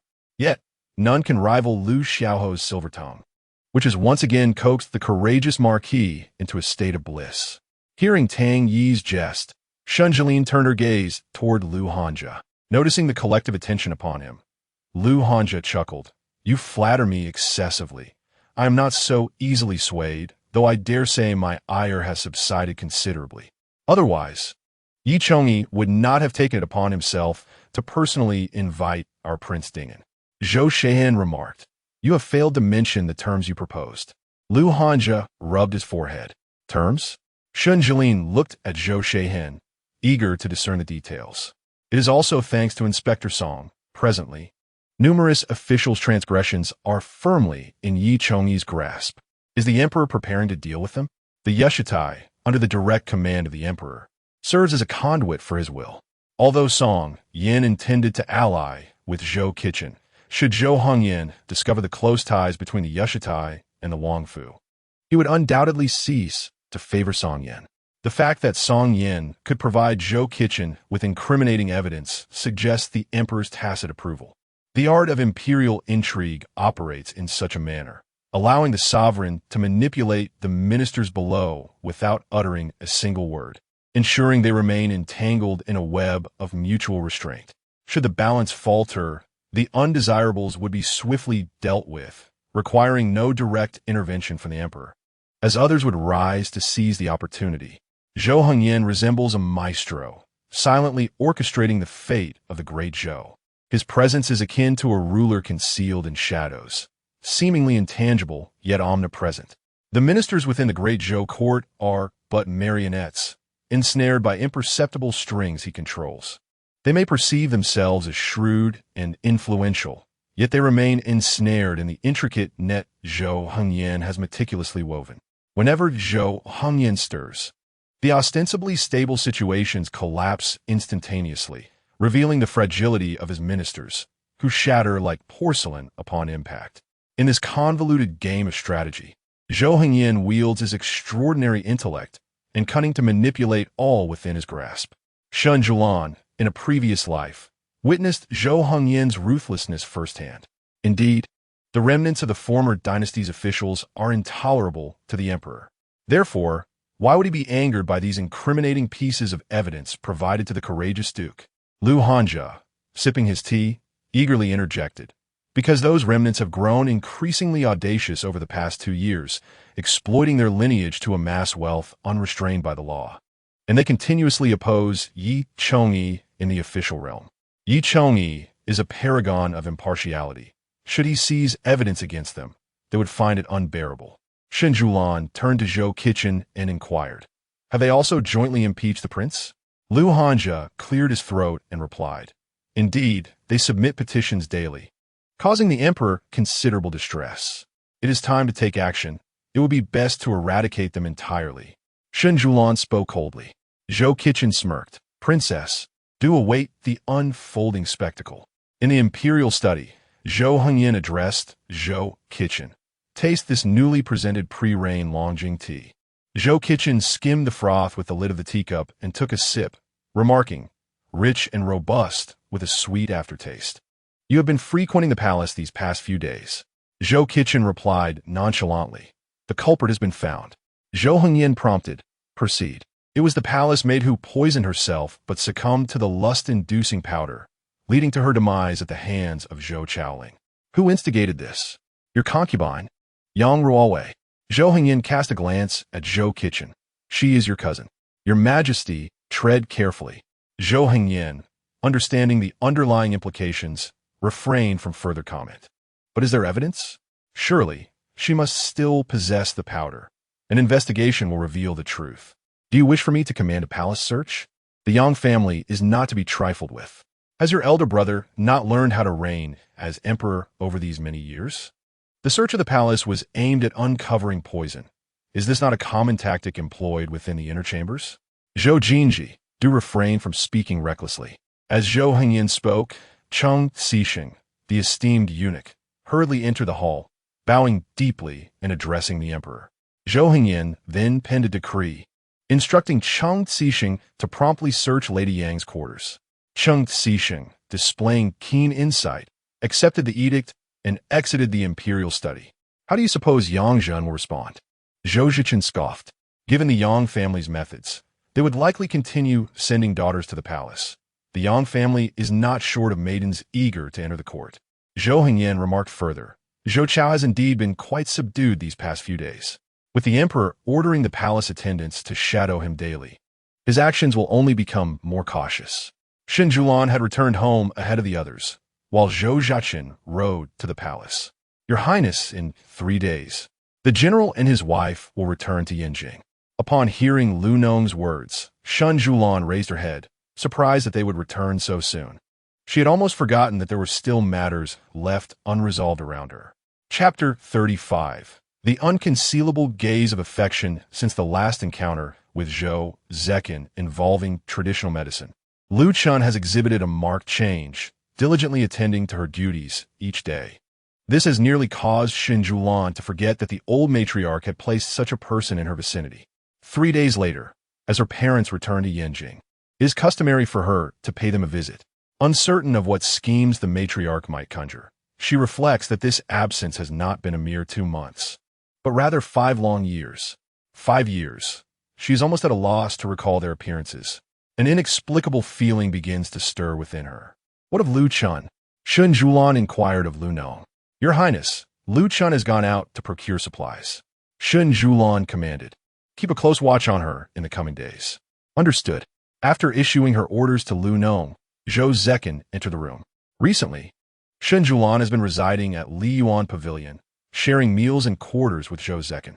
As he stepped in, still cloaked in a chill, he hastily removed his dark cloak and approached Shen Siyuan, producing a bag of candied chestnuts.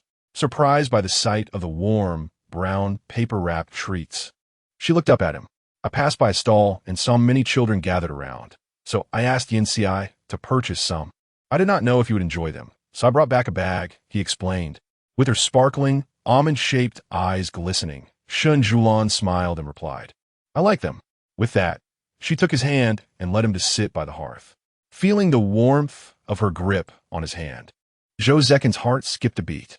Observing their tender interaction, Lu Nong discreetly excused herself.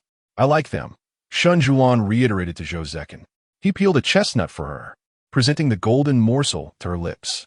As she opened her mouth to bite down, her tongue inadvertently brushed against his fingertip, sending a tremor through him. Realizing her unintentional action, she felt momentarily flustered. Chewing on the chestnut, she gazed at him with innocent eyes. Is it delicious? He asked, his throat tightening. Yes, very sweet, she replied. Zhou Cechen, unaccustomed to such treats, found her enjoyment amusing as he watched her relish the chestnut. What transpired in the palace today? Shen Siyuan inquired. The emperor has issued a decree to search Yang Ruowei's quarters. The princess should prepare to watch the unfolding drama. However, if Yang Ruowei reveals Yi Qinghe's affections for Yi Jianan, how will Yi Qinghe navigate that predicament? Rest assured, those within the palace are adept at handling affairs. What can be known will be known by all, and what must remain concealed shall not be uttered carelessly. What consequences will Yang Ruowei face? Given her status as a consort, the emperor, with 3 consorts and 2 noble ladies, has no room for her.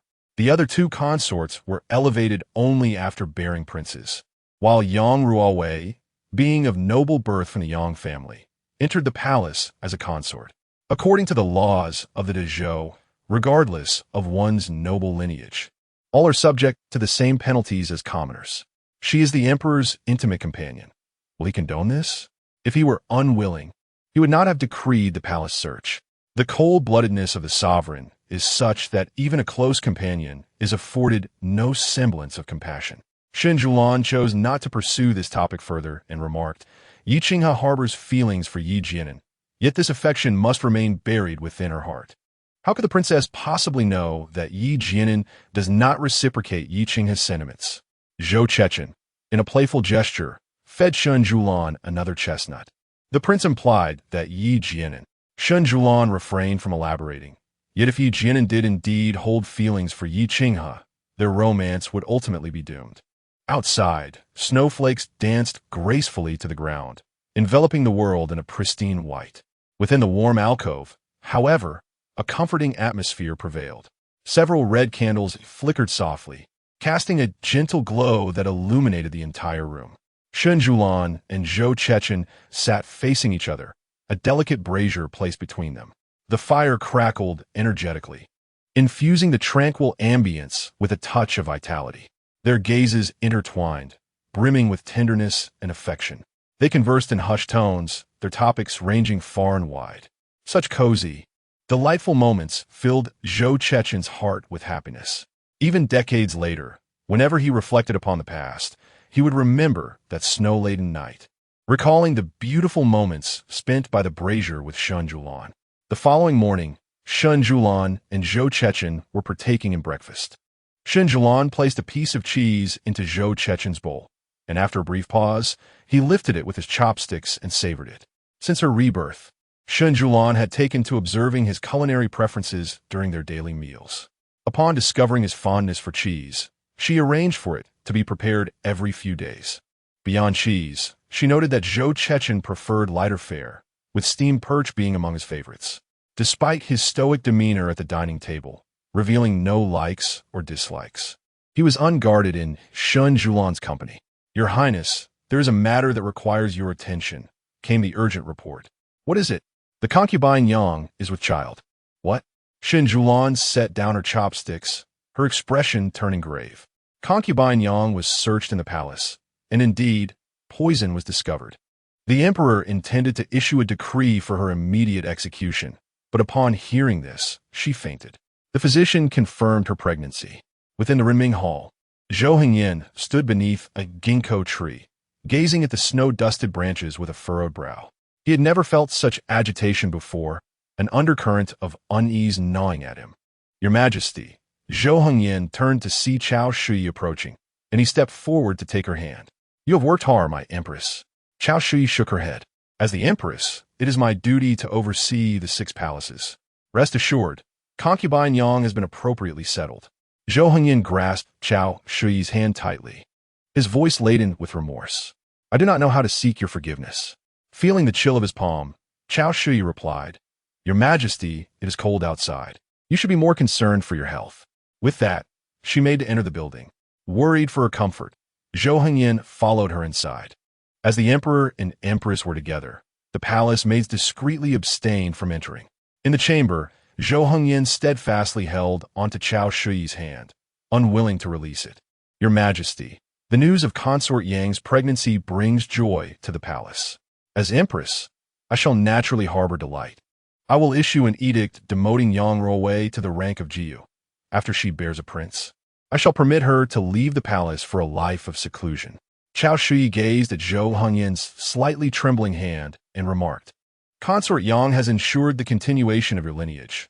Your Majesty should not act thus. It is already a great fortune that her child has spared her life. I will not allow such a malevolent woman to remain in the palace, nor will I permit my child to call her mother. At present, it is of utmost importance to ensure the health of Yang Ruowei's pregnancy, and I shall instruct the imperial physicians to attend to her." Zhou Cechen closed his eyes and said, "I have wronged you." Cao Shui turned to the window and softly replied, "Your Majesty is the sovereign of all. The greater good must always take precedence." Chapter 36. The Rift. Observing the retreating figure of Cao Shui, Zhou Cechen felt an urge to voice his thoughts, yet ultimately refrained. "Your Majesty, it is time for court," Zhou Cechen reminded from outside. "You may go," Cao Shui remarked without turning her back. Zhou Cechen condensed a multitude of unspoken words into a single phrase. "The empress has toiled through the night. You should rest. I shall visit you later." With that, he departed the inner chambers. At that moment, a tear glistened in Cao Shui's eyes. She swiftly wiped it away, refusing to allow a second one to fall. "Your Highness." Shen Siyuan entered the chamber, her heart sinking at the sight of Cao Shui's despondent silhouette. "The emperor has been waiting for you outside for quite some time. He's concerned about you." Cao Shui remained silent. Shen Siyuan hesitated, her mouth opening as if to speak, but no words emerged. Finally, Cao Shui broke the silence, saying, "You may leave now. I am weary." "As you command," Shen Siyuan replied, bowing before exiting. Cao Shui gazed out the window, lost in thought, as the sunlight bathed her form, yet failed to provide any warmth. After leaving the Renming Hall, Zhou Cechen inquired in a low voice to Zhou Cechen, "Which maidservants usually attend to Yang Ruowei during her medication?" Following closely behind, Zhou Cechen responded, "I shall have someone check the records immediately. Once identified, they shall be punished." Indeed, within the Huining Hall, Yang Ruowei watched as various maidens and eunuchs busily removed her belongings, a sardonic smile gracing her lips. "Who grants you the audacity to touch my possessions?" "It is the emperor's decree. It is best for concubine Yang to comply," Zhou Cechen replied. "I'm a consort, Yang Fei," she retorted. "I am with child, carrying the emperor's heir. How dare you treat me this way?" Zhou Cechen lazily cast a glance her way and remarked, "You should be most aware of how your pregnancy came to be. The emperor's willingness to allow you to bear the child is a testament to the empress's generosity in persuading him. You ought to be grateful. The items from the palace are being removed, but your needs shall not be neglected. You may remain here in Huining Hall to nurture your pregnancy. The emperor has decreed that concubine Yang is not to leave her chambers." Upon hearing Zhou Cechen's words, Yang Ruowei felt as if plunged into an icy abyss. "I demand to see the emperor. I am his favored consort, the granddaughter of the prime minister, a woman of noble birth. How can you, a mere eunuch, dictate my fate?" Zhou Cechen shot her a glance and said, "Concubine, take care of yourself." With that, he led the entourage of maidens and eunuchs out of Huining Hall. In a frenzy, Yang Ruowei attempted to rush out but was restrained by an attendant nearby. In the winter of the 8th year of Yongzhen, Duke Yongyi presented a plethora of incriminating evidence against former officials in the court, inciting a wave of uproar. The emperor ordered the imprisonment of all accused, confiscating several estates, with embezzlement exceeding 200,000 taels of silver. Enraged, Emperor Yongzhen decreed that they be executed after winter. Hearing the news, Zhou Chao smashed the wine cup in his hand on the ground, the splattering liquid mingling with shards of porcelain that stained Zhao Feng. Immediately, Zhao Feng knelt to clean up the mess. Observing him on the ground, Zhou Chao kicked him, causing Zhao Feng to collapse onto the broken pieces, his palm drawing blood. The sight of the crimson flow was jarring to Zhou Chao. He furrowed his brow and commanded Zhao Feng, "Come here." Zhao Feng's pallid visage was starkly accentuated by the crimson blood staining his hands. He climbed beside Zhou Chao, who swiftly pulled him into an embrace. "Does it hurt?" Zhou Chao inquired. Zhao Feng remained silent. Reclining languidly on the couch, Zhou Chao held Zhao Feng captive, rendering him immobile. "Zhou Hongyan has sent you to monitor me. Do you not fear his wrath?" He teased, his fingertips lightly grazing Zhao Feng's delicate face. "You, a eunuch who taught you to entice me so." Trembling in Zhou Chao's arms, Zhao Feng whispered, "I have been in the palace since childhood, treated as less than human by all, save for you, my lord." He dared not harbor ulterior motives towards the prince, nor did he wish to relay any messages to the emperor, longing only to serve Zhou Chao for eternity. Nothing else mattered. Zhou Chao chuckled softly, his hand gliding down Zhao Feng's arm to caress his waist. Zhao Feng quivered at the touch, his beguiling fox-like eyes gazing adoringly at Zhou Chao, yet he soon averted his gaze. "What would you do if I returned to the western frontier?" Zhou Chao queried. Zhao Feng's pleading eyes met his. "My lord, would you take me with you?" Zhou Chao grasped Zhao Feng's chin, asking, "Do you not wish to part from me?" Noticing Zhao Feng's silence, he burst into hearty laughter. "Fear not. I shall not return to the western frontier. I am as capable as Zhou Hongyan. Your Highness, a young eunuch has come to report that the Empress summons you to the palace." Shen Siyuan, preoccupied with her abacus, paused to ponder before addressing Chaoyan. "Is the prince present?" "The prince is currently at the Jingzhou prefecture for a hearing. Shall I send for Tang Song?" Shen Siyuan replied, "No need. Prepare the carriage." Inside the carriage, Shen Siyuan reflected on Zhou Cechen's words from the previous day. Empress Chao, hailing from the esteemed Chao family, had a maternal aunt who was the Empress Dowager. The Chao family, as a prominent lineage, held significant influence, having loyally assisted the imperial family for generations, safeguarding this vast territory alongside the emperor. Among the numerous princes, the one who garnered the favor and support of the Chao family stood a chance of ascending to the exalted throne. The Chao family's discerning vision and far-reaching strategies, once a target was identified, would mobilize their extensive resources to bolster the chosen prince's standing. They adeptly employed various tactics, including political marriages and winning hearts, to amplify the prince's power and prestige. Concurrently, the Chao family would counsel the emperor, recommending capable individuals to aid the prince in governance, ensuring the smooth operation of state affairs. From birth, Chao Shi was entrusted with the mission of alliance through marriage, bestowed with the title of virtuous and gentle in her youth.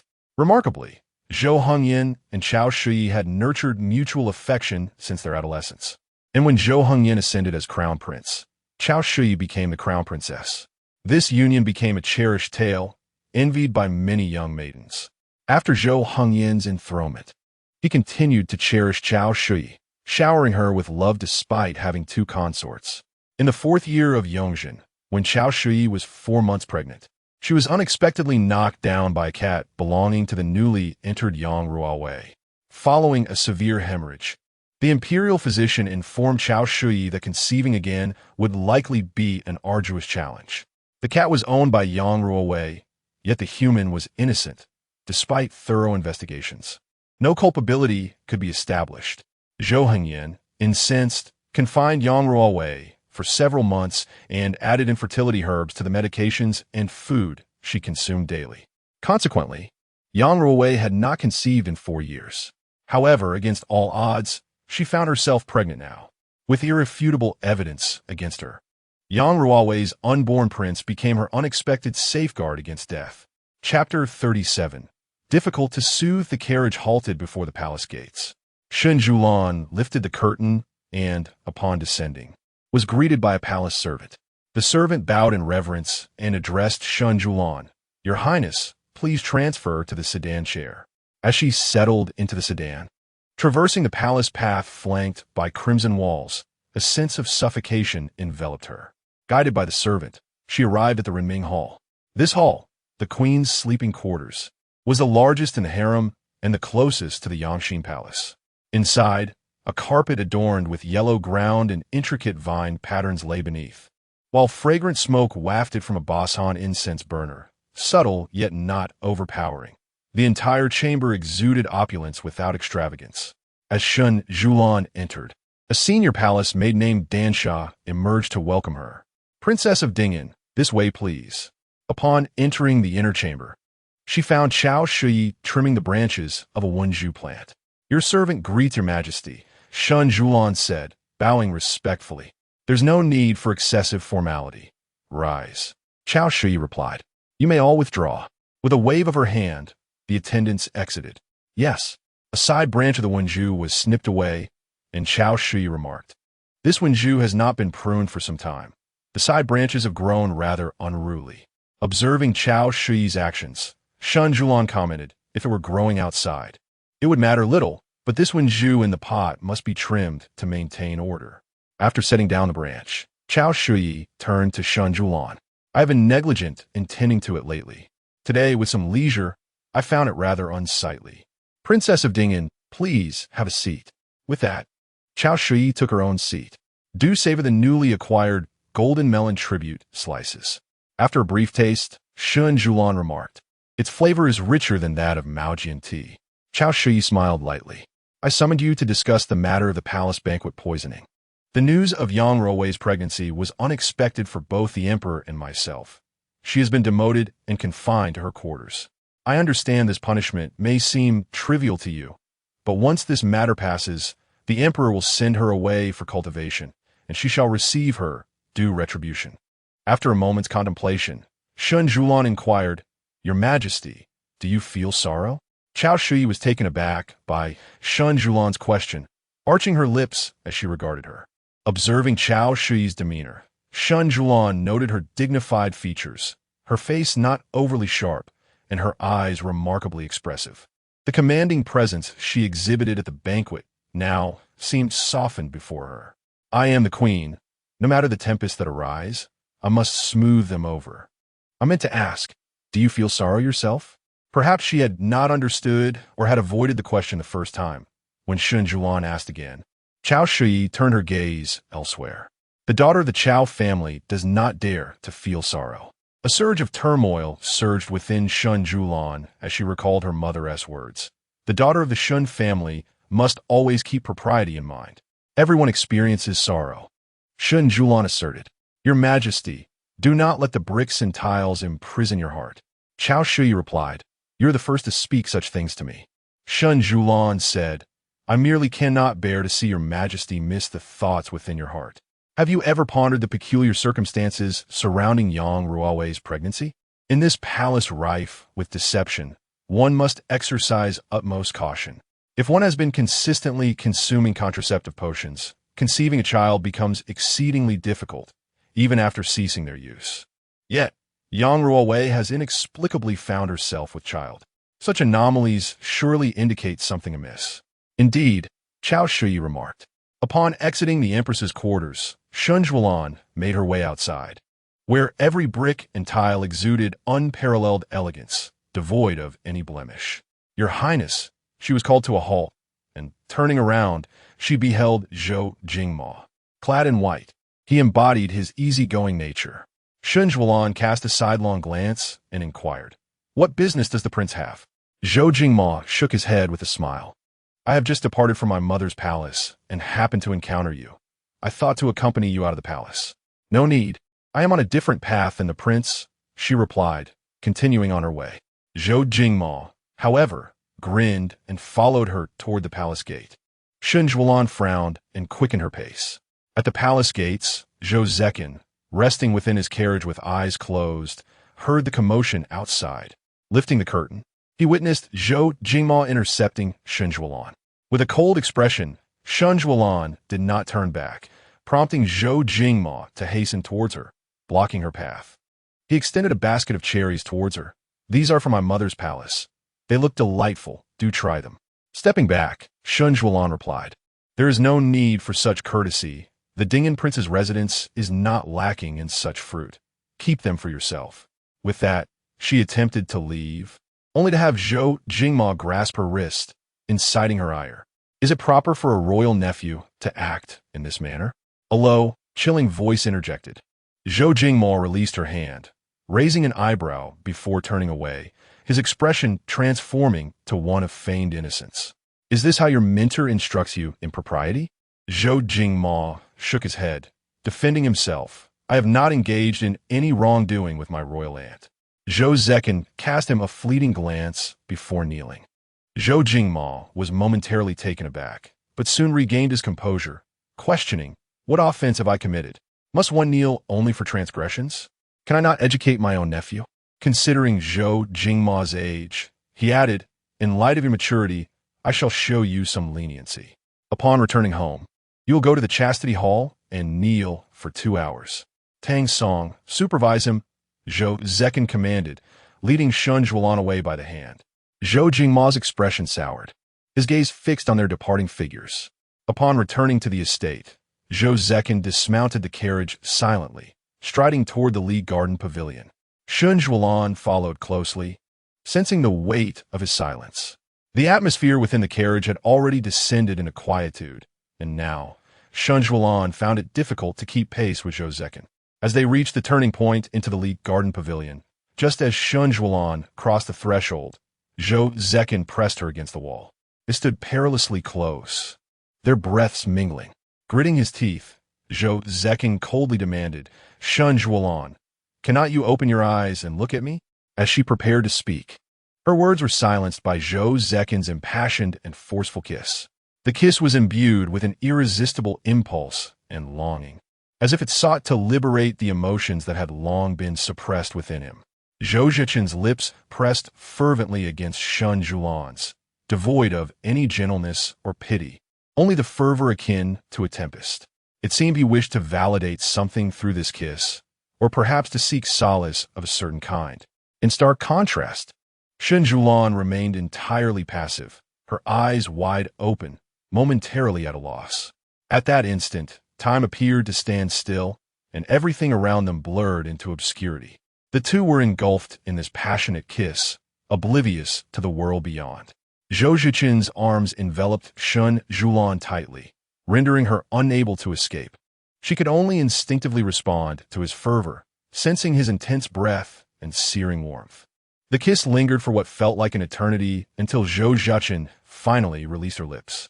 Shen Siyuan gasped for air, her cheeks flushed with a rosy hue, her gaze shimmering with a clarity akin to water. Meanwhile, Zhou Cechen silently regarded her, his eyes glinting with a myriad of complex emotions.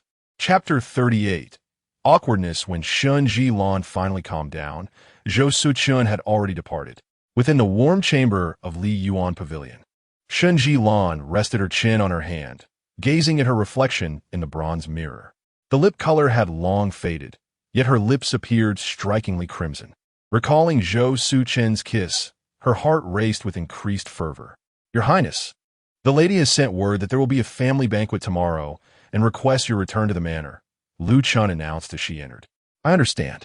You may leave, Shen Siyuan replied. Once Lu Chun exited, Shen Siyuan covered her face with her hands, realizing the delicate timing of events. She was uncertain how to face Zhou Cechen now. In the study of Li Yuan Pavilion, Zhou Cechen perused official documents. Having yet to turn a page after a quarter of an hour, he felt an overwhelming sense of agitation. A knock came at the door, causing him to frown. In a cold voice, he commanded, Enter. Shen Siyuan entered, carrying a tray of soup. Unlike previous occasions, where her absence would stretch for days if he did not seek her out, today, her presence softened Zhou Cechen's stern countenance. "What is it?" he inquired, already aware of the answer. Presenting the peach blossom soup, Shen Siyuan remarked, "Your Highness has yet to dine this evening and has not sought me out."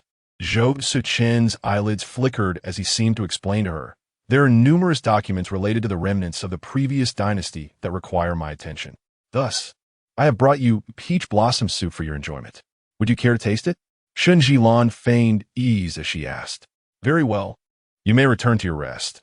Zhou Cechen's curt response thwarted the carefully considered words she had prepared. "There is a family banquet tomorrow at the Shen Manor," she stated, preparing to turn and leave. "Be cautious in the late hours," Zhou Cechen added as she paused before exiting the study. A surge of inexplicable emotion welled within him at her departure, leading him to regret his earlier words. That night, Zhou Cechen spent the night in the study, the atmosphere between them remaining tense. The following morning, Shen Siyuan, her face appearing quite haggard, sat before her vanity. Having endured a night filled with nightmares, she felt as though the heavens were exacting retribution for her second chance at life.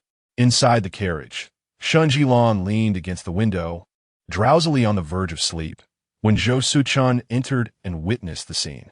"Did you not sleep well last night?" Zhou Cechen's inquiry startled Shen Siyuan awake. Straightening her posture, she nodded affirmatively. As the carriage progressed, she initially managed to maintain her composure, but soon began to nod off like a chick pecking at grains. Just as her head was about to collide with the carriage wall, Zhou Cechen gently supported her chin, guiding her to rest against his shoulder. Looking down at the slumbering figure before him, a faint smile graced Zhou Cechen's lips. Upon reaching the gates of the Shen Manor, Zhou Cechen roused her from her slumber. Upon opening her eyes and discovering that she had been resting on his shoulder, Shen Siyuan closed them again, uncertain of how to interact with Zhou Cechen, given their unresolved conflicts. "It is time to disembark, Your Highness."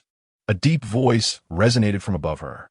Resignedly, Shen Siyuan straightened up. Outside the carriage, Granny Zhu and a host of attendants awaited by the entrance, perplexed by the delay in the carriage's descent. After a brief moment, Zhou Cechen alighted from the carriage, waiting at the bottom to assist Shen Siyuan in descending. Upon witnessing this, Granny Zhu broke into a smile.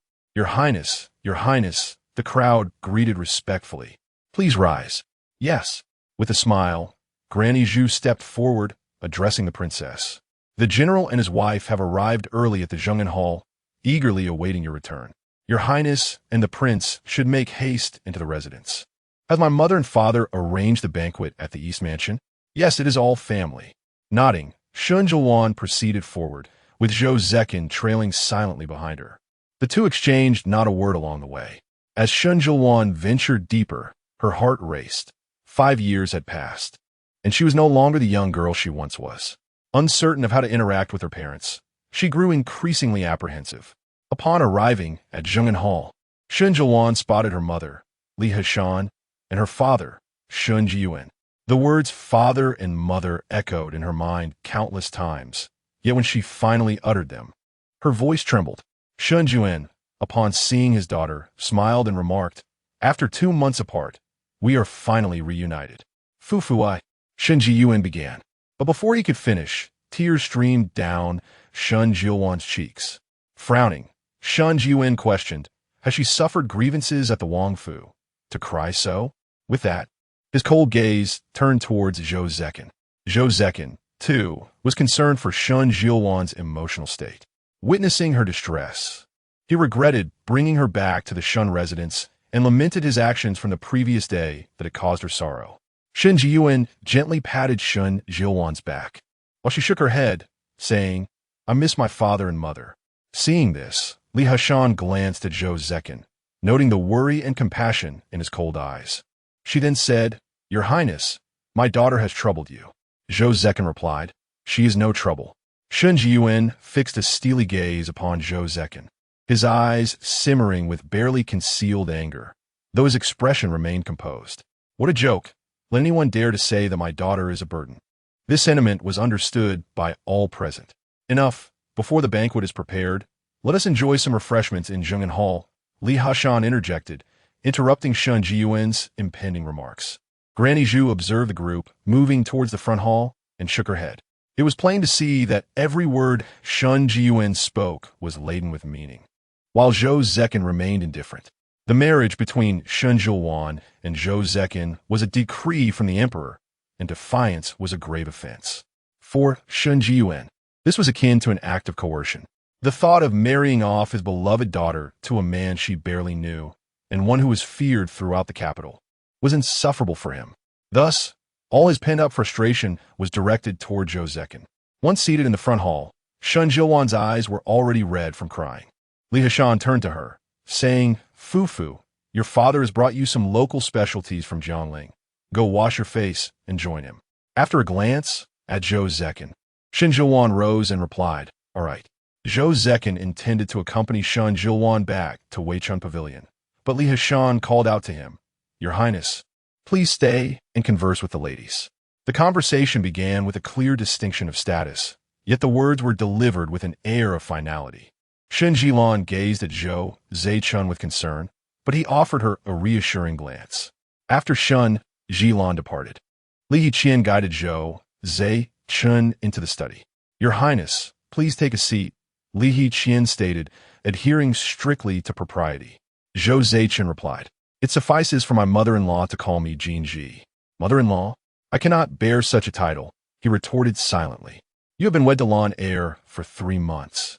Previously, when you returned home as newlyweds, I refrained from questioning you, but now I must inquire why you exert such effort to marry her.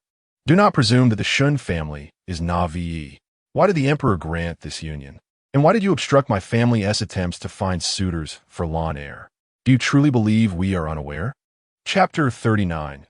Interrogation. Zhou Cechen's gaze darkened as he spoke.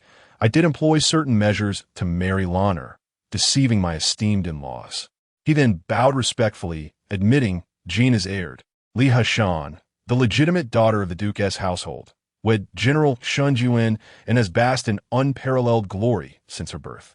Upon hearing Zhou Cechen's words from her position by the window, she coldly retorted, "As a humble wife, I dare not claim the honor of your apology, Your Highness. My Lan Er is unlike the noble ladies of the capital. Over a decade ago, I accompanied the general to battle in the northern desert, where she was born amidst desolation.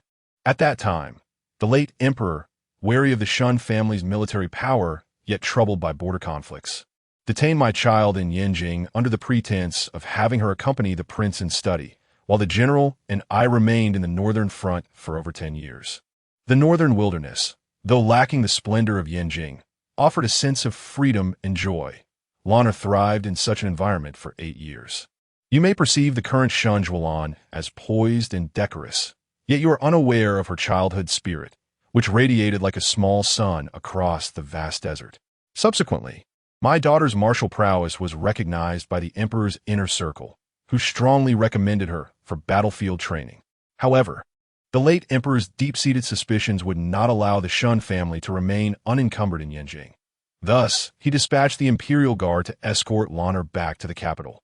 When she was merely 8 years old, how could I bear to leave her alone in Yanjing? Yet, it was the only way to protect the Shen family and safeguard her well-being. I instructed her to adhere to decorum, to cultivate patience, and to endure. But she, at such a tender age, cheerfully assured me that she could manage on her own, relishing the vibrancy of Yanjing. How could I be oblivious to her nature? Carefree and unrestrained, yearning to break free from the confines of convention? In the ensuing 6 months, I endeavored to teach her writing, painting, chess, and propriety. Yet, she struggled to absorb these lessons, expressing her disdain for them, disliking rules and writing altogether. In the 3rd year of Yongzheng, when the new emperor ascended the throne, the general and I were summoned back to Yanjing. Yet, when I beheld Lan Er, who had transformed in the 4 years of our separation, gazing at me with the eyes of a stranger, I found myself at a loss. I longed to embrace her, but she retreated several steps. From that moment on, she became excessively mindful of propriety, as if she were an entirely different person, no longer the little girl who once chased after ponies in the desert, calling, "Mother, come help me." Zhou Cechen clenched his fists tightly, unable to fathom how she had endured her solitary existence in the capital for those 4 long years.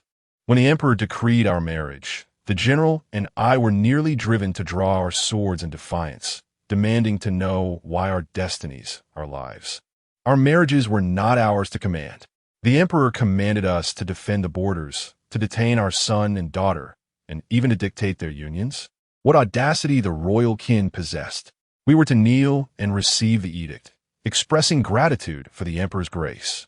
The general, holding the imperial decree, angrily asked Lanner if she consented. If she did not wish to marry, the Shen family would resolutely defy the order. Lanner replied affirmatively. Indeed, she was no longer the child who wished to pluck stars and moons, running freely across the desert. She had, like me, bowed her head to the weight of convention. Li Heqian's expression was extremely cold as she gazed at Zhou Cechen with an air of authority. Today, I wish to inquire why you have gone to such lengths to marry Lanner. Is it for the military power of the Shen family, or for another reason? Before she could finish her sentence, she saw Zhou Cechen sweep his garments aside and kneel. Li Heqian was taken aback for a moment, her cold eyes fixed on a man on the ground. What are you doing? Jinji deceived my parents, using every means to marry Lanner, not for any other purpose but to win the heart of one. Zhou Cechen spoke earnestly. Upon hearing his words, Li Heqian commanded, "Rise." After saying this, she turned away. You need not kneel before me. The reason I speak with you today is to advise you to treat Lanner well. Her journey has not been easy, nor has she received the pampering rumored in the capital. She is my wife, and I shall protect her for a lifetime. In the dining hall, Shen Siyuan watched her father continuously pour wine for Zhou Cechen, concern evident as she reached out to tug at his sleeve. The two had been at odds that day, and with her parents engaged in conversation, they had exchanged scarcely a few words. Sensing the pressure on his sleeve, Zhou Cechen turned to Shen Siyuan, clasping her hand in his and returning her a reassuring glance. Shen Siyuan observed all of this closely and refilled Zhou Cechen's cup. I have heard you have been overseeing the recent case of bribery among officials, he remarked. Indeed, Zhou Cechen replied, shifting his focus back to the table. Shen Siyuan frowned, preparing to stand and stop her father from pouring more wine for Zhou Cechen, but he gently restrained her, pressing her back into her seat. Seeing this, Li Heqian addressed Shen Siyuan. Come with me. Let them drink freely. Naturally, Shen Siyuan was reluctant, gripping Zhou Cechen's hand tightly. He softly urged go. Reluctantly, she released her hold on him. In the warmth of Li Heqian's study, Shen Siyuan sat in an armchair, sipping the tea poured for her. Is he treating you well? Li Heqian kidat. He is very good, Shen Siyuan replied. You answered similarly when you returned home. Shen Siyuan smiled slightly, as if no matter her stance, he always treated her well. It is different now. Before, he was good to me, and now, it is that we are good together. Li Heqian was somewhat taken aback by Shen Siyuan's response. He has feelings for you. I have feelings for him as well. Upon hearing this, Li Heqian smiled. Have you ever held it against me? She asked. Years ago, between her and Shen Siyuan, Li Heqian had chosen to send Shen Siyuan back to Yanjing. Shen Siyuan had never revealed to Li Heqian that even when her sister was chosen to go to the capital, she too had pleaded with their mother to allow her return to Yanjing. Compared to the flourishing stability of Yanjing, Shen Siyuan was more suited to galloping across the vast grasslands, excelling with her silver spear. In comparison, Shen Siyuan felt her sister embodied the spirit of a warrior. I have not, Shen Siyuan replied. The warmth of the study fell into an immediate silence. Li Heqian rose and retrieved a string of translucent green beads from the cabinet. I prayed for you at the temple in Jiangling. It will ensure your safety. Shen Siyuan extended her hand. Mother, please put it on me. Li Heqian smiled as she adorned Shen Jilin's wrist with a bracelet that fitted her perfectly. Once again, snow began to fall. Shen Jilin gazed up at the sky, watching the large flakes descend gracefully. Li Heqian remarked, it is getting late. Let's instruct the coachman to proceed with caution. Certainly, Shen Jilin replied, casting a glance at the slightly flushed Zhou Cechen, who appeared to be intoxicated. Zhou Cechen offered a respectful bow to Shen Siyuan and Li Heqian as he took his leave. Li Heqian nodded with a smile. But Shen Siyuan averted his gaze from Zhou Cechen, looking elsewhere. Father, Shen Jilin called out to Shen Siyuan. Shen Jin, adopting a pretense of elderly wisdom, replied, "Take good care of my dear Lanner. I shall not decline." Chapter 40. Affectionate embrace inside the carriage. As Zhou Cechen entered, he gathered Shen Siyuan into his arms, inviting her to sit upon his lap.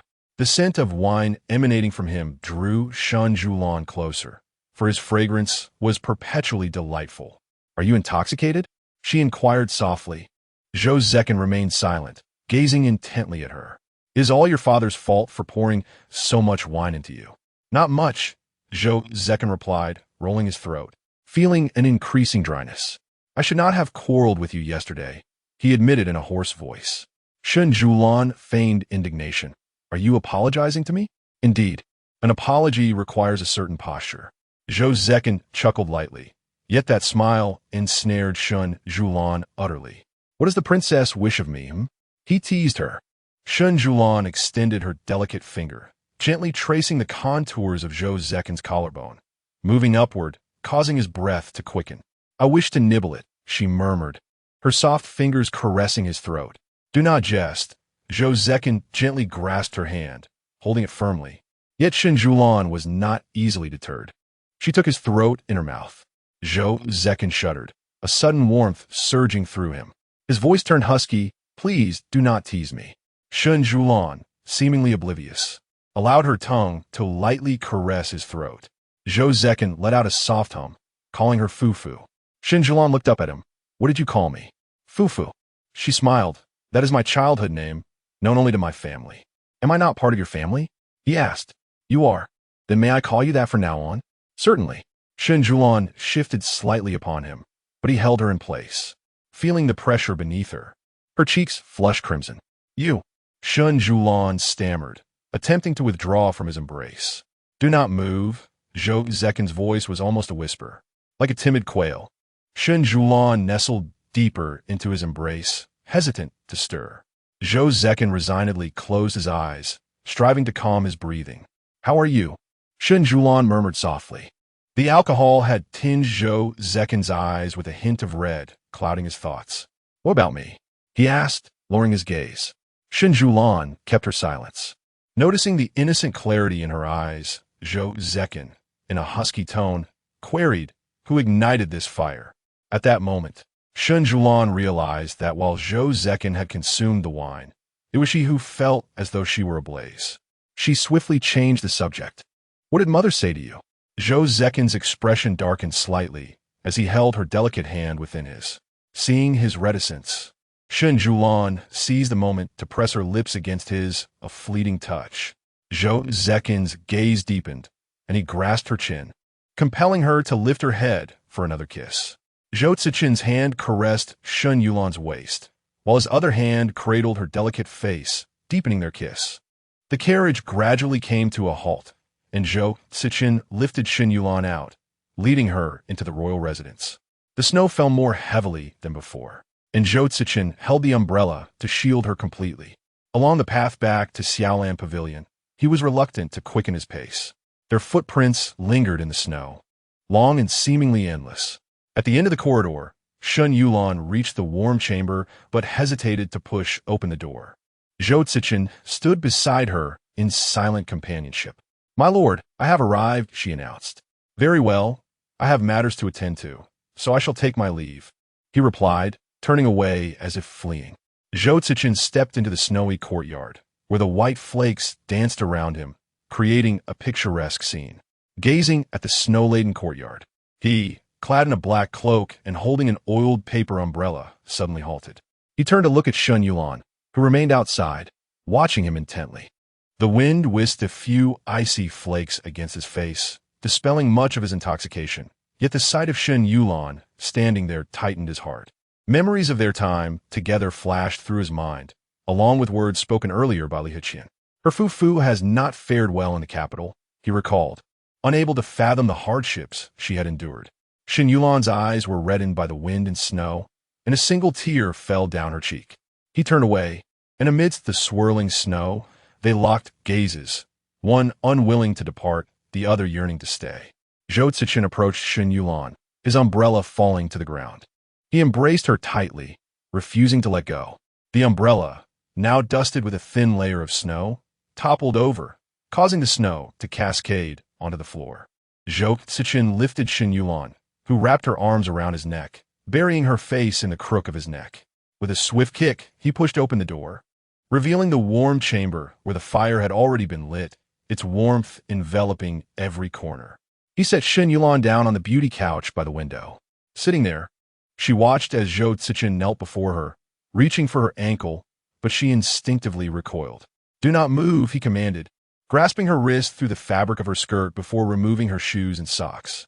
A woman's feet are a private part, meant only for those intimately close. Shen Siyuan contemplated retreating, but the wall was behind her, leaving her with no escape.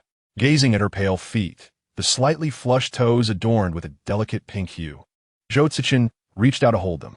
"Why are they so cold?" he inquired. Shen Siyuan looked at the hands that clasped her feet, her cheeks flushing. It felt warm, enveloped in his grasp. Compelled by an impulse, she softly called out to the kneeling figure, "Jinji," regardless of the falling snow and the thick fog. "I will still see you clearly," she answered, responding to Zhou Cechen's earlier question. He raised his gaze to meet hers, and as she freed herself from his grip, she knelt upon the beauty couch, casting her eyes down upon him, planting a kiss upon his brow. As Shen Siyuan withdrew, Zhou Cechen rose. Placing his hands on the beautiful couch, his gaze fixed upon her. Shen Siyuan took a step back, while Zhou Cechen leaned forward slightly. "Say it again." Zhou Zechen's voice was deep, coaxing her gently. Before she could utter another word, he captured it with his lips. Shen Siyuan let out a soft hum, wrapping her arms around Zhou Zechen's neck, reciprocating his kiss. This passionate side of Shen Siyuan was unprecedented for Zhou Cechen. Breathing heavily, his chest rising and falling intensely, he deepened the kiss. Zhou Zechen's hands roamed over Shen Siyuan's body, eliciting a shiver from her. His lips possessively claimed everything about her, the air thick with an intoxicating tension. Shen Siyuan's consciousness gradually blurred, lost in the fervent kiss. After what felt like an eternity, Zhou Cechen finally released her lips. Both were left breathless, Shen Siyuan's cheeks flushed, radiant as blooming peach blossoms, dripping with allure. Chapter 41. In love, foreheads touching, Zhou Cechen sought to steady himself. Yet before him stood Shen Siyuan, rendering his efforts futile. As he prepared to rise, Shen Siyuan grasped him firmly. "Do not leave. You must not go," she implored, her voice soft and almost bashful. "Fufu." Zhou Cechen murmured her name. Shen Siyuan extended her hand, tracing along his waist, slowly descending, only to have her wrist captured by him. "Give it to me," she said, her eyes glistening with emotion. Hearing her words reignited the flame within Zhou Cechen. "What did you say?" he asked in disbelief. "I want you," Shen Siyuan stated plainly. Zhou Cechen's throat bobbed as he hoarsely inquired, "Have you thought this through?" Shen Siyuan fixed her enchanting gaze upon him, biting her lip until a mark formed. He pressed his thumb against her crimson lips, preventing her from biting further. In a playful manner, she extended her tongue to tease his thumb before gently biting it. Unable to resist her allure any longer, Zhou Cechen lifted Shen Siyuan and carried her to the bed, laying her upon it before leaning over her. With his hands braced on either side of her, he gazed down at her radiant smile, her eyes slightly uplifted, a solitary tear lingering at the corner of her eye. He tenderly wiped it away. Zhou Cechen lowered himself, capturing her lips with his, a kiss both gentle and fervent. His hands roamed her skin, igniting a wave of sensation. Shen Siyuan let out a soft whimper, wrapping her arms around his neck. As their garments gradually slipped away, their bodies melded together. Zhou Cechen's eyes brimmed with desire, while Shen Siyuan's cheeks flushed, her eyes fluttering closed. "Fufu, do not regret," he whispered before kissing her once more. Shen Siyuan, guided by Zhou Cechen, found herself utterly entranced, akin to a floating weed submerged in water. "It hurts," she murmured softly. "What does it hurt?" Zhou Cechen coaxed. Yet Shen Siyuan was unaware, feeling discomfort throughout her body. Utterly drained, she whimpered, "It tickles." "Be good. I will make you feel better," Zhou Cechen replied, his voice husky. As he applied gentle pressure, Shen Siyuan instinctively furrowed her brow, overwhelmed by sensitivity. Relishing his ministrations, tears streamed down her cheeks. Zhou Cechen gently kissed away her tears, trailing downwards.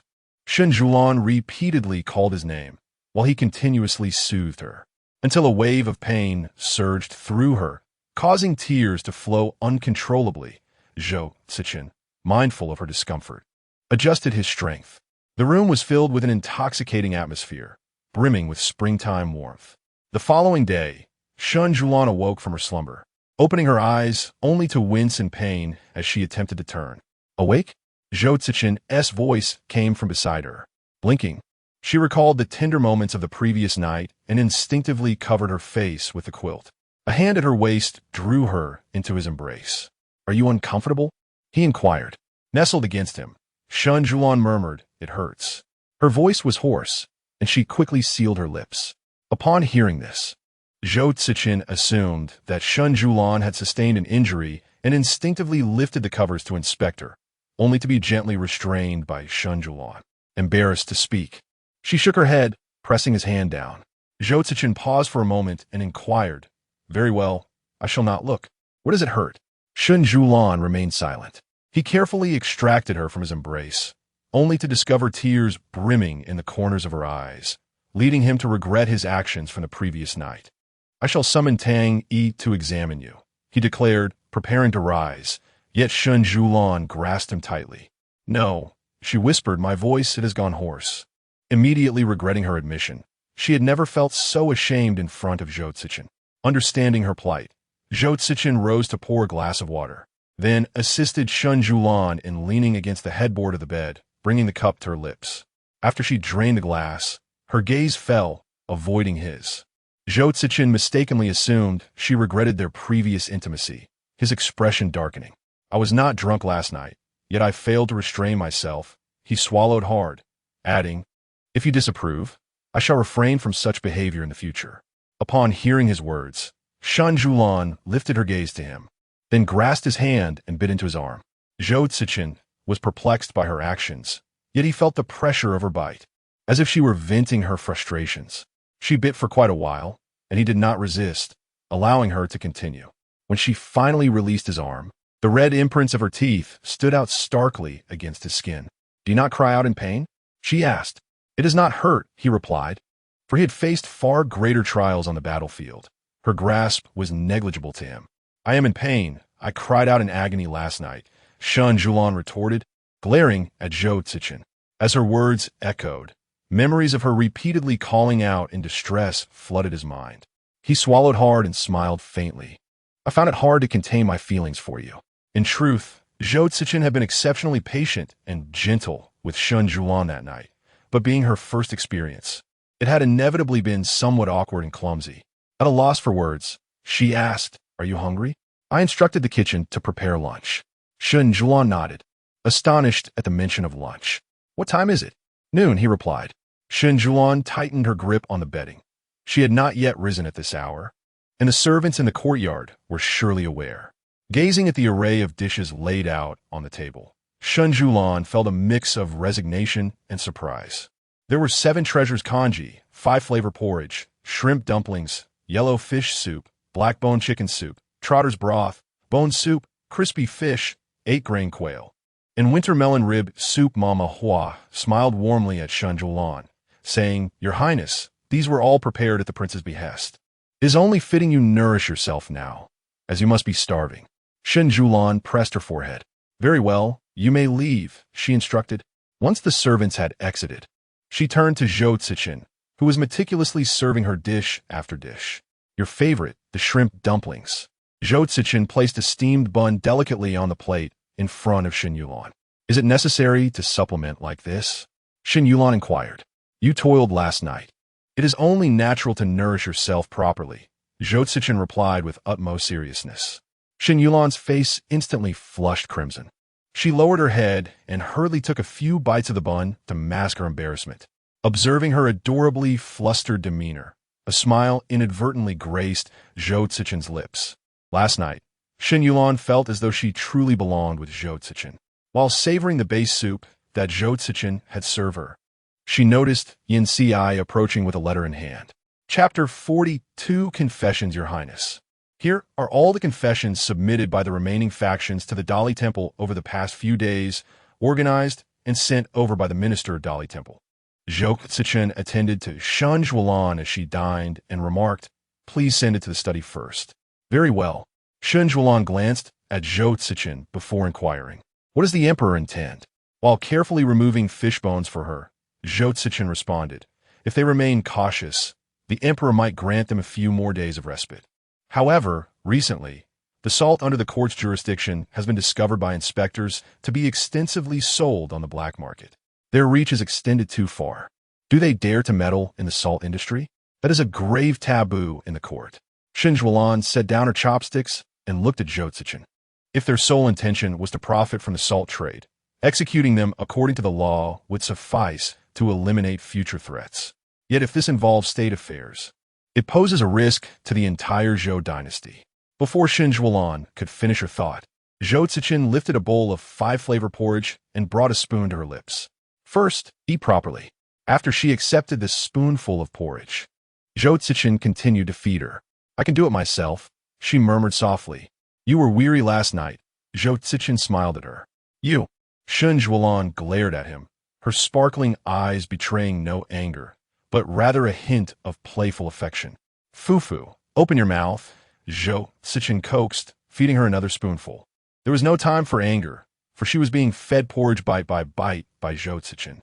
"Regarding the confessions, we will uncover their true intentions," Zhou Cechen assured her.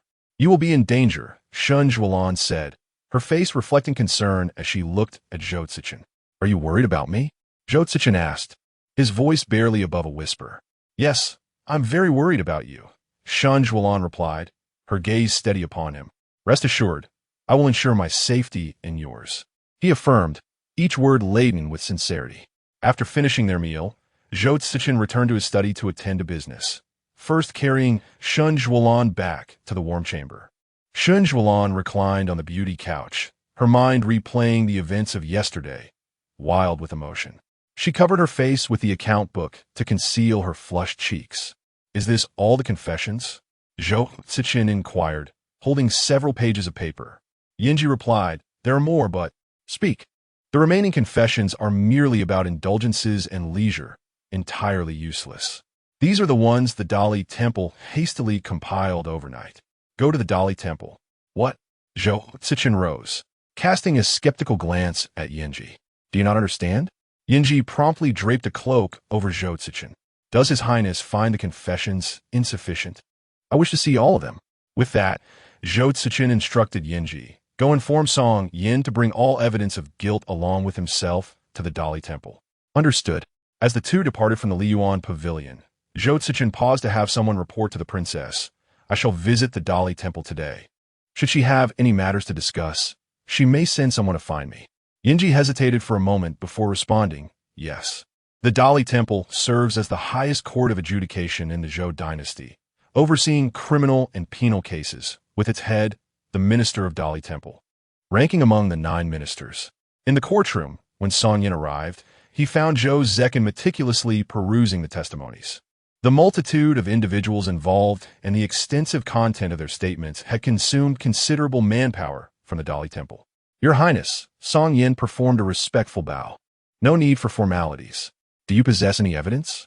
Zhou Cechen inquired. "All has been submitted to Marquis Yongyi," Song Yin replied. Zhou Cechen raised his gaze, questioning whether even the evidence pertaining to his station had been handed over. Song Yin smiled faintly. "Since your Highness is aware, why inquire further? If I did not ask, would you present it?" Zhou Cechen countered. "Among those involved, there exists someone you wish to eliminate." Song Yin's expression turned grave. "Your Highness, this is the Dali Temple. We must choose our words with care. They are all condemned men." Zhou Cechen fixed his gaze upon Song Yin. The latter retrieved a document from his sleeve and cast it onto the table, challenging the prince to uncover its contents.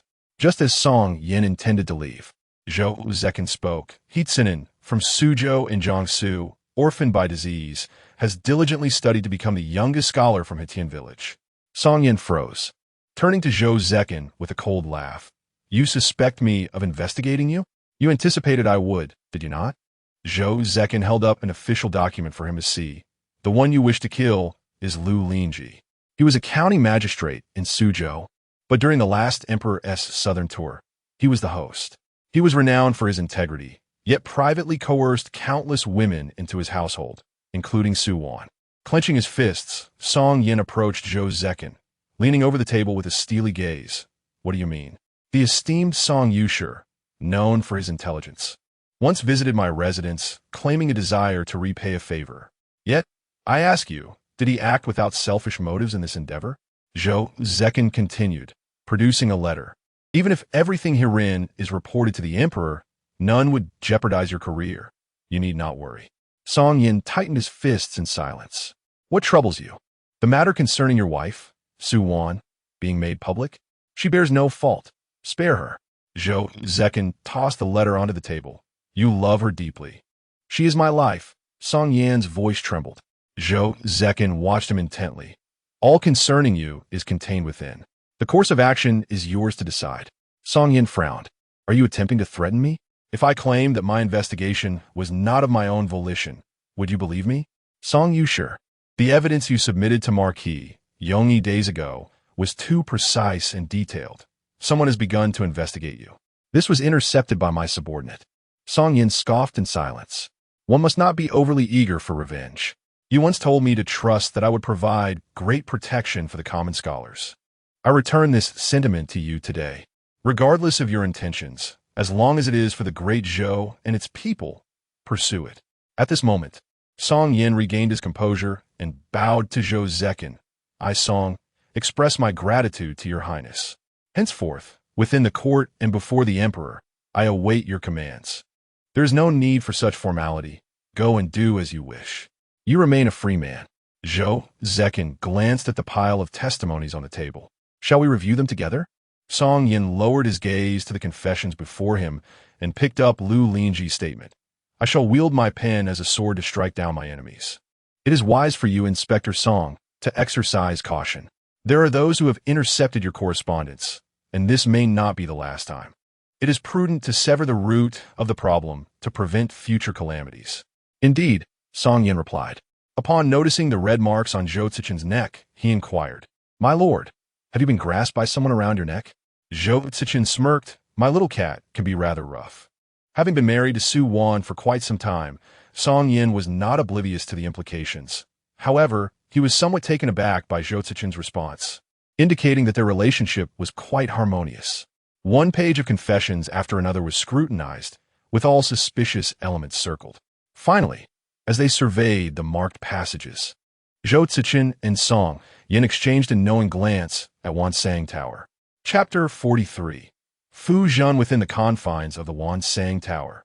Fu Zhen rested her head upon her hand, gazing intently at the person before her, a smile gracing her lips.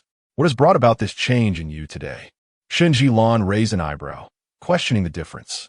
There was an air about her, reminiscent of a flower, freshly plucked, her delicate face flushed with a rosy hue, and her pair of water-like eyes shimmering like autumn waters. Fu Zhen, wielding her fan, lightly flicked it and pointed at Shen Siyuan. Surely, you engaged in some unmentionable activities last night. Is it that obvious? Shen Siyuan responded incredulously. I merely suggest that you must have. Fu Zhen. Shen Siyuan interjected, halting her words. All right, I shall say no more, Fu Zhen pouted. But do tell me, what was it like last night? What was it like? It was indeed far more pleasurable than in my past life. At the very least, it was joyous. Shen Siyuan would not divulge such intimate details to Fu Zhen. What you feel, I shall feel as well. Oh my heavens! My lady, this is entirely different. The men I served before were all devoid of compassion. They cannot be compared to your esteemed husband. Shen Siyuan regarded her with a hint of skepticism. Different, you say? Naturally. Fu Zhen stood up decisively, moving to Shen Siyuan's side. Her delicate finger, brushed with rouge, caressed her cheek. When a master and her husband are in harmony, he will naturally be attuned to your feelings, and thus you both shall share in joy. The men I once served were exceedingly coarse. How can we speak of joy? Upon hearing Fu Zhen's words, Shen Siyuan's face flushed crimson, and she fell silent. forbidding further discussion.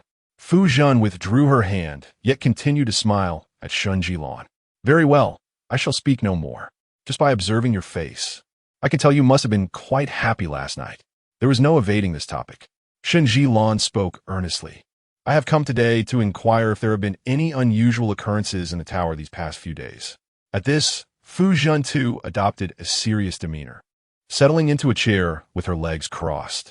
There is nothing unusual, merely that the number of guests has somewhat diminished. Diminished? Shen Siyuan inquired. Indeed, not long ago, there was a scandal involving the remnants of the previous dynasty being imprisoned for corruption. Those individuals were frequent patrons, and, naturally, they cannot visit now. These days, the Inspection Bureau has been rigorously investigating corruption, and even innocent officials must be prudent and avoid drawing attention. Shen Siyuan pondered this matter deeply. Upon her rebirth, the first place she visited was the Wan Sang Tower. In her previous life, Zhou Cechen was framed and closely linked to merchants dealing in illicit salt. Wan Sang Tower was pivotal in unraveling the case. Are there transactions between them? Shen Siyuan asked. Fu Zhen gently fanned herself. Is that the purpose of your visit today? Indeed. With a light flutter of her fan, Fu Zhen continued. Naturally there are.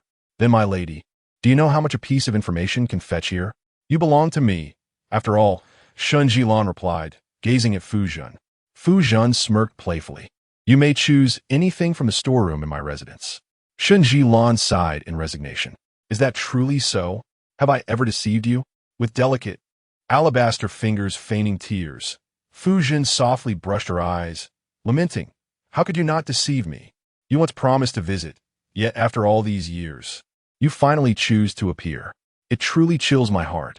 Indeed, Shen Siyuan had failed to uphold his promise, but there were circumstances beyond his control. Let's not dwell on this, Fu Zhen declared, rising and beckoning Shen Siyuan to follow her. She turned a seemingly inconspicuous ornament beside a vase behind the screen, revealing a hidden door. Is this a secret chamber? Shen Siyuan mused, for he had seldom visited this place. Am I not impressive? Fu Zhen replied with a smile. Within the chamber, Shen Siyuan gazed in astonishment at the towering stacks of books and bamboo scrolls. So many books, he remarked. Fu Zhen proudly declared, I simply adore reading. I have finished all of these, gesturing with her fan to the two large stacks of tomes by the ornate porcelain on the table. The Art of War, records of the grand historian, strategies of the warring states. Are you preparing for battle or aiming for the imperial examination? Shen Siyuan inquired. I read for my own pleasure, not for such concerns, she replied, leading him to a bookshelf brimming with various volumes. Fu Zhen pointed to one, saying, these are records of transactions among dignitaries. The book you seek is right there. Shen Siyuan picked up the tome and began to peruse it, his expression growing increasingly grave. Indeed, she muttered, someone is coming. You should hide here, Fu Zhen advised. Yan Ci and Tang Song maintained their composure as they faced a group of women who were gazing intently at them. Who are you in charge here? Tang Song demanded. Such handsome young gentlemen. Would you allow me to join you for a drink and a heart-to-heart? One woman purred. Step aside, Yan Ci retorted. Who dares to act recklessly on my territory? Fu Zhen elegantly swayed her hips as she descended the stairs. Yan Ci frowned, stating, we are here on official business. Official business? Whose orders do you serve? Fu Zhen inquired with a playful smile as she approached Yan Ci. He took 2 steps back, coldly responding from the Dali Temple. At the mention of the Dali Temple, the crowd recoiled, fearful of attracting unwanted attention. However, Fu Zhen stepped forward, asking, what matters does the gentleman wish to address? Yan Ci drew his sword, aiming it at Fu Zhen, warning her to stay back. How can I inform you of what you wish to know if I do not come closer? She replied, deftly pushing the blade aside with her fingers. If you lower your sword, I will share the information with you. Does that sound agreeable? Tang Song, observing the scene, grasped Yan Ci's arm, urging him to sheath his sword. Yan Ci cast a glance at Fu Zhen, who was smiling at him. Reluctantly, he returned the sword to its scabbard. Speak, he commanded. Please, come with me. Fu Zhen invited as she led Yan Ci and Tang Song to another room on the 2nd floor. The others sighed in relief as the trio ascended. Once inside, Fu Zhen offered them seats and poured 2 cups of tea, presenting them with a warm smile. "What would you gentlemen like to know? I assure you, I shall answer without reservation." The conversation commenced with unambiguous intent. We sought information regarding the dealings between court officials and merchants trafficking in illicit salt. Fu Zhen's eyes glimmered momentarily, yet her smile remained unchanged. "Ah, so this is the matter at hand. However, this is my means of livelihood, and I fear—" Tang Song produced a gold ingot, placing it upon the table. "Should you enlighten me, this gold shall be yours." Fu Zhen offered a slight smile. Accepting the gold, "You are indeed generous, young master. Yet this matter involves numerous influential figures, and I can only divulge the most superficial details. As far as I know, they typically collude in secrecy, reaching agreements through bribery and other means. I dare not inquire too deeply into the specifics." Yen Ci pressed further. "Is there any evidence?" Fu Zhen shook her head. "In such affairs, both parties exercise utmost caution. How could they leave behind evidence? However," she paused, then continued, "I have heard that a shipment of illicit salt is soon to arrive in the capital. Perhaps you might use this as a starting point for your investigation." Chapter 44. Zhao Ruyun exchanged a glance with Yen Ci and Tang Song. Seeing the 2 men's frosty demeanor, Fu Zhen couldn't help but jest. "Do you not believe me? Feel free to investigate. If my information proves false, return to me." The 2 gentlemen, possessing such striking features, piqued her curiosity, and she wished to behold them longer. Upon hearing her words, Yen Ci immediately rose to depart. Tang Song, noticing Yen Ci's swift movement, followed suit. As they strode away, Fu Zhen fanned herself lightly and smiled faintly. "How cold it is. Nonetheless, I find it quite delightful." In the secret chamber, Shen Siyuan had finished perusing the ledger. Her brow furrowed. This salt smuggling was not merely a trivial offense, but a scheme of treason. "Have you finished?" Fu Zhen entered with a light step. "Individuals from your husband's circle have come to investigate." Shen Siyuan looked up. "Are they here to scrutinize the illicit salt trade?" "Indeed. However, I cannot allow them to see the ledger, or they would undoubtedly shut down my Wansang Tower. Yet, for the sake of the master, being associates of your husband, I shall treat them well and provide them with leads for their inquiry." Shen Siyuan nodded. The matter was grave, and a moment's inattention could lead to utter ruin. She observed Fu Zhen secure the documents, cautioning, "Ensure no one discovers this, or your life will be at stake. Rest assured, I possess numerous protective talismans. I'm not afraid." Upon leaving Wansang Tower, Shen Siyuan chose to sit in a tea house, watching a performance for half an hour, which would serve as a convenient excuse for her return home. During a rendition of Peony Pavilion, she found herself engrossed. Just as she sipped her tea, a commotion erupted below. Looking down, Shen Siyuan saw a group surrounding a boy, beating him mercilessly. The boy struggled feebly. "Your Highness," Bai Rue said anxiously, glancing at Shen Siyuan. "Let's see what is happening." As she finished her sentence, a maid rushed forward. "What are you doing? Bullying a child here? I shall report this to the authorities. He stole our shop's buns, the little scoundrel. Is it merely 1 bun? I shall compensate him. 1 bun. He steals daily. It is hardly just 1. The maid produced a small pouch of silver and tossed it to the ground, declaring, "Is this sufficient?" Seeing the amount, the crowd clamored, "Yes. Yes, it is enough." The boy was lifted by the maid and taken upstairs to the tea house's 2nd floor. The 2nd floor was frequented by affluent families seeking tranquility, likely unable to tolerate the injustice. Shen Siyuan observed as the boy was led into a private room, shielded by screens, rendering its occupants unseen. "Very well. I shall continue watching the performance." Just as she was captivated by the melodious singing, a voice calling out "Princess of Ding" and jolted her back to reality. She turned to see a scholar in white attire, holding a folding fan, smiling and bowing to her. Upon recognizing the face, Shen Siyuan paused for a moment. Zhao Ruyun, the legitimate daughter of the Zhao family, and the future princess of Zhou Jingma. "Miss Zhao," Shen Siyuan called with a smile. "The princess remembers me?" Zhao Ruyun replied, her surprise evident. "Naturally, we have met once at the royal banquet," Shen Siyuan remarked. "It is indeed a great honor for me, Zhao, to be remembered by you. We are of the same age. There is no need for such formality," Shen Siyuan replied. "Very well." Shen Siyuan cast a glance at Zhao Ruyun's attire and inquired, "Why are you dressed this way for an outing?" Without regard for propriety, Zhao Ruyun seated herself directly opposite Shen Siyuan. Upon realizing the impropriety of her position, she prepared to rise, but Shen Siyuan interjected, "If you wish to sit, then sit." Feeling somewhat embarrassed, Zhao Ruyun settled back down and said, "It is quite inconvenient for a young lady to be dressed like this. It is much easier to venture out in such a manner." Shen Siyuan smiled as she observed her and asked, "Was that child you rescued earlier?"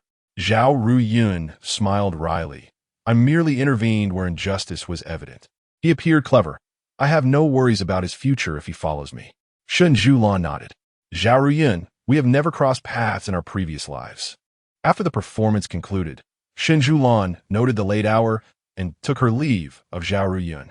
"When the princess next visits, Ruyun, please invite her for drinks. Simply call for me, Jin Ning," Shen Siyuan remarked. With a nod, she descended the stairs. Watching Shen Siyuan's departing figure, Zhao Ruyun smiled, thinking how remarkably handsome she was. At the Ding'an prince's residence, the servants were already lighting the lamps upon Shen Siyuan's return. As she made her way inside, the attendants greeted her respectfully. Upon entering the Li Garden Pavilion, she found Zhou Cechen lost in thought, gazing at the dimming sky. "Jinji," Shen Siyuan called out to him. Zhou Cechen turned, his lips curling into a gentle smile upon seeing Shen Siyuan approach the courtyard. "Were you waiting for me?" Shen Siyuan inquired. Zhou Cechen hesitated, uncertain of how to respond. As she took a few steps closer, Shen Siyuan stood on her toes and whispered in his ear, "Your Highness, do not speak insincerely." With that, she wrapped her arms around Zhou Cechen's neck, her bright eyes fixed intently upon him, causing his heart to race. Under the softening twilight, the tips of his ears turned crimson. "Your Highness does not speak," Shen Siyuan teased, playfully biting his neck before softly licking it. "I may have to punish you." The servants in the courtyard had already bowed their heads, too timid to look on as Shen Siyuan embraced Zhou Cechen. He swallowed hard, placing his palm on her waist to draw her closer. "Fu, please don't make a fuss," he implored. Shen Siyuan, brimming with mischief, replied, "But I want to play. Do you remember the night before our wedding, when you scaled the wall to find me?"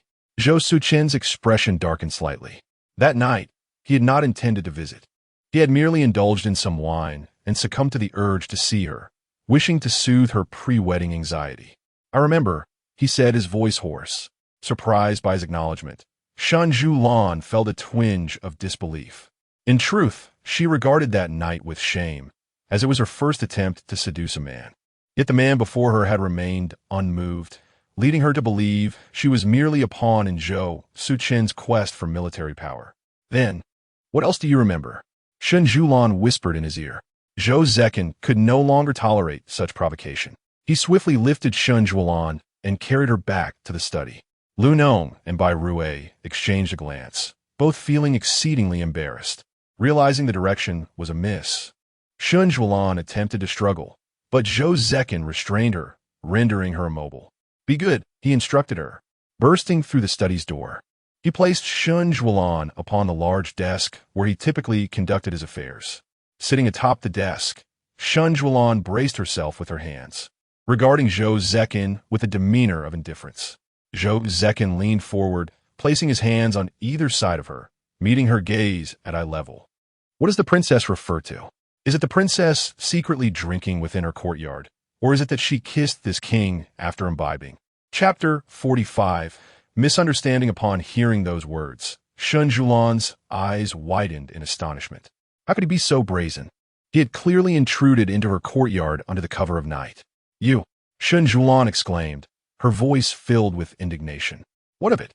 Zhou Cechen's eyes sparkled with amusement. "You are shameless." "I am shameless?" Zhou Cechen smirked. It was clearly the princess who made the first advance. He defended himself. Shen Siyuan furrowed her brow, regretting she had brought it up. In truth, she longed to ask him why he had not responded to her that night. Had his demeanor not been so aloof, she would not have once believed he harbored no feelings for her. Consequently, she would not have been so indifferent after their marriage, and they would not have missed out on each other. Noticing Shen Siyuan's despondent mood, Zhou Cechen gently lifted her chin. I remember everything from that night, he said. You mustn't remember, Shen Siyuan insisted, unreasonably. Zhou Cechen chuckled softly. Why not? You were utterly adorable that night. When Shen Siyuan looked at him again, her eyes were filled with tears, rendering her quite disheveled. What is it? Zhou Cechen furrowed his brow. That night, I felt so vulnerable before you for the first time. Gently, Zhou Cechen brushed his thumb against the damp corner of Shen Siyuan's eye. That night, I was truly delighted. Just seeing you brings me joy. Yet, despite his affectionate embrace and kisses, she had offered him no response whatsoever. At that moment, Shen Siyuan wished to ask him why, if he felt no affection, he had chosen to marry her. But the words remained unspoken, for she feared the answer would only confirm her worst fears and bring her heartache. Zhou Cechen tenderly wiped her tears away, his voice husky. How could I, a mere mayfly, dare to aspire for the beauty of spring? Shen Siyuan gazed at him. Do not speak, she interrupted, pressing her hand against Zhou Cechen's lips. They were neither deities nor omniscient. They could not fathom each other's innermost thoughts. Perhaps this was the decree of fate. Zhou Cechen enveloped Shen Siyuan in his embrace.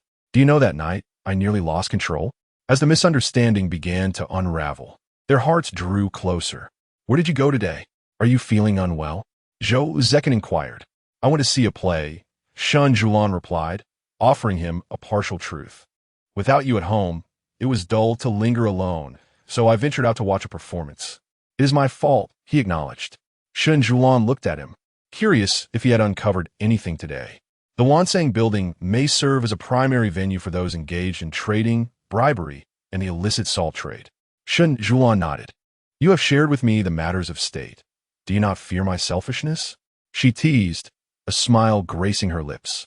At least I still hold some value in your eyes, Zhou Cechen replied. Shen Siyuan spoke earnestly. Rest assured, I would never do anything to harm you. Zhou Cechen gently lifted Shen Siyuan off the desk, and she steadied him, wary of him stumbling. Only a few days remain until the new year, and there will be a banquet in the palace. Both you and I must attend. Very well, Shen Siyuan nodded. Since Shen Siyuan had been staying at Liyuan Pavilion due to her injured palm, she had not returned to Xiaolan Pavilion. The two shared meals and slept together, just like any ordinary couple. The next day, as Shen Siyuan emerged from the warm pavilion, she spotted an elderly woman waiting at the entrance. Who is this? Shen Siyuan inquired, casting her gaze toward the woman. Your Highness, this is the wet nurse who cared for the prince during his childhood. After leaving the palace, she has resided in Jiangnan, and now the prince has summoned her to attend to your health. I pay my respects to your Highness. The woman knelt before Shen Siyuan. Oh dear, there is no need for such formality. You are embarrassing me, Shen Siyuan exclaimed, hastily instructing Chaoyan to assist her to her feet. I was unaware that the nurse would arrive today and have inadvertently neglected you, Shen Siyuan remarked. I am surnamed Kong. You may call me Nurse Kong. The elderly woman replied, waving her hand dismissively, for she cared little for such trivialities. What mattered now was attending to the well-being of the princess. Nurse, please take comfort in the palace, enjoying good food and lodging. It is not appropriate for you to serve me, Shen Siyuan said, leading Nurse Kong towards the dining hall. Today, the prince has business to attend to, and I must ensure that you are well taken care of. The elderly woman, having lived many years, felt no need for such extravagance. Shen Siyuan, while lacking knowledge of Zhou Cechen's childhood, understood that Nurse Kong represented one of the few sources of warmth he had experienced in the palace. Despite being merely a wet nurse, Zhou Cechen regarded her as a matron, deserving of her respect. After their morning meal, Shen Siyuan took Nurse Kong on a tour of the Wangfu, allowing her to familiarize herself with the surroundings. This estate is truly vast, Nurse Kong could not help but exclaim. The Ding'an Wangfu was renowned throughout the capital for its extensive grounds. When Shen Siyuan had first married Zhou Cechen, she had been unfamiliar with the Wangfu and had once gotten lost. The memory of that incident still made her blush. She had wandered into a wooded area and inadvertently stumbled upon Zhou Cechen relaxing in a hot spring, his unclad figure so splendid that she dared not look. As her thoughts returned, Shen Siyuan smiled and remarked, "This is all the prince's hard work." The elderly woman, observing the prince's solitary existence for so many years. Felt a swell of joy at the sight of him finally having a home. Indeed, we finally have a home, Shen Siyuan agreed. Might you enlighten me about the prince's preferences? Many times, Shen Siyuan found it difficult to fathom him. He often dined according to her tastes, commanding the kitchen to prepare what she favored without considering his own. Nurse Kong looked at Shen Siyuan with a smile and said, "He must have caused you some worry again, always appearing disinterested in everything." He was just as stoic as a child, making it hard for anyone to discern his likes and dislikes. Shen Siyuan couldn't help but smile at the memory of the quiet, serious young Zhou Cechen. "Ah, he is quite the picky eater," Nurse Kong continued. "He dislikes spicy and sweet foods." After a moment's thought, she added, "Moreover, the prince detests all dairy products, cheeses and milk cakes. He wouldn't even go near them."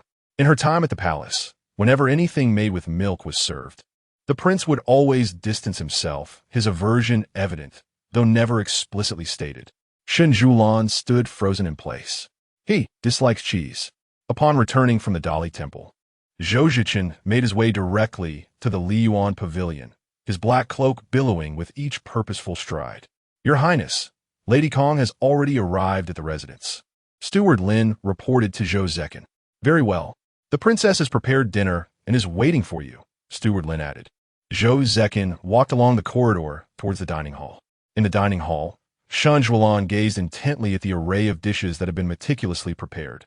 Zhou Cechen approached her side, but she remained oblivious to his presence. "Are you hungry?" Zhou Cechen inquired. Only upon hearing his voice did Shen Siyuan realize that he had come to stand beside her. She shook her head in response, gently stroking the top of her head. Zhou Cechen said, "I will be quite busy these next few days, so you need not wait for me to have dinner." Chapter 46. Not indulging, Shen Siyuan remained silent. Observing her demeanor, Zhou Cechen took a seat beside her, suspecting she was troubled by some matter. "What troubles you?" he inquired. Shen Siyuan glanced at the plate of cheese before him and replied, "It is nothing. Your Highness should enjoy your meal." With that, she placed a piece of cheese onto his plate. Zhou Cechen, bewildered by Shen Siyuan's intentions, was about to pick up the cheese when she took his small plate and positioned it in the center of the table, moving the large platter of cheese directly in front of him. "Your Highness loves cheese. Please indulge." Gazing at the abundant cheese, Zhou Cechen began to piece together the situation. He had hurriedly left earlier, forgetting that old Madame Kong was arriving in Yanjing today, and he had many matters left unaddressed. After a brief silence, Shen Siyuan nudged him gently. "Why aren't you eating, Your Highness?" "I," Zhou Cechen began, but Shen Siyuan interrupted. "Have you ever deceived me?" He looked at her, momentarily at a loss. "I should not have deceived you," he admitted. "What have you deceived me about?" Shen Siyuan asked after taking a sip of fresh bamboo shoot soup. "I have never liked dairy products, including cheese," Zhou Cechen confessed, his gaze fixed on her expression. "Yet now, I find pleasure in it." Just as he was about to take a bite, Shen Siyuan deftly knocked it to the ground with her chopsticks. Setting her own chopsticks down, she questioned, "Why force yourself to eat what you dislike, Zhou Cechen?" Her voice trembled slightly. "You always indulge me, but what about you? Why do you neglect your own preferences?" Zhou Cechen was taken aback. No one knew how profoundly Shen Siyuan had changed since her fall into the water. He felt both joy and trepidation in response. It was as if living in a dream, wishing to remain lost in this blissful state. "Shen," he said, continuing to gaze at her, "I am truly here with you." She took his hand and placed it against her cheek. "You need not indulge me so." Zhou Cechen tenderly caressed her cheek, his voice husky. "This is not indulgence. I find joy in doing everything you love. I wish to partake in your experiences, to savor your favorite foods. I long to understand how you have lived these past years." Shen Siyuan was momentarily taken aback, then moved the large plate of cheese aside and placed a piece of sea bass into his bowl. "Your Highness, please enjoy the fish." Old Madame Kong had informed her of Zhou Cechen's childhood favorites, though she was uncertain if his taste had changed. "Very well," he replied. Later that night, as Shen Siyuan lay in Zhou Cechen's embrace, she admired his face in the moonlight. In her eyes, his visage was captivating, particularly his eyes, though she also cherished his nose.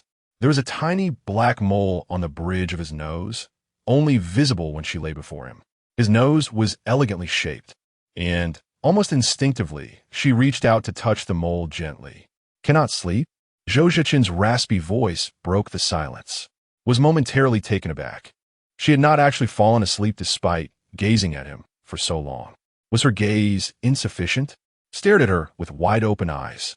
The inky darkness amplified the depth of his obsidian pupils, unfathomable in their intensity. Remained silent, swallowing hard. With a swift motion, rolled over, positioning himself above her. Fixated on her. Her long, dark lashes quivered gently beneath him, and her lustrous eyes were locked onto his. The aggression in his gaze made feel like prey. Ensnared and unable to escape. Unable to sleep, perhaps we could engage in other pursuits? He murmured, his voice deep and resonant, sending a shiver through her. She instinctively reached to rub her ears, only to have her hands seized by him, pinned above her head against the bed. Pressed her lips together in silence. After a moment of contemplation, opened his eyes again, awaiting her response without haste. Furrowed her brow. Was he truly going to keep her restrained like this? "You."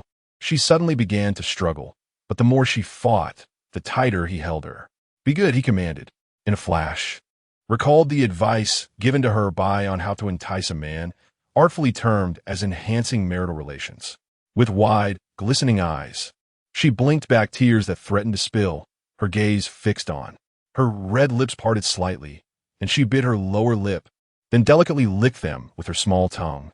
Suddenly, her petite feet found their way to his legs, rubbing against him. Frowned slightly. Who had taught her such things? Yet it was undeniably effective, stirring a warm rush within him. Unable to contain himself any longer, he leaned in and kissed. As their lips met, smiled coyly.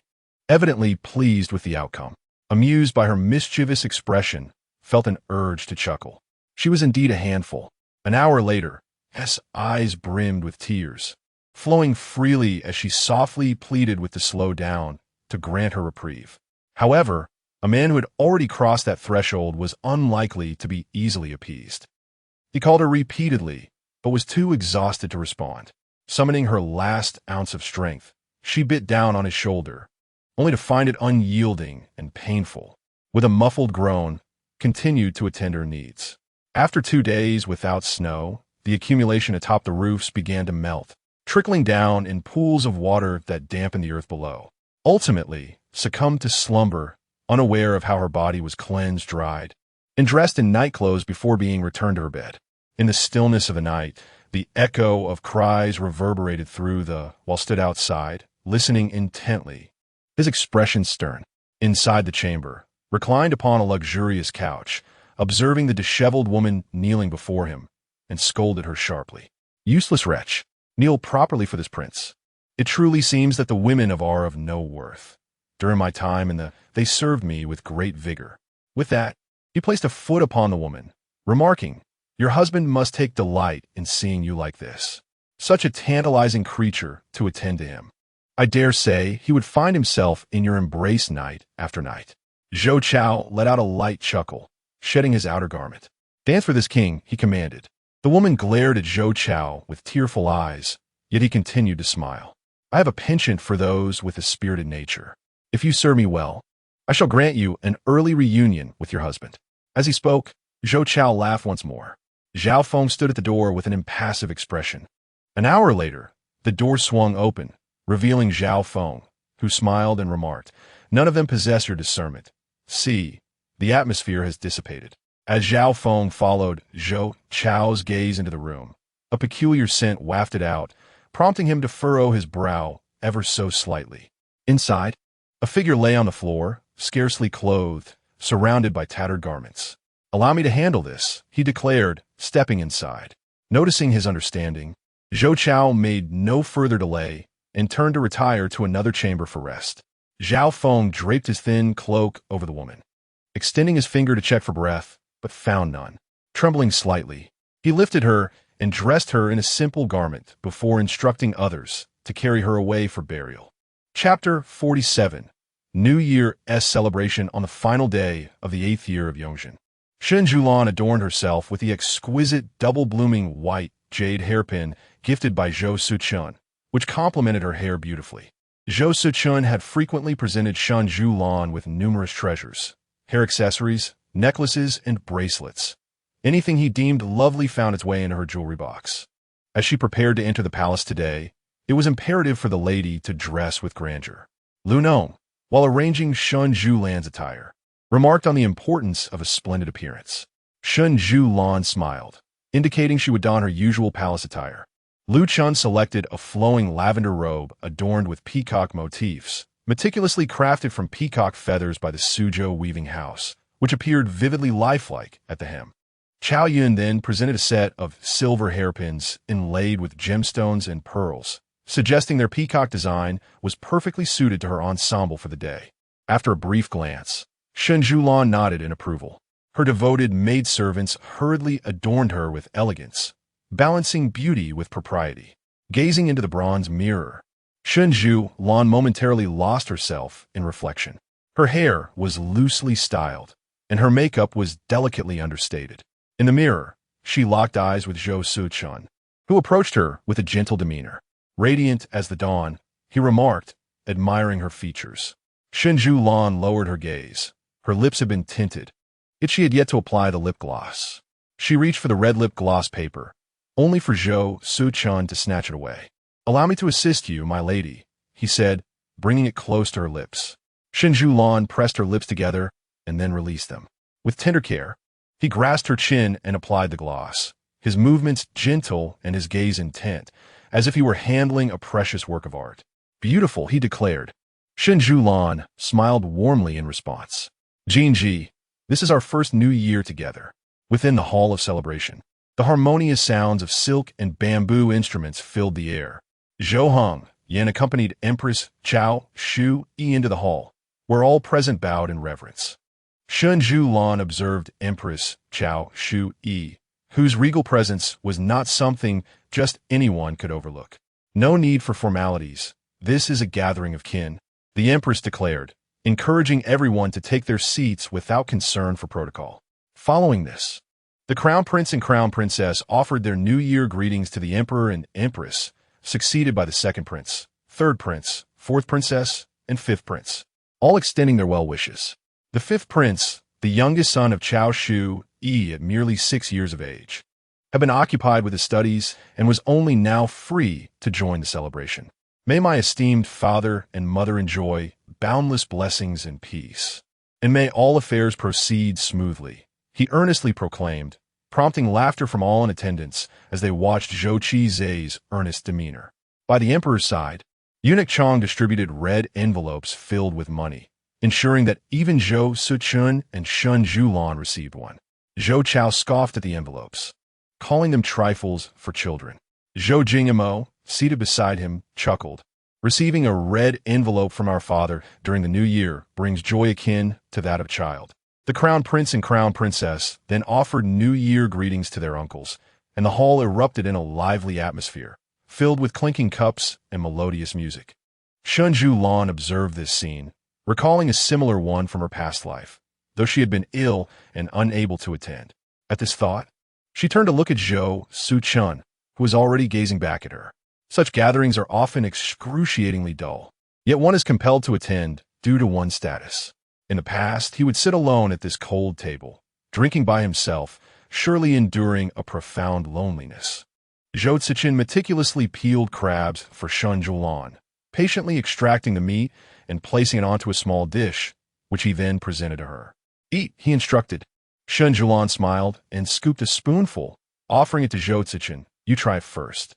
Many onlookers observed this scene with interest, witnessing for the first time the usually aloof Zhou Cechen treating a woman with such delicacy. Zhou Chao found the sight particularly jarring, consuming his drink in one gulp as he scrutinized their actions. Beside him, Zhou Jingma smiled at the pair, yet his hands, concealed beneath his wide sleeves, tightened into fists.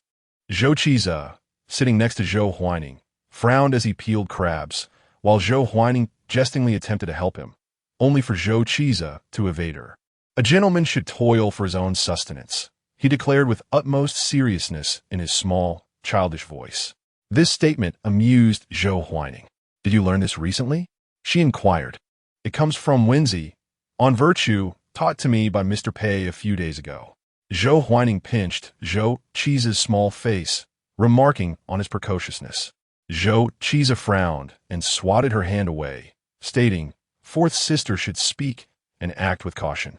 Shen Siyuan was charmed by the little Zhou Ceza, finding him genuinely delightful.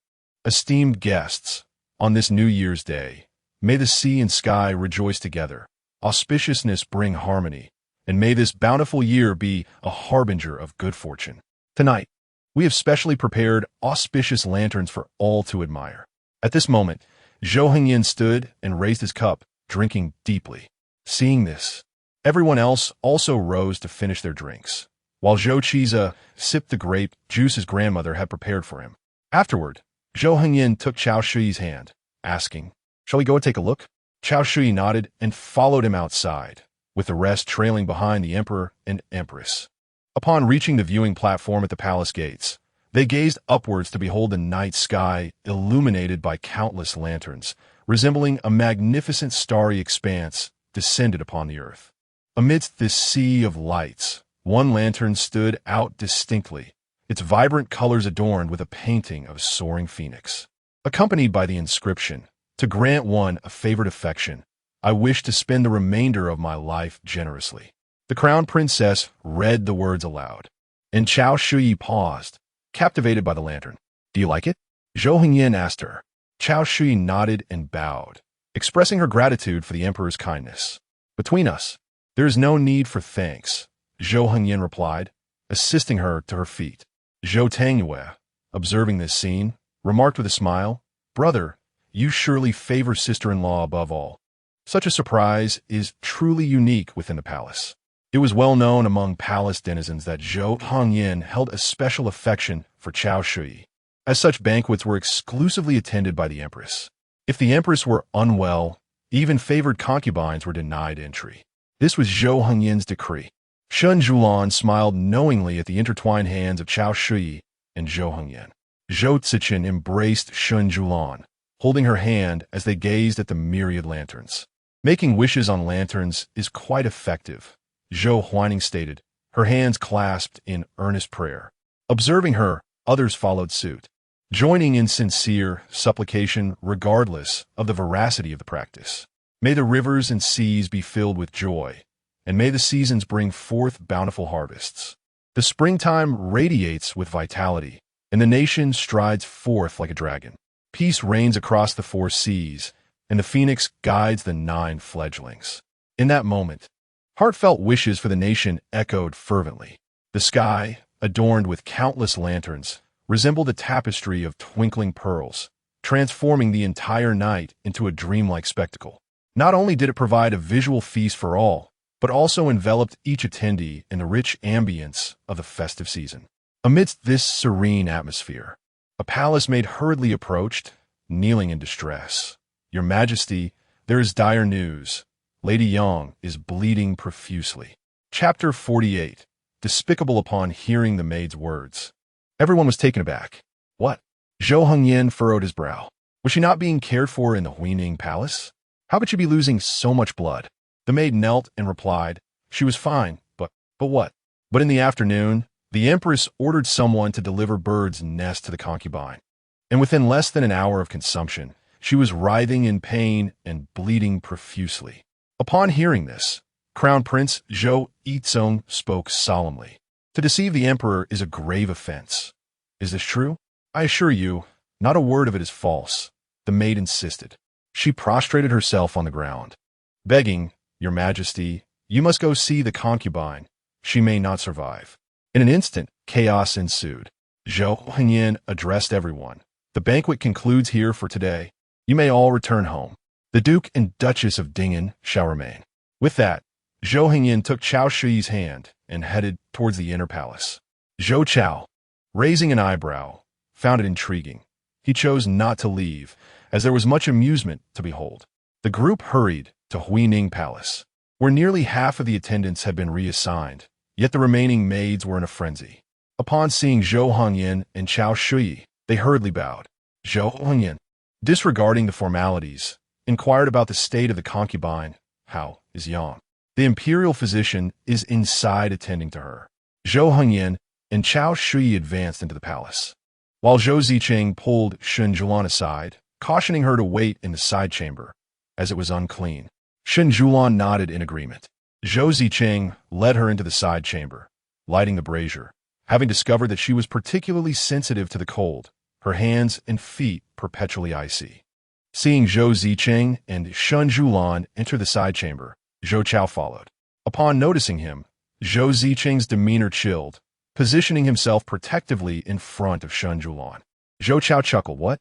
Is a crown prince afraid I might do something to my sister-in-law? Zhou Zichen's eyes were icy. Do you dare? Why wouldn't I? Zhou Qiao retorted with a smile. In the past, you could not harm me, and similarly, you cannot harm her now. Your fate rests in my hands. Zhou Cechen warned in a low voice. You would do well to behave.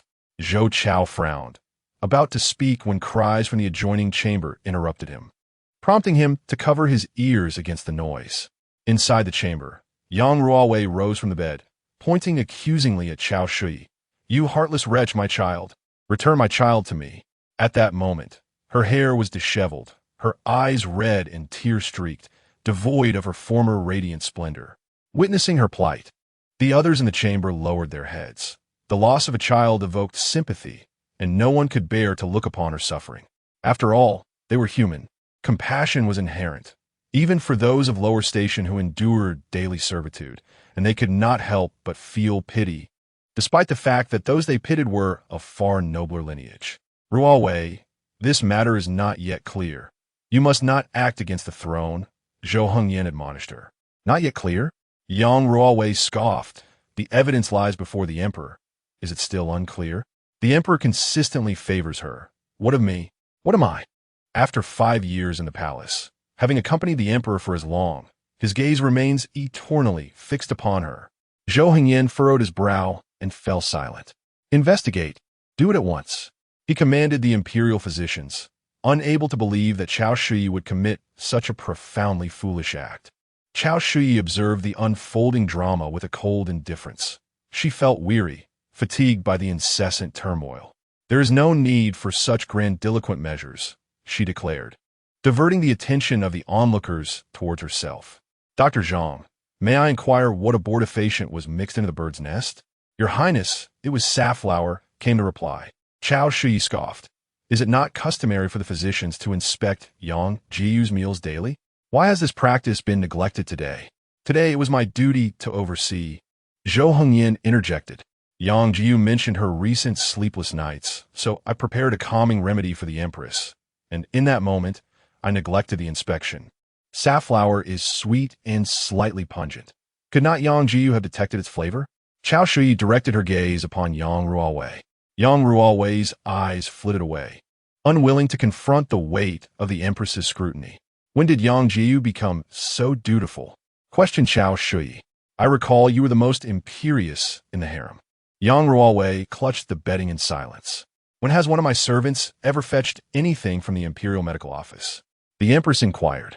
Your Majesty, the duty roster indicates that a maid from your palace collected it yesterday, was the response. This remark reignited Yang Ruowei's defiance. It is you, unable to bear children yourself. You wish to destroy mine. Zhou Hengyan struck Yang Ruowei across the face. Your words are disrespectful, he admonished.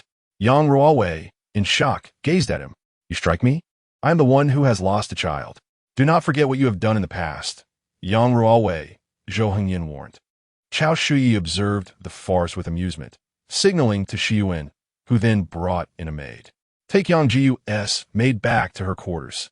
Do not let any foulness seep into our Renming Hall. Yang Ruowei feigned composure as she regarded the kneeling maid. What?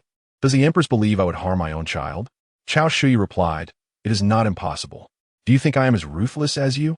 Yang Ruowei trembled, questioning. That bird's nest passed only through your hands. How could this poison be introduced? Siyuan addressed the kneeling maid.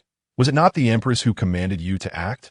Did I instruct you to threaten your ailing mother and brother to do her bidding? The maid raised her gaze, fear etched upon her face. Is she using the lives of your family to coerce you? And still, you would serve her? The maid bowed her head in silence. I grant you one final opportunity, a chance to save your mother and brother. Will you speak? The maid, as if seeing a glimmer of hope, crawled towards Qiao Shui, but was obstructed by Zhou Cechen. Your Majesty, save me. I am being coerced. It is all under duress. She sobbed, tears streaming down her face. Speak slowly and clearly, Siyuan urged the maid. Yang Jiyu has threatened me with my family, compelling me to poison the items she uses and frame the Empress.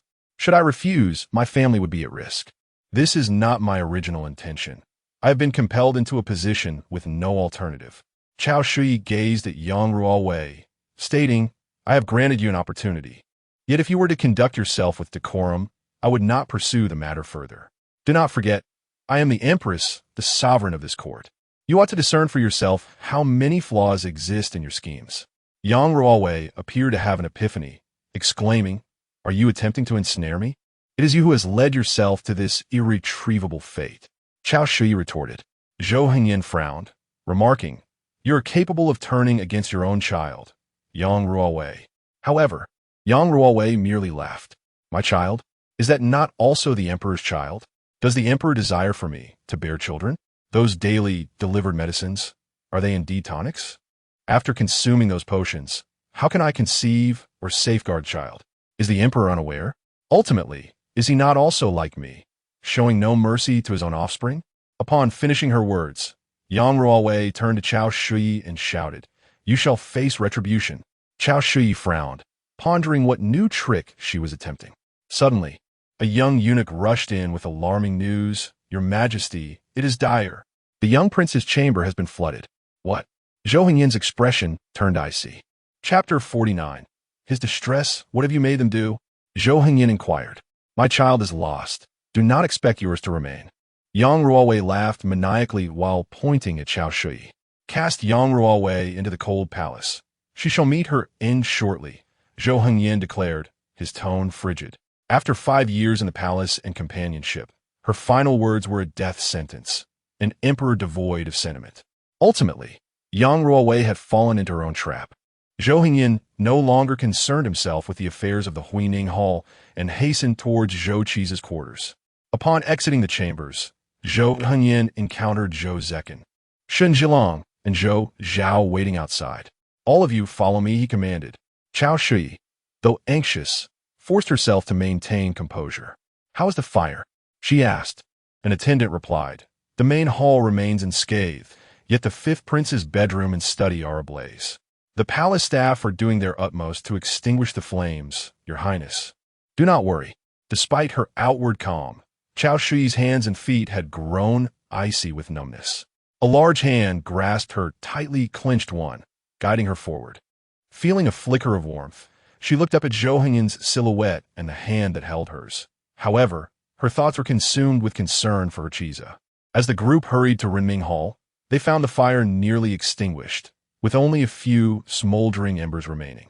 Zhou Ciza sat on the steps at the entrance, his face resembling that of a little calico cat, furrowed in concentration and lost in thought.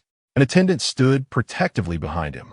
Ciza, Qiao Shui called, almost running to embrace him. Zhou Ciza furrowed his brow before burying his face in a Qiao Shui's embrace. Mother, I'm not dead, he murmured, his voice muffled and devoid of emotion. Zhou Chen felt an indescribable ache at the sight. He had nearly failed to protect his own child. Are you hurt anywhere? Qiao Shui released him, inspecting him thoroughly. Zhou Ciza shook his head. The eunuch behind him astutely chimed in. Fortunately, Your Highness was studying in the study when the fire broke out from the bedroom. Sensing something amiss, he managed to escape before the flames spread, thus preserving his life. Do not worry, mother. I am fine, Zhou Ciza reassured her, sensing her anxiety. Once Zhou Ciza was settled, Zhou Chen, noticing his young age and the fright he had endured, instructed Qiao Shui to stay with him until he fell asleep. However, perhaps due to his accustomed solitude since the age of 3, Zhou Ciza felt embarrassed to have her by his side, as it was typically the child who required the comfort of an adult. Qiao Shui, observing his awkward demeanor, smiled and said, It is mother who is frightened. Will you keep me company? Such a bother. Zhou Ciza reluctantly acquiesced. At this moment, Zhou Chen wished to spare Qiao Shui further toil and concern. He glanced at the others in the courtyard, frowning upon seeing Zhou Zhao present. Jinji, come with me to the side hall, Zhou Hengyan requested, needing to discuss matters with him. Zhou Cechen exchanged glances with Shen Siyuan, reluctant to allow Zhou Zhao and Shen Siyuan to remain together, finding it distasteful. However, he had to comply and engage in conversation with Zhou Hengyan. Guard the princess, he instructed Chunhua and Xiushi, casting a warning glance at Zhou Zhao. Zhou Chao hunched his lips nonchalantly. Chunhua and Xiushi were handpicked by Zhou Cechen as handmaidens for Shen Siyuan, their skills unparalleled among their peers. Wait for me, Zhou Cechen said, gazing at Shen Siyuan. Your Highness, please go ahead. Do not worry about me, Shen Siyuan replied. But have you seen clearly? Zhou Hengyan inquired of Zhou Cechen. Zhou Cechen shook his head. According to the description from the Jiang family's illegitimate daughter, the would-be assassin bore a red scar at the base of her palm, and she had removed her mask to reveal her face. Zhou Cechen presented Zhou Hengyan with a drawing of the individual in question.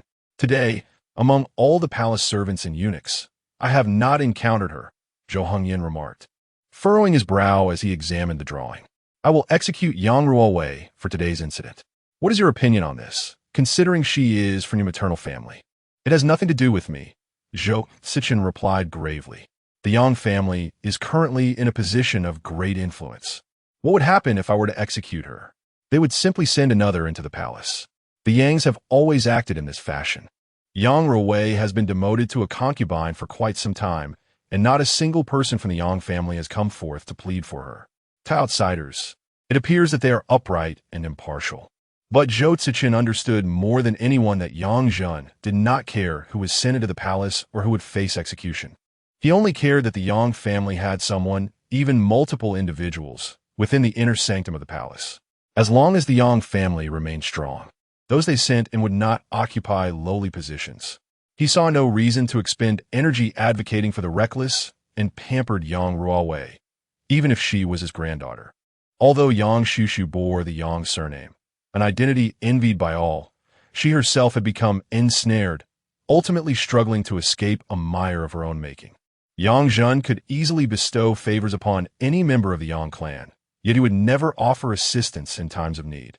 I shall not take in any new consorts. Shui has endured enough hardship over the years, the emperor declared. What does the emperor intend to do? Zhou Cechen inquired. Promote Yang Qian to placate the Yang family sentiments.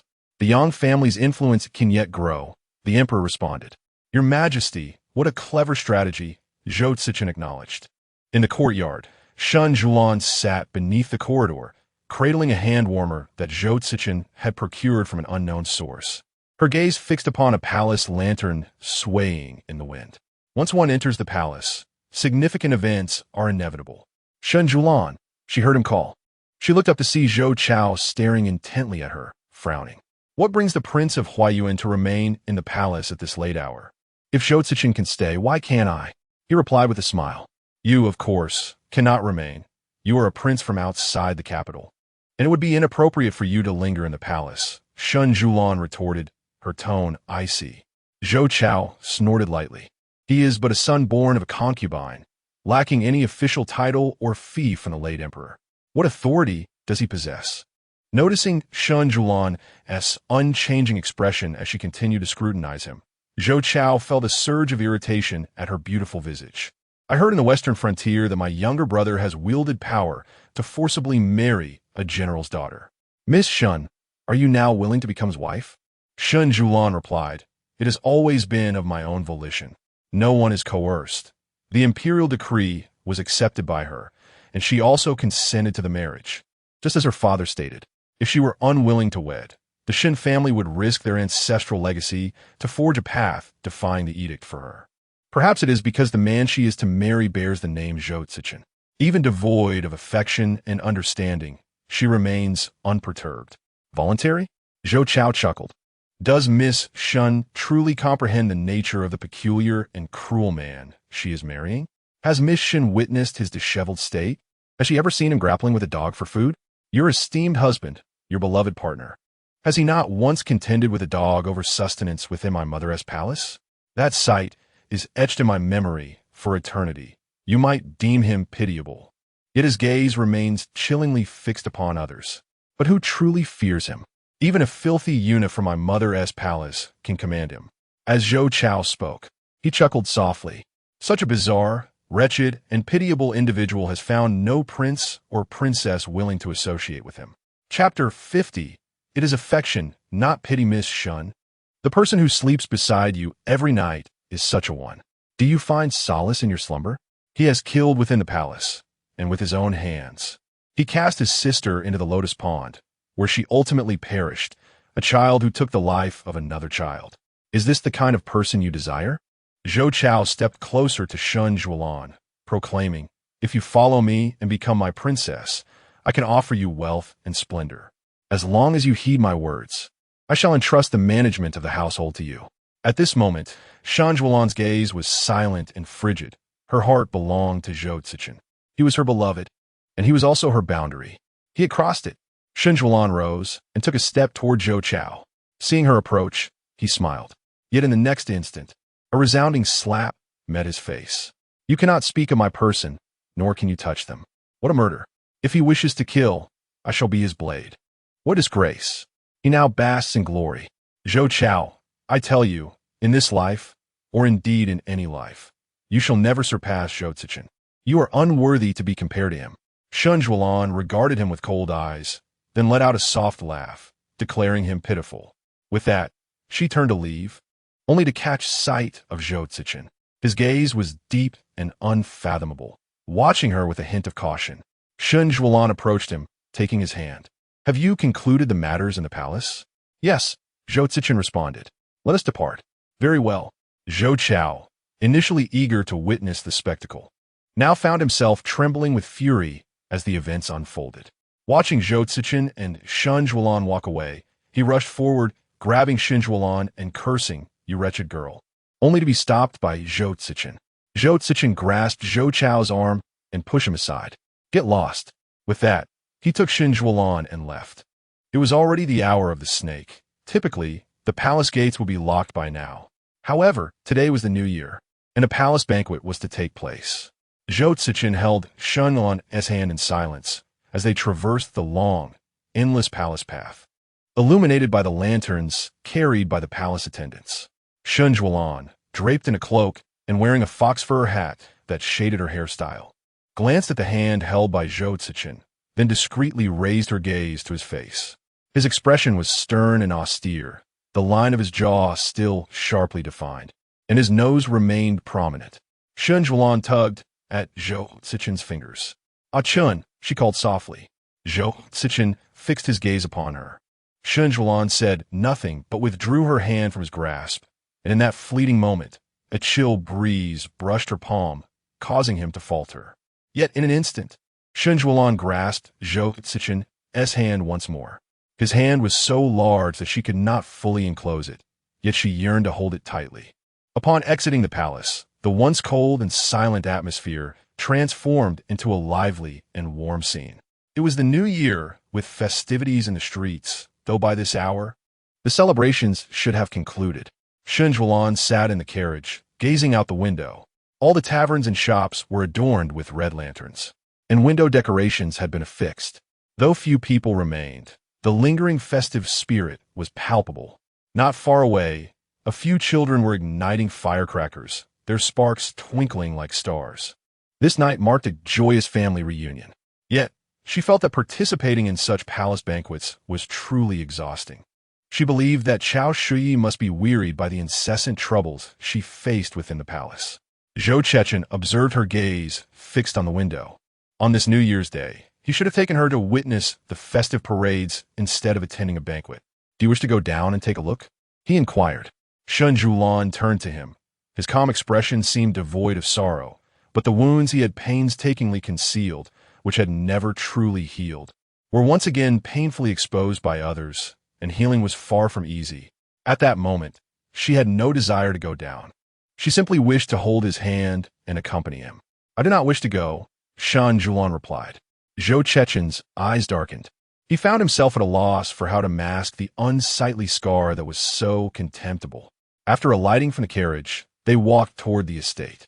Today, Shen Siyuan had ordered the paper cuttings to be affixed and lanterns to be hung, adding a touch of festive spirit. Zhou Cechen assumed she would return to Xiaolan Pavilion. but Shen Siyuan led him toward Liyuan Pavilion.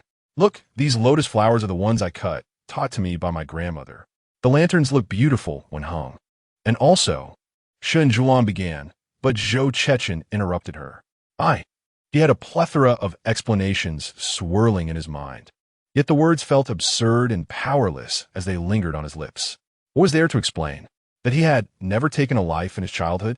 Or that the incident with the dog was a fabrication? It was indeed laughable. Aiken, Shen Siyuan gazed at him. May I call you that? Zhou Cechen consented. I regret not being part of your childhood, he replied, relieved that she had never witnessed his past, when he was so wretched that no one would offer him sympathy. But you are you. You can resist, fight back, even kill. These are all evidences of your self-preservation, are they not? I do not believe his words. Zhou Cechen turned his gaze elsewhere and closed his eyes. Wasn't there a semblance of truth in what he had said? Perhaps those events had transpired. Yet she understood that it was his defiance against their rudeness, their evils, their oppressive superiority. From the confines of a narrow, dark corner, he had gazed upon the vast, boundless world outside. He had indeed accomplished much, governing with wisdom, unafraid of anyone. You are Zhou Cechen, a man I will continue to cherish. Regardless of how wretched or flawed you might be, I am not afraid of the things hidden deep within you. I fear that I may never be able to enter that part of you. Shen Siyuan touched his strong, firm chest. Zhou Cechen was momentarily stunned, his gaze fixed on her until his eyes glistened with emotion. She expressed her affection, her lack of fear, and her admiration for him. Zhou Cechen cupped Shen Siyuan's face and kissed her, an urgent, fervent, and inescapable kiss. The maidservants trailing behind them lowered their heads. Shen Siyuan rose on her toes to respond to his passionate kiss, her lips slightly parting as they intertwined with his. She extended her arm to gently caress the corners of his eyes, now dampened. A pang of anxiety gripped Shen Siyuan's heart as she clung tightly to Zhou Cechen's neck, unwilling to release her hold. They were both mad, two souls entwined in their insanity. After a long moment, it was only when Shen Siyuan could scarcely breathe that Zhou Cechen finally let her go. He enveloped Shen Siyuan in his embrace, holding her closely, reluctant to part. Shen Siyuan, even if it is pity, do not let me go, he murmured. It is affection, not pity, she replied. Chapter 51. Vigil. She expressed her affection, not out of pity. Zhou Cechen had never fathomed that Shen Siyuan would confess such feelings for someone like him. Perhaps he had dreamt of it, yet upon awakening, the memory eluded him. Zhou Cechen's gaze was solely fixed upon Shen Siyuan. Fireworks crackled in the air, followed by a dazzling array of colors bursting above. Happy New Year! Ah Chun, Shen Siyuan wished him. Happy New Year! He reciprocated, wishing her joy as well. The resplendent fireworks bloomed momentarily before cascading down, succeeded by a myriad of other fireworks soaring into the night sky. Will you keep me company this New Year's Eve? Shen Siyuan reached for Zhou Cechen's hand. He instinctively clasped her hand, yearning for this connection. This year, Shen Siyuan had meticulously prepared for the celebrations, from the delicacies to the decorations and the fireworks. Indeed, she had arranged for fireworks at the Wang Fu as well. Tang Song, with a firebrand in hand, dashed to ignite them, while everyone gathered inside watched the spectacle unfold in the courtyard. Zhou Cechen had never experienced a New Year like this.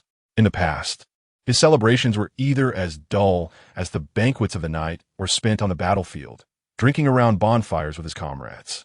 The essence of revelry seemed bound to wine, as if throughout the long years, during moments of uncertainty on how to commemorate a grand festival, a barrel of wine was always there to accompany him. However, since Shen Siyuan became his wife, he found that life did not feel as burdensome.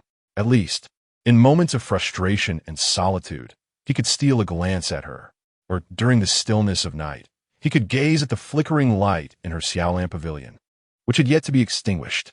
Just a single glance was sufficient. Yet humans are insatiable, just as Zhou Cechen now yearned for Shen Siyuan's love. He had never dared to dream of such a thing before. He withdrew a red pouch from his sleeve and offered it to Shen Siyuan. He found the tradition of giving New Year money rather trivial, something only children should receive. He vaguely recalled receiving such gift from his mother during his childhood.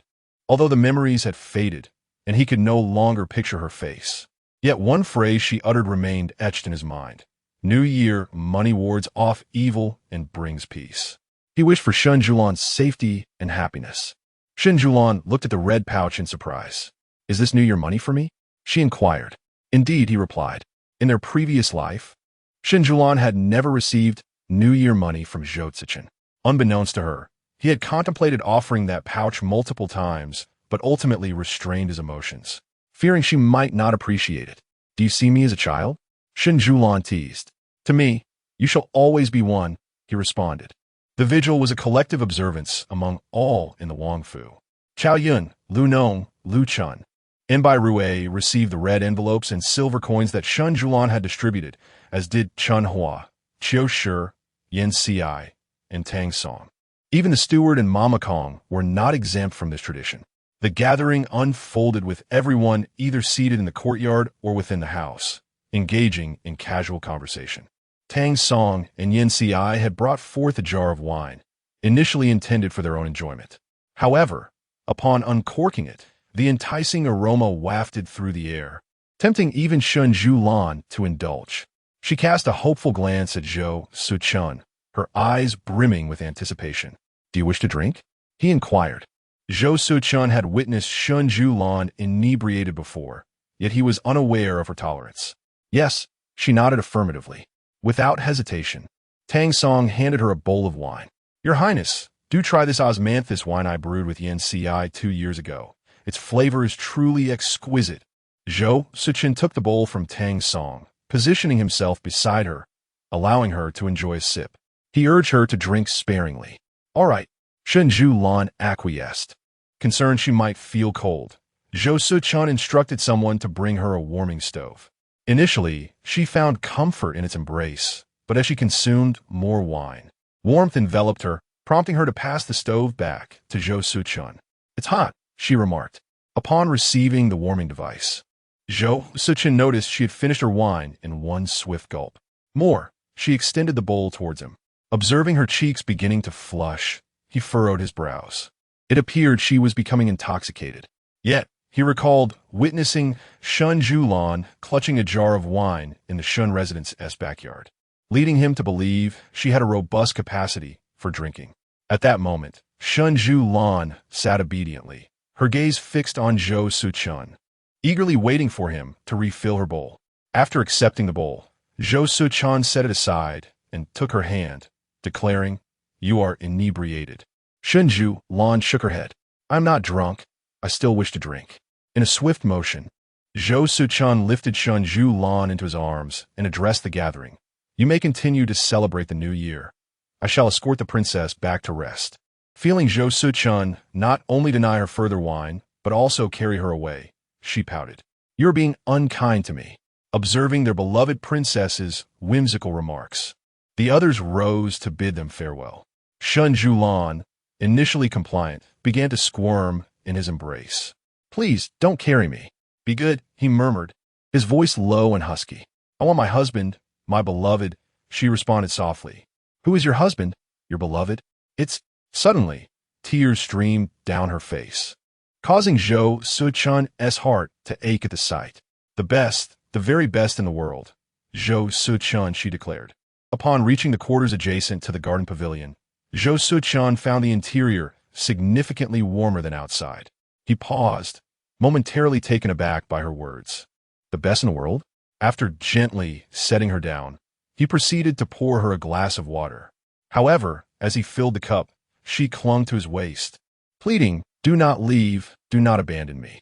Zhou Cechen set the cup aside and enveloped her in his arms. I shall not depart. I will never leave you. Promise you one tea die. Shen Siyuan sobbed, her emotions spilling forth once more. Witnessing her distress, Zhou Cechen found himself at a loss for how to comfort her. He gently patted her back, whispering softly, I would never dare to die, nor would I forsake you. I could never bear it. You are deceiving me. You are deceiving me. You have left me all alone. She lamented. Zhou Cechen assumed she was merely babbling due to inebriation, perhaps recalling some unsavory dream from a previous night. He settled into a chair, placing Shen Siyuan upon his lap, locking eyes with her.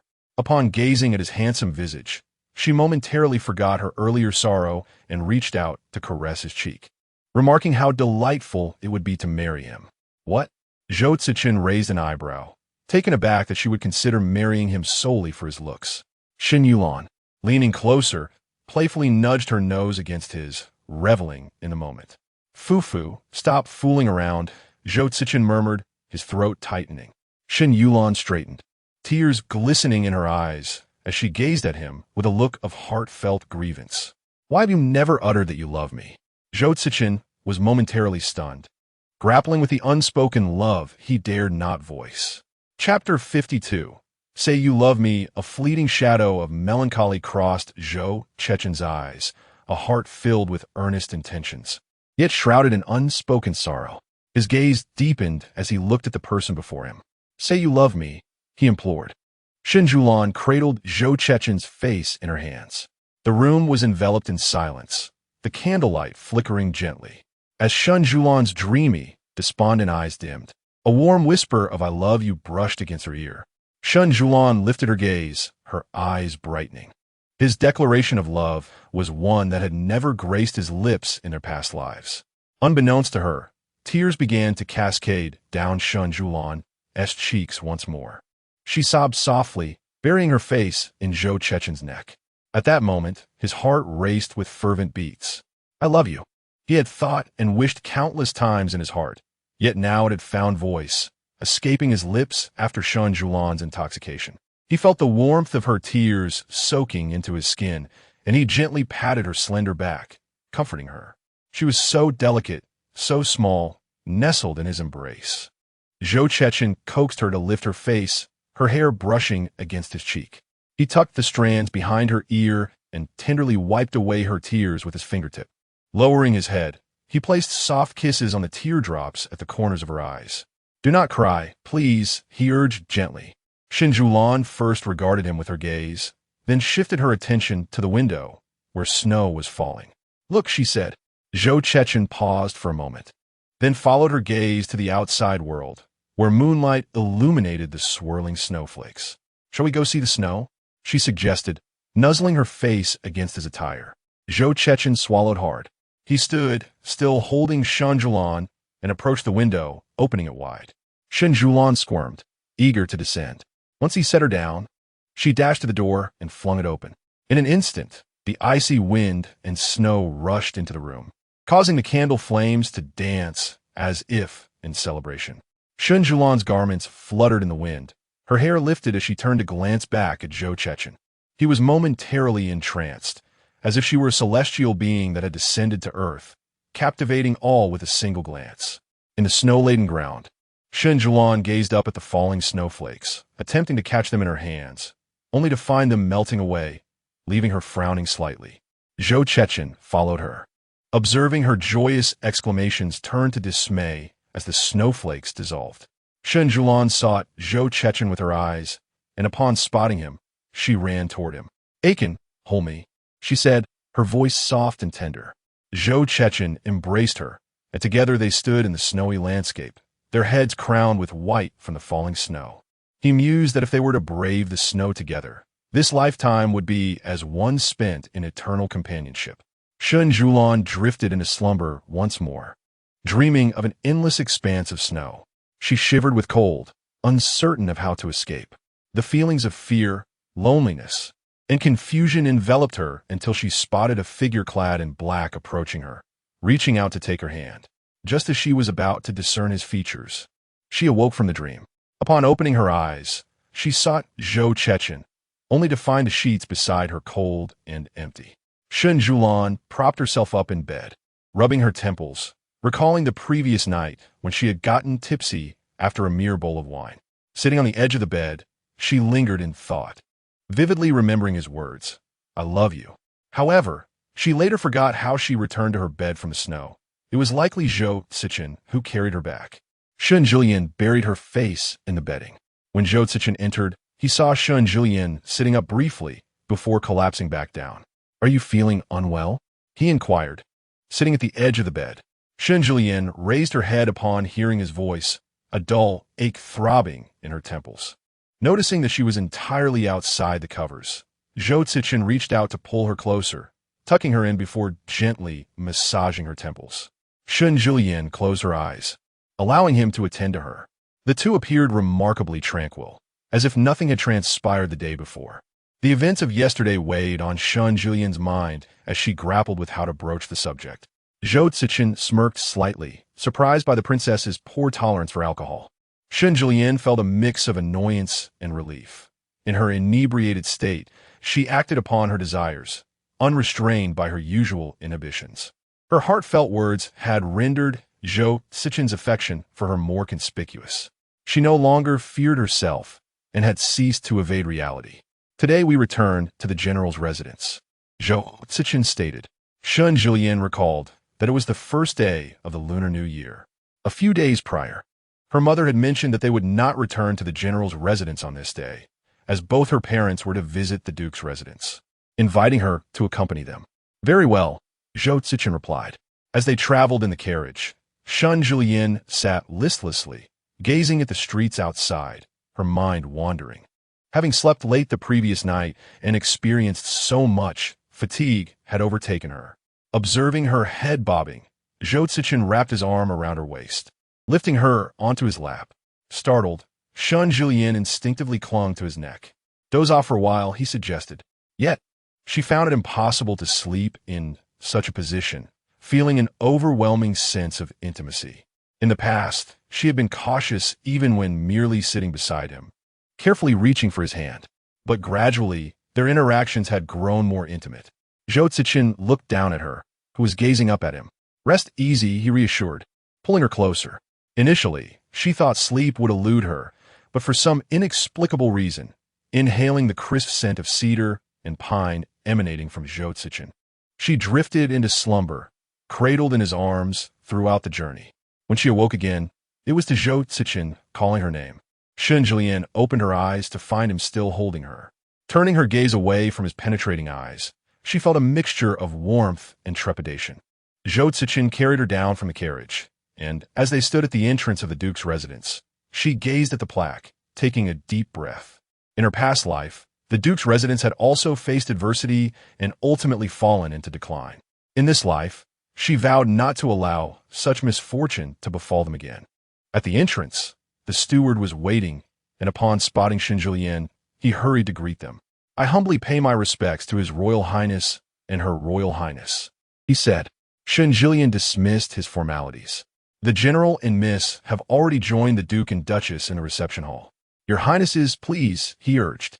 Following the steward, the two made their way to the reception hall of the duke's residence, which had been a prestigious literary family for generations. The overall layout exuded simplicity and elegance, understated yet profound. On the way, Shen Siyuan took Zhou Cechen's hand, reassuring him, my grandparents are well. She sought to comfort him. Upon arriving in the reception hall, Shen Siyuan immediately spotted her grandmother, along with her mother and aunts, engaging in a leisurely tea conversation. Her grandmother, Jinan, her mother, Cian, and her younger sister, Zhuangin, were all present. Shen Siyuan approached each of them in turn, offering her greetings with impeccable grace and precision, leaving no room for criticism. Come here, called the elderly lady of the duke, her voice imbued with the weight of age. As Shen Siyuan stepped forward, the venerable matriarch grasped her hand and exclaimed, let your grandmother take a look. You've lost weight after several months apart. Indeed, her grandmother was adept at coaxing joy from her granddaughter, who, in truth, had not lost an ounce. Chapter 53. With one heart and one mind, the granddaughter was raised exceptionally well within the Wang residence. Shen Siyuan smiled as she spoke. Only then did the old duchess lift her gaze towards Zhou Cechen.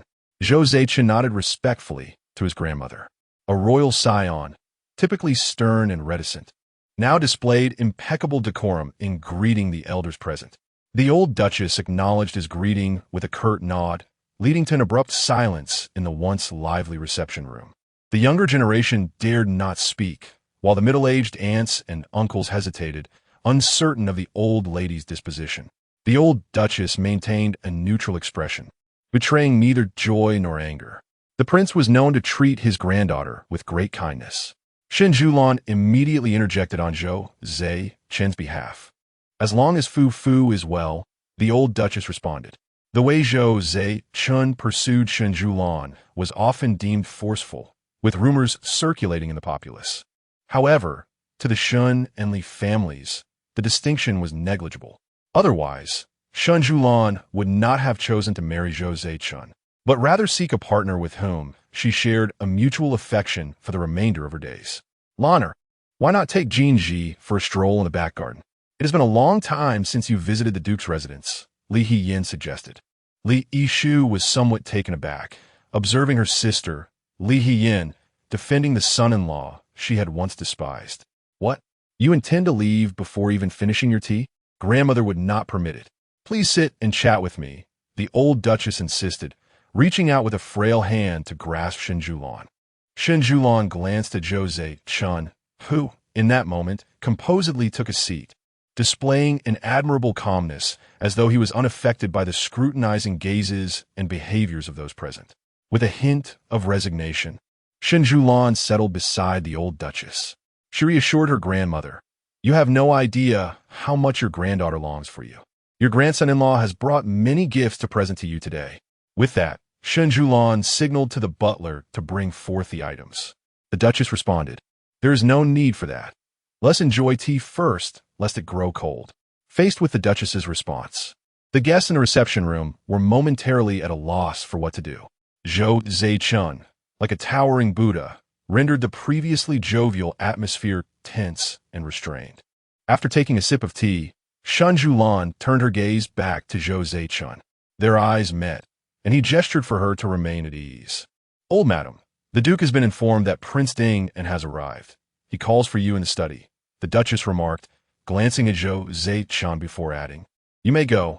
Lanner will stay here to keep me company." Shen Siyuan cast a worried look toward Zhou Cechen, who reassured her, "Do not worry. I shall return shortly." However, Shen Siyuan was reluctant to let him go, fearing he might feel out of place on his first visit to the Duke's residence. While she could overlook the treachery of those in the general's household, who schemed for their own gain, she could not disregard the affection and protection she had received from those in the Duke's residence for many years. Very well. Though the Duke's residence may not rival the grandeur of palaces, it can still provide you with safety. It is best for Prince Ding and to return swiftly. Zhou Cechen said to Shen Siyuan, "When I return, there is no need for concern." Shen Siyuan watched Zhou Cechen until he disappeared from sight, only then turning to find the entire room was focused intently on her. As others depart, your spirit follows suit. The old duchess playfully tapped Shen Siyuan's forehead. Shen Siyuan lowered her gaze, smiling softly. "Grandmother, you always jest with me." The old duchess shook her head and inquired, "Are your days in the Wang residence truly pleasant?" Shen Siyuan nodded. "Indeed, they are quite delightful. He never neglects me." The old duchess remarked, "He certainly cannot afford to disregard you. Though your status may not be that of royalty, the prominence of the Shen and Li families ensures he would not dare to act inappropriately." Li Yishu, with a handkerchief in hand, smiled and asked, "What your grandmother means is, has the steward's authority been firmly grasped? And how often does he visit your quarters in a month?"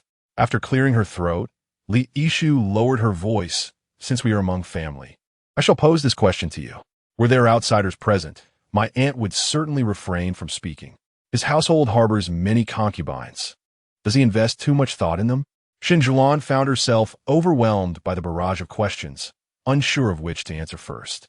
Yet to her, these were not truly inquiries, for the Wang residence was devoid of such stringent customs. "Allow me a moment to ponder before I respond. I have scarcely sipped my tea, and yet the questions abound," her aunt chuckled. Shen Siyuan swallowed hard and began. "The stewardess authority was granted to me on our wedding night. Initially, he visited my courtyard daily, but eventually she cast a glance at the eager listeners and continued, 'I found it cumbersome and moved into his quarters.'" "What?" Li Shu exclaimed. "His quarters are his private domain. Would he not be displeased by your presence?" Shen Siyuan felt that Zhou Cechen appeared quite pleased. He had no concubines in his household. The only two attendants were men. This statement astonished everyone present, for it was rather unusual for a prince, like Zhou Cechen, to have so few concubines. The old duchess nodded. "Do you harbor feelings for him?" Once again, This question arose, and Shen Siyuan looked towards her mother, who was leisurely sipping tea, realizing that it was indeed a familial trait to ask similar questions. Yes, she replied. This admission surprised everyone, particularly those other than Li Heqian. All present were aware that their union was a marriage of convenience, common in the capital, yet few truly found happiness therein. Wait a moment. Let me process this information, Li Yishu said, momentarily overwhelmed. The old duchess then asked, to what extent do your feelings run? Shen Siyuan pressed her lips together, determined. Do you not know that in a union where one party harbors affection, the other may not fare well? The old duchess gently patted Shen Siyuan's hand. Shen Siyuan shook her head. Grandmother, it is not unrequited. It is mutual affection. The moment Shen Siyuan expressed this sentiment, everyone sensed a shift in her demeanor. How could she, once so reserved, now boldly declare her love? The old duchess nodded in silence. In the study, the duke inscribed a character for deceit onto rice paper. Shen Siyuan stared at it for a long while in silence. What is your perspective? The venerable duke, with a head of white hair, possessed a voice that resonated with strength. When Zhou Cechen was mentioned, he replied in a calm tone, the winds of change are unpredictable. The duke set down his brush and nodded, seemingly pleased with Zhou's response. A transformation is imminent. Upon hearing this, Shen Siyuan nearly rushed to silence the duke. For to utter such rebellious words in the presence of a prince could provoke the emperor's wrath, endangering the entire Li family. Although undercurrents are stirring, the talents of our dynasty will surely rise to restore order and avert calamity. There is no need for the duke to fret. The duke chuckled lightly, saying, these fluctuations are not for me to worry about. You shall bear the burden. Chapter 54. Revelry. Zhou Cechen remained silent, while Shen Siyuan responded, expressing his willingness to serve the nation with his life. Zhou Cechen poured tea for both of them from the teapot. When the banquet commenced at noon, the men and women were seated separately. The duke's household had adhered to a long-standing tradition, permitting a man to marry only one wife without the allowance of concubines. The duke had 2 daughters and a son, all returning to the residence with their offspring, creating a lively atmosphere. Li Heqian's eldest daughter and son were absent from the capital, leaving only Shen Siyuan and Zhou Cechen to visit the duke's estate. While Li Yishu's son and daughter were present, with Li Linshu and his wife busily attending to guests. Cousin Shen Siyuan used public chopsticks to serve a piece of meat to Jiang Ziyao. Sister, how biased you are. You have chosen your cousin over your own sister. Li Shihe teased mischievously. Shen Siyuan then offered Li Shihe a piece of fish, saying, good sister, I want what my sister has. Jiang Ziyao was the daughter of Li Yishu, while Li Shihe was the daughter of Li Linshu. The 3 young women found themselves enveloped in endless conversation. Sister, have you truly developed feelings for the Wang of Dingen? Li Shihe whispered. Do not be deceived by a man's sweet words, though our cousin is yet unmarried. From her experience, love is often elusive. Jiang Ziyao nodded. Sister, be wary and do not place all your trust in another. Shen Siyuan initially served the 2 sisters in an attempt to gauge their opinions. She dared not contemplate how Zhou Cechen would navigate the complexities of the elder men present, her cousins, uncles, and father. Ultimately, she found herself at a loss for words in the face of her sister's assertions. While the bond between a woman and her husband is undoubtedly significant, one's own comfort and happiness are paramount. I shall not place all my emotions in his hands, yet I yearn for love and affection, and I will pursue them, Shen Siyuan declared. I agree with you on that point, Jiang Ziyao replied. Today's banquet shall surely be lively, with your father's impressive alcohol tolerance. You must worry for your husband. Shen Siyuan was unconcerned that the elders would intoxicate Zhou Cechen. After all, their wives were present, and they would not dare overindulge. Yet her cousins, however, posed a different challenge. Having lived 2 lifetimes, she understood the intensity of their ire towards Zhou Cechen. However, you need not fret. They will know their limits, Li Shihe remarked after sipping her soup. Limits? Li Qirai, clutching a wine jar, exclaimed. Jiang Huan, did you not say you would drink him under the table today? What need is there for limits? In the outer banquet area, the elders had already departed, seemingly in unison, leaving the younger generation at the table. The others dispersed to read, or to ice fish. Zhou Cechen gazed into the bowl of wine before him, his dark eyes deep and contemplative. Accompanying Shen Siyuan back to the Duke's residence, he observed how everyone cherished her. She was surrounded by cousins and siblings, chatting animatedly after emerging from the study. Shen Siyuan appeared genuinely delighted. From childhood to maturity, countless individuals had been part of Shen Siyuan's development, while he felt helpless to grasp the fleeting years that had passed him by, unseen. He yearned to reach out and grasp her hand, even if it were in silence. Yet he understood that if he approached her, the conversation would falter, so he opted to lean against the pillar of the pavilion in the courtyard and simply observe her. Watching her was indeed a pleasure. Another cup of wine was consumed, and Li Chirue remarked, "The Prince of Dingen has employed cunning means to take our fufu away."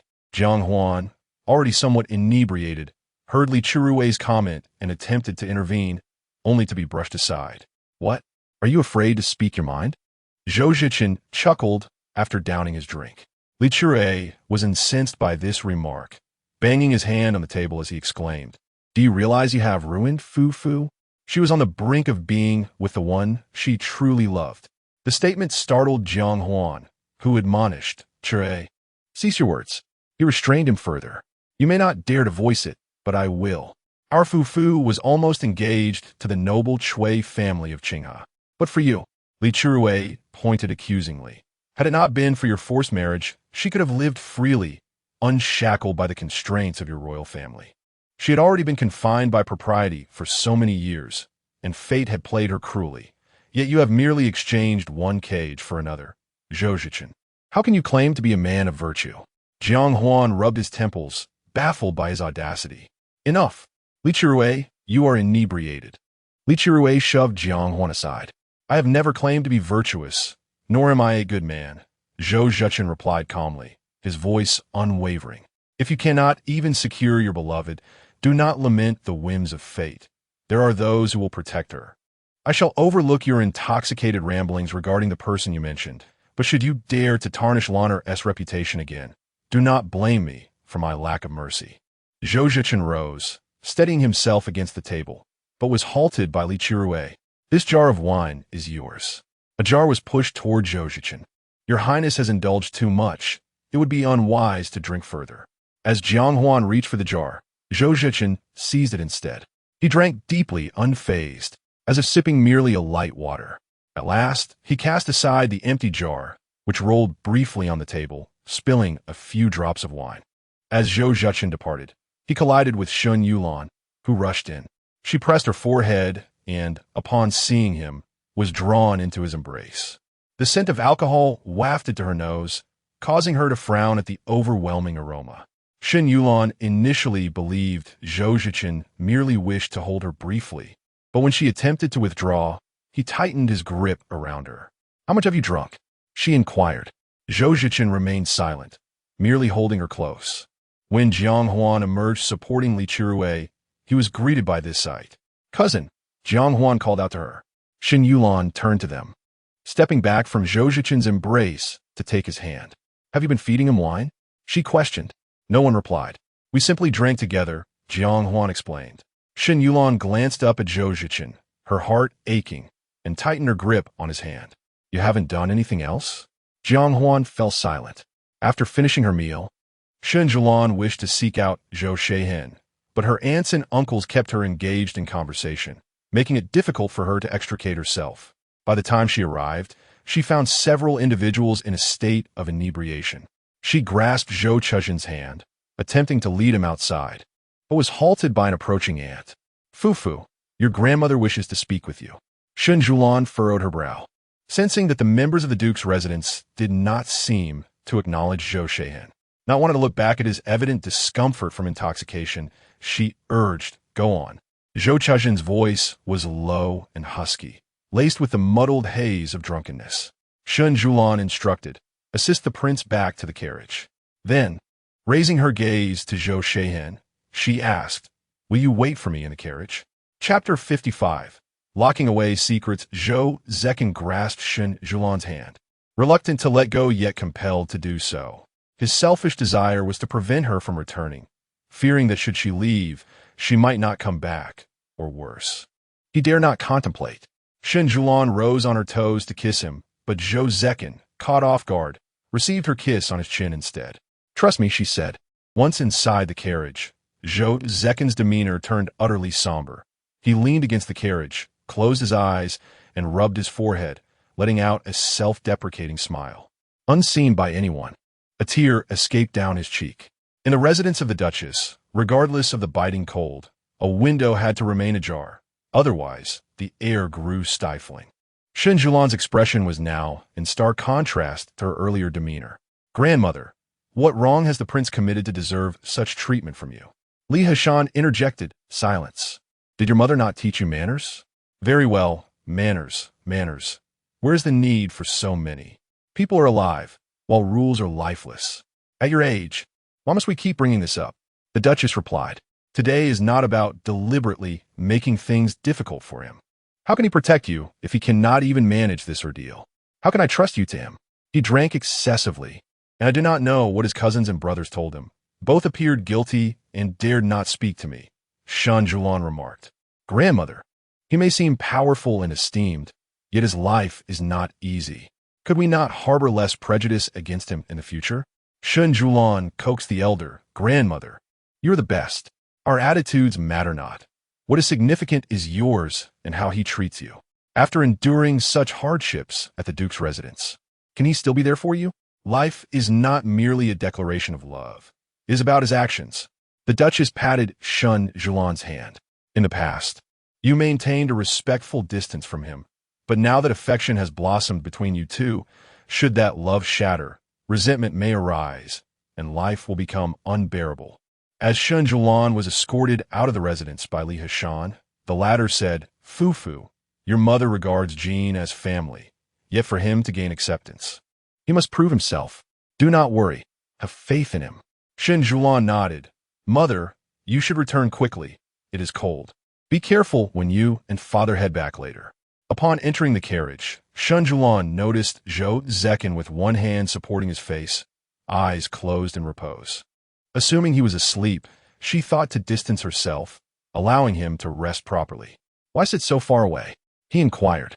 Before she could respond, Zhou Cechen seized her wrist, drawing her closer to him. Forced against a corner of the carriage, he gently caressed her wrist, causing her to tremble involuntarily. An exquisite shiver coursed through her, but he held both her wrists above her head, pressing them against the carriage. Zhou Cechen's gaze was intensely predatory, reminiscent of the wolf-like eyes he bore during the celebratory banquet after his triumph on the battlefield. She felt like prey. Shen Siyuan swallowed hard. "Are you afraid of me?" Zhou Cechen furrowed his brow. "What?" Shen Siyuan was bewildered. "You belong to me." Shen Siyuan replied, "I am yours, and yours alone." Zhou Cechen gazed at Shen Siyuan, admiring her visage. "What do they say to you today?" he inquired. "It matters not. Their words hold no significance." Zhou Cechen's gaze fell. Shen Siyuan remained unaware of their utterances, yet she was certain they were unkind. Her hand twitched, marked by the imprint of his grip. "Do not leave me," Zhou Cechen declared, fueled by the effects of the wine, voicing all his apprehensions. "Then will you lock me away?" Shen Siyuan gently brushed her nose against his. "If one day you feel afraid, confine me, keep me close." Zhou Cechen's expression darkened. Her words thrilled him, as if she had glimpsed the most wicked thoughts lurking in his heart. "I shall conceal you," he professed. Shen Siyuan kissed Zhou Cechen, soothing him. Initially taken aback, he soon returned the kiss with a smile. The wine clouded his senses, and for the first time, he kissed her with tenderness and fervor. From their initial fleeting touches to the gradual deepening of their kisses, Shen Siyuan let out a soft sound, a melody that made her cheeks flush. This delicate sound ensnared Zhou Cechen, who tenderly squeezed her waist. He released her hands, and she instinctively wrapped her arms around his neck. "Ah Chun," she sighed softly. Zhou Cechen looked down at her, untangling the cloak that enveloped her. Inside the carriage, an atmosphere of intimacy enveloped them, while outside, the clamor of voices filled the air. Zhou Cechen's lips traveled from hers to her cheek, then to her chin and neck, eliciting shivers throughout Shen Siyuan's body. He lifted her, seating her upon his lap. Zhou Cechen nibbled at her neck, gradually descending, igniting warmth wherever he touched. Shen Siyuan felt a surge of heat in her abdomen, restlessly moving upon his thighs as Zhou Cechen parted her garments, trailing his hands downward. As she squirmed, an unfamiliar sensation washed over her, her neck and cheeks aflame. "Take it easy, Fu. Please don't move so recklessly," Zhou Cechen chuckled softly in her ear. Shen Siyuan drew his head closer, and he seemed to sense her yearning as he nibbled at her collarbone. When his kisses reached beneath her clothing, he teased with gentle bites, causing Shen Siyuan to tremble and gasp. Yet, the realization that they were in a carriage made her shyly suppress her moans. Zhou Cechen could hardly withstand the sight of her in such a state of yearning. He ventured further, eliciting a surge of warmth within her. Blushing, she looked at him, and he too felt her transformation, pulling her closer once more. "Was that pleasant?" he asked, his voice laced with desire. Shen Siyuan averted her gaze, and Zhou Cechen lifted her chin with his finger, compelling her to meet his eyes. "Tell me, Fu, I wish to hear the truth," he coaxed. Under his enchantment, Shen Siyuan nodded, affirming her pleasure. She spoke, and the wine had altered Zhou Cechen, imbuing him with an air of playful desire. Shen Siyuan bit her lip as she gazed at him, while Zhou Cechen, unwilling to acquiesce to her desires, pressed his thumb against her lips. Shen Siyuan's actions captivated Zhou Cechen. Chapter 56. Utter nonsense. Fu is remarkable, he praised her. Shen Siyuan slightly parted her lips, gasping for breath, only to have Zhou Cechen seal her lips with a kiss. Shen Siyuan's outer garment fell away, her loose sleeves torn open, revealing her attire beneath in disarray. It was uncomfortable. Shen Siyuan clung to Zhou Cechen, murmuring, "What is uncomfortable?" He always sought to draw her words out. Down what?" Zhou Cechen's gaze darkened, his hand resting on Shen Siyuan's waist. With her eyes closed, her eyelashes trembled incessantly. In the confined space of the carriage, he could only assist her with his hand. "How do you wish to convey this?" "I shall heed your command," his voice hoarse.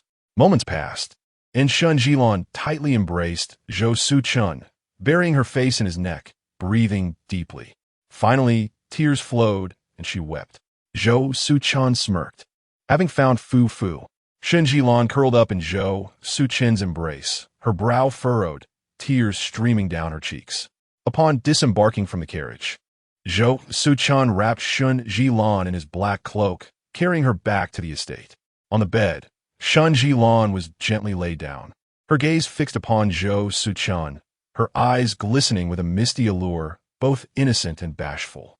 Zhou Cechen, still under the influence of alcohol, tucked the disheveled strands of hair behind her ear, casually removing the hairpins and adornments from her hair, letting them fall to the floor. Instantly, her raven locks cascaded down, framing her shoulders. Zhou Cechen gazed intently at Shen Siyuan, his fingers brushing against her delicate features, his Adam's apple shifting. Shen Siyuan leaned into his palm. Fu, you are beautiful." Shen Siyuan replied, "Let us forget the words they spoke to you at the Duke's residence today." Zhou Cechen captured Shen Siyuan's now flushed lips with his own. The garments he had just arranged for her were once again torn open. Zhou Cechen's broad, defined hand grasped Shen Siyuan's slender one, guiding it to his waist. Upon reaching his waist sash, her fingers trembled. "Untie it." Zhou Cechen's voice was low and languorous. Shen Siyuan's fair fingers contrasted sharply against his dark sash. The jade clasp of his sash was cold, yet it burned against her skin. Shen Siyuan's hand quivered slightly as she gently untied Zhou Cechen's sash. With its release, his attire gradually fell open. Zhou Cechen's breath grew increasingly heated, his gaze fixated on Shen Siyuan as if he intended to consume her. Shen Siyuan's heart raced, her cheeks flushed with warmth. He leaned in again, kissing her.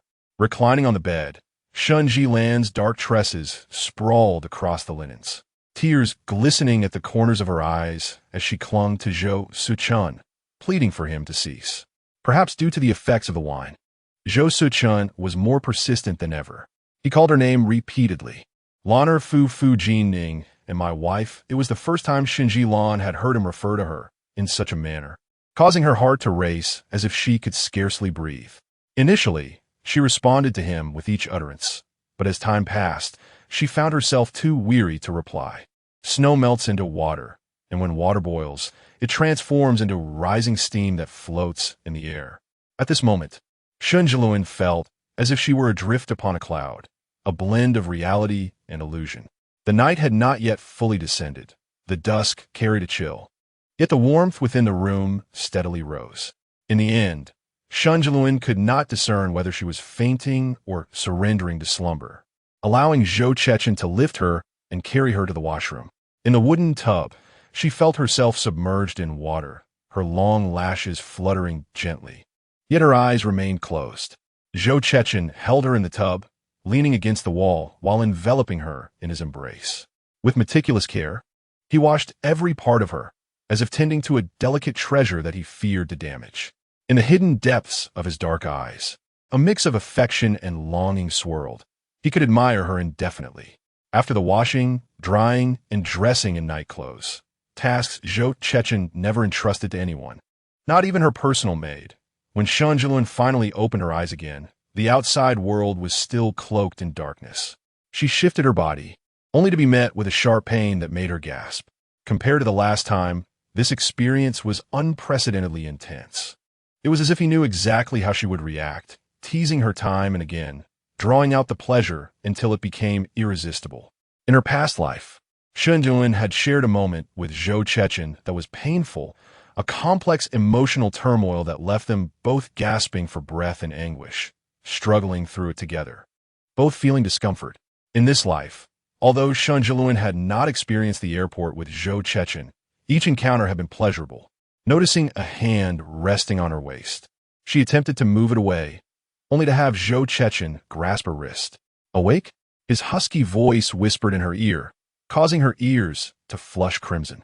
When Shen Siyuan remained silent, Zhou Cechen opened his eyes, positioning his hands on either side of her, fearing he would make another move. She quickly raised her hand to cover his eyes. "Don't," she started, but her throat ached too much to form words. Zhou Cechen gently took her hand down and reassured her, "I shall do nothing. Rest easy." Shen Siyuan's eyes fixed on him, seemingly accusing him of his actions from the previous day. Zhou Cechen then shifted to lie beside her, wrapping his arms around her waist and giving her a gentle squeeze. "Does your throat hurt?" he inquired. She nodded in response. "It is my fault. I overworked Fu today." In broad daylight, nestled in bed with him, Shen Siyuan once again marveled at her own capacity for endurance. A knock resounded from outside. "Your Highness, the meal is ready." "Let us go," Zhou Cechen replied. "Understood." He placed a soft kiss on the tip of Shen Siyuan's ear. "Are you hungry?" "How could I not be? From the afternoon until now. Not a drop has crossed my lips," she replied. "I am hungry." Zhou Cechen lifted her, draping a cloak over her before he changed his attire. As she observed his broad back while he dressed, she noted his admirable physique and fair skin, remnants of a warrior-esque life on the battlefield. Even now, in a scholarly role, he retained the ruggedness of a general. When Shen Siyuan attempted to rise from the bed, her legs betrayed her, causing her to kneel upon the carpet. She locked her brows and shared a glance with Zhou Cechen, who was still in the midst of changing clothes. Upon hearing a sound, Zhou Cechen turned to find Shen Siyuan kneeling on the ground, gazing at him with a look of profound grievance, which stirred a twinge of guilt within him. He strode forward decisively, lifting Shen Siyuan and placing him gently upon the bed. Shen Siyuan grasped his arm and tugged at his sleeve, intending to bite him, only to discover a distinct tooth mark already imprinted on his forearm. Pausing momentarily, Shen Siyuan directed his gaze towards Zhou Cechen. With a playful smile, Zhou Cechen remarked, "Have you forgotten today's masterpiece crafted by Fu?" Shen Siyuan's fingers delicately traced the deep indentation, astonished at how profound the bite had been. Eventually, the meal was served in the warm chamber, separated by a screen. Shen Siyuan sat in a chair, sipping pigeon soup, while Zhou Cechen took on the responsibility of serving him dishes. At that moment, as the meal was brought into the chamber, Shen Siyuan genuinely felt that today had been utterly absurd. Chapter 57. Undercurrents in the first month of the 9th year of Yongzhen, amidst the lively and prosperous ambience of the new year. The hidden corners of Yanjing City were shrouded in tumultuous changes. Shen Siyuan believed that the greatest advantage of marrying Zhou Cechen was the absence of any relatives to entertain. Sitting by the warm window, she rested her chin on her hand, gazing at the bamboo leaves swaying outside. Pondering over the dossier she had perused at Wansang building days prior.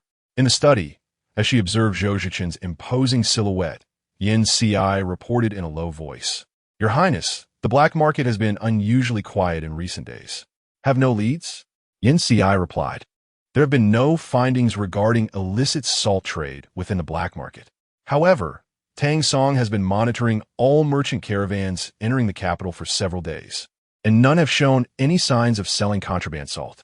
It is noted, though, that they have all entered various ironware shops. These ironware shops are legitimate establishments under government regulation, with production quantities meticulously recorded, yielding no leads. Since we have identified the ironware, these shops may serve as a breakthrough. Keep a close watch on them." "Understood."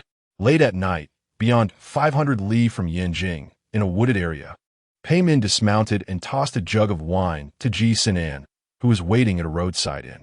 Zhou Cechen furrowed his brow. "If you are recognized at the inn, our mission will be in vain." Pei Min chuckled lightly. "Does the esteemed strategist fear our lord so much?" With a dismissive snort, Zhou Cechen made his way to the fire, where 4 others sat warming themselves. After securing his horse, Pei Min joined him. "Fear not. I appear as an ordinary commoner. Those incompetent innkeepers will hardly discern my identity. There is no need for such suspicion every day." "General Pei," the others greeted respectfully. "There is no need for excessive courtesy. Sit down. We shall soon reach the capital. I appreciate everyone's hard work. Upon arrival, drinks are on me." Having said this, Pei Min shared the cakes he carried, offering the only one wrapped in paper to Zhou Cechen. "Please eat." Zhou Cechen declined. "You keep it, General Pei." Pei Min raised an eyebrow. "You scholars are truly troublesome, finding fault with this and that. At this rate, you will starve before we arrive. Eat up." I had the innkeeper wrap it in greaseproof paper. It's clean. After casting him a glance, Zhou Cechen finally picked up the cake. Seeing him eat, Pei Min ceased further remarks. "We must hasten our journey. This news relates to the safety of the Qi. We shall continue at dawn." "Understood." In recent days, Shen Siyuan had been contemplating how to reveal the clandestine interactions among the officials to Zhou Cechen without directly informing him. It would be unwise to suggest he raid Wansang building, as it was one of her few sources of power. Lost in thought, Bai Rui entered, saying, "Your Highness, just now, Inspector Song delivered a visiting card, stating he and his wife will visit tomorrow." "Sun." Shen Siyuan repeated the name in her mind, a smile gracing her lips. A solution had presented itself. Sun arrived at the residence accompanied by Song Yin, and Shen Siyuan personally went to greet them. These plum blossom cakes and begonia cakes were made by a pastry chef from Suzhou. Do try them and see if they suit your palate. Chao Yun and Lu Chun each entered with tea, and this by Luo Chun is a new acquisition of mine. Do taste it. Shen Zhulan gazed at Su Wan, who radiated beauty, effortlessly charming whether adorned with light or heavy makeup. Su Wan smiled gently, expressing her gratitude to the princess. "There is no need for such formalities. Simply call me Jin Ning." After enjoying some refreshments, Shen Zhulan took Su Wan's hand and inquired of Song Yushur, "May I take your wife for a stroll around the palace?" Song Yin looked at Su Wan, who nodded in agreement, and he replied, "Go ahead." As Shen Zhulan led Su Wan away, Zhou Cechen and Song Yin remained in the reception room. After a brief exchange of glances, Zhou Cechen suggested, "Song Yushur, let us move to the study." In the back garden, Su Wan observed several winter sweet trees, their buds poised to bloom. She spoke up, "Your Highness, did you bring me here for a specific matter?" Shen Zhulan was surprised by Su Wan's perceptiveness and her straightforward inquiry. Indeed, there was something she wished to discuss. Su Wan gently replied, "Your Highness, please do not frame it as a request. If there is something you need, simply state it, and I should do my utmost to assist." Shen Zhulan produced a slip of paper from her sleeve, revealing a list of officials' names. Su Wan took the paper and noted with a tremor that among the names was Lu Linj. "You need not inquire further about the origins of these names. Whatever you uncover, present it to the prince, and do not mention me again. I ask for your discretion." Uncertain of Shen Zhulan's intentions, Su Wan resolved to assist her to the best of her abilities, feeling indebted for the princess's previous act of saving her life. Shen Siyuan smiled lightly. There is no need for such formality. Simply refer to me as Jin Ning. Within the carriage, Song Yin held Su Wan's hand, caressing her palm. Is this from the Princess of Dingen? He asked, glancing at the slip of paper filled with names, his brow furrowed. Lu Linji was among them, prompting Su Wan to remind him. Song Yin reassured her with a gentle squeeze. I will take care of him. Su Wan shook her head, cautioning him against placing himself in danger or constantly acting on her behalf. Wan, now that we are united in marriage, we are one. This is not merely for you. It is for us. Lu Linji, who appeared virtuous, was indeed guilty of unforgivable deeds. Even if I do not intervene, Zhou Cechen will. Song Yin redirected his attention to the list, stating, I will investigate these individuals as a way of repaying her kindness. Investigating these officials would be a straightforward task for a magistrate, for they were merely minor officials, often cautious, and some even known for their integrity. However, as Song Yin delved deeper, the situation grew increasingly unsettling. Each was lauded for their integrity and public service. Yet Zhou Cechen chuckled softly at the thick stack of documents Song Yin presented to him. Quite remarkable, he remarked.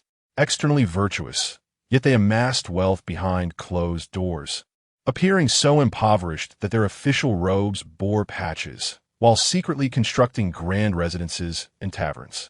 As Zhou Cechen continued to sift through the records, his brow furrowed at the monthly procurement of ironware, noting the changing names of those dispatched to purchase it. The schemes behind this were enough to induce a cold sweat. How could the supervisor Song have swiftly uncovered the whereabouts of these seemingly inconspicuous, honest officials? Among them, nearly half do not serve in the capital. Song Yin maintained his composure, remarking, Isn't it your princess who is involved? After clearing his throat, he replied, Do you think my rise to the position of supervisor was merely a stroke of luck? Zhou Cechen gazed at him in silence. What do you propose? Inquired Song Yin. This matter must not be disclosed to the court officials, for it would undoubtedly incite turmoil. Chapter 58. Unable to escape the strict regulations from the investigation of illicit salt trading to the discovery of weaponry, an immense conspiracy slowly unveils itself. Zhou Cechen, bearing documents in hand, enters the palace, while Zhou Hongyan, infuriated, hurls a pile of memorials at the entrance of the imperial study. What a bunch of scoundrels! In our great nation, such duplicitous and avaricious individuals have emerged. Zhou Cechen sips his tea, contemplating how the emperor will decide. Otherwise, the state may be at risk. After a moment of reflection, Zhou Hongyan regains his composure. Is Lu Linji currently imprisoned? Yes. Zhou Hongyan feels that these occurrences are exceedingly suspicious.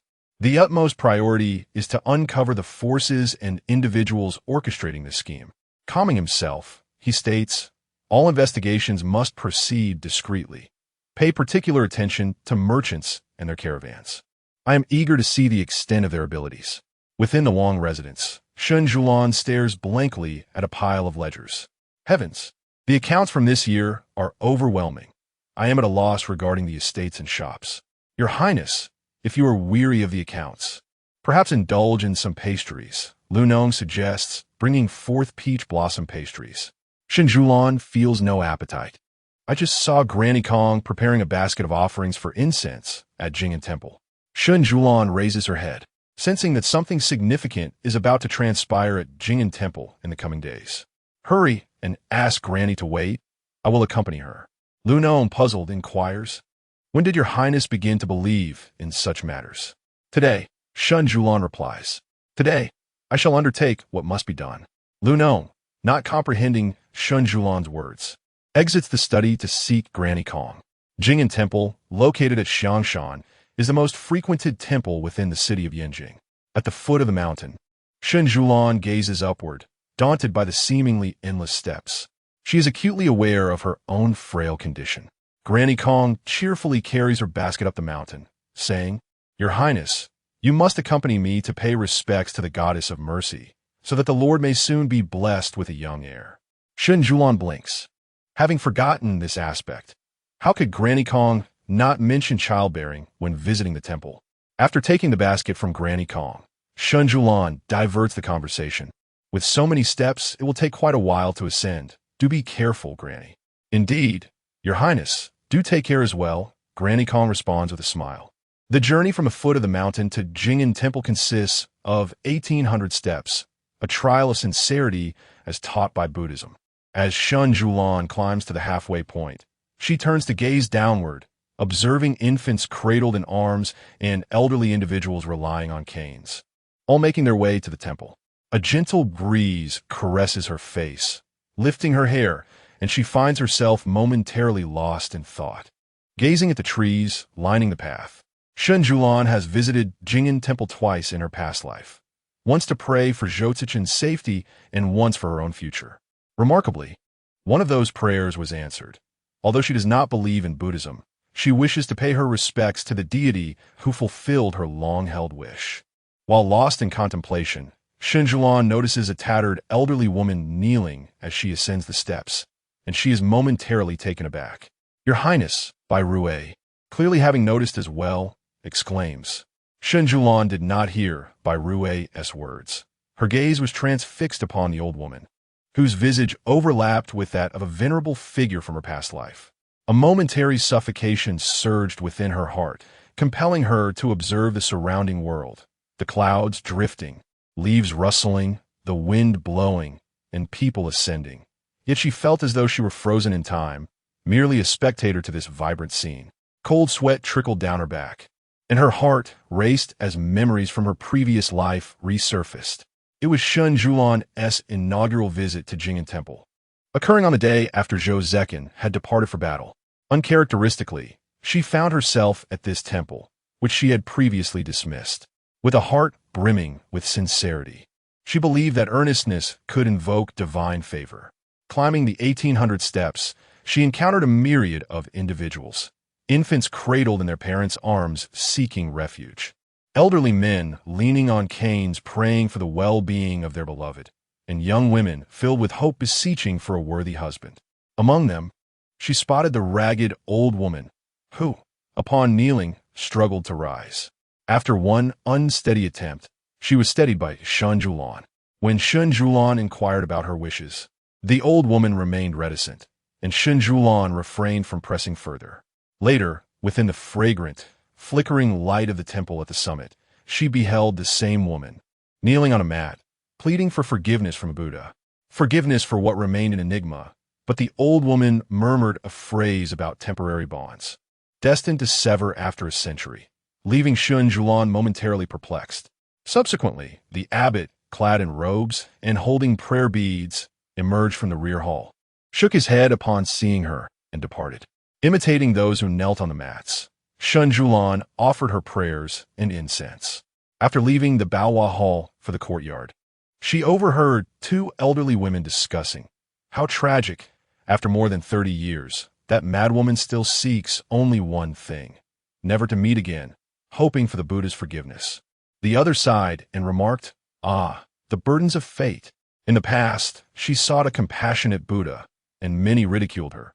Now, to wish for eternal separation is indeed sorrowful. One of them shook her head. Didn't that young monk eventually reciprocate her affection? Alas, such a pity. What became of that young monk? He met a melancholic end, constrained by the precepts that forbade him love. A cool breeze suddenly enveloped Shen Siyuan, awakening her from her reverie, causing her to shiver. My lady, what troubles you? Bai Rui called out to her. Shen Siyuan shook her head, watching as the old woman knelt and passed by her, the wind lifting her hair, a cruel twist of fate indeed. The events of her past life were unfolding once more in this life. Let's go. Noon approaches, Shen Siyuan announced. Standing atop the mountain, she gazed at the billowing white clouds below and inhaled deeply. After accompanying Granny Kong to offer incense, she smiled and suggested, Granny, now that it's noon, why not partake in some vegetarian fare? That plain dish looks truly delectable. Would you accompany me to enjoy it? Madame Kong was well aware that Shen Siyuan was diverting the topic, yet she did not wish to be bothersome as an old woman. So she ultimately chose to remain silent. She instructed Chaoyan to accompany Madame Kong to the side chamber for their meal, while Shen Siyuan, accompanied by Chunhua and Xiushi, prepared to head towards the rear courtyard. As she turned around, she caught sight of Shen Luoning, elegantly attired in pure white garments. Shen Siyuan raised an eyebrow. Fortune had smiled upon her, as the target had approached her of its own accord. Trailing behind Shen Luoning was a petite maidservant, unmistakably Siyu. The two ascended the stone steps, making their way to a secluded courtyard in the back hills. Halfway up, Siyu seemed to whisper something to Shen Luoning, which resulted in Shen Luoning striking her across the face. Siyu fell to her knees, pleading for mercy. Shen Luoning glanced down at her, helped her up, gently caressed her cheek, and then continued on her way, leaving Siyu outside. Shen Siyuan smirked, realizing that what she sought had come to her effortlessly. Just as she was reveling in her good fortune, she noticed Zhao Ruyun, dressed in scholarly attire, approaching her direction. Chapter 59. The Prelude. Every cause must have its effect. Shen Siyuan felt a slight headache. Was this truly a scene from a battlefield of emotions? Zhao Ruyun donned a flowing green robe, its delicate fabric billowing gently in the breeze. A square azure headscarf adorned her head, while her long hair was neatly tied at the back. A light blue sash encircled her waist, from which hung a smooth jade pendant. In her hand, she delicately waved a folding fan, the surface painted with elegant landscapes, enhancing her air of scholarly grace. Trailing behind her was a child whom she had rescued from a tea house a few days prior. Although referred to as a child, the youth appeared to be around 14 or 15, previously clad in tattered rags, but now stood behind her in a black, form-fitting robe, holding a sword, exuding a certain elegance. Zhao Ruyun waved her fan towards Shen Siyuan and called out, Jinning, "Are you here to pay homage as well?" Shen Siyuan responded with a gentle smile, "Indeed, the weather is quite pleasant today, so I thought I would come to pay my respects in the first month of the year." Zhao Ruyun opened her fan to partially conceal her face and leaned closer to Shen Siyuan, whispering, "But I am here to beseech for a child. I must tell you, the guanyin of childbirth at Jing'an Temple is the most effective." Shen Siyuan promptly interrupted, "What is it that Miss Zhao seeks today?" Upon hearing Shen Siyuan's words, Zhao Ruyun's expression darkened. "To honor my father's spirit." Shen Siyuan suddenly realized the impropriety of her inquiry. The Zhao family was one of the four great clans, once basking in glory, but after the tragic Battle of City Assignment in the northern frontier, where General Zhao perished defending a city, and the sole legitimate heir fell from his horse, becoming paralyzed for life, the family seemed destined for decline. Just when everyone believed the Zhao family would fade into obscurity, a bastard son emerged to uphold the family name. Over the course of 4 years, he campaigned far and wide, defending the most vital strongholds in the northern frontier, achieving countless victories that left many in the capital astonished. Ultimately, it was the brother and sister duo who sustained the family. "Do not be disheartened," Shen Siyuan barely began to say, but Zhao Ruyun smiled once more. "So many years have passed, I have nearly forgotten my father's appearance. It is somewhat melancholic, yet matters not. My father, watching from the afterlife, must be pleased to see me living happily. I shall first offer my tributes, and will seek you out later," Zhao Ruyun stated. Shen Siyuan nodded. If General Zhao were to learn that his daughter was to marry someone as duplicitous as Zhou Jingma, he would likely be enraged enough to chase him down with a blade. She glanced towards the back mountain, her brow furrowed in disbelief at the absurdity of it all. Lost in thought, Shen Siyuan suddenly heard an aged voice. "Umipa." Turning around, she saw a monk clad in a cassock gently manipulating a string of prayer beads. Shen Siyuan felt somewhat perplexed. "Benefactor, we meet again." "Indeed, we do." Shen Siyuan thought back to when they had last crossed paths. "The old monk has a connection with the item you hold," he continued. Shen Siyuan raised her hand to examine the string of verdant beads. A few months prior, at the Jiming Temple in Jiangling, a lady had beseeched the old monk for a string of beads for peace and safety. It seemed that she was indeed the one who had received the blessing. Shen Siyuan was taken aback. Would the benefactor be willing to accompany the old monk to the meditation room for a discussion? Shen Siyuan nodded. Yet Chunhua and Qiushi were concerned for her safety. "You two young benefactors should accompany the old monk," he said. In the meditation room behind Baohua Hall, Shen Siyuan gazed out at the waterfall, lost in thought. "Please take a seat," the young monk offered as he poured tea for her. Chunhua and Qiushi remained outside, having little to worry about. Does this bracelet offer protection to the benefactor? The young monk inquired with a smile. Shen Siyuan fiddled with the beads, not mentioning her previous unawareness, but upon reflection, she realized that since donning the bracelet, she had not experienced the agonizing pain that once plagued her during dreams or awakenings. She smiled and nodded, affirming its efficacy. The old monk and the benefactor share a bond, he remarked, then took up his brush to inscribe 2 lines of poetry, delicate dice and red beans, in bone-deep longing. Do you know? The sun and moon gaze longingly, entwined, never parting from the heart. Beneath her seemingly calm exterior, Shen Siyuan's heart surged like a tempestuous sea. These 2 verses are the benefactor's tribulations, the old monk stated. Shen Siyuan's gaze sharpened. They were her tribulations. Suddenly enlightened, as if awakened from a deep slumber, she murmured, "We have met, yet not met," the abbot replied, shaking his head at the old woman. "I beseech the Buddha in the next life to pass by me like the young monk. It's all you." The monk chuckled softly. "Umitba, benefactor, you speak nonsense. It is likely your first visit to Jing'an Temple. How could you have encountered the old monk?" Yet, Shen Siyuan found herself troubled by the recollection of this person, this voice, whose face she had forgotten despite their 2 fleeting encounters. Remember, benefactor, every cause must yield a result. Shen Siyuan felt lost in a haze, yearning to ask him about the outcome of her relationship with Zhou Cechen and how she might navigate the 2 tribulations he spoke of. The monk seemed to sense her unspoken questions and slowly replied, "The secrets of heaven cannot be revealed." Noticing her furrowed brow, he added with a smile, "Many years ago, I did speak 2 words for a child. Love's sentiments are hard to sever. Tribulations are difficult to resolve. Through vast waves, one must navigate this life." Startled, Shen Siyuan knocked over her tea, a chill rushing to her heart as she clenched her fists. "How can I evade this tribulation?" she asked tremulously. "If I cannot overcome it, shall I repeat the mistakes of my past life? What then for Zhou Cechen? In the midst of worldly chaos, remain unperturbed. Once you have traversed the waves of tribulation, you shall find freedom," the monk advised. "Go and experience it, benefactor." When Shen Siyuan exited the meditation room, her complexion was pale. Chunhua and Qiushi immediately rushed to support her. "Is the lady unwell?" they asked. A cool breeze brushed against Shen Siyuan's face, bringing her back to her senses. "It's nothing. Let us find Granny Kong," she replied. Seeing that Shen Siyuan was unharmed, Chunhua and Qiushi released their hold. As they walked along the stone-paved path beside the majestic waterfall, it became difficult to discern whether the water was descending or ascending.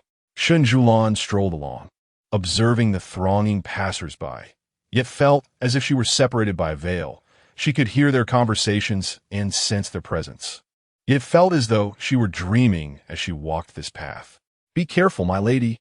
Springhua forcefully pushed Shen Siyuan aside, brandishing her sword to deflect the arrow that had been shot towards her. Shen Siyuan, glancing down at the arrow that had landed at her feet, furrowed her brow. Her visit to Jing'an Temple had been a spontaneous decision made only today, without any forethought or preparation. How could anyone possibly know her whereabouts? Someone was tracking her. A torrent of arrows rained down upon them, and Shen Siyuan deftly sidestepped an arrow aimed at her face, feeling the rush of air as it grazed past, severing a few strands of her hair. "Your Highness, you must take cover," Qiushi exclaimed, positioning herself protectively in front of Shen Siyuan. Realizing the imminent danger, Shen Siyuan darted towards a large boulder nearby, but unexpectedly, another arrow was shot in her direction. In a moment of peril, she was tackled to the ground by an unknown assailant. Together, Shen Siyuan and her rescuer tumbled down the mountainside. Chapter 60, You Are the Second. The 2 of them tumbled down the mountainside, and Shen Siyuan reached out, attempting to grasp something, but her hand was sliced painfully by branches and leaves. Eventually, she managed to seize a vine. Glancing at Zhao Ruyun, who was leaning against her, Shen Siyuan patted her back only to feel a warm wetness in her palm. Looking down, she saw the glaring crimson. She had been struck by an arrow. "Zhao Ruyun? Zhao Ruyun?" she called out as she supported her to rise. "I'm not dead yet. Don't shake me. If you keep shaking, I really will die," Zhao Ruyun replied. You've been shot, Shen Siyuan said, helping her to her feet. Where are we? Zhao Riyun inquired. In the woods behind the mountain. We rolled down from the summit, Shen Siyuan explained. Cool, mate. I'll be back up.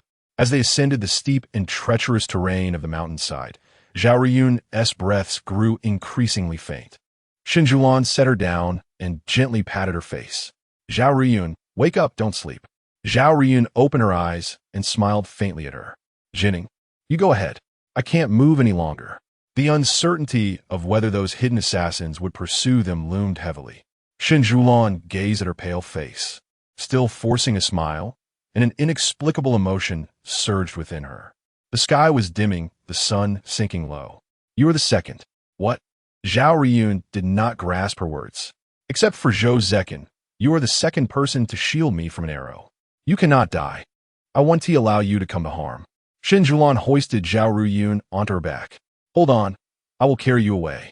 In a daze, Zhao Riyun's face pressed against Shen Siyuan's back. As she clung there, a few tears slipped from her eyes, accompanied by a twinge of pain. What are you doing? Let me down, let me go. Shen Siyuan continued forward with her burden. You can hardly speak. How could I abandon you? Others had risked their lives for her. She would gladly do the same in return. Yet now, valuing her own life, she resolved that no one must perish. You truly are. Zhao Riyun struggled to find words, ultimately exhaling a soft sigh. Don't sleep. Talk with me, Shen Siyuan suddenly urged. My life is precious. I cannot afford to sleep, Zhao Riyun replied. Gasping for breath, Shen Siyuan pressed onward, yearning for swifter progress. Jinning, I truly envy you. Envy me? Zhao Riyun responded. I envy your family's well-being. A pang of bittersweetness enveloped Shen Siyuan, for indeed, she was fortunate in Zhao Riyun's eyes. Then you must live well and earn your own happiness, Shen Siyuan consoled, though inwardly. She was acutely aware that Zhao's family would inevitably forge a union with the prince, a fate that was inescapable. Is that so? Zhao Riyun mused, slightly lost in thought. Indeed, Shen Siyuan affirmed. An hour later, the young guard whom Zhao Riyun had taken under her wing found Shen Siyuan in the forest, her burden still on her back. Zhao Riyun had already lost consciousness. Zhou Cechen, who had been interrogating a case in the imperial prison, raced toward Jing and Temple upon receiving word that Shen Siyuan was in peril. As dusk fell, Zhou Cechen galloped, his shadow stretching and swiftly moving ahead. Upon arriving at Jing and Temple, Shen Siyuan had already been carried down the mountain by Qiu Shi. Zhou Cechen unfurled his cloak and enveloped Shen Siyuan within it, then lifted her into the carriage. As he gazed at her disheveled hair, soiled garments, and torn sleeves, a flicker of anger crossed Zhou Cechen's eyes, swiftly followed by a pang of compassion. His fingers curled gently to caress her face, where a bloodstain marred her skin, likely inflicted by a sharp leaf or branch. Hesitant to touch her wound, he understood that a young lady is sensitive about her appearance. His beloved Fu Fu was no exception, and he could not allow any scars to mar her beauty. Shen Siyuan found herself in a dream. In this dream, she stood before the waterfall at Jing'an Temple, watching Zhou Cechen approach her with a smile. Suddenly, the world tilted. Arrows from all directions were unleashed towards him. Frozen in place, she found herself unable to move. Her voice was trapped within her throat, and her legs felt heavy as lead. All she could do was watch helplessly as he plummeted off the cliff, the cascading waterfall sweeping away the fallen figure in an instant. No, no. Shen Siyuan awoke suddenly, gasping for breath. Fu Fu, Fu Fu, Zhou Cechen's voice whispered in her ear, like a gentle spring breeze. Did you have a nightmare? Is something amiss? He inquired. Shen Siyuan's voice was parched as she responded. Zhou Cechen promptly poured her a glass of water. Rising from her bed, she embraced him tightly, inhaling the familiar scent that brought her solace. Thank goodness it was just a dream, he remarked. What did you dream about? You fell off a cliff, she confessed. Zhou Cechen gently pinched the nape of her neck, drawing her closer into his embrace. Dreams are often inverted, he reassured her. Yet, Shen Siyuan felt that the dream was too vivid. The sense of helplessness reminiscent of a past life, where he had been struck by an arrow and fell from his horse, leaving her powerless to intervene. Who could have done this today? Zhou Cechen's gaze darkened. Those arrows do not belong to any known army or faction. They seem to have been forged in a humble blacksmith shop. I have dispatched someone to investigate. Another blacksmith? Shen Siyuan frowned. If I am not mistaken, it appeared that most of the arrows were aimed at my face. One even grazed my cheek and severed a few strands of my hair. She reached to touch her face. Rest assured, I have administered the medicine. There will be no scars, Zhou Cechen assured her. Shen Siyuan looked at him and remarked, that person must be envious of my beauty. What? Zhou Cechen was puzzled. Their arrows were all aimed at my face. Zhou Cechen examined the wound on her face. This is not a scratch from leaves or branches. It was caused by an arrow. Indeed, she confirmed. Zhou Cechen clenched his fists, angered by such malevolence. It must be some young woman who harbors jealousy towards you, Shen Siyuan added. Zhou Cechen gazed at her intently for a long moment, causing her to feel somewhat perplexed. Is there something wrong? She ventured tentatively. I have never been close to any other woman, he confessed, except for you. Upon hearing this, Shen Siyuan's lips curved into a smile. Are you trying to explain that to me? Yes, he replied. How fortunate, for I too have never been close to any other man. Upon hearing Shen Siyuan's words, Zhou Cechen was momentarily taken aback before a faint smile graced his lips. Fu, I am indifferent to these matters. All that truly matters to me is that you are mine now. A sense of bitterness welled up in Shen Siyuan's heart. Indeed, he had never concerned himself with such trivialities. He would strive for what he desired. Fortunately, he had fought for it. How is Zhao Ruyun faring now?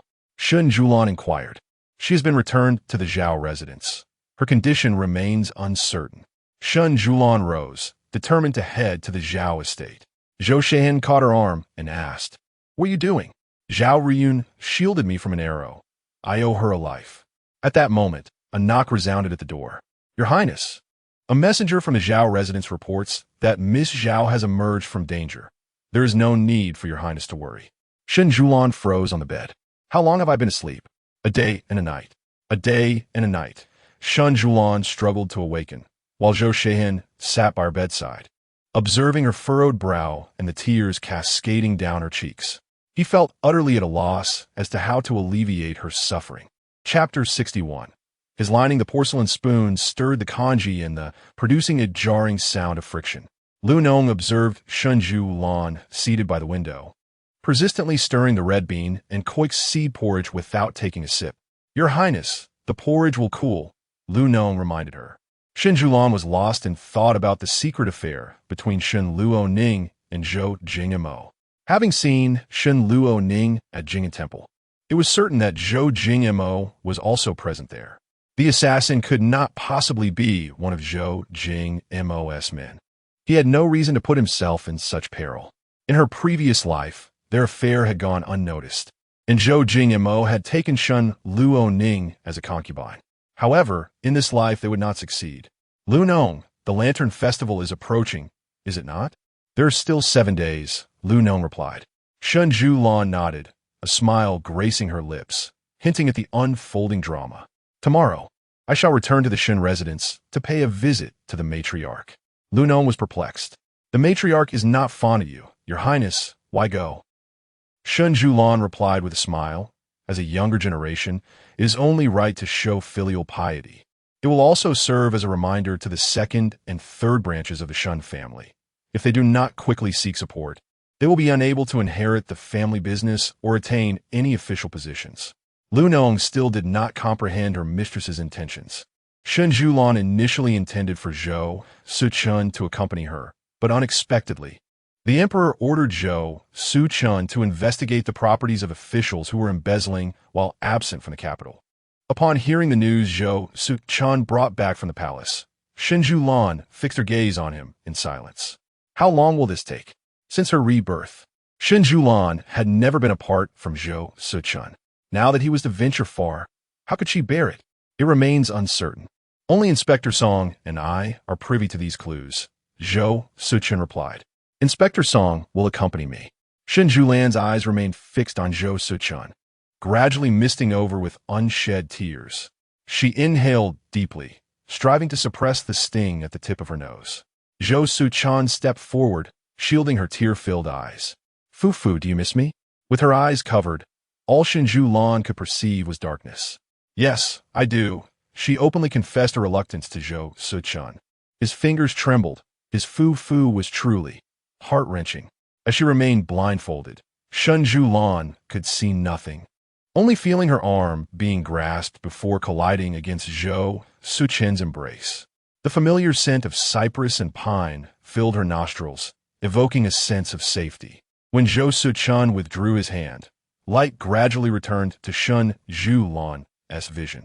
Her eyelashes fluttered as she gazed up at him, aware that this journey was fraught with peril. "You must not neglect your own safety for the sake of others," she cautioned. Zhou Cechen lowered his gaze, realizing at that moment what it meant to be newlyweds, reluctant to part. This mission required him to remain incognito, avoiding ostentation. As Shen Siyuan prepared his belongings that evening, she noted that his wardrobe was predominantly black, with only a couple of outfits in dark green and white. While they appeared splendid when worn, in her hands they felt quite ordinary. Observing Shen Siyuan bustling about to prepare for his departure, Zhou Cechen seized her hand as she re-entered the bedroom. Does the princess truly find it hard to part with this king? In her hand, Shen Siyuan clutched the white inner garment he typically wore, preparing to place it in her luggage. Zhou Cechen cast his gaze upon the fabric, a smirk playing upon his lips. Would the princess accompany this king? Shen Siyuan nearly voiced her agreement, yet the affairs of the capital demanded her cunning, and she could not leave. Remaining silent, she sensed that Zhou Cechen also had no desire to take her to those sordid places. "If the prince does not return safely, I shall remarry," Shen Siyuan declared, her tone laced with indignation. Zhou Cechen raised an eyebrow. "Remarry? Who does the princess wish to marry? Who would dare take my woman?" Shen Siyuan retorted, "You are incorrigible. Then the princess is somewhat incorrigible as well. Let the servants handle these formalities. Would you not stay and keep this king company?" Zhou Cechen reached for the inner garment, which Shen Siyuan had tightly gripped, now crumpled in her hand, unwilling to relinquish it. "Fufu, let go, would you?" His languid, husky voice caressed her ear, and she felt a shiver, releasing the fabric. Zhou Cechen examined the wrinkled garment, a glimmer of mischief in his eyes. Noticing his expression, Shen Siyuan attempted to reclaim it, only for Zhou Cechen to lift it high. "Fufu, this is this king's inner garment." Shen Siyuan tiptoed to reach it, but was unexpectedly pulled into Zhou Cechen's embrace, leading to an unforeseen tumble onto the bed. As she found herself atop him, Shen Siyuan swiftly seized the inner garment, disregarding her posture as she triumphantly flaunted it. Does the princess have such an affection for this king's inner garment? Or perhaps she wishes to try it on? It was then that Shen Siyuan realized the suggestive nature of their positions, and the embarrassment that followed her competitive spirit in claiming the garment. She hastily attempted to rise, but Zhou Cechen would not permit her to escape so easily. "Fufu, answer me," he coaxed enticingly. No more words. She pressed her palm against his mouth. Yet, the laughter in his eyes remained. It was truly maddening, her own heart's turmoil. Ultimately, she reluctantly released her grip. Zhou Cechen, however, clasped her hand and pressed a gentle kiss upon it. "Fufu, rest assured, I shall take this inner garment with me, and I shall indeed wear it." Such a commonplace utterance, in Zhou Cechen's mouth, took on a rather frivolous tone. Shen Siyuan lay atop him, listening to the rhythm of his heartbeat, both reluctant to rise. "Your Highness, the garments." Lu Chun entered, and upon seeing the two on the bed through the screen, her face flushed, and she quickly lowered her gaze. Observing this, Shen Siyuan hastily sat up, only to find Zhou Cechen's hand firmly pressing her down. "Get out," he uttered, his voice somewhat grave. Lu Chun, believing Zhou Cechen would not blame her, felt her heart sink upon hearing his words. "Yes," she replied, her expression darkening as she exited the chamber. "You must be wary of that maidservant." Upon hearing Zhou Cechen's words, Shen Siyuan replied, "Keeping her around serves a purpose, but I shall dispose of her in due time. She cannot stir up any trouble." Zhou Cechen understood. "Once I depart tomorrow, should you find yourself bored, you may either return to your mother or stay briefly at the Duke's residence." A cunning glint flashed in Shen Siyuan's eyes as she thought, "Does the prince not fear my departure? Have my maternal grandfather and father truly bar my return?" Zhou Cechen gazed into her eyes and said, "Then I shall retrieve you." Shen Siyuan mused that if it were indeed so, it would not be an unwelcome turn of events. The prince must return soon. Her words stirred the man's heart. Certainly, he replied. Zhou Cechen left at the hour of the tiger, and while Shen Siyuan was still entwined in dreams, she felt a kiss upon her forehead. With her eyes still closed, she grasped Zhou Cechen's hand, but he was compelled to extricate himself and take his leave. Chapter 62. Entering the game, when Shen Siyuan awoke, she found herself alone. Sitting on the edge of the bed, an emptiness enveloped her heart. Beside the bed lay a letter, which she held without opening, reluctant to read its contents. Has the lady awakened? Lu Nong entered, observing Shen Siyuan perched on the bed. When did the prince depart? At the hour of the tiger, Lu Nong replied. The prince did not wish to disturb the lady, but left behind a guardian, should the lady venture out, to ensure her safety. Shen Siyuan, Zhou Cechen's personal attendant, was assigned to her. It was he who was clearly in peril. Shen Siyuan nodded and then instructed, prepare my wash. Yes, my lady. Outside the Shen residence, Yu Panshan was accompanied by Shan Luo Ning, both gazing expectantly at the entrance. Mother, why have you summoned me so early? Yu Panshan shot her a glance. That girl will surely bring along the Duke of Dingen. You should engage with him more. Perhaps I can petition for you to become a concubine. Mother, Shen Luo Ning interrupted. What is the matter with you, child? Wasn't it you who yearned to marry into the Duke of Dingen's household?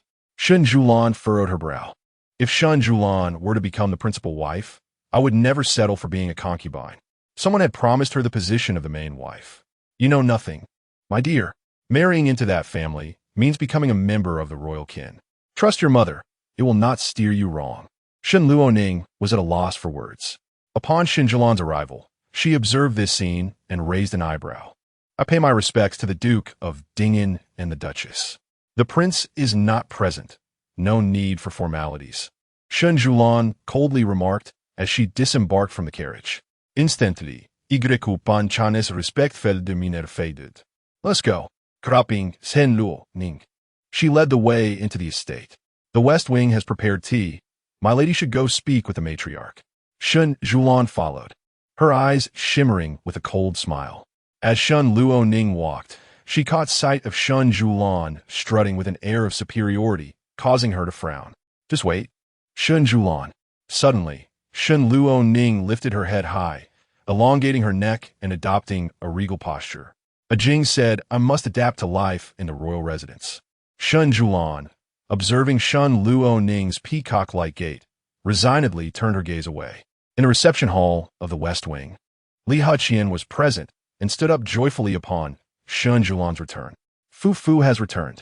Shen Siyuan smiled and nodded. Mother, is Jin Ji not accompanying you? Li Huqian inquired, gripping Shen Siyuan's hand. The prince is occupied with official matters. Who knows if he's been slighted or not? Yu Panshan interjected suddenly. Li Huqian frowned at Yu Panshan. Mind your tongue. Yu Panshan refrained from further comment, for the authority of the household lay with Li Huqian. At that moment, the matriarch entered, leaning on a rattan cane. Has the girl returned? Her voice was strong and commanding. Lu Nong stepped forward. This is the Duchess of Dingen. How can you address her so? Wang Ziyuan shot a glance at Lu Nong. Who do you think you are to speak to me in such a manner?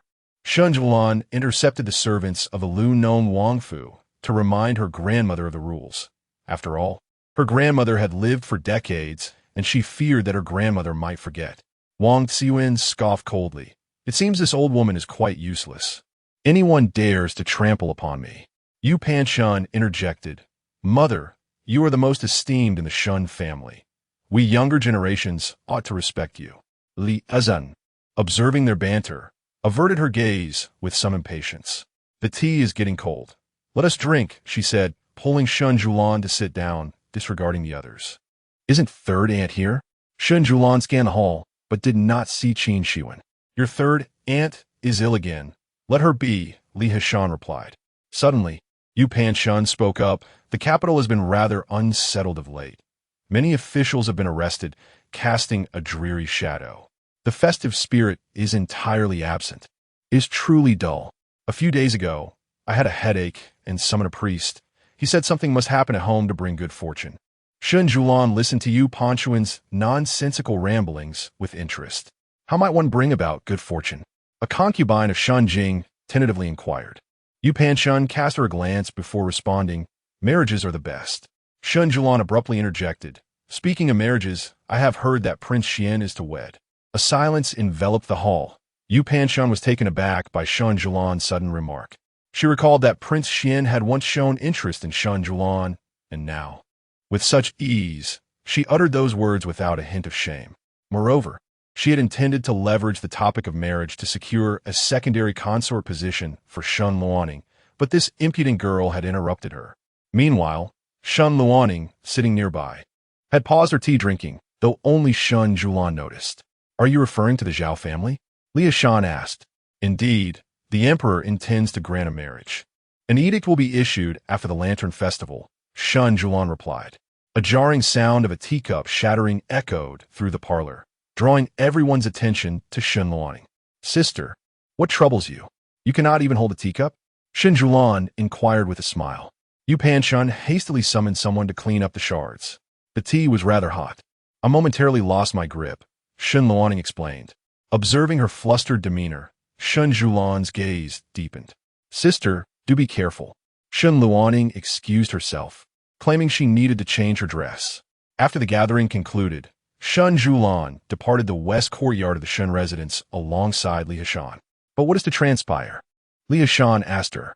After a moment of contemplation, Shen Siyuan queried, Mother, do you care about shared glory and shared misfortune? Li Shan responded, As for glory, it depends on whether the person is worthy of such honor. Concerning calamities, if something befalls an inconsequential individual, I shall not interfere. Then, Mother, prepare to watch the spectacle unfold. Li Shan patted Shen Siyuan's hand, saying, Whatever you intend to do, remember to think twice before acting. Shen Siyuan nodded in acknowledgement. As night deepened and silence enveloped the surroundings, Shen Siyuan, clad in a moon-white, wide-sleeved robe, knelt by the window, resting her chin on her hand as the winter moonlight, imbued with a bone-chilling clarity, poured through the window. The chilling wind brushed against Shen Siyuan's face, stirring her hair as she gazed at the luminous full moon in the sky. Clutching the letter in her hand, she refrained from opening it, instead counting the days since Zhou Cechen had departed 3 days prior. During this time, she dined and rested alone, only to be startled awake in the dead of night by haunting nightmares, instinctively reaching for the empty space beside her, finding only the coldness of the sheets. Once roused, sleep eluded her. Seated by the window, she felt the biting cold wind and pondered the words of the old monk at Jing'an Temple, who had spoken to her of love's entanglements and the trials of existence. Her life was destined to be tumultuous, and she vowed not to overlook anyone who had caused her pain or impeded her path.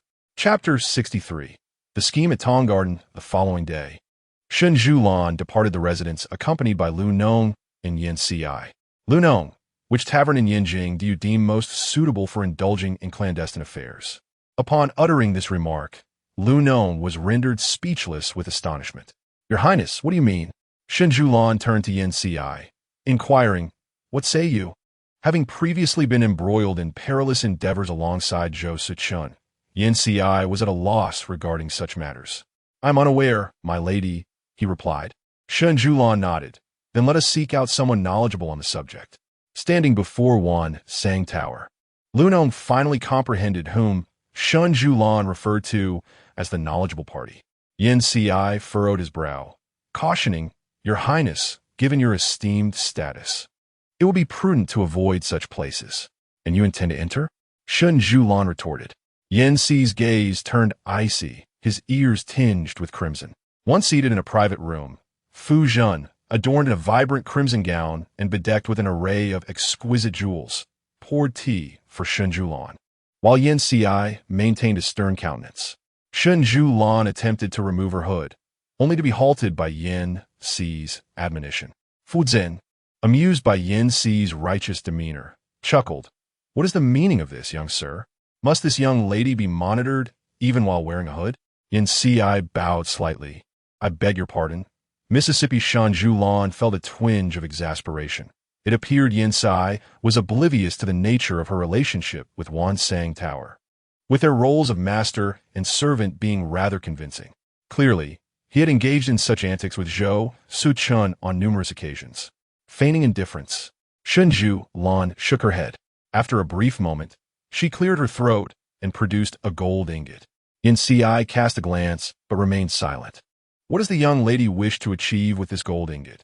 Fu Zhan inquired, crossing her legs and fanning herself. Upon hearing Fu Zhan's words, Yin Ci frowned. Recalling that the previous encounter with Tang Song had only required a single ingot, Shen Siyuan, feeling vexed, extracted 2 more ingots. Is this sufficient? Fu Zhan examined the gold, her eyes lighting up. How splendid! I am quite fond of it. With that, Fu Zhan shifted her gaze to Yin Ci, teasingly asking, Last time you came with another gentleman, yet today you arrive with this young lady. Have you changed your affections? Yin Ci, upon hearing this, unsheathed his sword and raised it to Fu Zhan's neck, commanding her to cease her chatter. Fu Zhan pouted. With such striking looks, why must you act so rudely? Yan Qi grew increasingly agitated. Yin Ci, lower your weapon, Shen Siyuan instructed.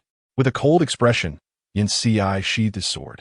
The young lady is unaware that this gentleman has returned merely to point his sword at me. Returned? Lu Nong seized upon the key word. Fu Zhan cast a playful glance at Yin Ci, remaining silent. The prior visit was solely for business, Yin Ci hastily clarified. Fu Zhan advanced, playfully coaxing Yin Ci back. The bells tied to her legs jingling. If you fancy me, do come often. Observing the back and forth between the two, Shen Siyuan raised an eyebrow at Yin Ci's serious demeanor. You two may step outside. I wish to discuss matters with her, Shen Siyuan stated. Yan Qi protested. That is inadvisable. I am tasked with ensuring the safety of a young lady. What? Do you believe I would devour your lady? Pray tell, does the young master wish to linger a while longer with me? As Fu Zhan's words grew increasingly absurd, Yin Ci felt an urge to draw his sword. Enough. I have matters to discuss. You may step outside. Your master did not instruct you to oversee me. With a sense of resignation, Yin Ci retreated alongside Lu Nong. My lady, you have finally come to seek me. I have nearly been pining for you, Shen Siyuan exclaimed, removing her hood. Pray tell, which tea house is most suitable for clandestine rendezvous? Clandestine rendezvous? That should be, what? Fu Zhan was taken aback, realizing they were indeed discussing such affairs. Shen Siyuan sighed. No, we're to catch those engaged in such illicit encounters. Fu Zhan smiled faintly. But what delightful performance awaits us. A grand spectacle, Shen Siyuan replied. Seating herself opposite Shen Siyuan, Fu Zhan picked up a round fan and said, the Tangyuan Tea House. Compared to the Fanlu, it attracts fewer patrons, but it possesses a certain charm. Directly across from the Bian River, during the Mid-Autumn Festival or Lantern Festival, the river lanterns create a breathtaking scene.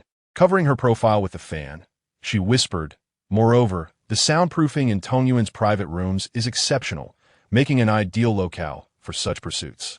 Shen Siyuan nodded and, donning her hood, expressed gratitude. I must take my leave now. Oh, must you depart so swiftly? I have yet to... Fu Zhan pointed her fan at Shen Siyuan's retreating figure. I still do not know that young master's name. As these words escaped her lips, Shen Siyuan had already walked far with Yin Ci and Lu Nong. My lady, what shall we do next? Lu Nong inquired. Let us observe how to detect others engaged in clandestine affairs, Shen Siyuan replied, leading the two towards Tangyuan. Yin Ci was astounded. Was their princess truly such a person? Tangyuan, situated by the Bian River, boasted 3 stories, yet its decor was strikingly different from Fanlu. Upon entering, they were greeted warmly. Madam, would you prefer tea or a meal? Shen Siyuan surveyed the interior, indeed finding it charming. Are there private rooms available for the Lantern Festival? As luck would have it, there is one available, though it is somewhat secluded. No matter, could you kindly show me? Shen Siyuan inquired. Of course, this way, madam. The proprietor responded, guiding her. Upon reaching the 3rd floor, Shen Siyuan glanced around the private room, confirming its excellent soundproofing. Who has reserved these rooms? She asked. Naturally. For the Lantern Festival, various young masters and ladies have made reservations, as well as... Shen Siyuan turned her gaze to the proprietor. The man spoke in hushed tones. There is also a distinguished guest from the palace. Shen Siyuan exchanged a glance with Lu Nong, who produced a gold ingot. Might you inform us which room is reserved by whom? We would like to make the acquaintance of such esteemed guests during the Lantern Festival. The proprietor, upon seeing the gold ingot, hastened to comply. Such a sum was beyond what he could earn in a lifetime. I shall serve you, madam, without fail. Standing on the third floor of Tong Yuan, Shen Siyuan admired the river view.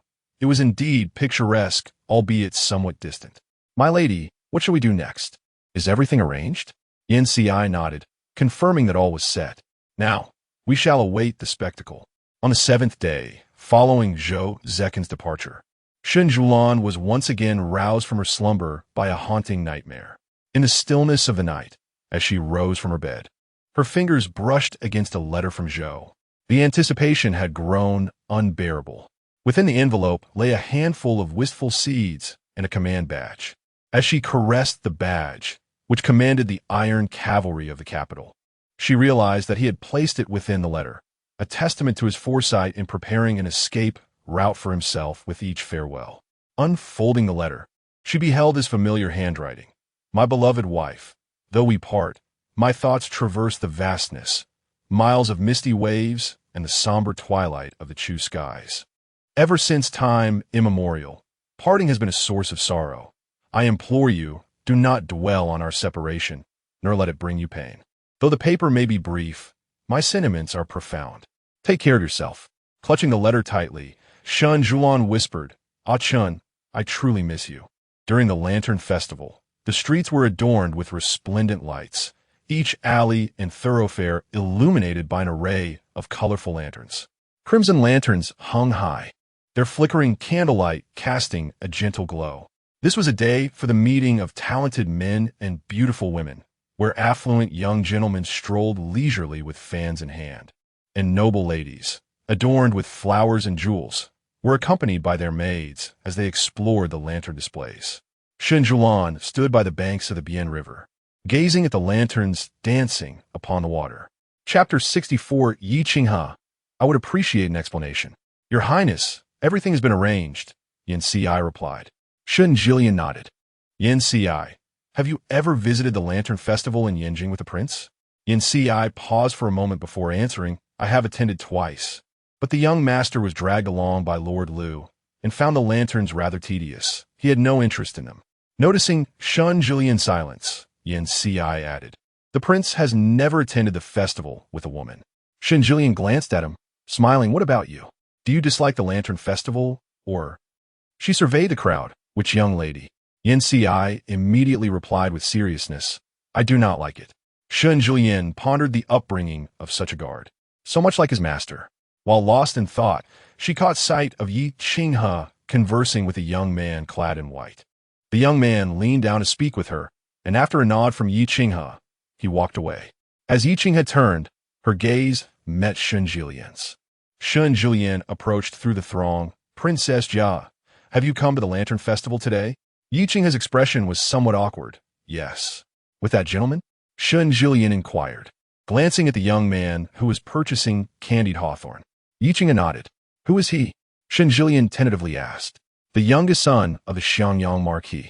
Do you not fear being seen by your family, out in such an open manner? Yi Qinghe's eyes dimmed slightly as she replied, his family has proposed to mine. Shen Siyuan was not surprised. At the age for marriage, it was natural for matchmakers to come calling. What astonished her was Yi Qinghe's ability to swiftly set aside her own feelings. And your brother? Shen Siyuan, Yi Qinghe interrupted sharply. He is my brother. It is impossible for us. The radiant figure of Yi Jian flashed through Yi Qinghe's mind, and she could not bear to drag him into a murky abyss. This forbidden love must remain hidden, concealed from prying eyes. Seeing Yi Qinghe's dejected mood, Shen Siyuan asked, Does Yi Jian know of your engagement? Yi Qinghe looked down. I have not seen him for a long time. I do not know if he is aware. Are you avoiding him? Yi Qinghe fell silent. At that moment, the young man in white approached, holding candied hawthorn. Qinghe, he called to her. Yi Qinghe accepted the treat and cast a glance at Shen Siyuan. Her meaning clear. Aren't you leaving? Shui Jingxian, standing beside Yi Qinghe, noticed Shen Siyuan and inquired, Who is this? This is the princess consort of Ding'an, Yi Qinghe introduced. Shui Jingxian immediately bowed. Shui Jingxian pays his respects to the princess consort of Dingen. No need for excessive courtesy. After completing his bow, Shui Jingxian attempted to take Yi Qinghe's hand when suddenly a voice rang out. Let go. Shen Siyuan and Shui Jingxian turned to look back, while Yi Qinghe stood frozen, gripping the candied hawthorn tightly. Yi Jian, dressed in a yellow and white robe, stood there, frowning as he regarded the group. Yi Qinghe, have you grown bold? Sneaking out to meet a man, he refrained from uttering the words in secret. Yi Qinghe remained silent, prompting Shui Jingxian to hastily clarify. Young Master Yi, I merely invited the princess to enjoy the Lantern Festival. Nothing more. Is that so? Yi Jianan cast a cold glance at Shui Jing. Did our Yi family consent to your Shui family's proposal? His voice was frigid, devoid of warmth. I have given my consent. Yi Qing has suddenly interjected. Young Master Shui is exceptionally talented, handsome, and possesses an elegant demeanor. He can compose poetry and prose, truly winning my heart. Yi Qinghe turned her gaze towards Yi Jianan. Yi Jianan furrowed his brow and looked at Yi Qinghe. Do you understand what you're saying, Ahi? Yi Qinghe did not shy away from Yi Jianan's gaze. Instead, she glared at him before grasping Shui Jingxuan's hand. Seeing this, Yi Jianan's expression grew even colder. I shall say this one last time. Let go. Yi Qinghe ignored his command, intent on leaving with Shui Jingxian. Shen Siyuan observed the tense standoff among the three, feeling somewhat helpless. Yi Jianan stepped forward to seize Yi Qinghe's wrist, his voice steady. Come back with me. The scene drew the attention of passers-by, as Yi Qinghe was pulled along. Noticing the crowd, Shui Jingxian withdrew his hand from Yi Qinghe's grasp. Qinghe, listen to me. Return with your brother for now. I will visit your Yi family another day. With one hand free and the other grasped by Yi Jianan, Yi Qinghe remained resolute, unfazed by the gazes around them. Yi Jianan took her and walked away. Shen Siyuan smiled softly, remarking to herself, Ah Chen was indeed right. There is truly love here. Along the streets adorned with lanterns, the bustling crowd surged, and Yi Qinghe was pulled against the flow by Yi Jianan into a secluded alley. Had it been anyone else instead of Yi Jianan leading her to such a remote place, she would have devised a means of escape long ago. Ye Qingche, you had better provide me with an explanation, Yi Jianan said, his gaze fixed on her face in the moonlight. Yi Qinghe lowered her head in silence. What? You were so spirited when cavorting with other men, yet now you choose to remain mute? Ye Qingche fronit. What do you mean? Today is the Lantern Festival. What is wrong with a woman enjoying the lights with her beloved? Beloved? A flash of anger crossed Yi Jianan's eyes as he perceived the inadequacy of Yi Qinghe's affections towards such a frail individual as Shui Jingxian. And what of it? Yi Qinghe retorted, striking at Yi Jianan's nerves with each word. Do you love him? Yi Jianan's gaze bore into her. I do. Yi Qinghe, you truly display a lack of shame. Is love so easily declared? Yi Qinghe, now incensed, replied, My love is genuine. You need not belittle me at every turn. Is this how I raised you? You are still so young. Do you truly understand love? Do you realize that by secretly meeting with someone like Shui Jingxian, should word get out, he can easily extricate himself while you, a woman, will be left with what? Yi Jianan pressed her. Then I shall marry him. Yi Qinghe. Yi Jianan, unwilling to engage further with his unreasonable sister, grasped her wrist firmly. Come with me. I will not return.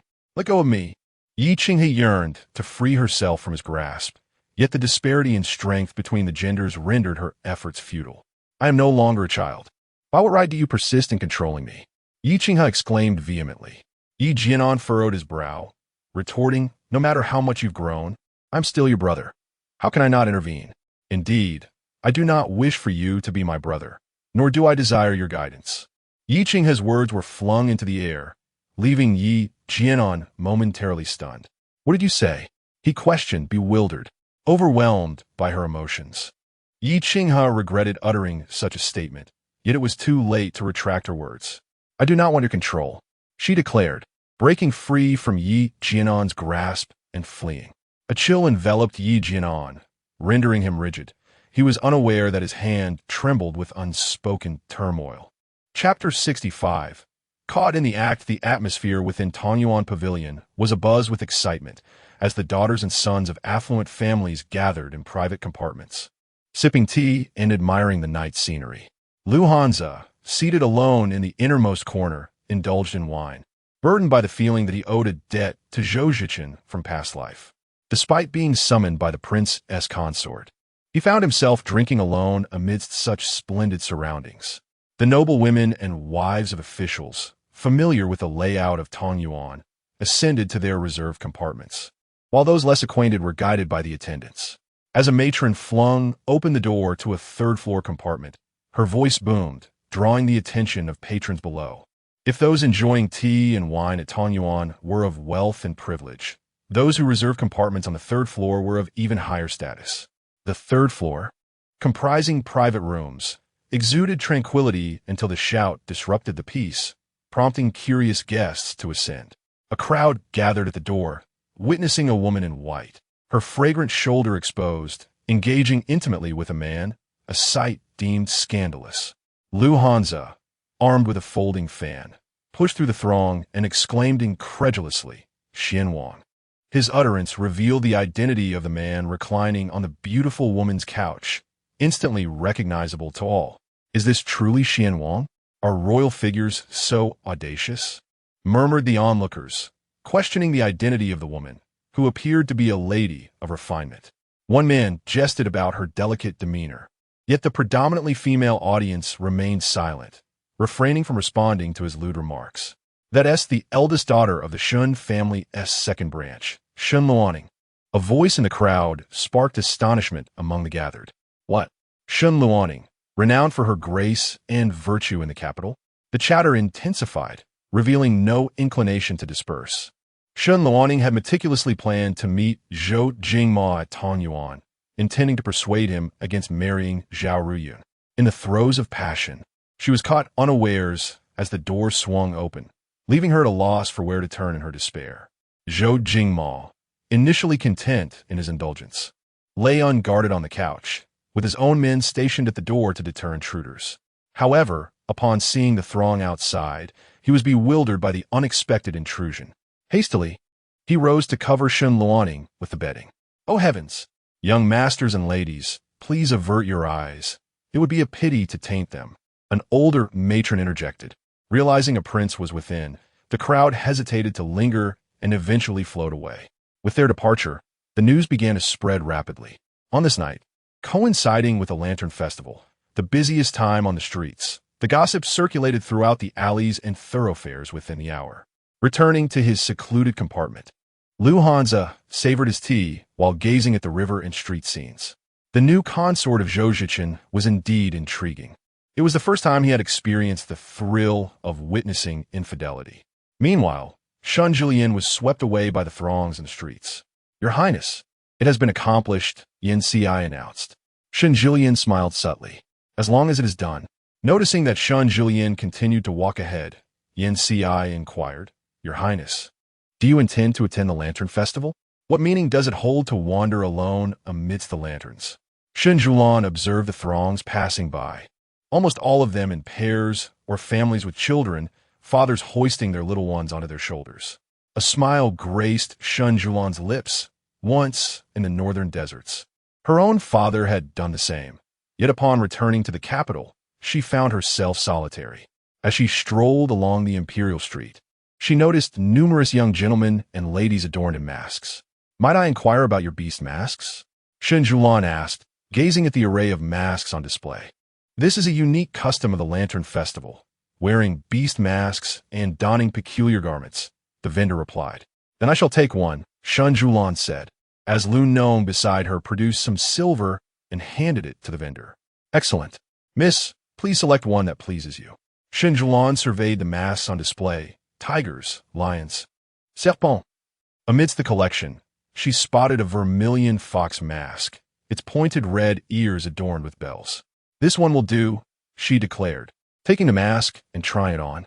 After adjusting the mask, she turned to seek Yin Ci, only to find his presence lacking, causing her brow to furrow in concern. Suddenly, the crowd stirred, surging toward a singular direction, and Shen Siyuan was jostled backwards by the throng. In that moment, she caught sight of a dark figure. Shen Siyuan froze for an instant. Zhou Cechen was approaching her, the world illuminated by lanterns, yet she dared not approach him. Was this a dream? In the midst of 1,000 searches, that person stood amidst the flickering lights. Across the crowd, their gazes met. Just then, she was bumped by someone, causing her to stumble, but Zhou Cechen swiftly caught her. "Be careful," his voice reached her ears. Shen Siyuan grasped the fabric of Zhou Cechen's garment.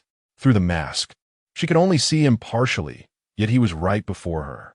Suddenly, with a firm grip, Zhou Cechen lifted Shen Siyuan into his arms, drawing the attention of passers-by, who cast curious glances before shyly averting their eyes from the intimate scene of the young lord and lady.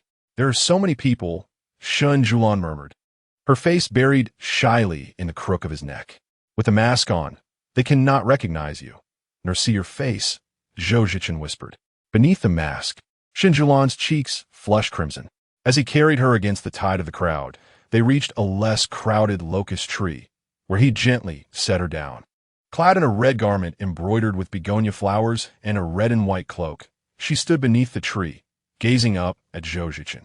"When did you return?" she asked, her voice trembling.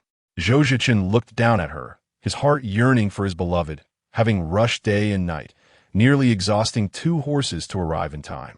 "I rode tirelessly to reach you. Fortunately, I made it," he replied. Shen Siyuan remained silent, her gaze fixed upon him, her eyes glistening with unshed tears. Zhou Cechen reached out, removing Shen Siyuan's mask, revealing a face of exquisite beauty before him. His throat tightened as he tenderly caressed the corner of her eye. "Have you missed me, Fufu?" Shen Siyuan could not conceal her feelings. She nodded, affirming, "I have," with a smile in the corners of his eyes. Zhou Cechen felt an unprecedented longing to return home, knowing that someone awaited him there. This singular thought made everything seem worthwhile. Day after day, it consumed his mind. After a fleeting moment of hesitation, Zhou Cechen enveloped Shen Siyuan in his embrace, calling out to her softly. Shen Siyuan awaited his next words, yet Zhou Cechen remained silent, unwilling to release her from his grasp. Observing this, Yin Si turned away, only to suddenly catch sight of a familiar figure, his brow furrowing in concern. It was her. Beneath the locust tree, after releasing Shen Siyuan, Zhou Cechen took her hand, guiding her away from the crowd towards the riverbank. Shen Siyuan, bewildered by his intentions, followed as he declared, "I wish to take you somewhere." Chapter 66. Surprise upon stepping into the small boat, Shen Siyuan found herself still in a daze. After a week apart, she had a plethora of words she yearned to share, yet upon their reunion, silence enveloped them. Her fingers caressed the beads adorning her wrist, her mind replaying the sensation of Zhou Cechen's grip from moments prior. No matter how many times they met, her heart would race uncontrollably. As Zhou Cechen entered the cramped and dimly lit boat, Shen Siyuan immediately sensed his presence. Observing her poised figure, nervously toying with the beads on her wrist, Zhou Cechen raised an eyebrow. He handed her a warming pot, and she looked up at him, questioning how he always seemed prepared with such thoughtful tokens. "Don't you want it?" he asked, withholding the pot as she reached for it. Confused, Shen Siyuan gazed at him, her eyes sparkling even in the darkness. "Fufu, you look beautiful today," he complimented her. A blush crept onto her ears as she lowered her gaze and smiled softly. As she accepted the warming pot and held it close, Zhou Cechen showed no intention of relinquishing her attention. "I have never seen you in a red dress," he remarked. Shen Siyuan was taken aback. He had noticed. Today, indeed, she radiated a striking beauty, a brilliance unparalleled. As Zhou Cechen leaned closer, the confined atmosphere became charged with warmth.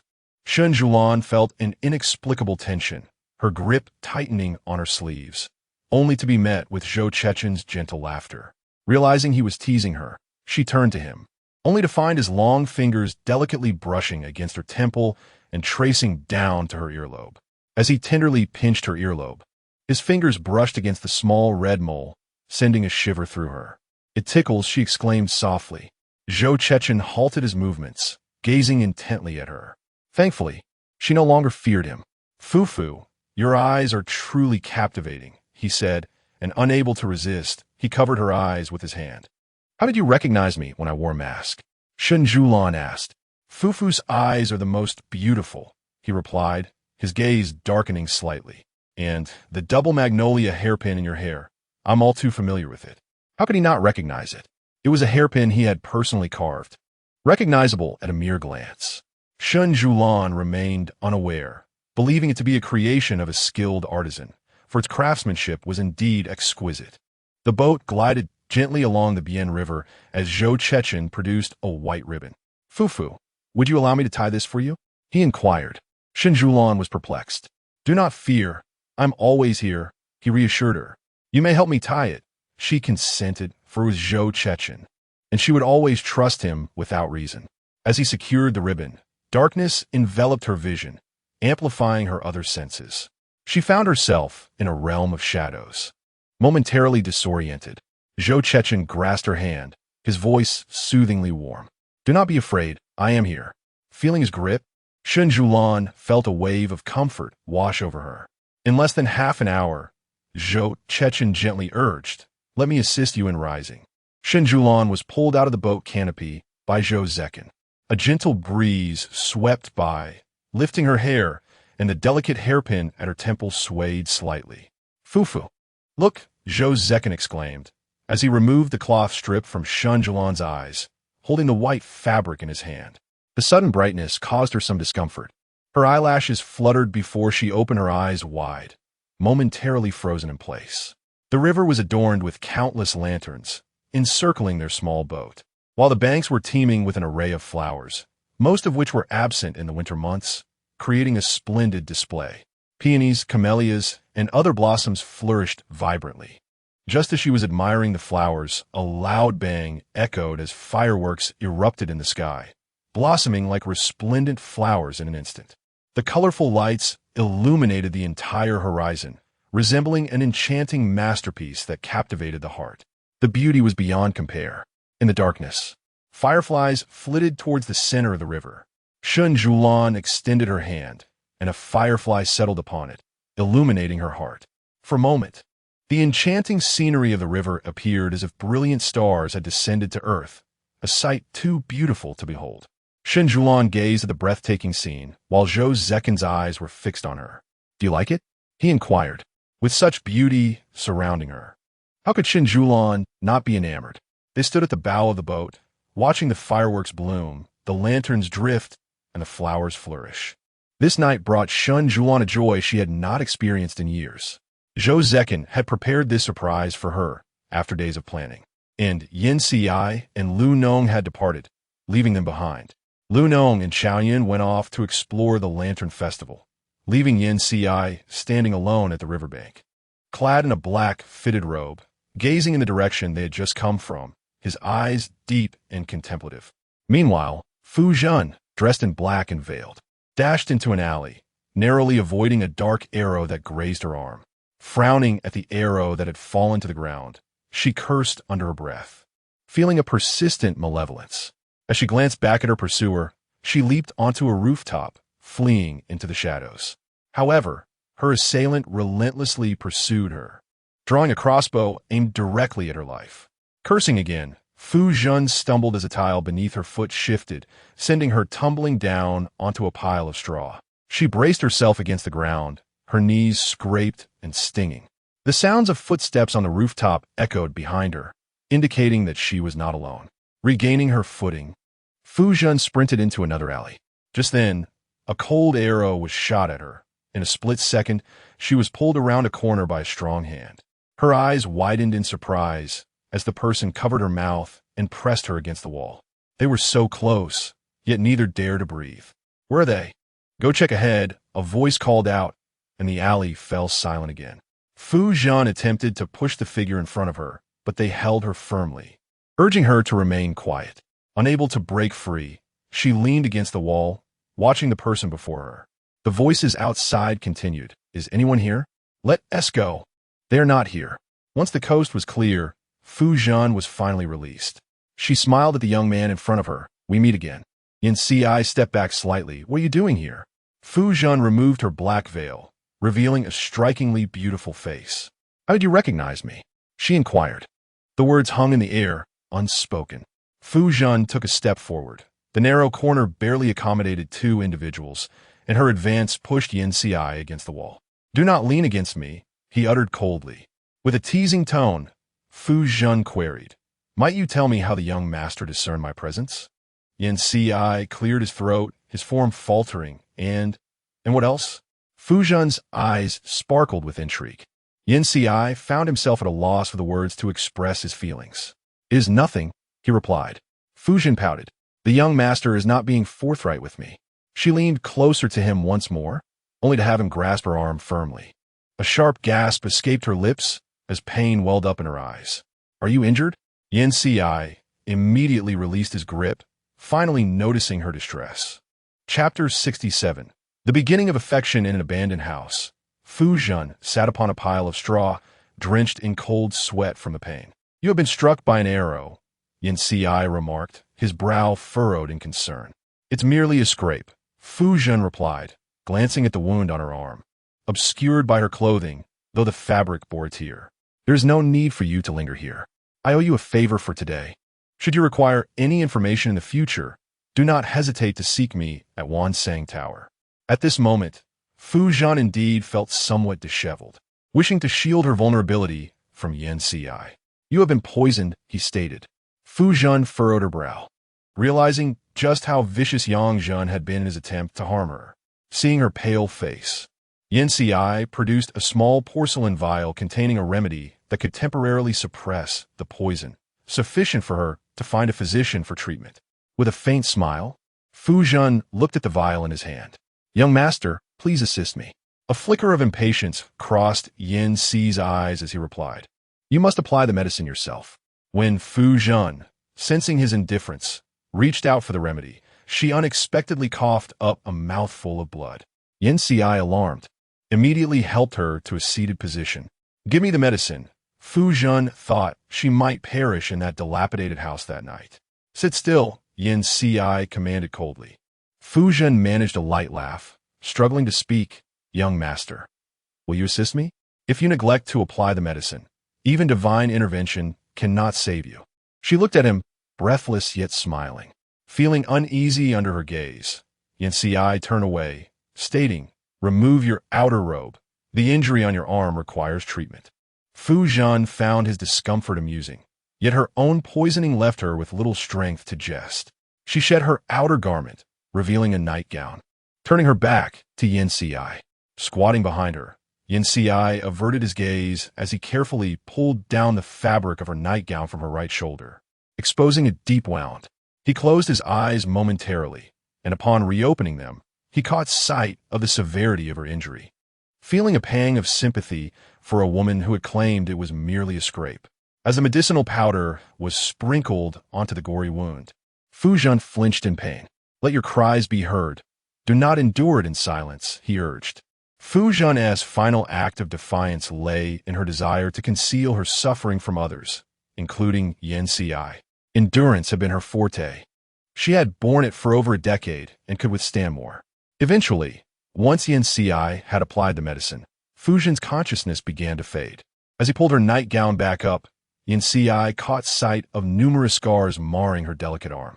How could a woman endure such brutality? It was but a fleeting glance before he withdrew his gaze. "You may return now," he declared. No one responded to him, and when he glanced back at Fu Zhen, she had already lost consciousness.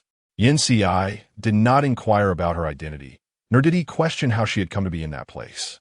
Meanwhile, on a small boat, Shen Siyuan cupped a firefly in her hands, eager to show it to Zhou Cechen. Upon raising her head, she was met with his gaze. Zhou Cechen smiled gently at her. "When did you prepare these?" Shen Siyuan inquired. "Since the day you agreed to marry me." Shen Siyuan stood frozen at the bow of the boat, realizing that he had been preparing for their union for months, while she had remained blissfully unaware. At this time in her previous life, she had yet to fall in love with Zhou Cechen and regarded him with indifference. She had never attended the Lantern Festival nor accepted any of Zhou Cechen's invitations. Thus, all that he had done in his past life was in vain, as she had never acknowledged any of the surprises he had prepared for her. "How could you?" Shen Siyuan lifted her gaze to Zhou Cechen, wanting to express her disbelief at his foolishness. Yet he was Zhou Cechen, a man of remarkable intelligence and insight. He was never foolish. Zhou Cechen looked at her and then leaned down, asking what she wished to say.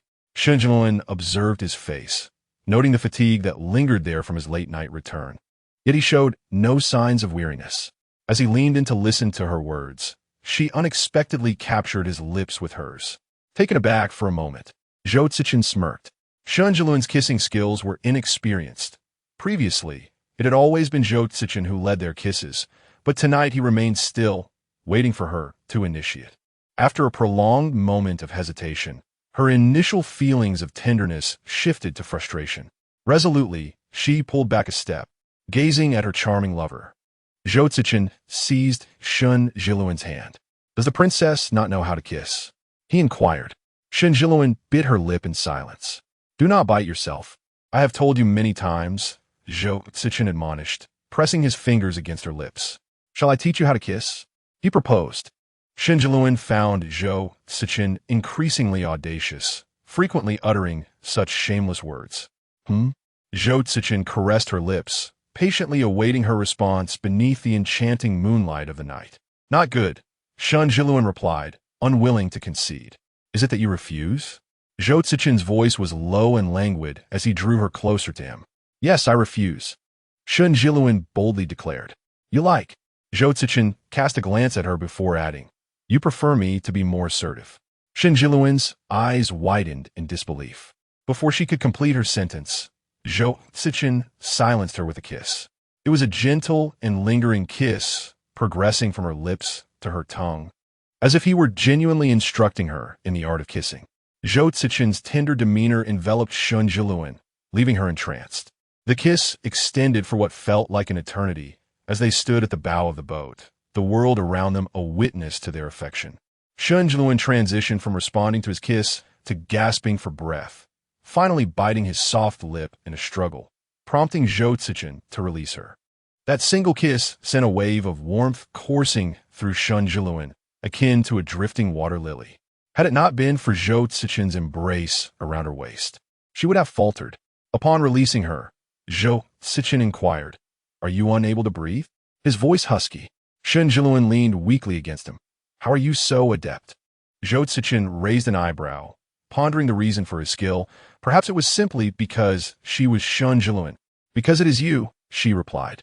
In the end, Zhou Cechen guided Shen Siyuan back into the cabin of the boat, the small vessel gently swaying upon the water, creating ripples. Once inside, Zhou Cechen seated himself, while Shen Siyuan reclined partially in his embrace.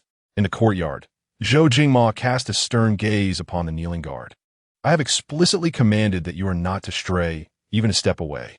Have you gone to tend to the horses?" The guard quickly lowered his head, explaining that His Highness's steed had been startled by the fireworks this evening, causing it to charge into a lady within the stable. "I had no choice but to attend to the situation. The horses in the stable are under the watch of the stable hands. What business do you have there?" Zhou Jingma interjected, his tone sharp. It was the stable hand who attempted to lead the horse and was subsequently kicked. In desperation, he sought my assistance. Zhou Jingma rubbed his temples in exasperation, then rose and walked behind the screen, casting a cold glance at the guard. "There is no need for you to explain yourself to me. You shall bear the consequences of your actions." Just as the guard's heart began to settle, he heard Zhou Jingma's words foretelling punishment. Chapter 68. Entering the trap, returning to the bed, Zhou Jingma pulled the tear-stained Shen Luaning out. "Ning, I apologize for your distress," he comforted her. "Your Highness, I can no longer bear this life. I might as well die." Shen Luaning sobbed, contemplating her fate. "Perhaps I should just end it all." With that, she tried to throw herself against a pillar. "Ning, do not act so recklessly. You know how much I cherish you. Do not harm yourself." Zhou Jingma embraced her. Shen Luaning's sobs intensified. "What should I do? My father will surely kill me." Zhou Jingma held her close. "I will marry you. In a few days, I shall propose." Shen Luaning's cries softened. "Is your Highness truly sincere? When have I ever deceived you?" Zhou Jingma replied. As Shen Luaning continued to weep, he gently patted her back to soothe her. Unbeknownst to him, a smile crept upon her lips. "I could also be a princess." The play at Tongyuan had left many spectators anxious, as the prince's scandal had been uncovered, and everyone feared for their heads. Lu Hanze stood by the window, gazing over the entirety of Yanjing. The renowned Prince Xian was known for his benevolence. Yet he found himself unable to silence those who could expose him. Should any misfortune occur, Zhou Jingma would face the scorn of the populace for his hypocrisy. The following morning, when Shen Siyuan awoke from her slumber, she found Zhou Cechen still lying beside her. After disembarking from the small boat the previous night, she had fallen asleep in the carriage. During Zhou Cechen's absence, she had endured sleepless nights, and now she could finally enjoy a restful sleep. Ultimately, it was Zhou Cechen who carried her from the carriage back to Liyuan Pavilion, and in her half-asleep state, she allowed him to assist her in changing and bathing. With Zhou Cechen present, he never entrusted such matters to anyone else. Both of them had been worn thin from their respective strains and the arduous journey, and upon waking, they realized it was nearly noon. Shen Siyuan turned to gaze at the man beside her. His presence was indeed a comfort. After sharing a bed with Zhou Cechen, she had grown accustomed to waking alone, the space beside her always cold. On the rare occasions she awoke first, she would find herself admiring his face while resting beside him. Zhou Cechen's lashes were quite long, she mused. After several days apart, the joy of simply observing him was delightful. Lost in her thoughts, Shen Siyuan was suddenly drawn into Zhou Cechen's embrace as he pulled her closer. "Shall we not sleep a little longer?" he inquired. "It is nearly noon," she reminded him, blinking sleepily. Zhou Cechen pinched the bridge of his nose, surprised at how long he had slept. After placing a gentle kiss on her forehead, he rose. "I must report to the emperor. I shall join you for dinner this evening." Shen Siyuan sat up. "Very well, your highness. Go ahead." In the imperial study, Song Yin was reporting to Zhou Hongyan about the significant clues he had uncovered during his investigations across various regions. Upon Zhou Cechen's entrance, Zhou Hongyan cast a glance at him. "So you have come to see me?" Song Yin bowed to Zhou Cechen, who graciously dismissed his formality. "Your Majesty, I have indeed made significant discoveries. Those officials in their respective counties have garnered the people's affection, renowned for their integrity and righteousness, with the populace singing their praises. During the investigation, led by the minister and Prince Dingen, it became evident that the living conditions of the officials were indeed rather austere. The establishments that served alcohol were not registered under their names, but rather under those of various merchants." Zhou Hongyan furrowed his brow, realizing that there was not a single flaw to be found. However, in Liaozi County, we uncovered two peculiar murder cases involving the mysterious disappearance of young maidens, whose bodies were later recovered without any autopsy conducted by the coroner. In the end, both cases were hastily closed, with the cause of death recorded as drowning. This series of incidents appeared plausible, yet seemed to be desperately concealing something. I dared to conjecture that the county magistrate had forcefully seized and murdered them. I had witnessed Lu Lingji's hypocritical demeanor and had seen countless young girls fall victim to murder.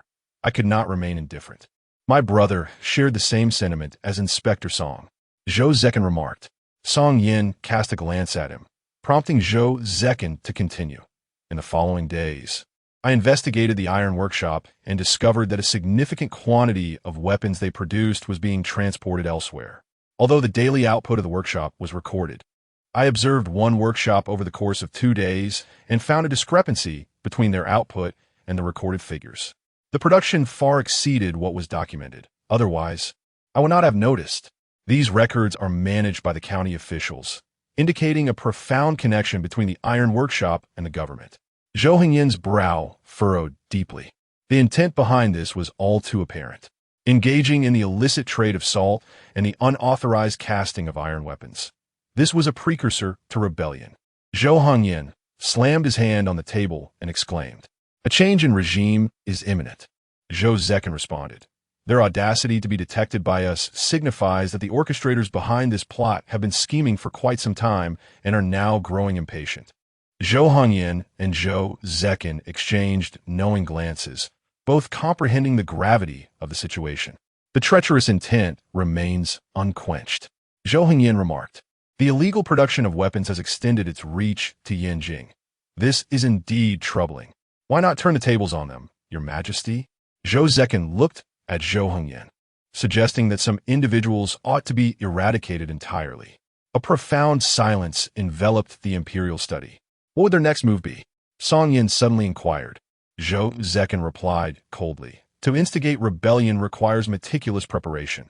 Their next step will likely involve targeting the common folk. At that moment, a sudden report from Zhou Cechen announced a crisis. Enter, Zhou Yin commanded. Eunuch Chong entered, holding a feather duster, bowing before addressing the standing Zhou Cechen and Song Yin. Speak without reservation. Your Majesty, Lu Lingji has died in prison, and it remains unclear who leaked the news, but it has spread rapidly. Now the citizens of Yinjing are all aware. Lu Lingji was a paragon of integrity, esteemed by the populace. Now, having met an untimely and mysterious demise in prison, the people are murmuring. Zhou Yin frowned. What are they saying?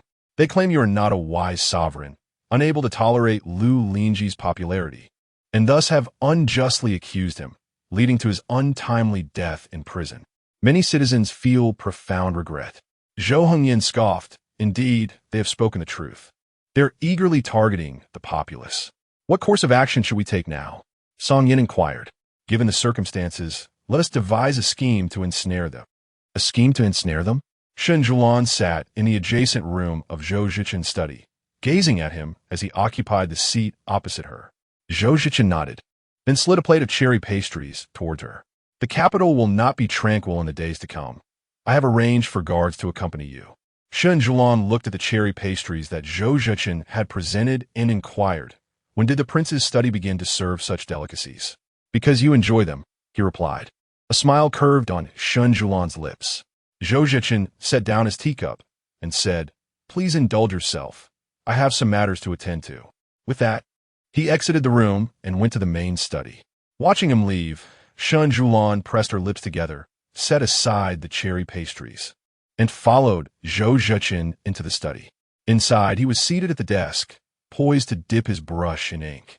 Chapter 69, A Long Life. Upon witnessing the scene, Shen Siyuan stepped forward and said, I am here to assist your highness in grinding the ink.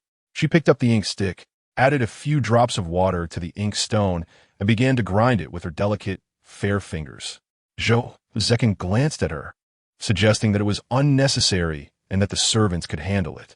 However, Shen Siyuan remained silent and continued her task, prompting Zhou Cechen to relent and allow her to stay by his side. As Zhou Cechen reviewed documents that had accumulated during his absence from the court, Shen Siyuan, while grinding the ink, would occasionally steal glances at him. He was deeply engrossed in his official duties, yet with Shen Siyuan beside him, he could not help but be aware of her presence. Observing his solemn demeanor as he held the brush, Shen Siyuan sensed the gravitas and depth of a powerful minister emanating from him. When Zhou Cechen averted his gaze, Shen Siyuan deliberately tucked a loose strand of hair behind her ear as he dipped his brush into the ink. Noticing her gesture, he set the brush down. Does the princess have something on her mind? He inquired. Shen Siyuan hesitated, contemplating how to broach the subject, knowing that only Zhou Cechen was privy to the fate of Zhou Jingma. Seeing the fluctuations in her expression, Zhou Cechen was intrigued. He tapped the desk lightly with his fingers and beckoned. Come here.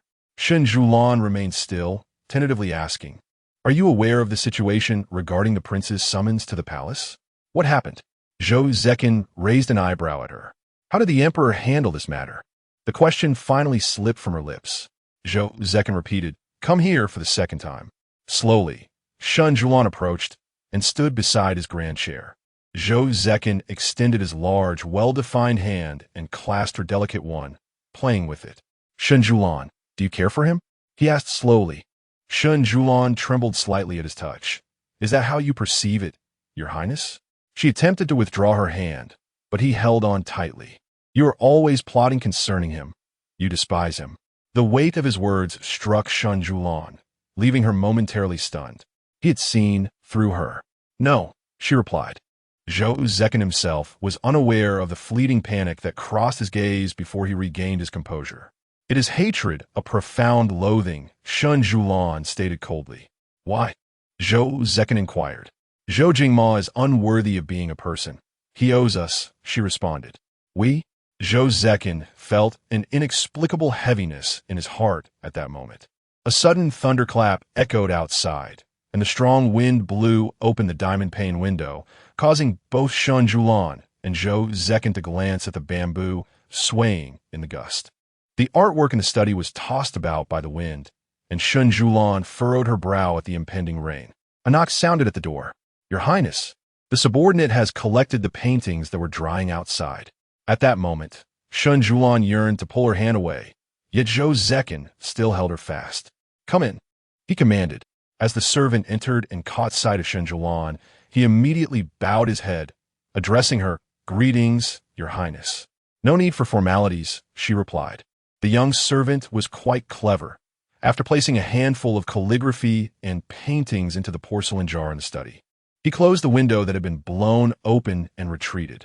Shen Siyuan watched as he left, closing the door behind him. Indeed, the people in Zhou Cechen's courtyard understood the rules well. The princess had yet to respond to my words. Zhou Cechen's remark brought Shen Siyuan back to her senses. Shen Siyuan was at a loss for words. She had been reborn for over a month, and he must have noticed her peculiarities. Yet he had never inquired about them. "What if in my dream he had killed you?" Shen Siyuan asked Zhou Cechen. It was merely a dream. Yet Zhou Cechen could clearly see the glimmer of tears in Shen Siyuan's eyes. Suddenly, a vision flashed through his mind, one pierced by a multitude of arrows, and Zhou Cechen tightened his grip on Shen Siyuan's hand. "Then let us return and kill him," Zhou Cechen replied. Hearing his response, Shen Siyuan smiled faintly, for she had laid her plans upon him. Zhou Cechen continued, "The emperor has been troubled by recent state affairs. And now, with the incident involving Zhou Jingma, he is furious and has confined him. However, burdened by public opinion, he concedes to Zhou Jingma's request, bestowing that woman the title of concubine." Zhou Cechen pulled Shen Siyuan onto his lap. "You're quite bold.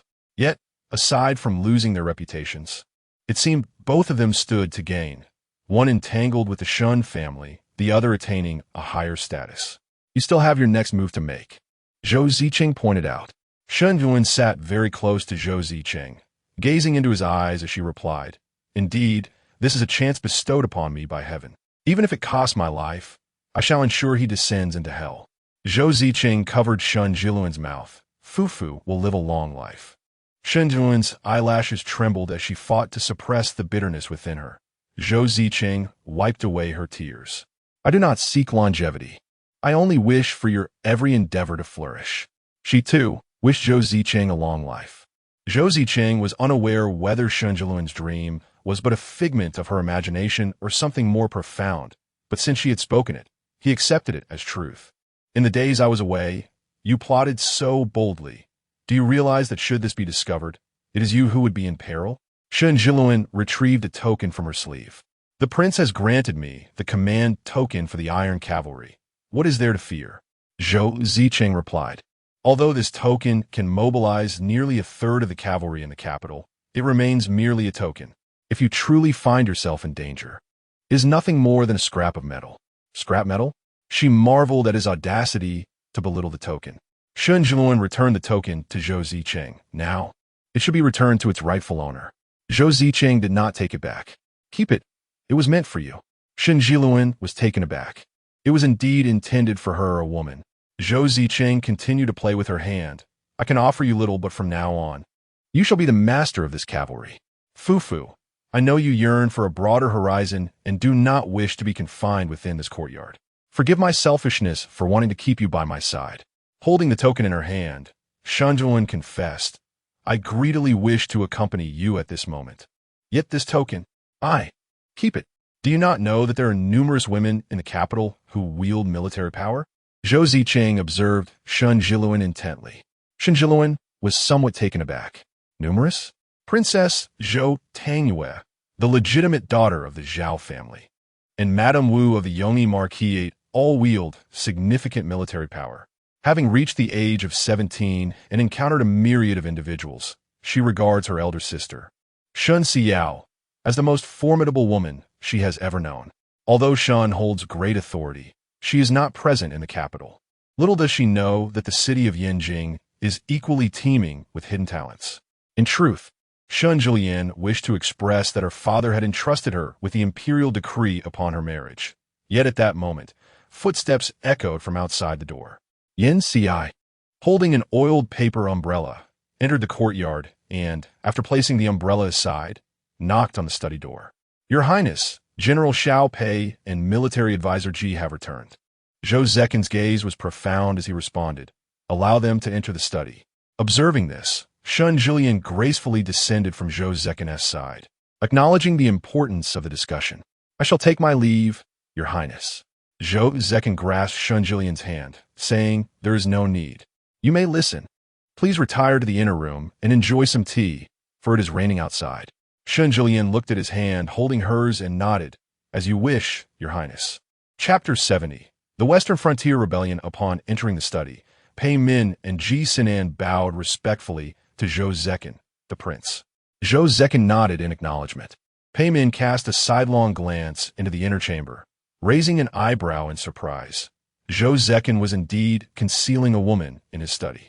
Although the inner room was not visible, Pei Min, being who he was, could discern the situation immediately upon entering. Zhou Cechen inquired, "In the past 2 months, have there been any developments?" Ji Sinan, with a stern expression, replied, "Your Highness, trouble has arisen in the western frontier. 3 additional horse trails have been constructed east of the Kunlun and Chilean mountains to fend off the central plains. Furthermore, Zhou Chao has privately raised 2,000 warhorses in the western frontier, all of exceptional breed. Upon our arrival in the region, we discovered a stark division. The powerful sell positions and exploit the populace, while the common people suffer immensely.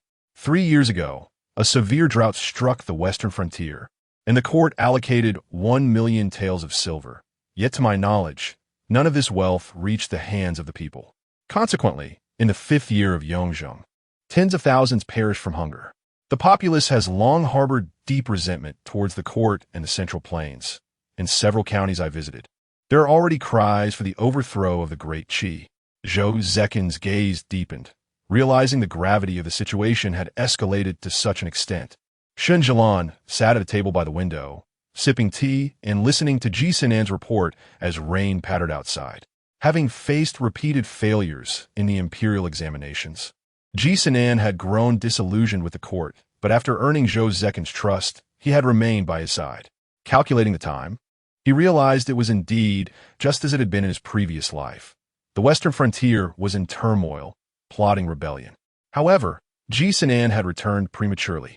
Had he stayed an additional fortnight, he could have delivered a more favorable message to Zhou Cechen. Many individuals infected with smallpox had infiltrated the refugees heading from the western frontier to Yanjing. In his past life, a swift resolution to this conflict could have eradicated future threats, but unexpectedly, a large number of citizens in the capital contracted smallpox, leaving the emperor utterly unprepared. Shen Siyuan placed her teacup on the table, observing a raindrop fall from a leaf outside, splashing upon the ground. It was time for Tang Yi to be of use. Standing beside Ji Sinan, Pei Min noted his vivid depiction of the conditions in the western frontier, interspersed with idioms and quotations. How ostentatious, he thought. "Your Highness, I volunteer to lead the troops to quell the unrest," Pei Min declared, clasping his fists before Zhou Cechen. Zhou Cechen lightly tapped the table with his index finger. "General Pei, please remain patient. A major battle in the capital requires your expertise." Pei Min looked up and met Zhou Cechen's gaze, perplexed. "The chaos in the western frontier will be quelled by General Yang." "Yang Qian?" Pei Min questioned. "He is of a Yang family. Can you trust him?" Zhou Cechen lowered his gaze to a piece of calligraphy on the table, stating, "It is precisely because he belongs to the Yang family that I find him most trustworthy. Considering the days, it is time for him to return to the capital." At a tavern near the Imperial Street at the entrance of Yanjing, Zhou Chao reclined in a chair as Zhao Feng fed him grapes. The grapes were plucked, peeled, and placed into Zhou Chao's mouth. He smirked at the sight of a man on horseback entering the city. Yang Qian had arrived. Zhou Chao cast a casual glance at the individual beside him, who was skinning a victim, and inquired, "What do you think of this person?" Zhao Feng glanced at the man on the horse below and replied, "I have only seen Yang Zhonglong twice. He is undeniably fierce in battle. And what else? He appears somewhat inexperienced regarding state affairs. Inexperienced? Zhou Chao fixed his gaze on Yang Qian. Yes, Zhao Feng replied, bowing slightly. Zhou Chao chuckled.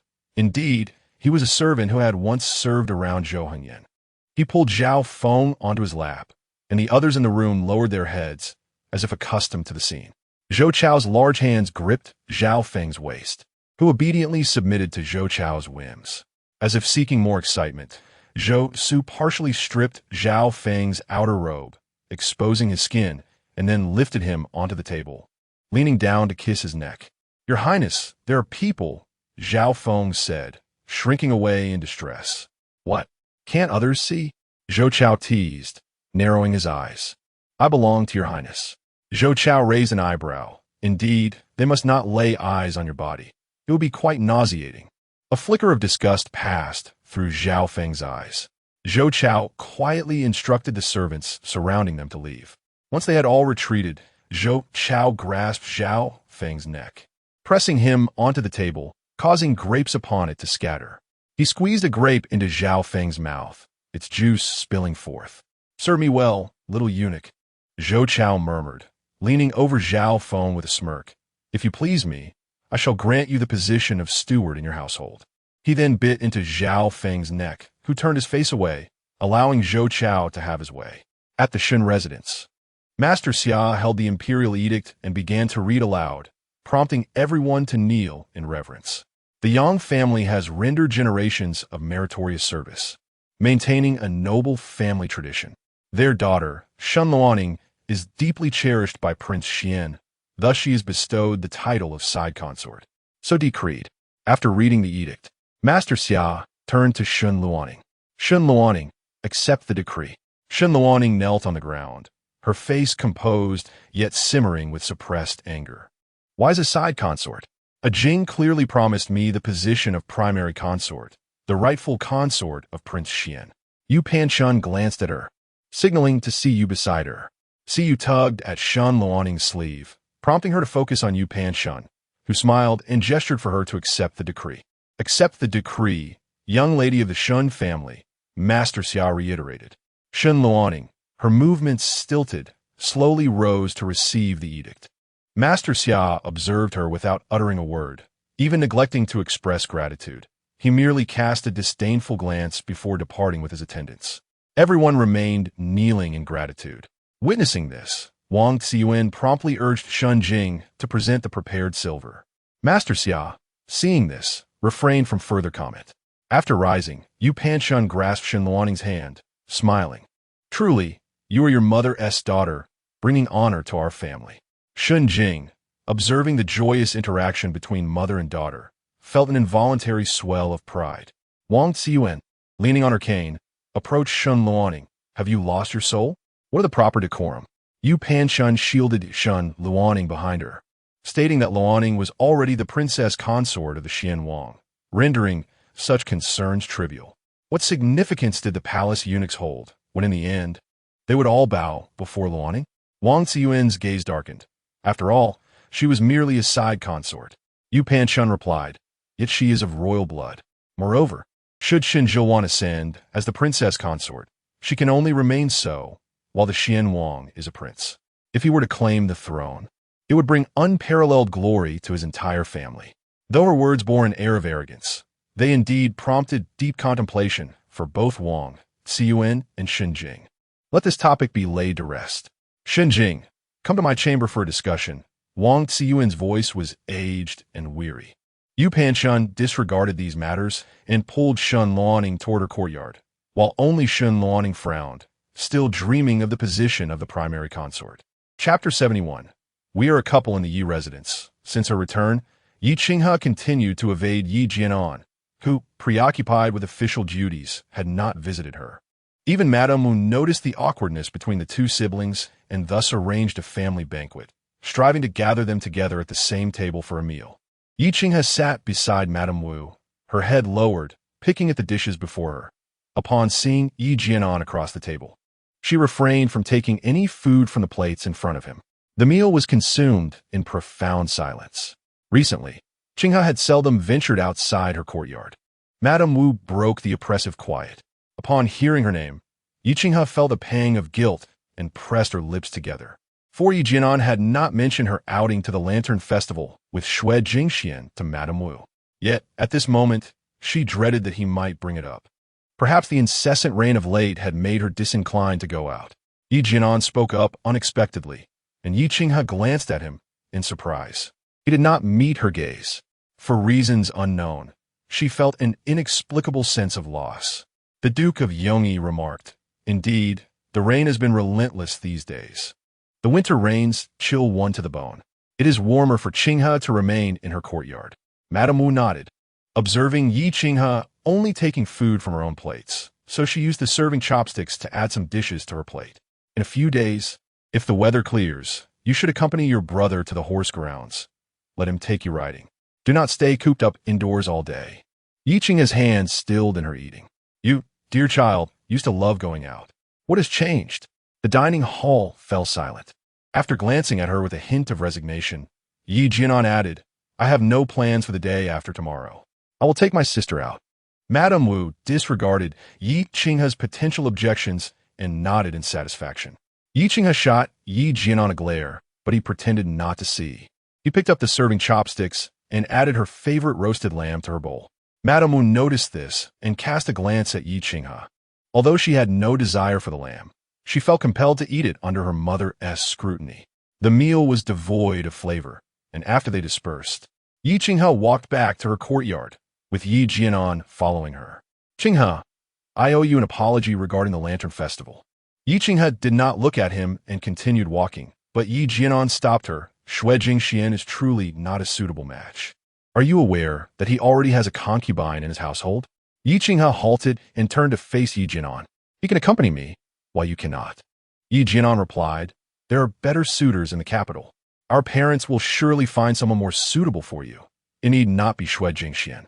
Yi Qinghe fixed her gaze on Yi Jianan. "Does my brother not have anyone he cares for?" Yi Jianan hesitated for a moment before answering, "No."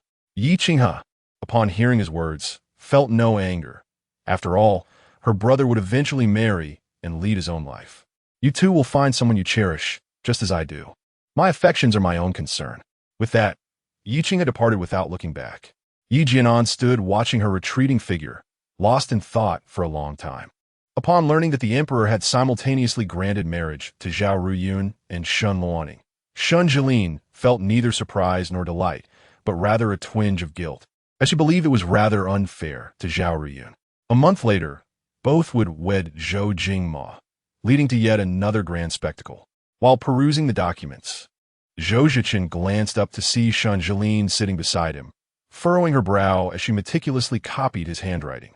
Unbeknownst to her, a drop of ink from her brush had fallen onto the rice paper, and it wasn't until she set the brush down and left it motionless that an ink blot formed. "Fufu." As Zhou Cechen spoke, Shen Jilin snapped back to reality and followed his gaze to her own rice paper. To her dismay, she noticed that her paper had smudged Zhou Zechen's rendition of the Red Cliffs, obscuring several lines of text. This was a predicament indeed. Blinking at Zhou Cechen, she wore an expression of apology. Ignoring the ruined words, he asked, "Are you tired?" Shen Jilin was not fatigued, yet her mind was preoccupied with thoughts, prompting her to nod in affirmation. "Come here." She approached his side, and he took her hand to press on her wrist. One must not be overly hasty in practicing calligraphy. Noticing her silence, he pushed aside the stack of documents before him, lifted her gently, and placed her atop the desk. "Do you have something on your mind?" he inquired. Shen Jilin recognized that Zhou Cechen enjoyed having her sit on the desk while he leaned into converse with her. "I have acted without due consideration, thus imposing an unfair situation upon Miss Zhao and Shen Luoning with their simultaneous betrothal." Zhou Cechen gazed at her, stating, "One cannot hope for perfection in all matters. Every undertaking carries its regrets. Yet you, my lord, seem capable of ensuring every detail is attended to," she replied. Zhou Cechen shook his head. "I am but a man." Noticing the continued furrow in her brow, he reached out to smooth her furrowed expression, only to have her shy away, leaving his hand suspended in midair, his eyes narrowing in surprise. He had not anticipated her evasion. With an innocent look, she remarked, "My lord has been residing in the study these past few days. Is it due to an overwhelming amount of official business? Zhou Cechen felt a tinge of helplessness. Indeed, he had been inundated with duties. Each night, after laboring into the late hours, he would find Shen Siyuan already asleep by the time he retired to their chamber. Given her light sleep, his mere presence would rouse her, and since their last shared night, he had refrained from disturbing her slumber. The very thought of waking her was unbearable, compelling him to take cold baths alone to quell his restlessness. Thus, he had taken to sleeping in the study, unaware that it had led Shen Siyuan to contemplate matters deeper than intended. "What do you think, my lady?" Zhou Cechen's throat bobbed slightly. Shen Siyuan remained oblivious to his turmoil, attributing his behavior solely to his workload. As she continued to look puzzled, he guided her hand to a specific spot, the warmth causing her to instinctively withdraw her hand. Yet, Zhou Cechen was unwilling to relent. Having initiated the contact, he found himself unable to restrain his feelings. "Fufu, do you understand how difficult these past nights have been for me?" Zhou Cechen's gaze bore into Shen Siyuan, causing her cheeks to flush with embarrassment. Zhou Cechen held Shen Siyuan's delicate hand, gently probing inward. "No," Shen Siyuan murmured, curling her fingers in protest. Zhou Cechen, with a sense of resignation, paused. "We are husband and wife." Shen Siyuan gazed at Zhou Cechen, hesitating. "What can we do?" Zhou Cechen fixed his eyes upon her. "As a couple, there are certain things we ought to engage in." Understanding Shen Siyuan's implication, Zhou Cechen smiled playfully. "Do you desire it, Fufu?" Shen Siyuan's cheeks flushed crimson, extending to her neck as she dared not meet his gaze. Zhou Cechen lifted her chin with his hand, compelling her to make eye contact. "Just a few days ago, you praised our Fufu for her boldness." Shen Siyuan averted her gaze. With a firm grip on her waist, Zhou Cechen's large hand, warm and unyielding, ventured beneath her clothing. Chapter 72. Accusation. As Zhou Cechen's hand lingered at Shen Siyuan's ribcage, she suppressed a tingling sensation and called out, "Your Highness." Zhou Cechen leaned closer to hear Shen Siyuan's words. "This is the study," Shen Siyuan reminded him. Zhou Cechen cast a glance at the documents and official papers sprawled across the desk before turning his attention back to her.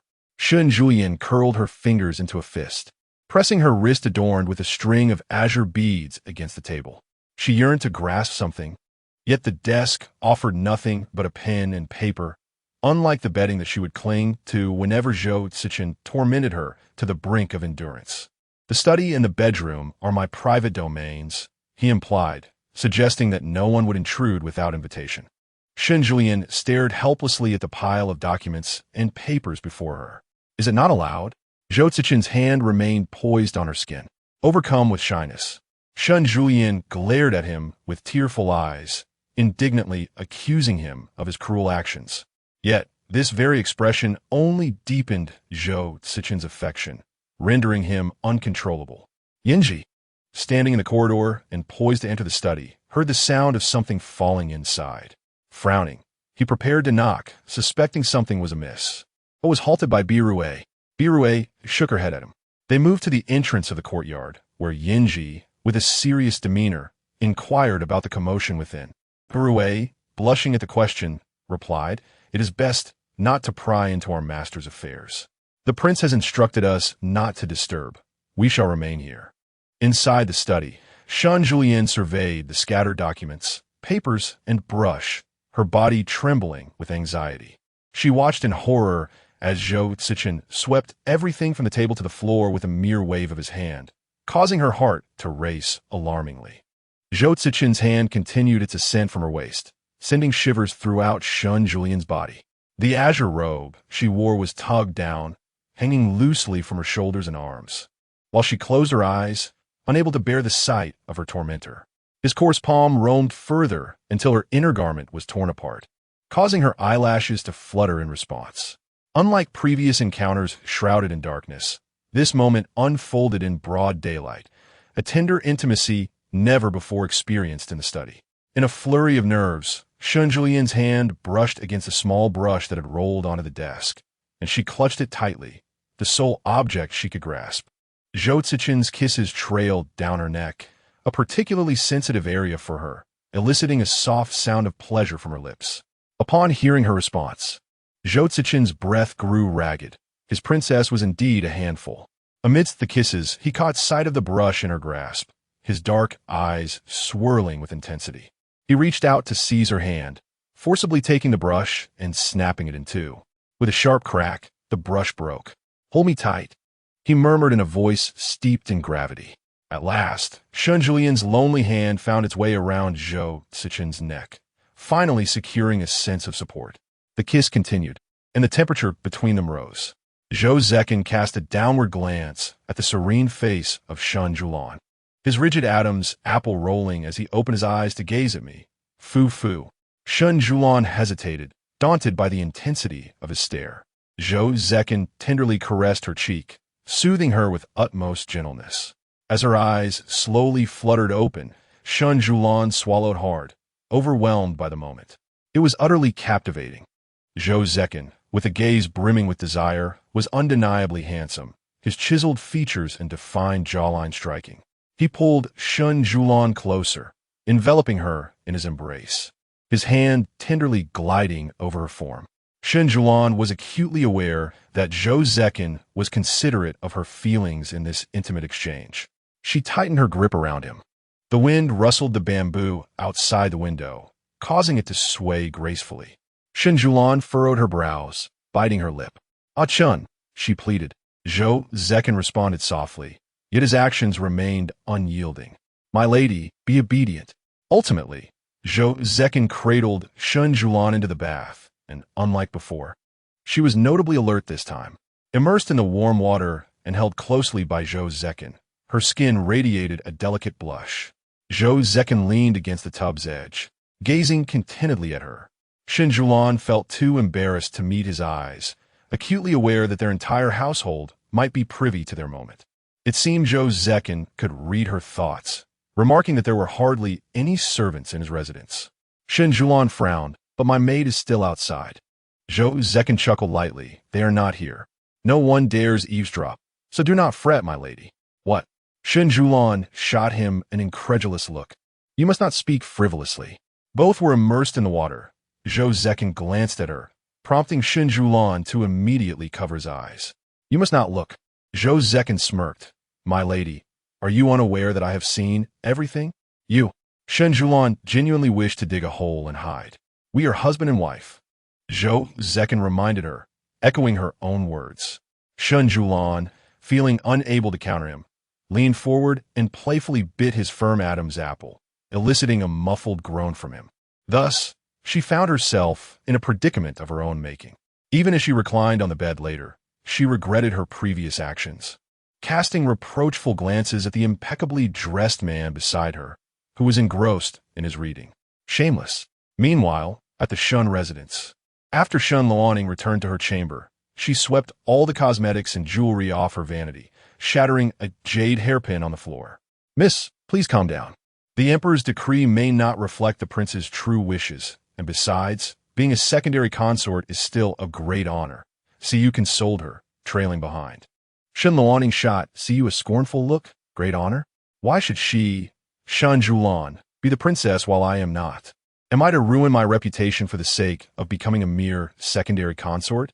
Siyu lowered her head. The princess of Dingen, despite her noble birth, married a prince born of a concubine. "Miss, if you become a secondary consort, you might one day ascend to the position of the primary consort. Once Prince Xian becomes emperor, you will surpass the princess of Dingen." Shen Luoning struck Siyu across the face. "Her noble birth?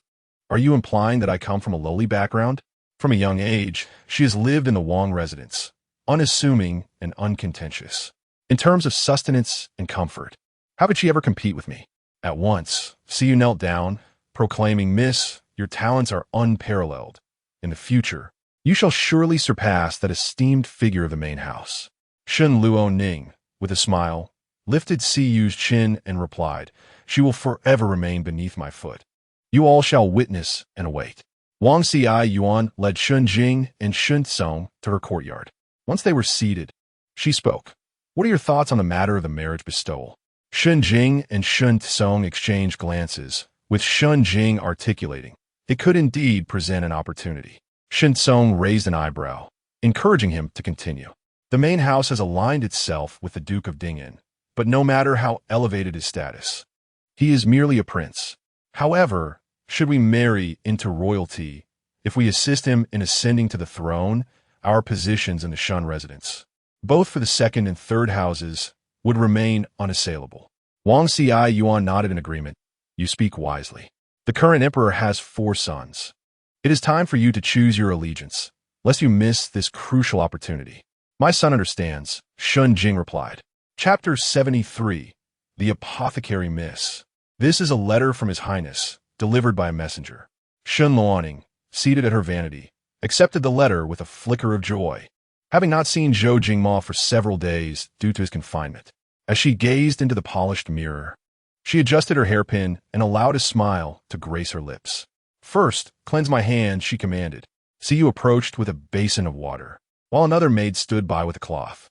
As she washed her hands, she caught a glimpse of the maid's face, which possessed a certain beauty. However, such a presence was unnecessary in her vicinity.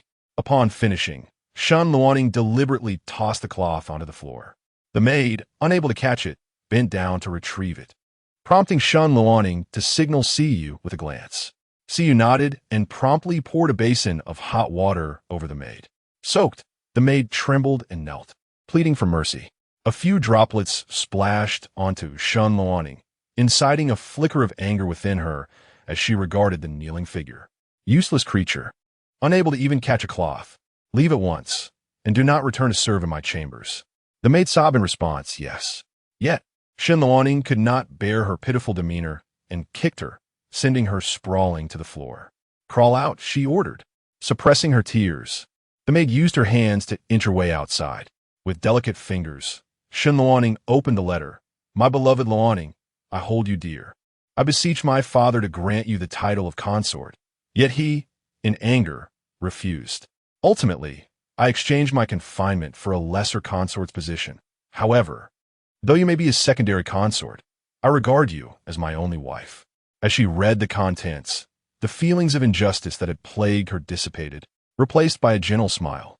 Regardless of the circumstances, he considered her his wife, which was infinitely preferable to the unwanted affections of the primary consort, Zhao Riyun. When the time came for Zhao Riyun to be cast aside by Zhou Jingma, her ascension to the position of primary consort would surely follow. Wait and see. Shen Luoning smiled at her reflection in the mirror.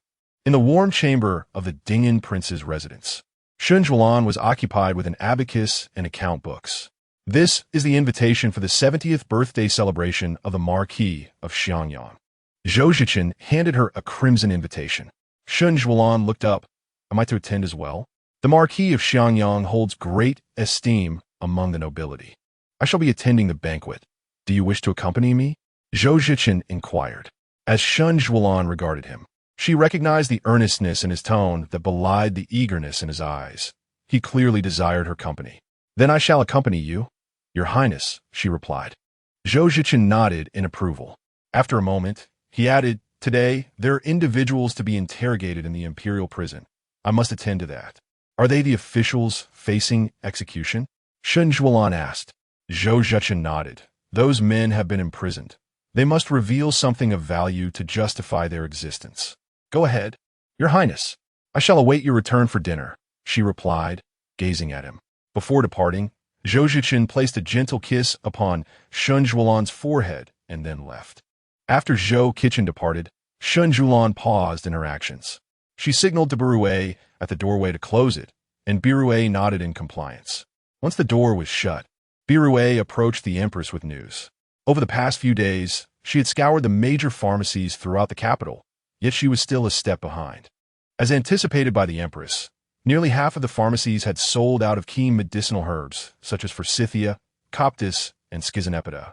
Shun Zhulan replied calmly, It is not too late. Half is sufficient. Birue was perplexed.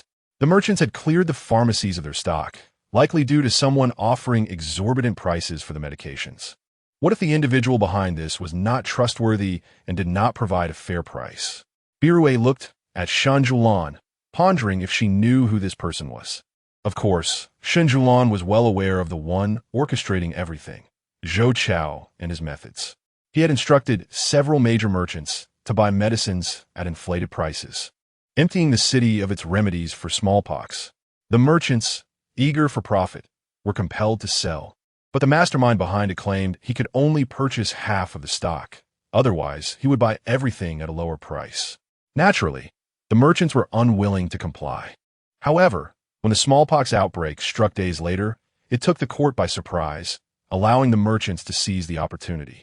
Consequently, the prices of these essential medicines skyrocketed. With internal corruption already stirring chaos within the court, the government struggled to control the price surge.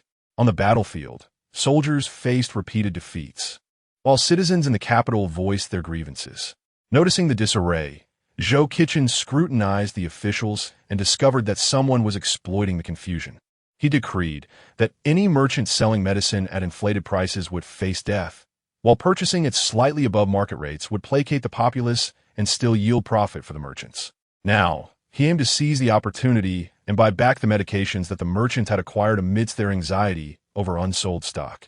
Birui, gather the names of the major merchants and instruct Fujian to procure the medicines they have bought. Remember, we have only 2 days. Be swift. Additionally, ensure that all remaining stock from the other pharmacies is purchased.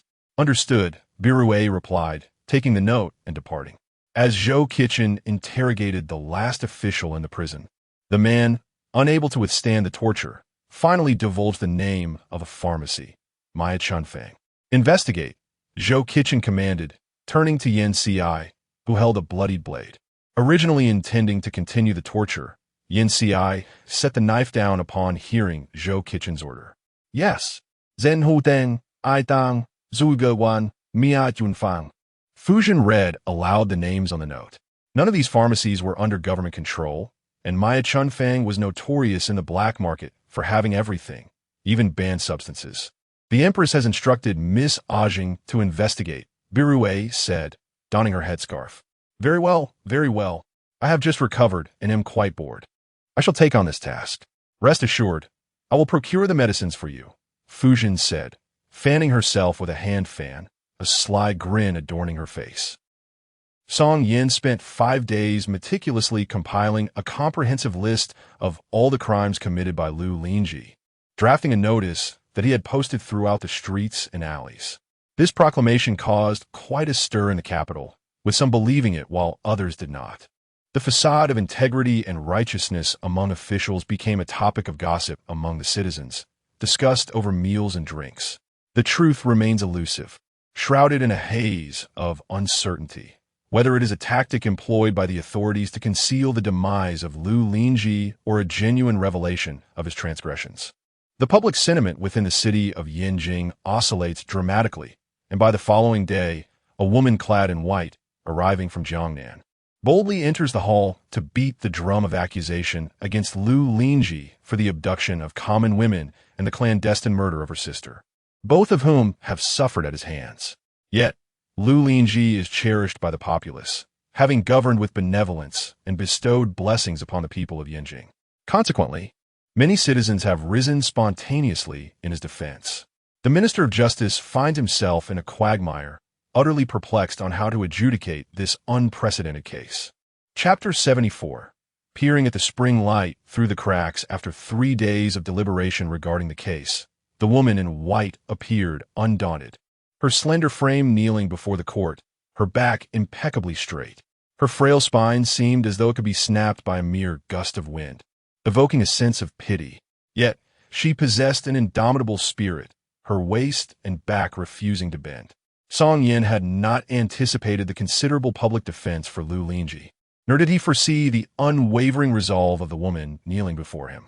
The commoner sought to accuse Lu Lingji of abducting a maiden and committing murder for profit. This was her 3rd day kneeling in court, reiterating her plea for justice. The woman sought nothing more than equity. Regardless of how boisterous the crowd had been on the 1st and 2nd days, their fervor had dwindled by the 3rd, as they hesitated to testify for a deceased individual. Despite having received assistance from Lu Lingji, they were left uncertain in the end. After all, which woman would disregard her honor to accuse a man who was already dead? She proclaimed her sole desire for fairness.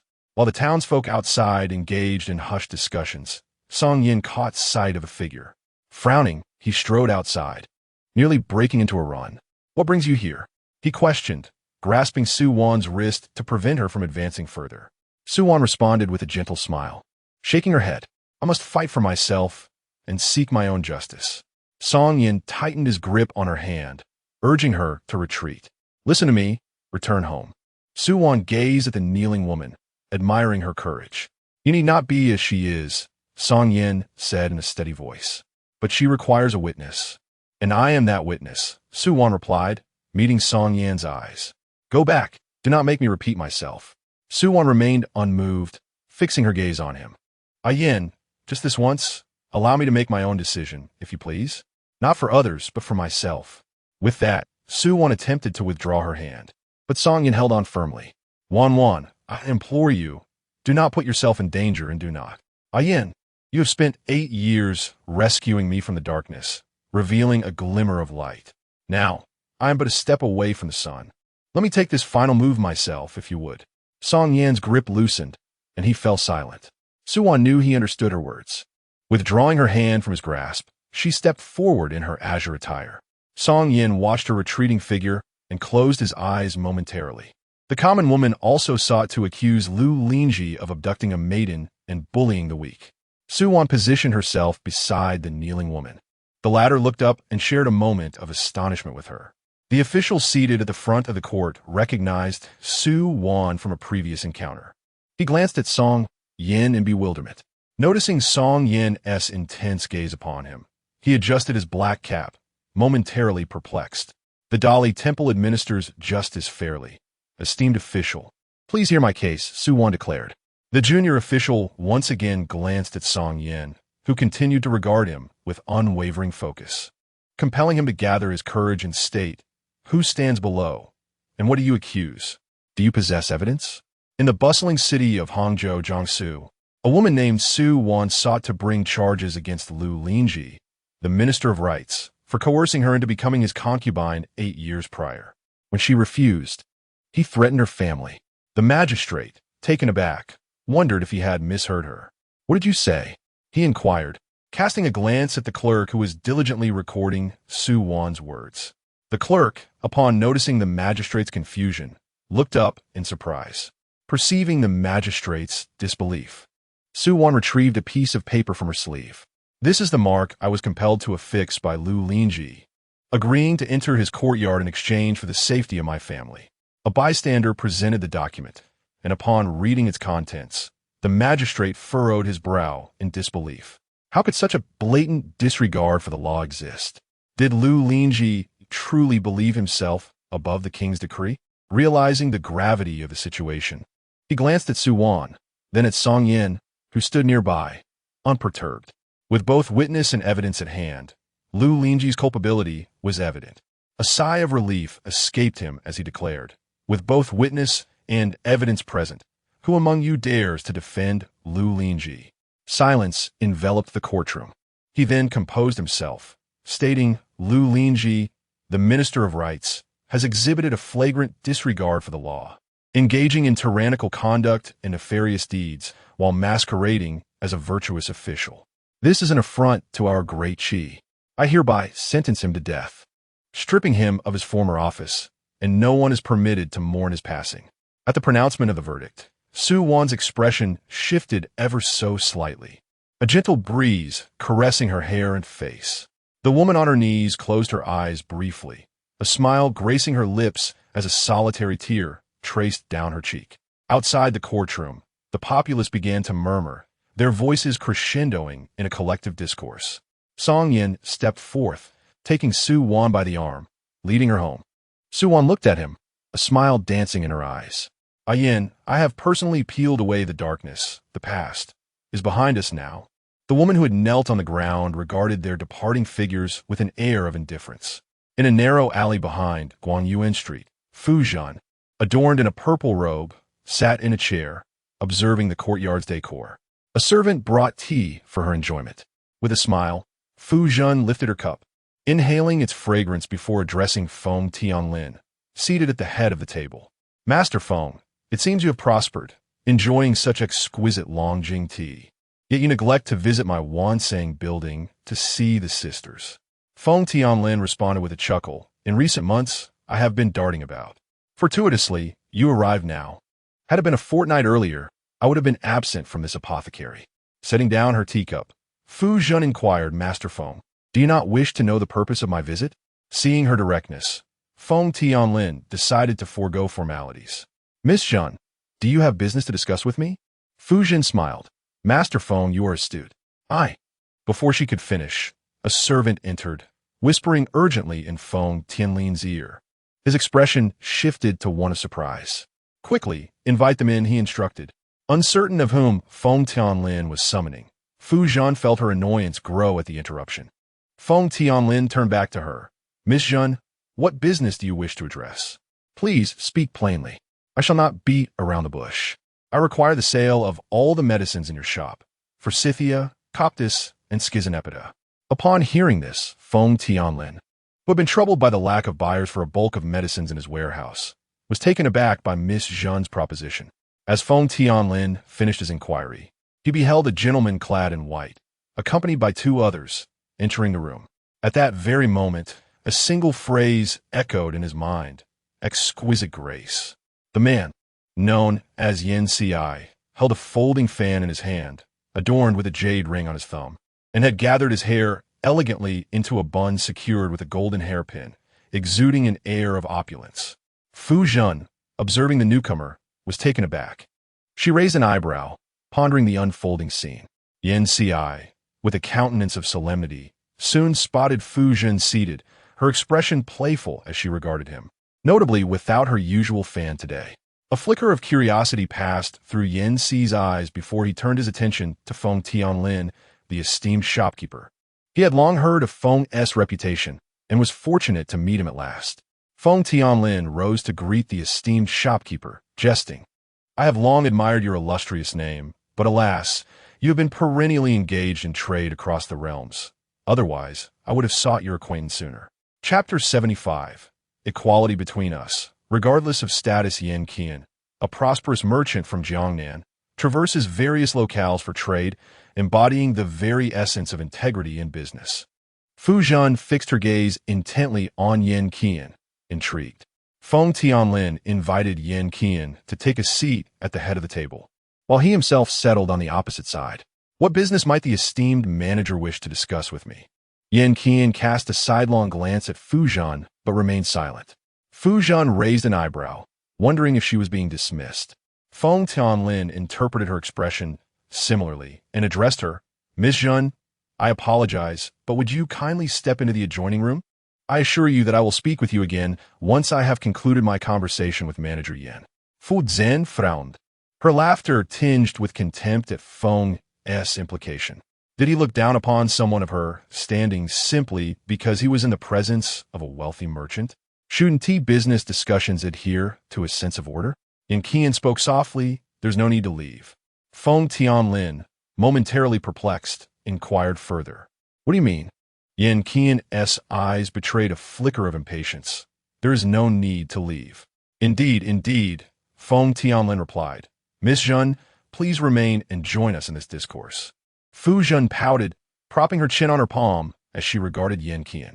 Do you still remember me, young master? I attended to you quite diligently last time. Feng Tianlin, feigning enlightenment, directed a sycophantic glance at Yen Qian.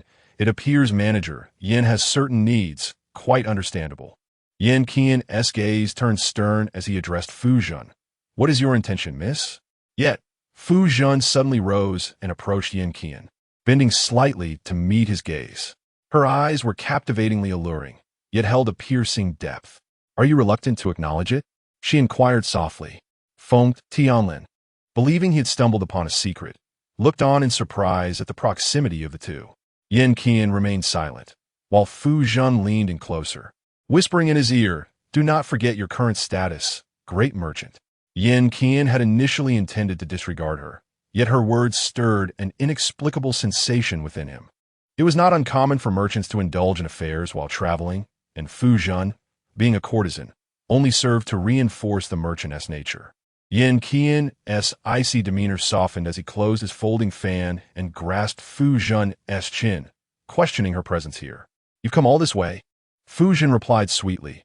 I missed you, yet you seem reluctant to see me. Yan Qian's brow twitched as he awkwardly reached out to caress her face. Fu Zhen suddenly smiled, whispering in his ear, causing his ears to flush. Yan Qian's expression turned cold once more. Fu Zhen continued, embrace me, and perhaps Manager Feng will take the hint and leave. I shall then divulge the matter regarding the apothecary. Yan Qian's throat tightened as he cast a shadowed glance at her, before pulling her close, prompting Fu Zhen to wrap her arms around his neck and settle onto his lap. Feng Tianlin quickly grasped the nature of their relationship, observing them closely. Yan Qian furrowed his brow and shot a sidelong glance at Feng Tianlin, clearly indicating it was time for him to depart. Feng Tianlin, adept at reading the room, promptly stood with a smile. There are rooms in the back. Manager Yan, please feel free. Yan Qian remained silent. Feng Tianlin, sensing the atmosphere, withdrew without further ado. As Yan Qian released Fu Zhen, she was unwilling to let go of him. Fu Zhen sat gracefully on Yan Qian up, wrapping her arms around his neck and smiling alluringly. Yan Ci felt his head throbbing and coldly commanded, get down. Fu Zhen shook her head, reminding him that he had previously asked her to attend to him. What if someone is watching? She countered. Yan Ci's expression remained indifferent as he asked, what do you intend? Fu Zhen gently traced her finger along Yan Ci's jawline, suggesting, let us move to the room. Feng Tianlin is astute, and we mustn't let him perceive anything. The two guards standing behind Yan Ci exchanged incredulous glances. Is our young master truly such a person? Yan Qi replied, very well. He then lifted Fu Zhen and stood, instructing the two guards to wait outside. They bowed in compliance. The young woman was carried into the room by Manager Yan. A messenger reported to Feng Tianlin, who chuckled as he stroked his beard, knowing that if Manager Yan was comfortable, business would flow smoothly. Inside the room, Yan Ci set Fu Zhen down, yet she lingered close, reluctant to part. Keep your distance, he said. Fu Zhen's gaze dimmed as she lamented. Once you've used me, you'll cast me aside. Yan Ci instinctively began to speak, but regretted it immediately. However, Fu Zhen smiled, her eyes brightening as she declared, I knew you would never abandon me. Yan Ci frowned, admonishing her not to speak so recklessly. Yet Fu Zhen grew even more cheerful, asserting, I shall ensure your comfort. Yan Ci coldly replied, you are shameless. Undeterred by his words, she continued, I have yet to express my gratitude for saving me last time. Allow me to thank you now. Her words distracted Yan Ci from his thoughts, and he interjected, do not refer to yourself in such a manner before me. Mistaking his concern for disdain of her status, Fu Zhen's expression fell. Noticing this, Yan Ci quickly amended, we are equal, regardless of rank. Hearing this, Fu Zhen's eyes sparkled again. I must thank you for saving my life. Yan Ci looked away, dismissing her gratitude. There is no need. I would save anyone in that situation. Is that so? Fu Zhen teased. I did not know you were so compassionate. Yan Ci swiftly changed the subject. Why are you here? Fu Zhen took a seat in a circular chair, replying, of course, to discuss business. What business? Yan Ci inquired. Do you wish to know? She asked, but I do not yet know your name. Once you tell me, I shall share. Yan Ci, he revealed. Are you from the Yin family? Fu Zhen's interest piqued. The Yin family has long fallen from grace. What is there to discuss? Yet she felt a stirring in her heart and clenched her fists, saying, then let us not dwell on it. Yan Ci suppressed his unease and asked earnestly, what business are you engaged in? Fu Zhen pondered for a moment, aware that Yan Ci was close to Zhou Cechen, yet this transaction was one she could not allow, as it had been assigned to her by her master. Although the two masters were from the same family, they dealt with different affairs. Then perhaps I can provide a clue, Fu Zhen suggested. Acquire some medicines such as forsythia, coptis, and schizonepida from Manager Feng. Yan Ci paused, is that all? Fu Zhen nodded, that is all. Upon hearing Fu Zhen's words, Yan Ci prepared to step outside, only to be halted by her insistence not to leave. Confusion washed over him. If you venture out now, Master Feng will surely thank you. Fu Zhen cast a glance downward, her tone firm. Upon hearing her words, Yan Ci felt his ears flush anew, urging her to cease her nonsensical chatter.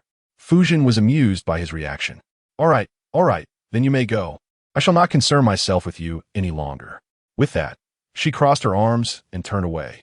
Yet, Yin Ci remained still, clearing his throat to assert, if one is to act, one must do so thoroughly. Fuzhen chuckled, surprised to discover that he held the title of Manager Yin as well. In truth, the Yin family had once thrived with enterprises in Jiangnan before their decline, subsequently following Zhou Cechen in his endeavors. The title of Yin Qian had indeed facilitated many of his undertakings. However, Yin Ci preferred to steer clear of further discussion on matter. He turned and seated himself at the table, remarking, I had not anticipated that you, dear lady, would also engage in business. Chapter 76. The banquet with a hint of mirth in her eyes, Fuzhen realized he sought to extract her words, possessing only a modicum of understanding. In less than half an hour, Yin Ci emerged from the room, and the two at the door glanced ahead with solemn expressions, daring not to look elsewhere. They were to investigate all the shops in Yinjing City to see if those herbs remained available. Yin Ci tossed a note to one of the guards. Let us proceed to negotiate business with Manager Feng. He unfurled his fan and strode forth, his white garment fluttering gracefully in the wind. Fuzhen watched his retreating figure, recognizing him as a member of the Yin family. She had not anticipated encountering him again. Indeed, it was fate. At the residence of the Marquis of Xiangyang, Shen Siyuan and Zhou Cechen were guided inside by a young servant. The banquet was in full swing, the atmosphere within the estate bustling with excitement. In terms of festivities, the various flower viewing, tea-sipping, and poetry banquets hosted by the late Marquis's wife were unparalleled, unmatched throughout the capital, and none could rival the grandeur she orchestrated. Today marked the 70th birthday of the Marquis of Xiangyang. Although the matron had aged, she remained anxious about the younger generation, insisting that such a significant occasion required her personal oversight. In the garden, through a series of archways, maidservants carried trays of delicacies to serve. Upon entering the main hall, the Marquis's wife, supported by her daughter-in-law, greeted various officials and their wives. Old Madam, the Prince of Dingen and Princess of Dingen have arrived, a maid announced. Upon seeing Shen Siyuan and Zhou Cechen, the household immediately welcomed them. Shen Siyuan was adorned in a lilac wide-sleeve garment, her head decorated with matching jewels. A purple butterfly hairpin nestled in her hair as if poised to take flight, vividly enchanting.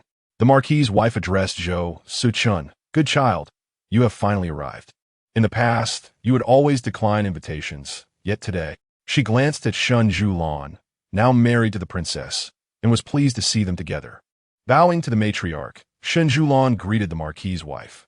Excellent, excellent. Rise quickly, the old lady urged, her eyes sparkling with delight at the sight of Shen Siyuan's exquisite beauty. It is indeed a blessing for Jean to have married such a remarkable wife. Zhou Cechen gently assisted Shen Siyuan to her feet, a gesture noted by the Marquis's wife. This young man is considerate. Today, on the occasion of the Marquis's birthday, we, the younger generation, have come to pay our respects, Shen Siyuan said, as Lu Nong presented a box, which was accepted by a maid beside the Marquis. This gift is to wish the elder Marquis longevity. How thoughtful of you, the old lady responded, her admiration for Shen Siyuan growing as she recognized her composure and beauty, concerned that Shen Siyuan might tire from standing. She gently patted her hand and remarked to Zhou Cechen, You two should retire to the garden and enjoy some refreshments. Do not let your princess become fatigued. With that, the old lady instructed a nearby maid, Quickly take the prince and princess of Dingen to explore the banquet. Yes. Shen Siyuan and Zhou Cechen nodded before following the maid ahead. I once received the protection of the Marquis and the old lady. Zhou Cechen explained to Shen Siyuan, clarifying why the Marquis's wife had been so warm. Shen Siyuan understood and smiled. Then I must thank you, for it is your fortune that allows the old lady to treat me with such intimacy. Zhou Cechen's lips curled into a gentle smile. Indeed, his fufu was remarkably charming. From a distance, Shen Siyuan spotted Su Wan, who was leaning over a pot of plum blossoms, exuding beauty. The water-green hem of her skirt fluttered lightly in the breeze. Shen Siyuan glanced at Zhou Cechen, where an array of over 100 pots of various flowers adorned the area, with young ladies gathered to admire the blossoms and engage in conversation. It was inappropriate for men to linger. That was the wife of Minister Song. I shall go take a look. You may proceed to the male seating. Zhou Cechen tightened his grip on Shen Siyuan's hand, lowering his gaze as he spoke. Very well. If you require anything, send someone to find me. Spring and autumn fruits accompany you, and the lady of Shangyang Marquis is meticulous in her affairs. Rest assured that the refreshments are clean. You may indulge. Furthermore, my lord, are you truly so concerned for my well-being? Shen Siyuan inquired with a smile. Zhou Cechen paused. Ever since Shen Siyuan fell into the water previously, he had genuinely grown fearful. He dreaded the thought of failing to protect her and allowing her to fall into danger once more. Shen Siyuan instructed the maid, guiding her. You may leave now. Yes. Once the maid departed, Shen Siyuan turned her gaze to Zhou Cechen, prompting him to bow his head. She addressed him again, and although Zhou Cechen was perplexed, he complied and lowered himself. Lower still. Zhou Cechen obediently followed her request.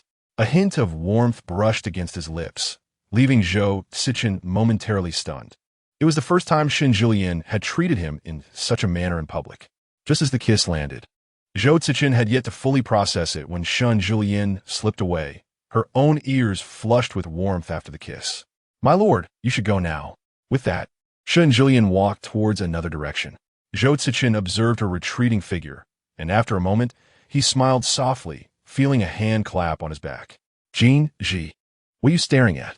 Lu Hanja followed Zhou Cechen's gaze, only to see a silhouette, his teasing expression nearly resembling that of a lovesick stone. Zhou Cechen gave Lu Hanja a blank stare before walking away. Hey, don't leave me alone, Jin Ji. Lu Hanja hurried after him. Jin Ji, I've truly discovered something. Your princess genuinely cares for you. You shouldn't remain so gloomy all day. If you wish to deepen your relationship, I can assist you. I assure you, I possess considerable knowledge on the matter. Tiresome. Zhou Cechen interrupted Lu Hanja's chatter with a frosty remark. Lu Hanja, brandishing his treasured fan, pointed at Zhou Cechen. You no longer require my assistance? Who was it that used to drown his sorrows alone, drinking away his troubles? Zhou Cechen ignored him, continuing on his path. Unbeknownst to them, a woman clad in purple had emerged from the corner of the alley, regarding the direction Shen Siyuan had taken with disdain. Your Highness, the banquet has commenced, a maid reminded her. After casting a disdainful glance at the maid, Princess Zhangtang strode inward. Just as Shen Siyuan crossed the threshold, she overheard a few maids discussing Suwan. Did you see that? That's the wife of Minister Song. Is that her? Did she deceive Minister Song? Indeed, she has become someone else's concubine, tainted and unclean. What face does she have left to remarry? Especially with Minister Song's captivating demeanor. Do not speak so lightly. After all, she dares to stand trial, suggesting she is indeed a woman of fierce resolve and unyielding spirit. Fierce and unyielding? Are you not aware that the very woman who initially took the stage to plead her case ultimately chose to leap into the river, ending her own life? That, in my opinion, epitomizes true valor and integrity, leaving behind a commendable legacy. What does her current situation amount to? Her every utterance is sullied and disgraceful. If one were not to closely examine their attire and adornments, one might mistake them for common tavern wenches gossiping about the trivial affairs of the Zhang and Li families. Shen Siyuan felt that these individuals must lead exceedingly comfortable lives to be so utterly bored. Chapter 77. Why must women torment one another? Must one resort to suicide to be considered strong and unyielding? Shen Siyuan stood beside several individuals and inquired, gazing at them. Is this how your teacher instructs you? Sheng Ruyin turned around and immediately spotted Shen Siyuan, loathing her intensely. Who is this? The woman clad in a verdant dress questioned Sheng Ruyin. Sheng Ruyin remained silent, her eyes darkly fixed on Shen Siyuan. I pay my respects to the Princess of Dingen. One of the women had already paid her respects before the others were aware of Shen Siyuan's identity. Princess of Dingen? The others exchanged glances and promptly bowed. Shen Siyuan cast her gaze downward at them, not permitting them to rise. Please repeat what you just said. Upon her words, Everyone present lowered their heads, rendered speechless. Shen Siyuan glanced at Lu Nong, who understood and stepped forward. Your Highness is inquiring of you. Sheng Ruyan, already displeased, felt her ire intensify upon witnessing Shen Siyuan's imposing demeanor. She boldly lifted her gaze to glare at Shen Siyuan, declaring, "That Siyuan is utterly shameless yet pretends to be aloof. Who could fathom the depths of her moral depravity?" The others, upon hearing Sheng Ruyan's words, were so frightened they could scarcely stand.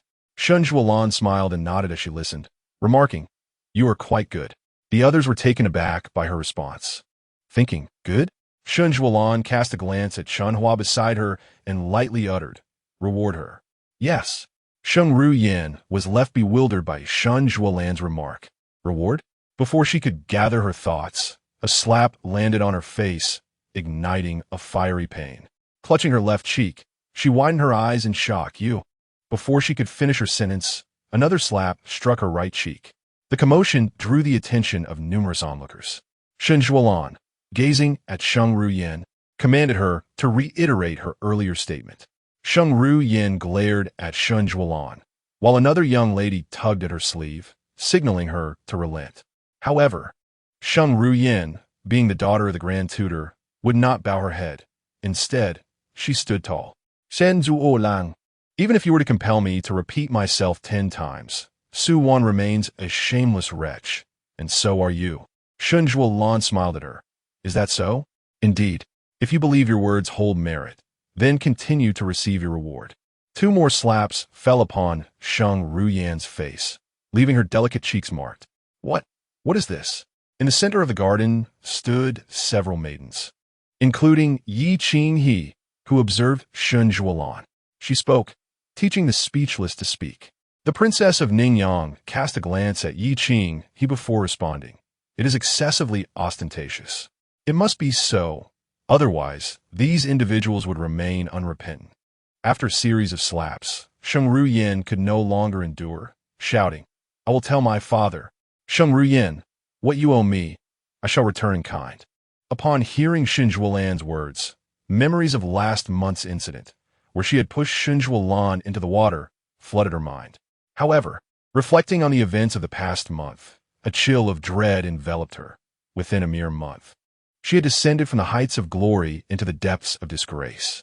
"What will you do?" Sheng Ruyan gazed at Shen Siyuan, her expression betraying a hint of terror. "What should I do?" Did not Miss Sheng feel it? Sheng Ruyan took 2 steps back, nearly losing her balance. "Please repeat what you just said."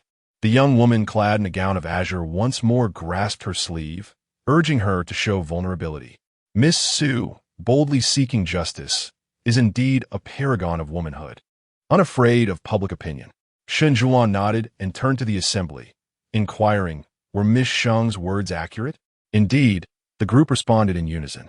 Shen Siyuan smiled and said, "You may rise. The trials of the world may mar a delicate visage, yet the journey for women is fraught with hardship." Shen Siyuan addressed them. "Why must women make life difficult for one another?" With that, she paid no heed to whether they comprehended her words and turned to Siyuan, who was observing her intently. "Jinning, thank you," Siyuan expressed, bowing to Shen Siyuan.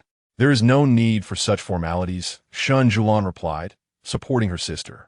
"You need not stand up for me. I am not afraid of their slander, having come to the banquet with courage. I cannot tolerate any grains of sand in my eyes.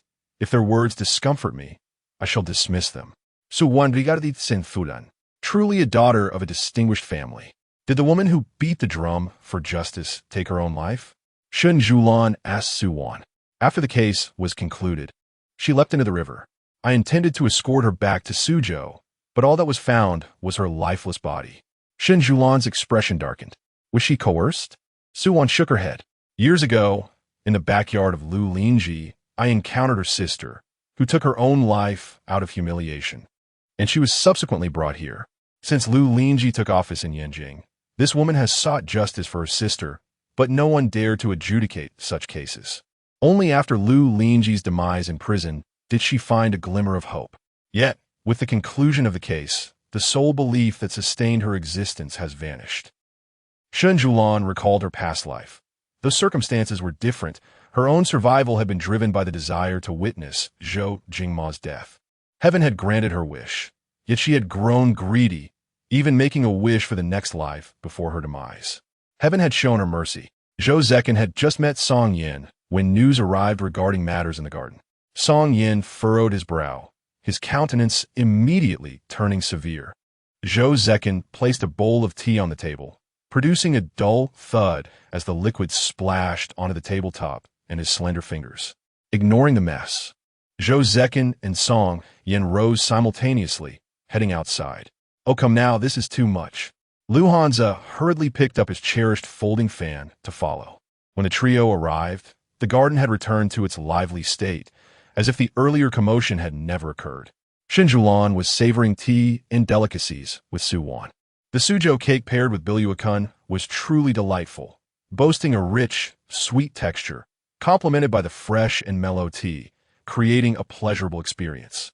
So once my gently, Zhou Cechen and Song Yin observed from a distance, refraining from approaching. "Wait, weren't you two rushing over? Why have you not joined us?" Lu Hanze truly could not comprehend the thoughts swirling in the minds of the newlyweds. As long as she could safeguard herself, that was sufficient, remarked Zhou Cechen. Although Song Yin remained silent, his expression was one of stern severity. He regretted his moment of weakness on that day. He should have forcibly taken Suwan back, for he now feared she might be unable to endure the current tide of rumors and slander. Why does Master Song appear so troubled? Just a few days ago, the Emperor commended you for your adept handling of the city's gossip. The case of Lu Lin effectively silenced the populace, remarked Lu Hanze. Song Yin furrowed his brow. I should not have allowed Wan to be placed in such peril. Observing Song Yan's deep contemplation, Lu Hanze advised, if she is determined to pursue this course of action, you cannot obstruct her. If you do, I fear it may sow discord between you two. Song Yin offered no reply, his gaze lingering on Suwan, who stood with her back turned, lost in her own thoughts. Chapter 78. Lingering Spirits. As Suwan poured a cup of tea for Shen Siyuan, Zhao Ruyin approached, following the silhouettes of the two. "Ying Ning," Zhao Ruyin called out. Shen Siyuan turned to see Zhao Ruyin, adorned in a flowing gown of Yangfei color, striding towards her with an energetic gait, nearly outpacing the two maidservants trailing behind. Shen Siyuan rose, prompting Suwan to stand as well. "Miss Zhao," Suwan greeted. Zhao Ruyin smiled warmly. "There is no need for such formalities. Why adhere to those conventions? Is this the wife of the Inspector Song?" she inquired. "How would I know?" Shen Siyuan began, but Zhao Ruyin interjected. "How could I possibly know? The stature of the inspector's wife resembles that of a celestial beauty from Jiangnan, and her recent public appeal for justice has indeed set a commendable example for women. Who among us is unaware of it?" Suwan was taken aback, not expecting such praise from Zhao Ruyin. She bowed slightly. "I merely did what any gentleman should do. It does not warrant such commendation from you, Miss Zhao." Zhao Ruyin quickly responded, "Sister, do not be so modest. I speak only the truth." She took Suwan's hand affectionately. "I have long heard of your gentle and virtuous nature, and seeing you today, it proves to be true." Suwan smiled softly. "You flatter me, Miss Zhao." Shen Siyuan added, "Last time, you shielded me from an arrow. I shall never forget this kindness.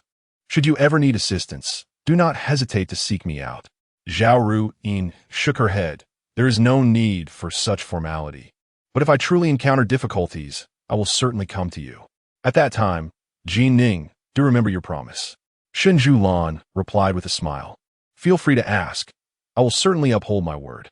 Just as the three were engrossed in conversation, a voice called out, "Sister." Shen Siyuan frowned, turning to see Shan Luo Ning daring to step outside. However, with Zhao Ruyin present, she sensed that her younger sister was intentionally calling out to her. Shen Siyuan remained silent, observing her, awaiting her next words. Shan Luo Ning, feeling the gaze of the others, approached and curtsied to Zhao Ruyin. "Miss Zhao." Zhao Ruyin's expression instantly soured with impatience. She merely uttered a non-committal sound, yet Shen Luo Ning pressed on. "Congratulations, Miss Zhao, on being granted the title of Prince Xian's consort." The others wished to avoid entanglement with Shen Luo Ning, yet she seemed eager to flaunt her status as a secondary consort. Shen Luo-ning feigned shyness as she glanced at Shen Zhulan. Sister, we were once a family, and we shall continue to be one. I hope for your guidance henceforth. A family? Shen Zhulan's Gop Gun Li. Indeed, we are now more closely related than ever. Are we not, sister? Shen Zhulan truly did not wish Zhao Ruyin to engage with such a person. She glanced at Shen Luo-ning's belly, sensing that it might soon reveal its secrets. Whether Shen Luo-ning would truly become the consort of Prince Xian remained uncertain. Having witnessed enough of this farce, Zhao Ruyin grasped the hands of Su Wan and Shen Zhulan. Let us depart. We should not spoil the mood. Shen Zhulan not dead. Following them as they left, leaving Shen Luo-ning standing alone, watching their retreating figures, her mind conjuring the phrase, fleeing in disgrace. Just wait and see. The three traversed the corridor, making their way to the rear garden. By a curious twist of fate, or perhaps by design, a few individuals unexpectedly encountered Zhou Jingma. Zhou Jingma, ever courteous, greeted them with a polite bow. Your Highness, he addressed Shen Yulan. Shen Yulan regarded him with a cold gaze, remaining silent, prompting Zhou Jingma to hesitate momentarily before extending his greetings to Zhao Ruyin as well. Miss Zhao. Zhao Ruyin, observing Zhou Jingma clad in white, chose not to respond. It seemed Zhou Jingma anticipated her silence, yet he bore no ill will. Rather, he smiled and remarked, in the past, I caught only a fleeting glimpse of Miss Zhao. But now, beholding you properly, I must say you possess a beauty that could rival nations. Zhao Ruyin felt a tinge of rigidity as she inclined her body to acknowledge him, replying, Your Highness, you flatter me. From a distance, a familiar voice echoed, and Shen Yulan cast a glance behind her, nearly exasperated by the persistent presence. Brother Jing, came the soft, delicate voice of Shen Luoning. Upon hearing this, Zhou Jingma subtly masked a flicker of irritation, but as Shen Luoning approached with her graceful strides, he swiftly concealed his annoyance. Chapter 79. Turning Adversity into Fortune. Encountering blessings in distress, Shen Luoning appeared oblivious to the presence of the other three individuals, eagerly approaching Zhou Jingma to pay her respects. A hint of discomfort crossed Zhou Jingma's face. Ah Jing, brother, she called out to him. The remaining three exchanged glances, immediately wishing to extricate themselves from this contentious scenario. Yet, Shen Luoning insisted, calling out to Zhao Ruyin, Sister Zhao, would you mind? What? Zhao Ruyin questioned, bewildered. Is this something a young lady of the boudoir should utter? A scornful smile graced her lips. Sister? I have never acknowledged you as my sister. Shen Luoning cast a sidelong glance at Zhou Jingma, and upon noticing his silence, she instantly donned a sorrowful demeanor, her eyes glistening with tears and her voice tinged with a quivering tone. Sister, what do you mean? You are my elder.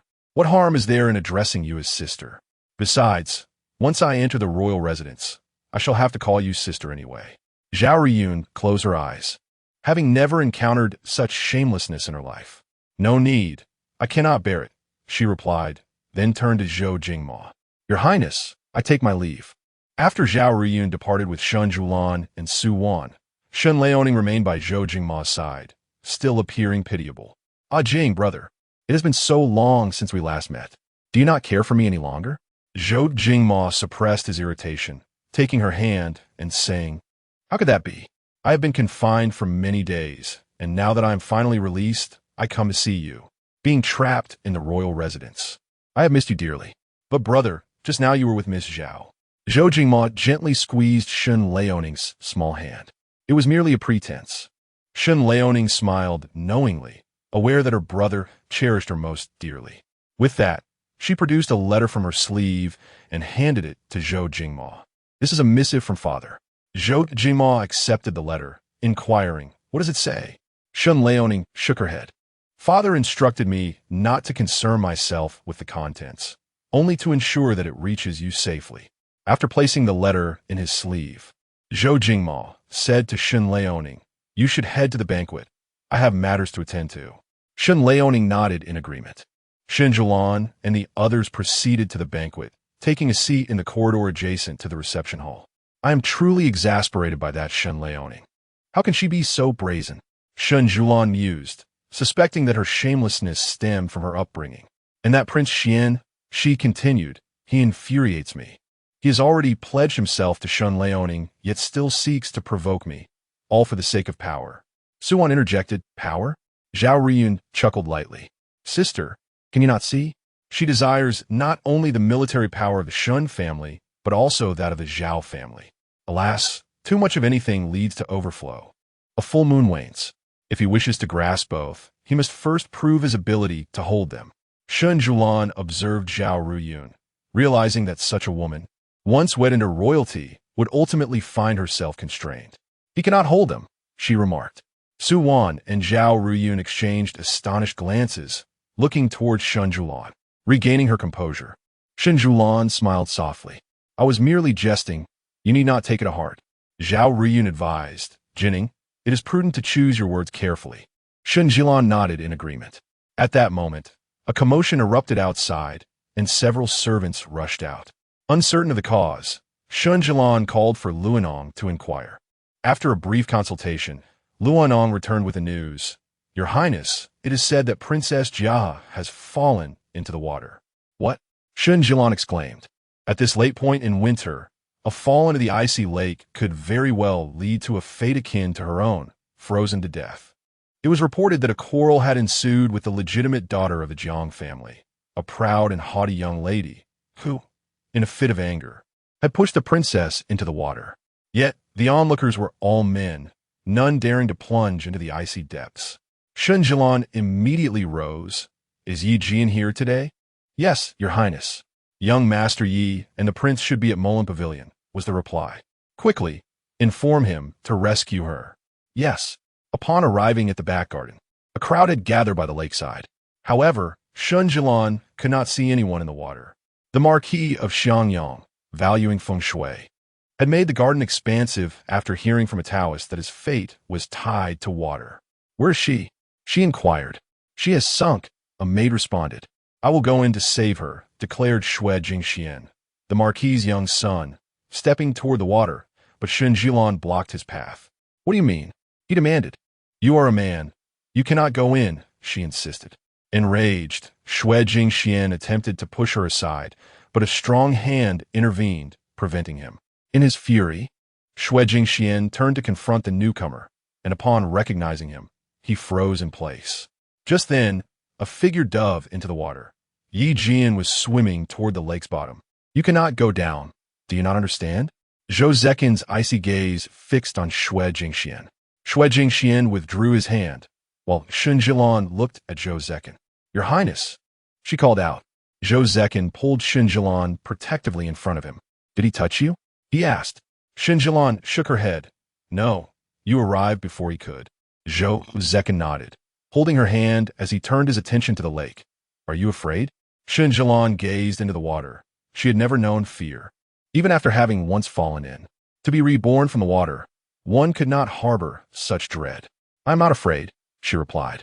Despite her words, Zhou Cechen maintained his grip, unwilling to let her stray even a step away. He was apprehensive. Beneath the surface, Yi Qinghe was nearly unconscious, having struggled to the very end, but lacking the strength to resist sinking. When Yi Jian reached her, he grasped her firmly, her eyes barely opened, just enough to see her brother swimming toward her. Brother, am I dying? She murmured, as Yi Jian pulled her into his embrace. Attempting to bring her to the surface, Yi Qinghe suddenly opened her eyes and kissed him. Taken aback, Yi Jian quickly distanced himself, swimming with her back to the surface. The maids awaited anxiously on the shore, and upon seeing Yi Qinghe, they rushed to assist her. Yi Jian, fully soaked yet undeterred by the frigid water, took a cloak offered by a nearby servant and wrapped it around Yi Qinghe, cradling her as he asked the servant if there was an available room. The servant immediately led Yi Jian away. Shen Zhulan observed his anxious demeanor and inquired, Have you sought a physician? Yi Jianan shook his head. Without hesitation, Shen Zhulan instructed Lu Nong, who was nearby, to fetch a doctor. Yi Jianan nodded in gratitude towards Shen Zhulan, disregarding everything else as he swiftly cradled Yi Qinghe and departed. Watching his hurried retreat, Shen Siyuan pondered the precious individual he held. Once Yi Qinghe was laid upon the bed, her eyes remained closed, prompting Yi Jianan to furrow his brow. When a physician arrived, Yi Jianan was diligently attempting to expel the water that had caused Yi Qinghe to choke. After a few coughs, Yi Qinghe finally opened her eyes. She gazed at Yi Jianan, who sat beside her, and asked, "Have I perished?" Yi Jianan shook his head and softly replied, "Qinghe, you have transformed calamity into fortune. You shall encounter auspiciousness and remain safe." Chapter 80. The Langya Wang clan. After the physician examined Yi Qinghe's pulse, he assured her that there was no significant harm. However, due to the chilly weather and her fall into the water, he prescribed a remedy and departed with his medicine box. Observing Yi Qinghe, who was wrapped in a blanket and trembling from the cold, Yi Jianan turned to the maid behind her and inquired if the clothes had not yet arrived.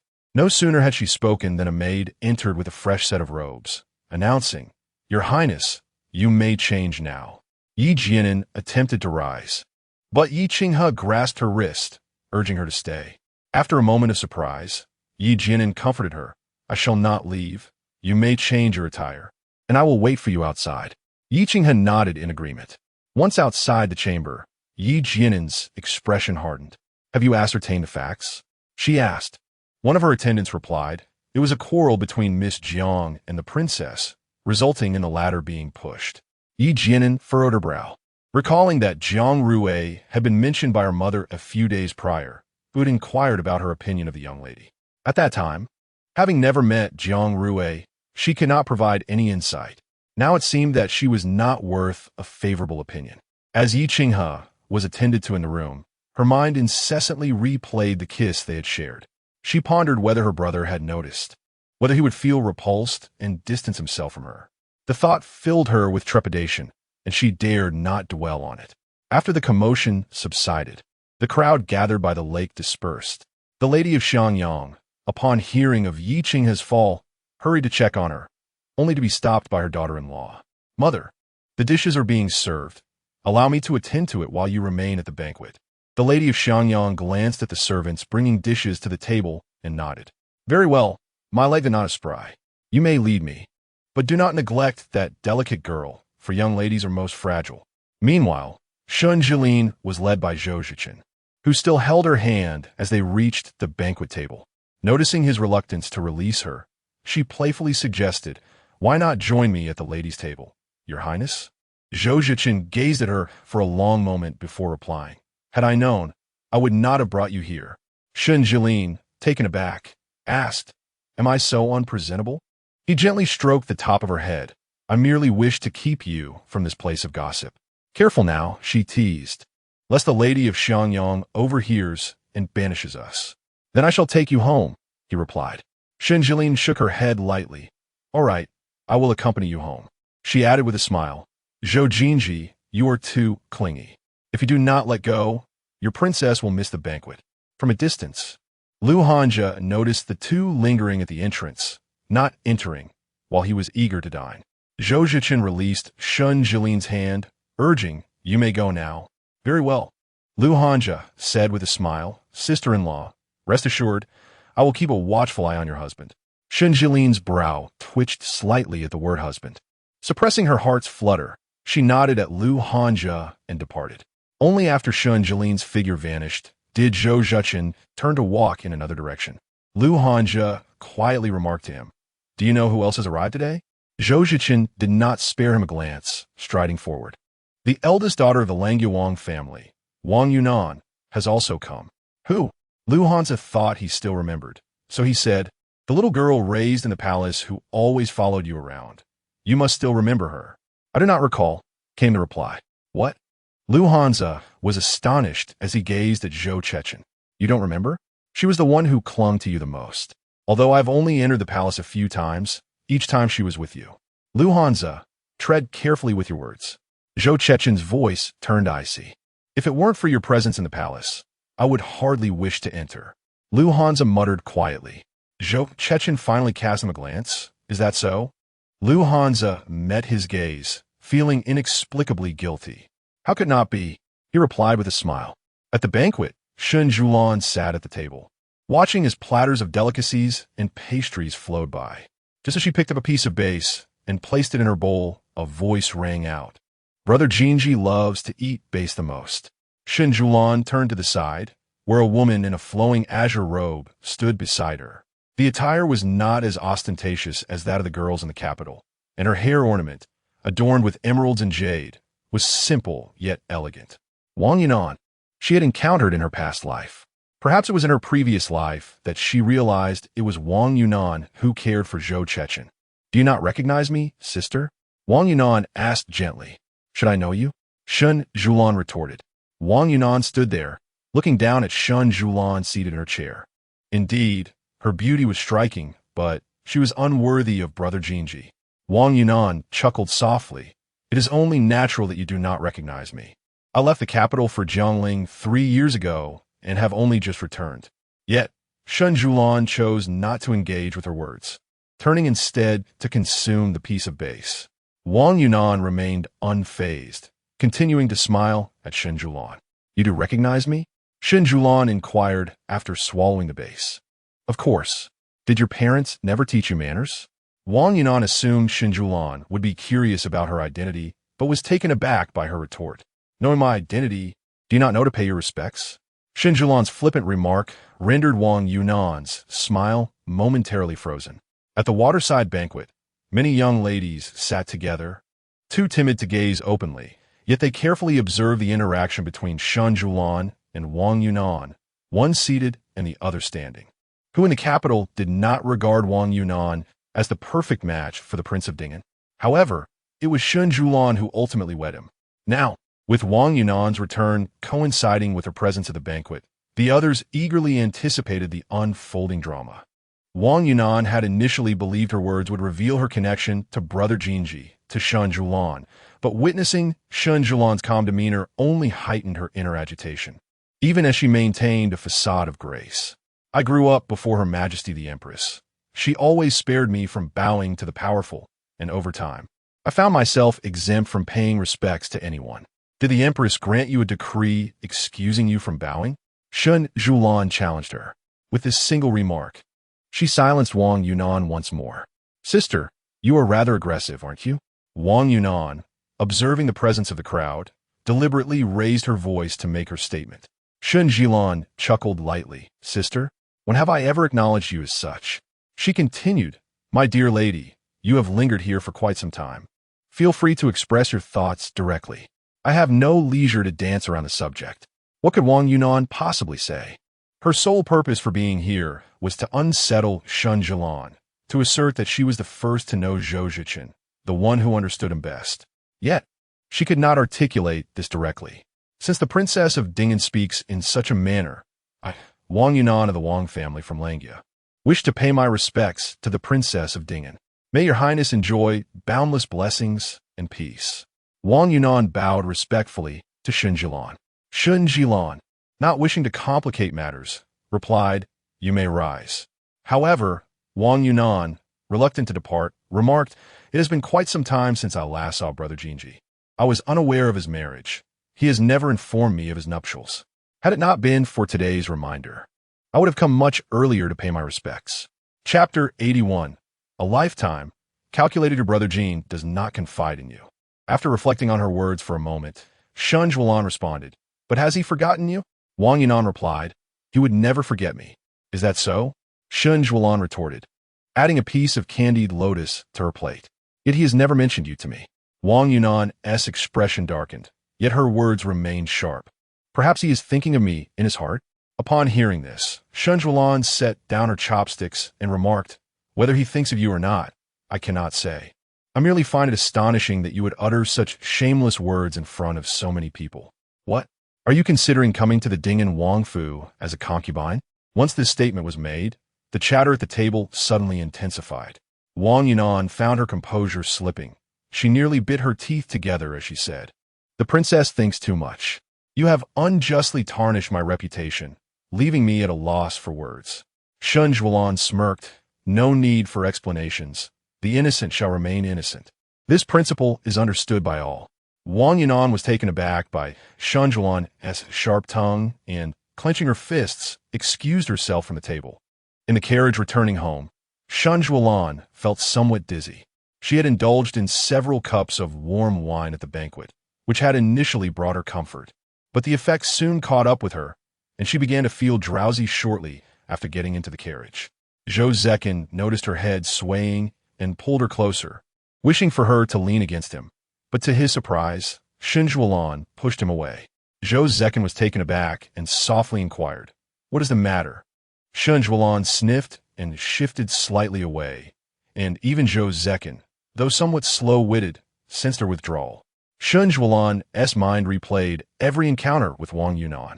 In her past life, she had met Wang Yunan even later at Spring Palace Banquet. At that time, she and Zhou Cechen were already worlds apart in their hearts and minds. Finding the gathering dull, she had stepped outside for fresh air, only to return to the banquet and see Wang Yunan standing beside Zhou Cechen. The two shared a similar aura and age, and at that moment, a phrase flashed through her mind, a match made in heaven. She could have approached them with grace, yet for reasons unknown, she retreated a few steps and hid behind a pillar. After that day, she became aware of a person named Wang Yunan, who, like Zhou Cechen, had been raised by the Empress Dowager. She speculated that perhaps they had traversed a profound journey together in their youth. Perhaps she and Zhou Cechen were never meant to be. As this thought crossed her mind, Shen Siyuan found herself sitting on her bed late at night, feeling utterly ridiculous. She and Zhou Cechen were united by imperial decree. What place had feelings in such a union? She repeatedly reassured herself that marrying Zhou Cechen required no emotional ties. Yet, each time she witnessed Wang Yunan seeking Zhou Cechen, each time she stumbled upon them together, she could only remind herself that her union with Zhou Cechen was devoid of affection, and that it mattered not if he took concubines or mistresses. As time passed, she began to feel that she was overstepping her boundaries. After all, meetings with Zhou Cechen were his prerogative, and she had no right to influence a partner devoid of affection. Reflecting on her life, Shen Siyuan felt a tightening in her chest. Realizing that her previous musings and constant self-reassurances were merely veils to conceal her true emotions. Her fondness for Zhou Cechen was an unwavering certainty in her life, unchangeable. But what of Zhou Cechen? Would he love her for a lifetime? In a certain sense, Shen Siyuan envied Wang Yunan. She longed for the companionship that allowed her to traverse the youthful years alongside Zhou Cechen, to call out to him as Brother Jinji. At that moment, Zhou Cechen noticed Shen Siyuan seated a distance away from him, prompting him to grasp her wrist and assist her to her feet. Shen Siyuan initially glanced at the hand encircling her wrist before meeting Zhou Cechen's gaze. The effects of alcohol made her vision somewhat hazy. Zhou Cechen was not angered by Shen Siyuan's sudden detachment. Rather, it was fear that gripped him. He feared that her affection for him was merely a fleeting whim, leaving him in a state of uncertainty. Dismounting the carriage first, Zhou Cechen waited as Shen Siyuan lifted the curtain to step out.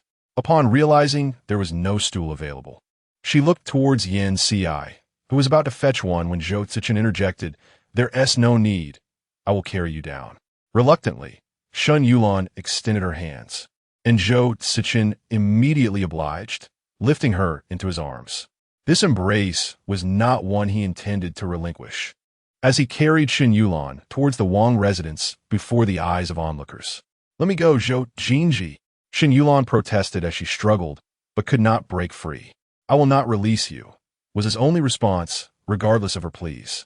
She continued to resist, yet he steadfastly led her to Shao Lan Xian, chosen for its proximity to the main gate of the Wang residence. Once he set Shen Siyuan down, Zhou Cechen quietly inquired, "Speak, why are you displeased?" Shen Siyuan was taken aback. She had not anticipated such a direct confrontation. "There is no reason." "Say that again," he pressed, taking a step forward, forcing her to retreat. "There is simply no reason," she murmured, her voice barely audible. Zhou Cechen lowered his gaze, advancing another step towards her. The atmosphere in the room became charged, a dance of advance and retreat, until Shen Siyuan found her back against her vanity, realizing she was cornered. Refusing to speak, Zhou Cechen closed the distance, placing his hands on either side of her. She had nowhere to escape. Her heart raced as she swallowed hard, averting her gaze, only to have Zhou Cechen roughly tilt her chin upwards. They remained locked in a stalemate until, suddenly, Shen Siyuan bit her lip and pressed her lips against his. In that moment of contact, tears streamed down her face. Zhou Cechen, momentarily stunned, instinctively took the lead, feeling the warmth of her tears and the tremors of her sobs. He released her waist, fixing his eyes on hers, witnessing a vulnerability he had never encountered before. Shen Siyuan wished to dismiss these feelings. Yet her mind was plagued by visions of Zhou Cechen and Wang Yunan together in past lives. These images transform into swords, piercing her heart. "You may leave," Shen Siyuan whispered. If it could be said that Shen Siyuan's earlier indifference towards Zhou Cechen did not concern him, he would have coaxed her repeatedly. Yet now, this simple command cut deeply into his heart. "What do you mean, Shen Siyuan?" His voice was heavy with emotion. "I am weary," she replied. Zhou Cechen nearly exhausted all his strength to suppress the unease within him, and finally, he weakly inquired, "Just tell me, Shen Siyuan, does the lifetime you once spoke of still hold true?" Shen Siyuan wiped the tears from her face, casting a defiant glance at Zhou Cechen. "It holds true." Chapter 82. The storm approaches. A promise made was a promise kept, allowing Zhou Cechen's anxious heart to find a moment's solace. He took a step back to distance himself from Shen Siyuan, affirming that a vow meant no turning back. Shen Siyuan remained silent, prompting Zhou Cechen to lower his voice as he spoke. "If you choose not to speak, I shall not pry. Today, I will grant you solitude, but Shen Siyuan, do not make me wait too long." With that, he turned and departed, leaving Shen Siyuan to gather the courage to gaze upon his retreating figure only after he had gone. Lu Chun and Lu Nong entered the room, their faces etched with concern as they inquired, "Your Highness, are you unwell?" Shen Siyuan shook her head, assuring them that she was fine. "Please light the stoves in the chamber. We shall rest here for the day." "Understood." Lu Chun complied with Shen Siyuan's request, igniting the charcoal in the various stoves within the bedroom. At that moment, Biruei entered, and upon noticing her, Shen Siyuan instructed the servants to finish their tasks before stepping out. Once they departed, Biruei closed the door and reported, "Your Highness, the business with Fu Zhan has been successfully arranged." Shen Siyuan nodded and gestured for her to continue, sensing there was more to be shared. Miss Fu Zhan encountered Yin Ci at Maya Chunfeng. Yin Ci is the steward of the Yin family, one of the prominent merchants of Jiangnan. Shen Siyuan's heart understood. Her suspicions were confirmed. Zhou Cechen's associates were indeed people of significance. Did Fu Zhan convey the medicinal items she needed to Yin Ci? Shen Siyuan inquired. Yes. Since Zhou Cechen's people were aware of this matter, it would now hinge on his ability to discern the hidden conspiracy beneath this extensive acquisition of medicines. Meanwhile, upon returning to the Yuan pavilion, Zhou Cechen found Yin Ci waiting at the door. "Your Highness, I have something to report. Come in." Once inside, Yin Ci continued, "I met with the steward of Wansang Tower during my visit to Maya Chunfeng and learned something noteworthy." "What is it?" "The steward of Wansang Tower has been purchasing a large quantity of medicines, such as forsythia, coptis, and schizonepida at Maya Chunfeng. I initially thought it was merely a routine purchase, but upon checking the pharmacies throughout Yanjing, I discovered that nearly all of these items have been sold out. These medicines are not typically scarce. Yet the current situation is indeed peculiar. Unusual occurrences often conceal ulterior motives." "Summon General Ji," Zhou Cechen commanded. "Yes." As Ji Sinan entered the study, he found Zhou Cechen seated by the window in a somber mood. He jested while fanning himself with a Zhuge fan. "Your Highness, what troubles you? What is your perspective on today's political climate?" Zhou Cechen pushed a cup of tea toward him. Yixinan chuckled lightly. Those embroiled in the situation are often blind to its reality, while onlookers see clearly. "Regrettably, I have squandered my life in the imperial examinations, achieving nothing. Otherwise, I too might have been a piece on this political chessboard." "Speak plainly," Zhou Cechen replied sternly. Ji Sinan responded earnestly. "Consider the news I have brought back. Privately nurturing 2,000 warhorses. How can the Qi maintain stability under such circumstances? Allow me to outline what a rebellion requires. First, funds. Second, weaponry. Third, horses. Fourth, public sentiment. Your Highness, these elements are already in place, as you are well aware. In the present day, the capital of Yinjing appears to be enveloped in an eerie silence. However, beneath the surface, a tempest brews. Otherwise, why would General Xiao pay secretly mobilized troops to encamp around Yinjing? Why would there be repeated interrogations of corrupt officials and traitorous ministers? Why would there be a covert encouragement for that woman to beat the drum for justice, to quell public opinion in Yinjing? These actions are clearly preparations for the impending rebellion orchestrated by Zhou Cechen. Zhou Cechen's rough, calloused fingers lightly tapped the table as he listened to Zhou Cenan's words. Once Ji finished speaking, Zhou inquired, "What do you think it signifies that the vital medicinal herbs in Yinjing have been completely bought out?" Zhou Cechen appeared to have an epiphany as he raised his gaze towards Zhou Cechen, pondering the implications of the plague. Zhou Cechen chuckled coldly. A group of heartless wretches who regard the lives of the common people as mere trifles dare to plot rebellion. What should the prince do next? You are my strategist. Zhou lifted his eyelids to regard him. What is your opinion? We must prepare the medicines immediately. Regardless of the cost, we must procure them, or else the great Qi will be in peril. Zhou commanded, send someone to inquire with Tang Yi about which herbs are most urgently needed for the plague. Understood. After Zhou Cechen departed, Zhou Cechen cast his gaze towards the bamboo swaying in the wind outside. Rain was imminent. A sudden thought struck him, and he silently repeated a name in his mind, Wan Sang Lu. Why did they always receive news before him and still choose to divulge it? He found it rather perplexing. Lu Chun entered, holding an umbrella and a basket of plum blossoms. Your Highness, this may be the last season for the wax plums. The continuous rain has caused many flowers to fall, and the weather is gradually warming. In a couple of days, it will be the beginning of spring. Shen Siyuan gazed outside at the rain, which had been falling intermittently for nearly half a month. She had resided in Shaowanxian for almost that long. During these days, Zhou Cechen still came every day to share meals with her. While it appeared tranquil, Shen Siyuan knew he was awaiting her to speak. Shen Siyuan instructed Lu Chun, please arrange for the flowers to be placed in that blue and white porcelain vase on the antique shelf. Certainly. Lu Chun caught sight of a pouch that Shen Siyuan was crafting. Is this for the prince? Without answering, Shen Siyuan directed her, inform the servants to prepare the carriage. Is the young lady going out again? Lu Chun had been observing Shen Siyuan, who had been venturing out frequently of late. Yes, Shen Siyuan replied. After putting away the half-stitch sachet and lifting her skirts to rise, Shen Siyuan instructed Lu Chun to tend to the gentleman orchids in her warm room. Lu Chun hesitated. Your Highness, are you not bringing this servant along? As Shen Siyuan was making her way out, she turned her head to glance at Lu Chun, and that single glance sent a shiver down Liu Chuan's spine. Yes, I will manage it well. Once Shen Siyuan left, Lu Chun set down her scissors and exited the residence through the back door. In the Shen's western residence at Shoan Hall, Lu Chun knelt to report on Shen Siyuan's recent unusual behavior. The princess has been visiting Tongyuan frequently, accompanied only by Burue and Luno. I find this quite peculiar. So the other day, I followed her discreetly and discovered she was meeting with a man. Is that so? After offering incense before the Buddha, Wang Tian inquired. Absolutely no falsehood. The maid also learned that in recent days, the prince and princess had begun to drift apart, no longer sharing the same quarters. She speculated that the princess was clandestinely meeting with another man.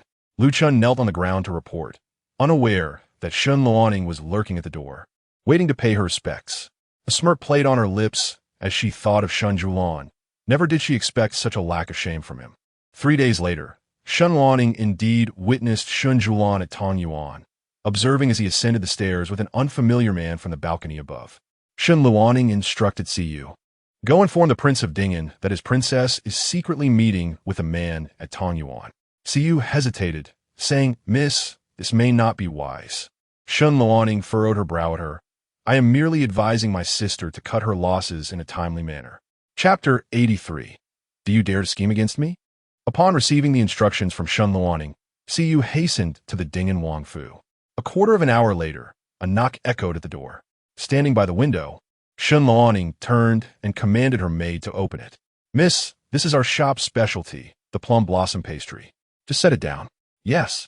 After the shop assistant departed, Shen Siyuan settled into a nearby armchair, contemplating the disgraceful downfall and public scorn faced by Shen Siyuan. The alluring aroma of the plum blossom pastry wafted through the air, prompting her to pick up a piece and indulge. Zhou Cechen was engrossed in studying the layout of the western frontier when Tang Song entered to report. "Your Highness, a maid from the princess consort has come to inform that the princess is in Tanyuan Pavilion." Zhou Cechen raised his gaze, signaling him to continue. "It is said that the princess is secretly meeting with a man in Tanyuan Pavilion." Tang Song, feeling the weight of the revelation, pressed on. Zhou Cechen placed the map down, his countenance darkening. Tang Song felt a sense of foreboding. A significant event was about to unfold. When Zhou Cechen arrived at Tanyuan Pavilion, his demeanor was chilling, his aura radiating an icy intensity. Noticing a crowd gathered at the entrance to the third floor, a flicker of emotion crossed his otherwise stern face. He furrowed his brow and commanded Tang Song to disperse the onlookers.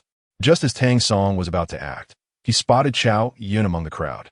Stunned, he approached her and inquired about the princess. Chao Yun gestured discreetly. Tang Song turned to see Shen Siyuan standing unharmed outside the throng. Suddenly, someone opened the door, eliciting a chorus of startled gasps.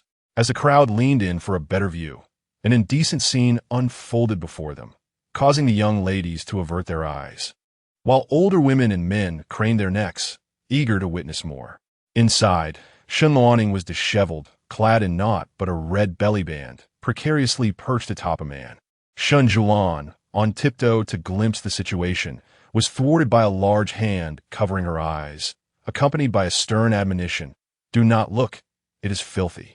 Whispers arose among the onlookers. Isn't that the second miss of the Shen family? Indeed, the one who was recently conferred as a side consort. That position was granted due to her compromising actions with a prince, witnessed by all, and now she is here. The man beneath her. Could it be the Xian Wang? No, I saw it clearly. The Xian Wang is much fairer than that man. He cannot possibly be the Xian Wang. Who is that man, then?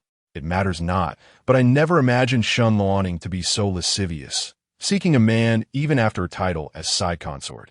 A cacophony of scandalous remarks ensued. Zhou Cechen, shielding Shen Siyuan's eyes, ushered her into another room and closed the door behind them. He pressed her against the door, his voice laden with authority. "You have grown increasingly audacious. Do you dare to scheme against even me?" Shen Siyuan lifted her gaze to meet his. "Do you not trust me, Your Highness?" Zhou Cechen playfully tapped her forehead with his finger. "If I did not trust you, would I have allowed you to step outside?" Shen Siyuan let out a soft hum, casting her gaze elsewhere. "The prince has come again today. Ultimately, it is a matter of trust." Zhou Cechen, Sumya Edp, grasped Shen Siyuan's face, turning it to face him. "Look at me, Lanner." Forced into a gaze with him, Shen Siyuan replied, "If I do not attend today, how will your play continue?" Silently, she turned away from him, and Zhou Cechen continued, "It has been half a month. Will you not tell me why?" Pushing his hand away, she walked to the window, observing the bustling street below. Zhou Cechen stared at his empty hand, which had just held her chin. "I do not know how to begin," he admitted. Seeing her demeanor, he remarked, "Fu. I do not wish for us to remain as strangers as we have in the past. This past half-month has been tormenting and indescribable agony. Will you tell me?" After a long pause, Shen Siyuan spoke. "You and Wang Yunnan were always together in the past?" "What?" Zhou Cechen turned his gaze to her. "I mentioned Wang Yunnan." Shen Siyuan thought he did not comprehend her words and refrained from elaborating. "Wang Yunnan?" Zhou Cechen pondered this name, eventually recalling her from the recesses of his memory. Hearing the inflection in his voice, Shen Siyuan felt a pang of uncertainty. It seemed Zhou Cechen was not very familiar with Wang Yunnan. Grasping Shen Siyuan's wrist, he turned her to face him. "Is my princess feeling jealous?" Blinking at him, she wondered if he was truly pleased. Over the past half-month, Zhou Cechen had contemplated nearly 100 reasons. Yet he had not anticipated that Shen Siyuan's ire stemmed from Wang Yunnan, an unrelated individual. "Not all," she replied quickly after a brief pause. Zhou Cechen's gaze deepened as he observed her. "Is that so?" Shen Siyuan nodded affirmatively. His reaction brought a smile to his face, which Shen Siyuan misinterpreted as mockery. She attempted to free herself from his grip, but his strength was overwhelming. I'm not familiar with her. Zhou Cechen's gentle voice resonated, leaving Shen Siyuan momentarily stunned. Was he explaining himself to her? We were both raised under the Empress's care, yet we are different. She is of noble birth, while I was merely a child in the palace whom no one would take in.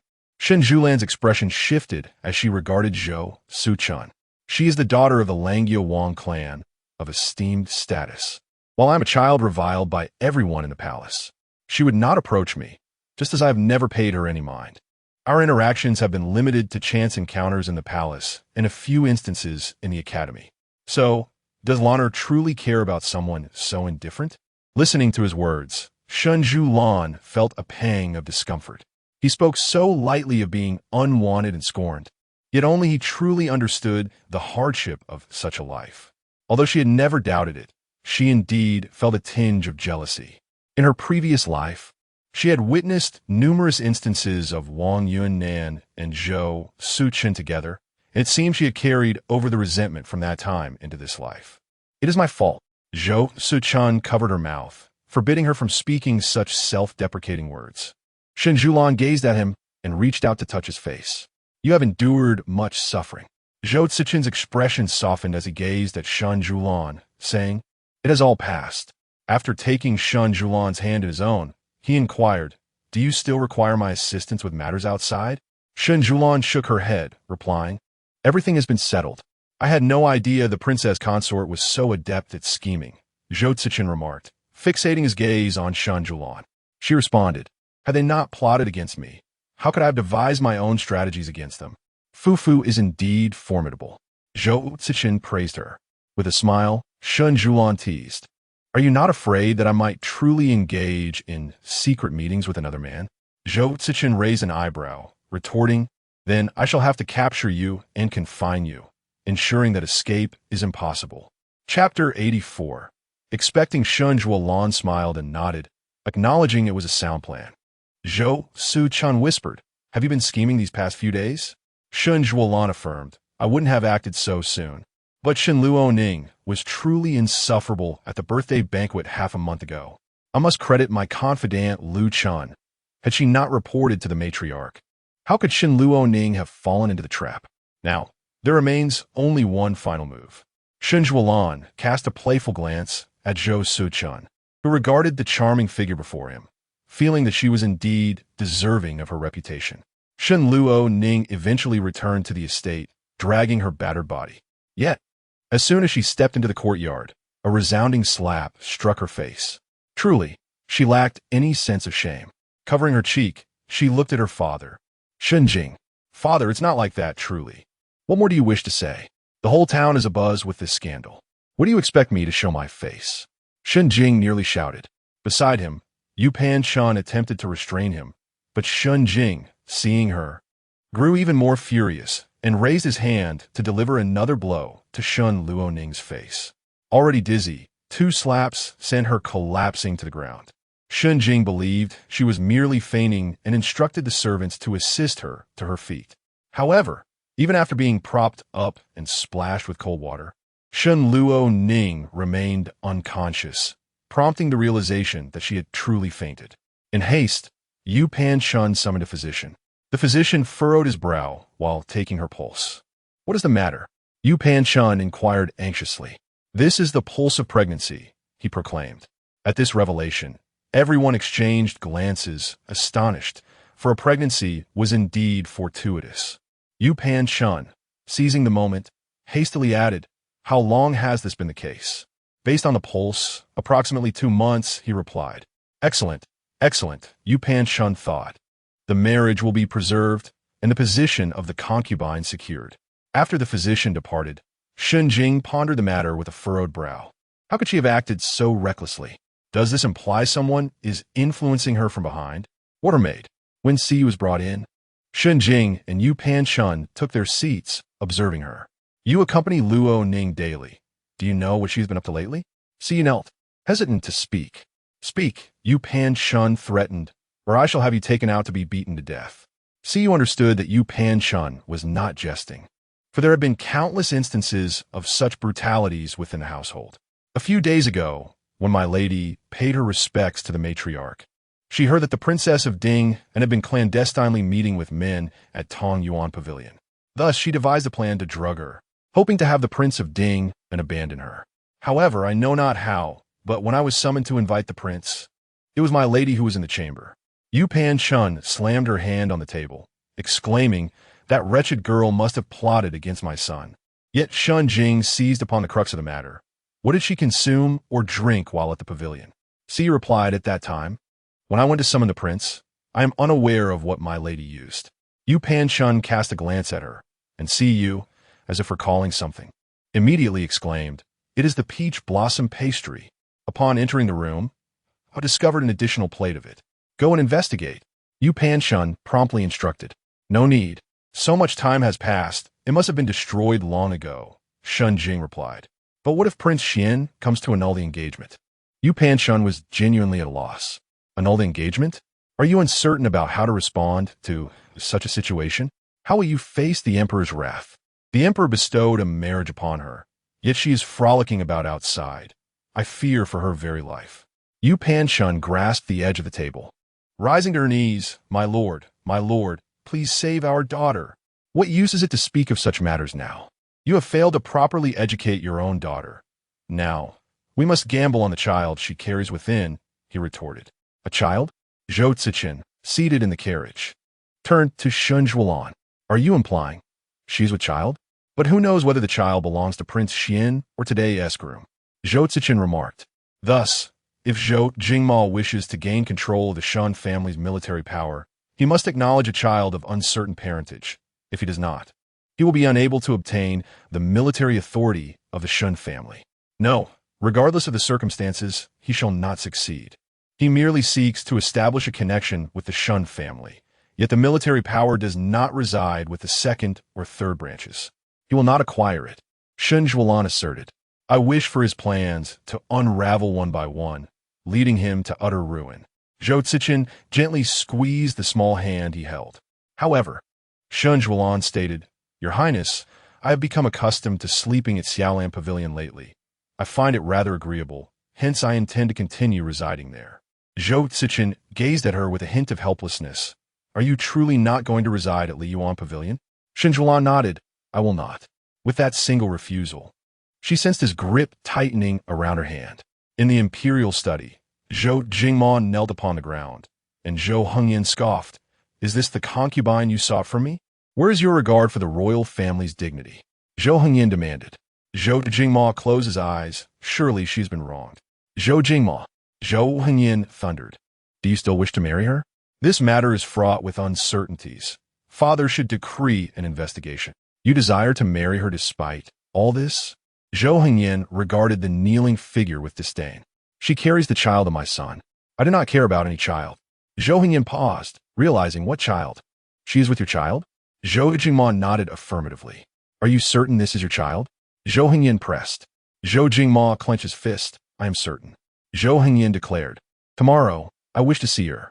Chang Cixing, relay the order. Chang Cixing bowed yes. Just as Zhou Jingma wished to say more, a eunuch entered with news. "Your Majesty, Inspector Song requests an audience." Zhou Hengyan turned to Zhou Jingma. "Why are you still here?" Reluctantly, Zhou Jingma exited. As Song Yin entered, he brushed past Zhou Jingma. In turn, restored his usual gentle and warm demeanor, offering a respectful bow to Song Yushi. Upon entering the imperial study, Song Yin reported to Zhou Hengyan regarding the emperor. Since the previous case involving Lu Linji, the public opinion within Yanjing had been subdued, and the rations distributed by the court to the people had effectively assuaged their discontent. Zhou Hengyan nodded, stating, "I have yet to inquire about your role in this suppression of public sentiment. Both you and your wife have contributed significantly. What reward do you seek?" With a bold heart, I dare to request a reward for my wife. Zhou Hengyan reclined in his chair and chuckled. "What kind of reward do you desire?" "I humbly request a title of nobility for my wife." Chapter 85. The Lady of Honor Minister Song Yin expressed his desire to request a title of honor for his wife. With a smile, Zhou Hengyan replied, "Very well. I shall bestow upon the wife of Minister Song the title of fourth-rank Lady of Honor." Chang Cixing, The imperial messenger was instructed to bring forth the edict. Zhou Cechen took up his brush and inscribed in bold characters, "The wife of Minister Song, Su, is steadfast and unyielding, brave and fearless. She is indeed a paragon of womanhood and a great fortune for our duchy. Thus, I specially grant Su the title of fourth-rank Lady of Honor." So is decreed. Upon hearing the proclamation read by Zhou Cechen, Shu Wan was momentarily stunned. At such a young age, she had received a title. "Madam, please accept the decree," Zhou Cechen gently reminded her. Snapping back to reality, Shu Wan glanced at Song Yin before rising to accept the edict, expressing her gratitude to the emperor for his benevolence. Zhou Cechen smiled and remarked, "Such fortune is indeed rare in Yanjing. Few at your age receive such a title, making you a true gem." Shu Wan replied, "I must thank the esteemed eunuch for your presence today."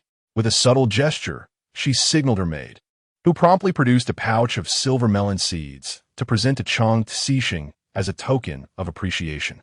With a smile, Zhou Cechen accepted the pouch, saying, "Today, I have indeed shared in your joy. I shall take my leave now."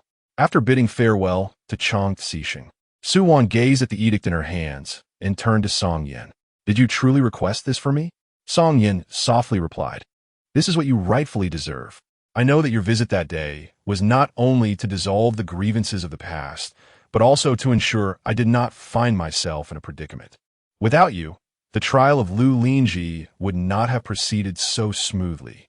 Shu Wan looked once more at the edict, marveling, "I truly received a title. I never envisioned such a day would come. In the past, I only wished for a tranquil life with you, and now you have granted it to me." With a gentle grip, Song Yin held Shu Wan's hand. "This is your own achievement. It has always belonged to you, and the future shall only be brighter." Shu Wan stood on her toes to plant a kiss on Song Yin's chin, preparing to run away, but he caught her wrist. "Where do you think you're going, Wan?" With her wrist held captive, Shu Wan blushed. "Yin, we have been married for 7 years now." "And so?" Song Yin inquired with a teasing tone. "Have you grown weary of me?" Looking into his eyes, Shu Wan noted his youthful appearance, despite his nearing 30s. Once perceived as mature, beyond his years, he now appeared even more handsome with the passage of time. "How is it that you do not age?" she mused, caressing his brow and noting the sharpness of his features.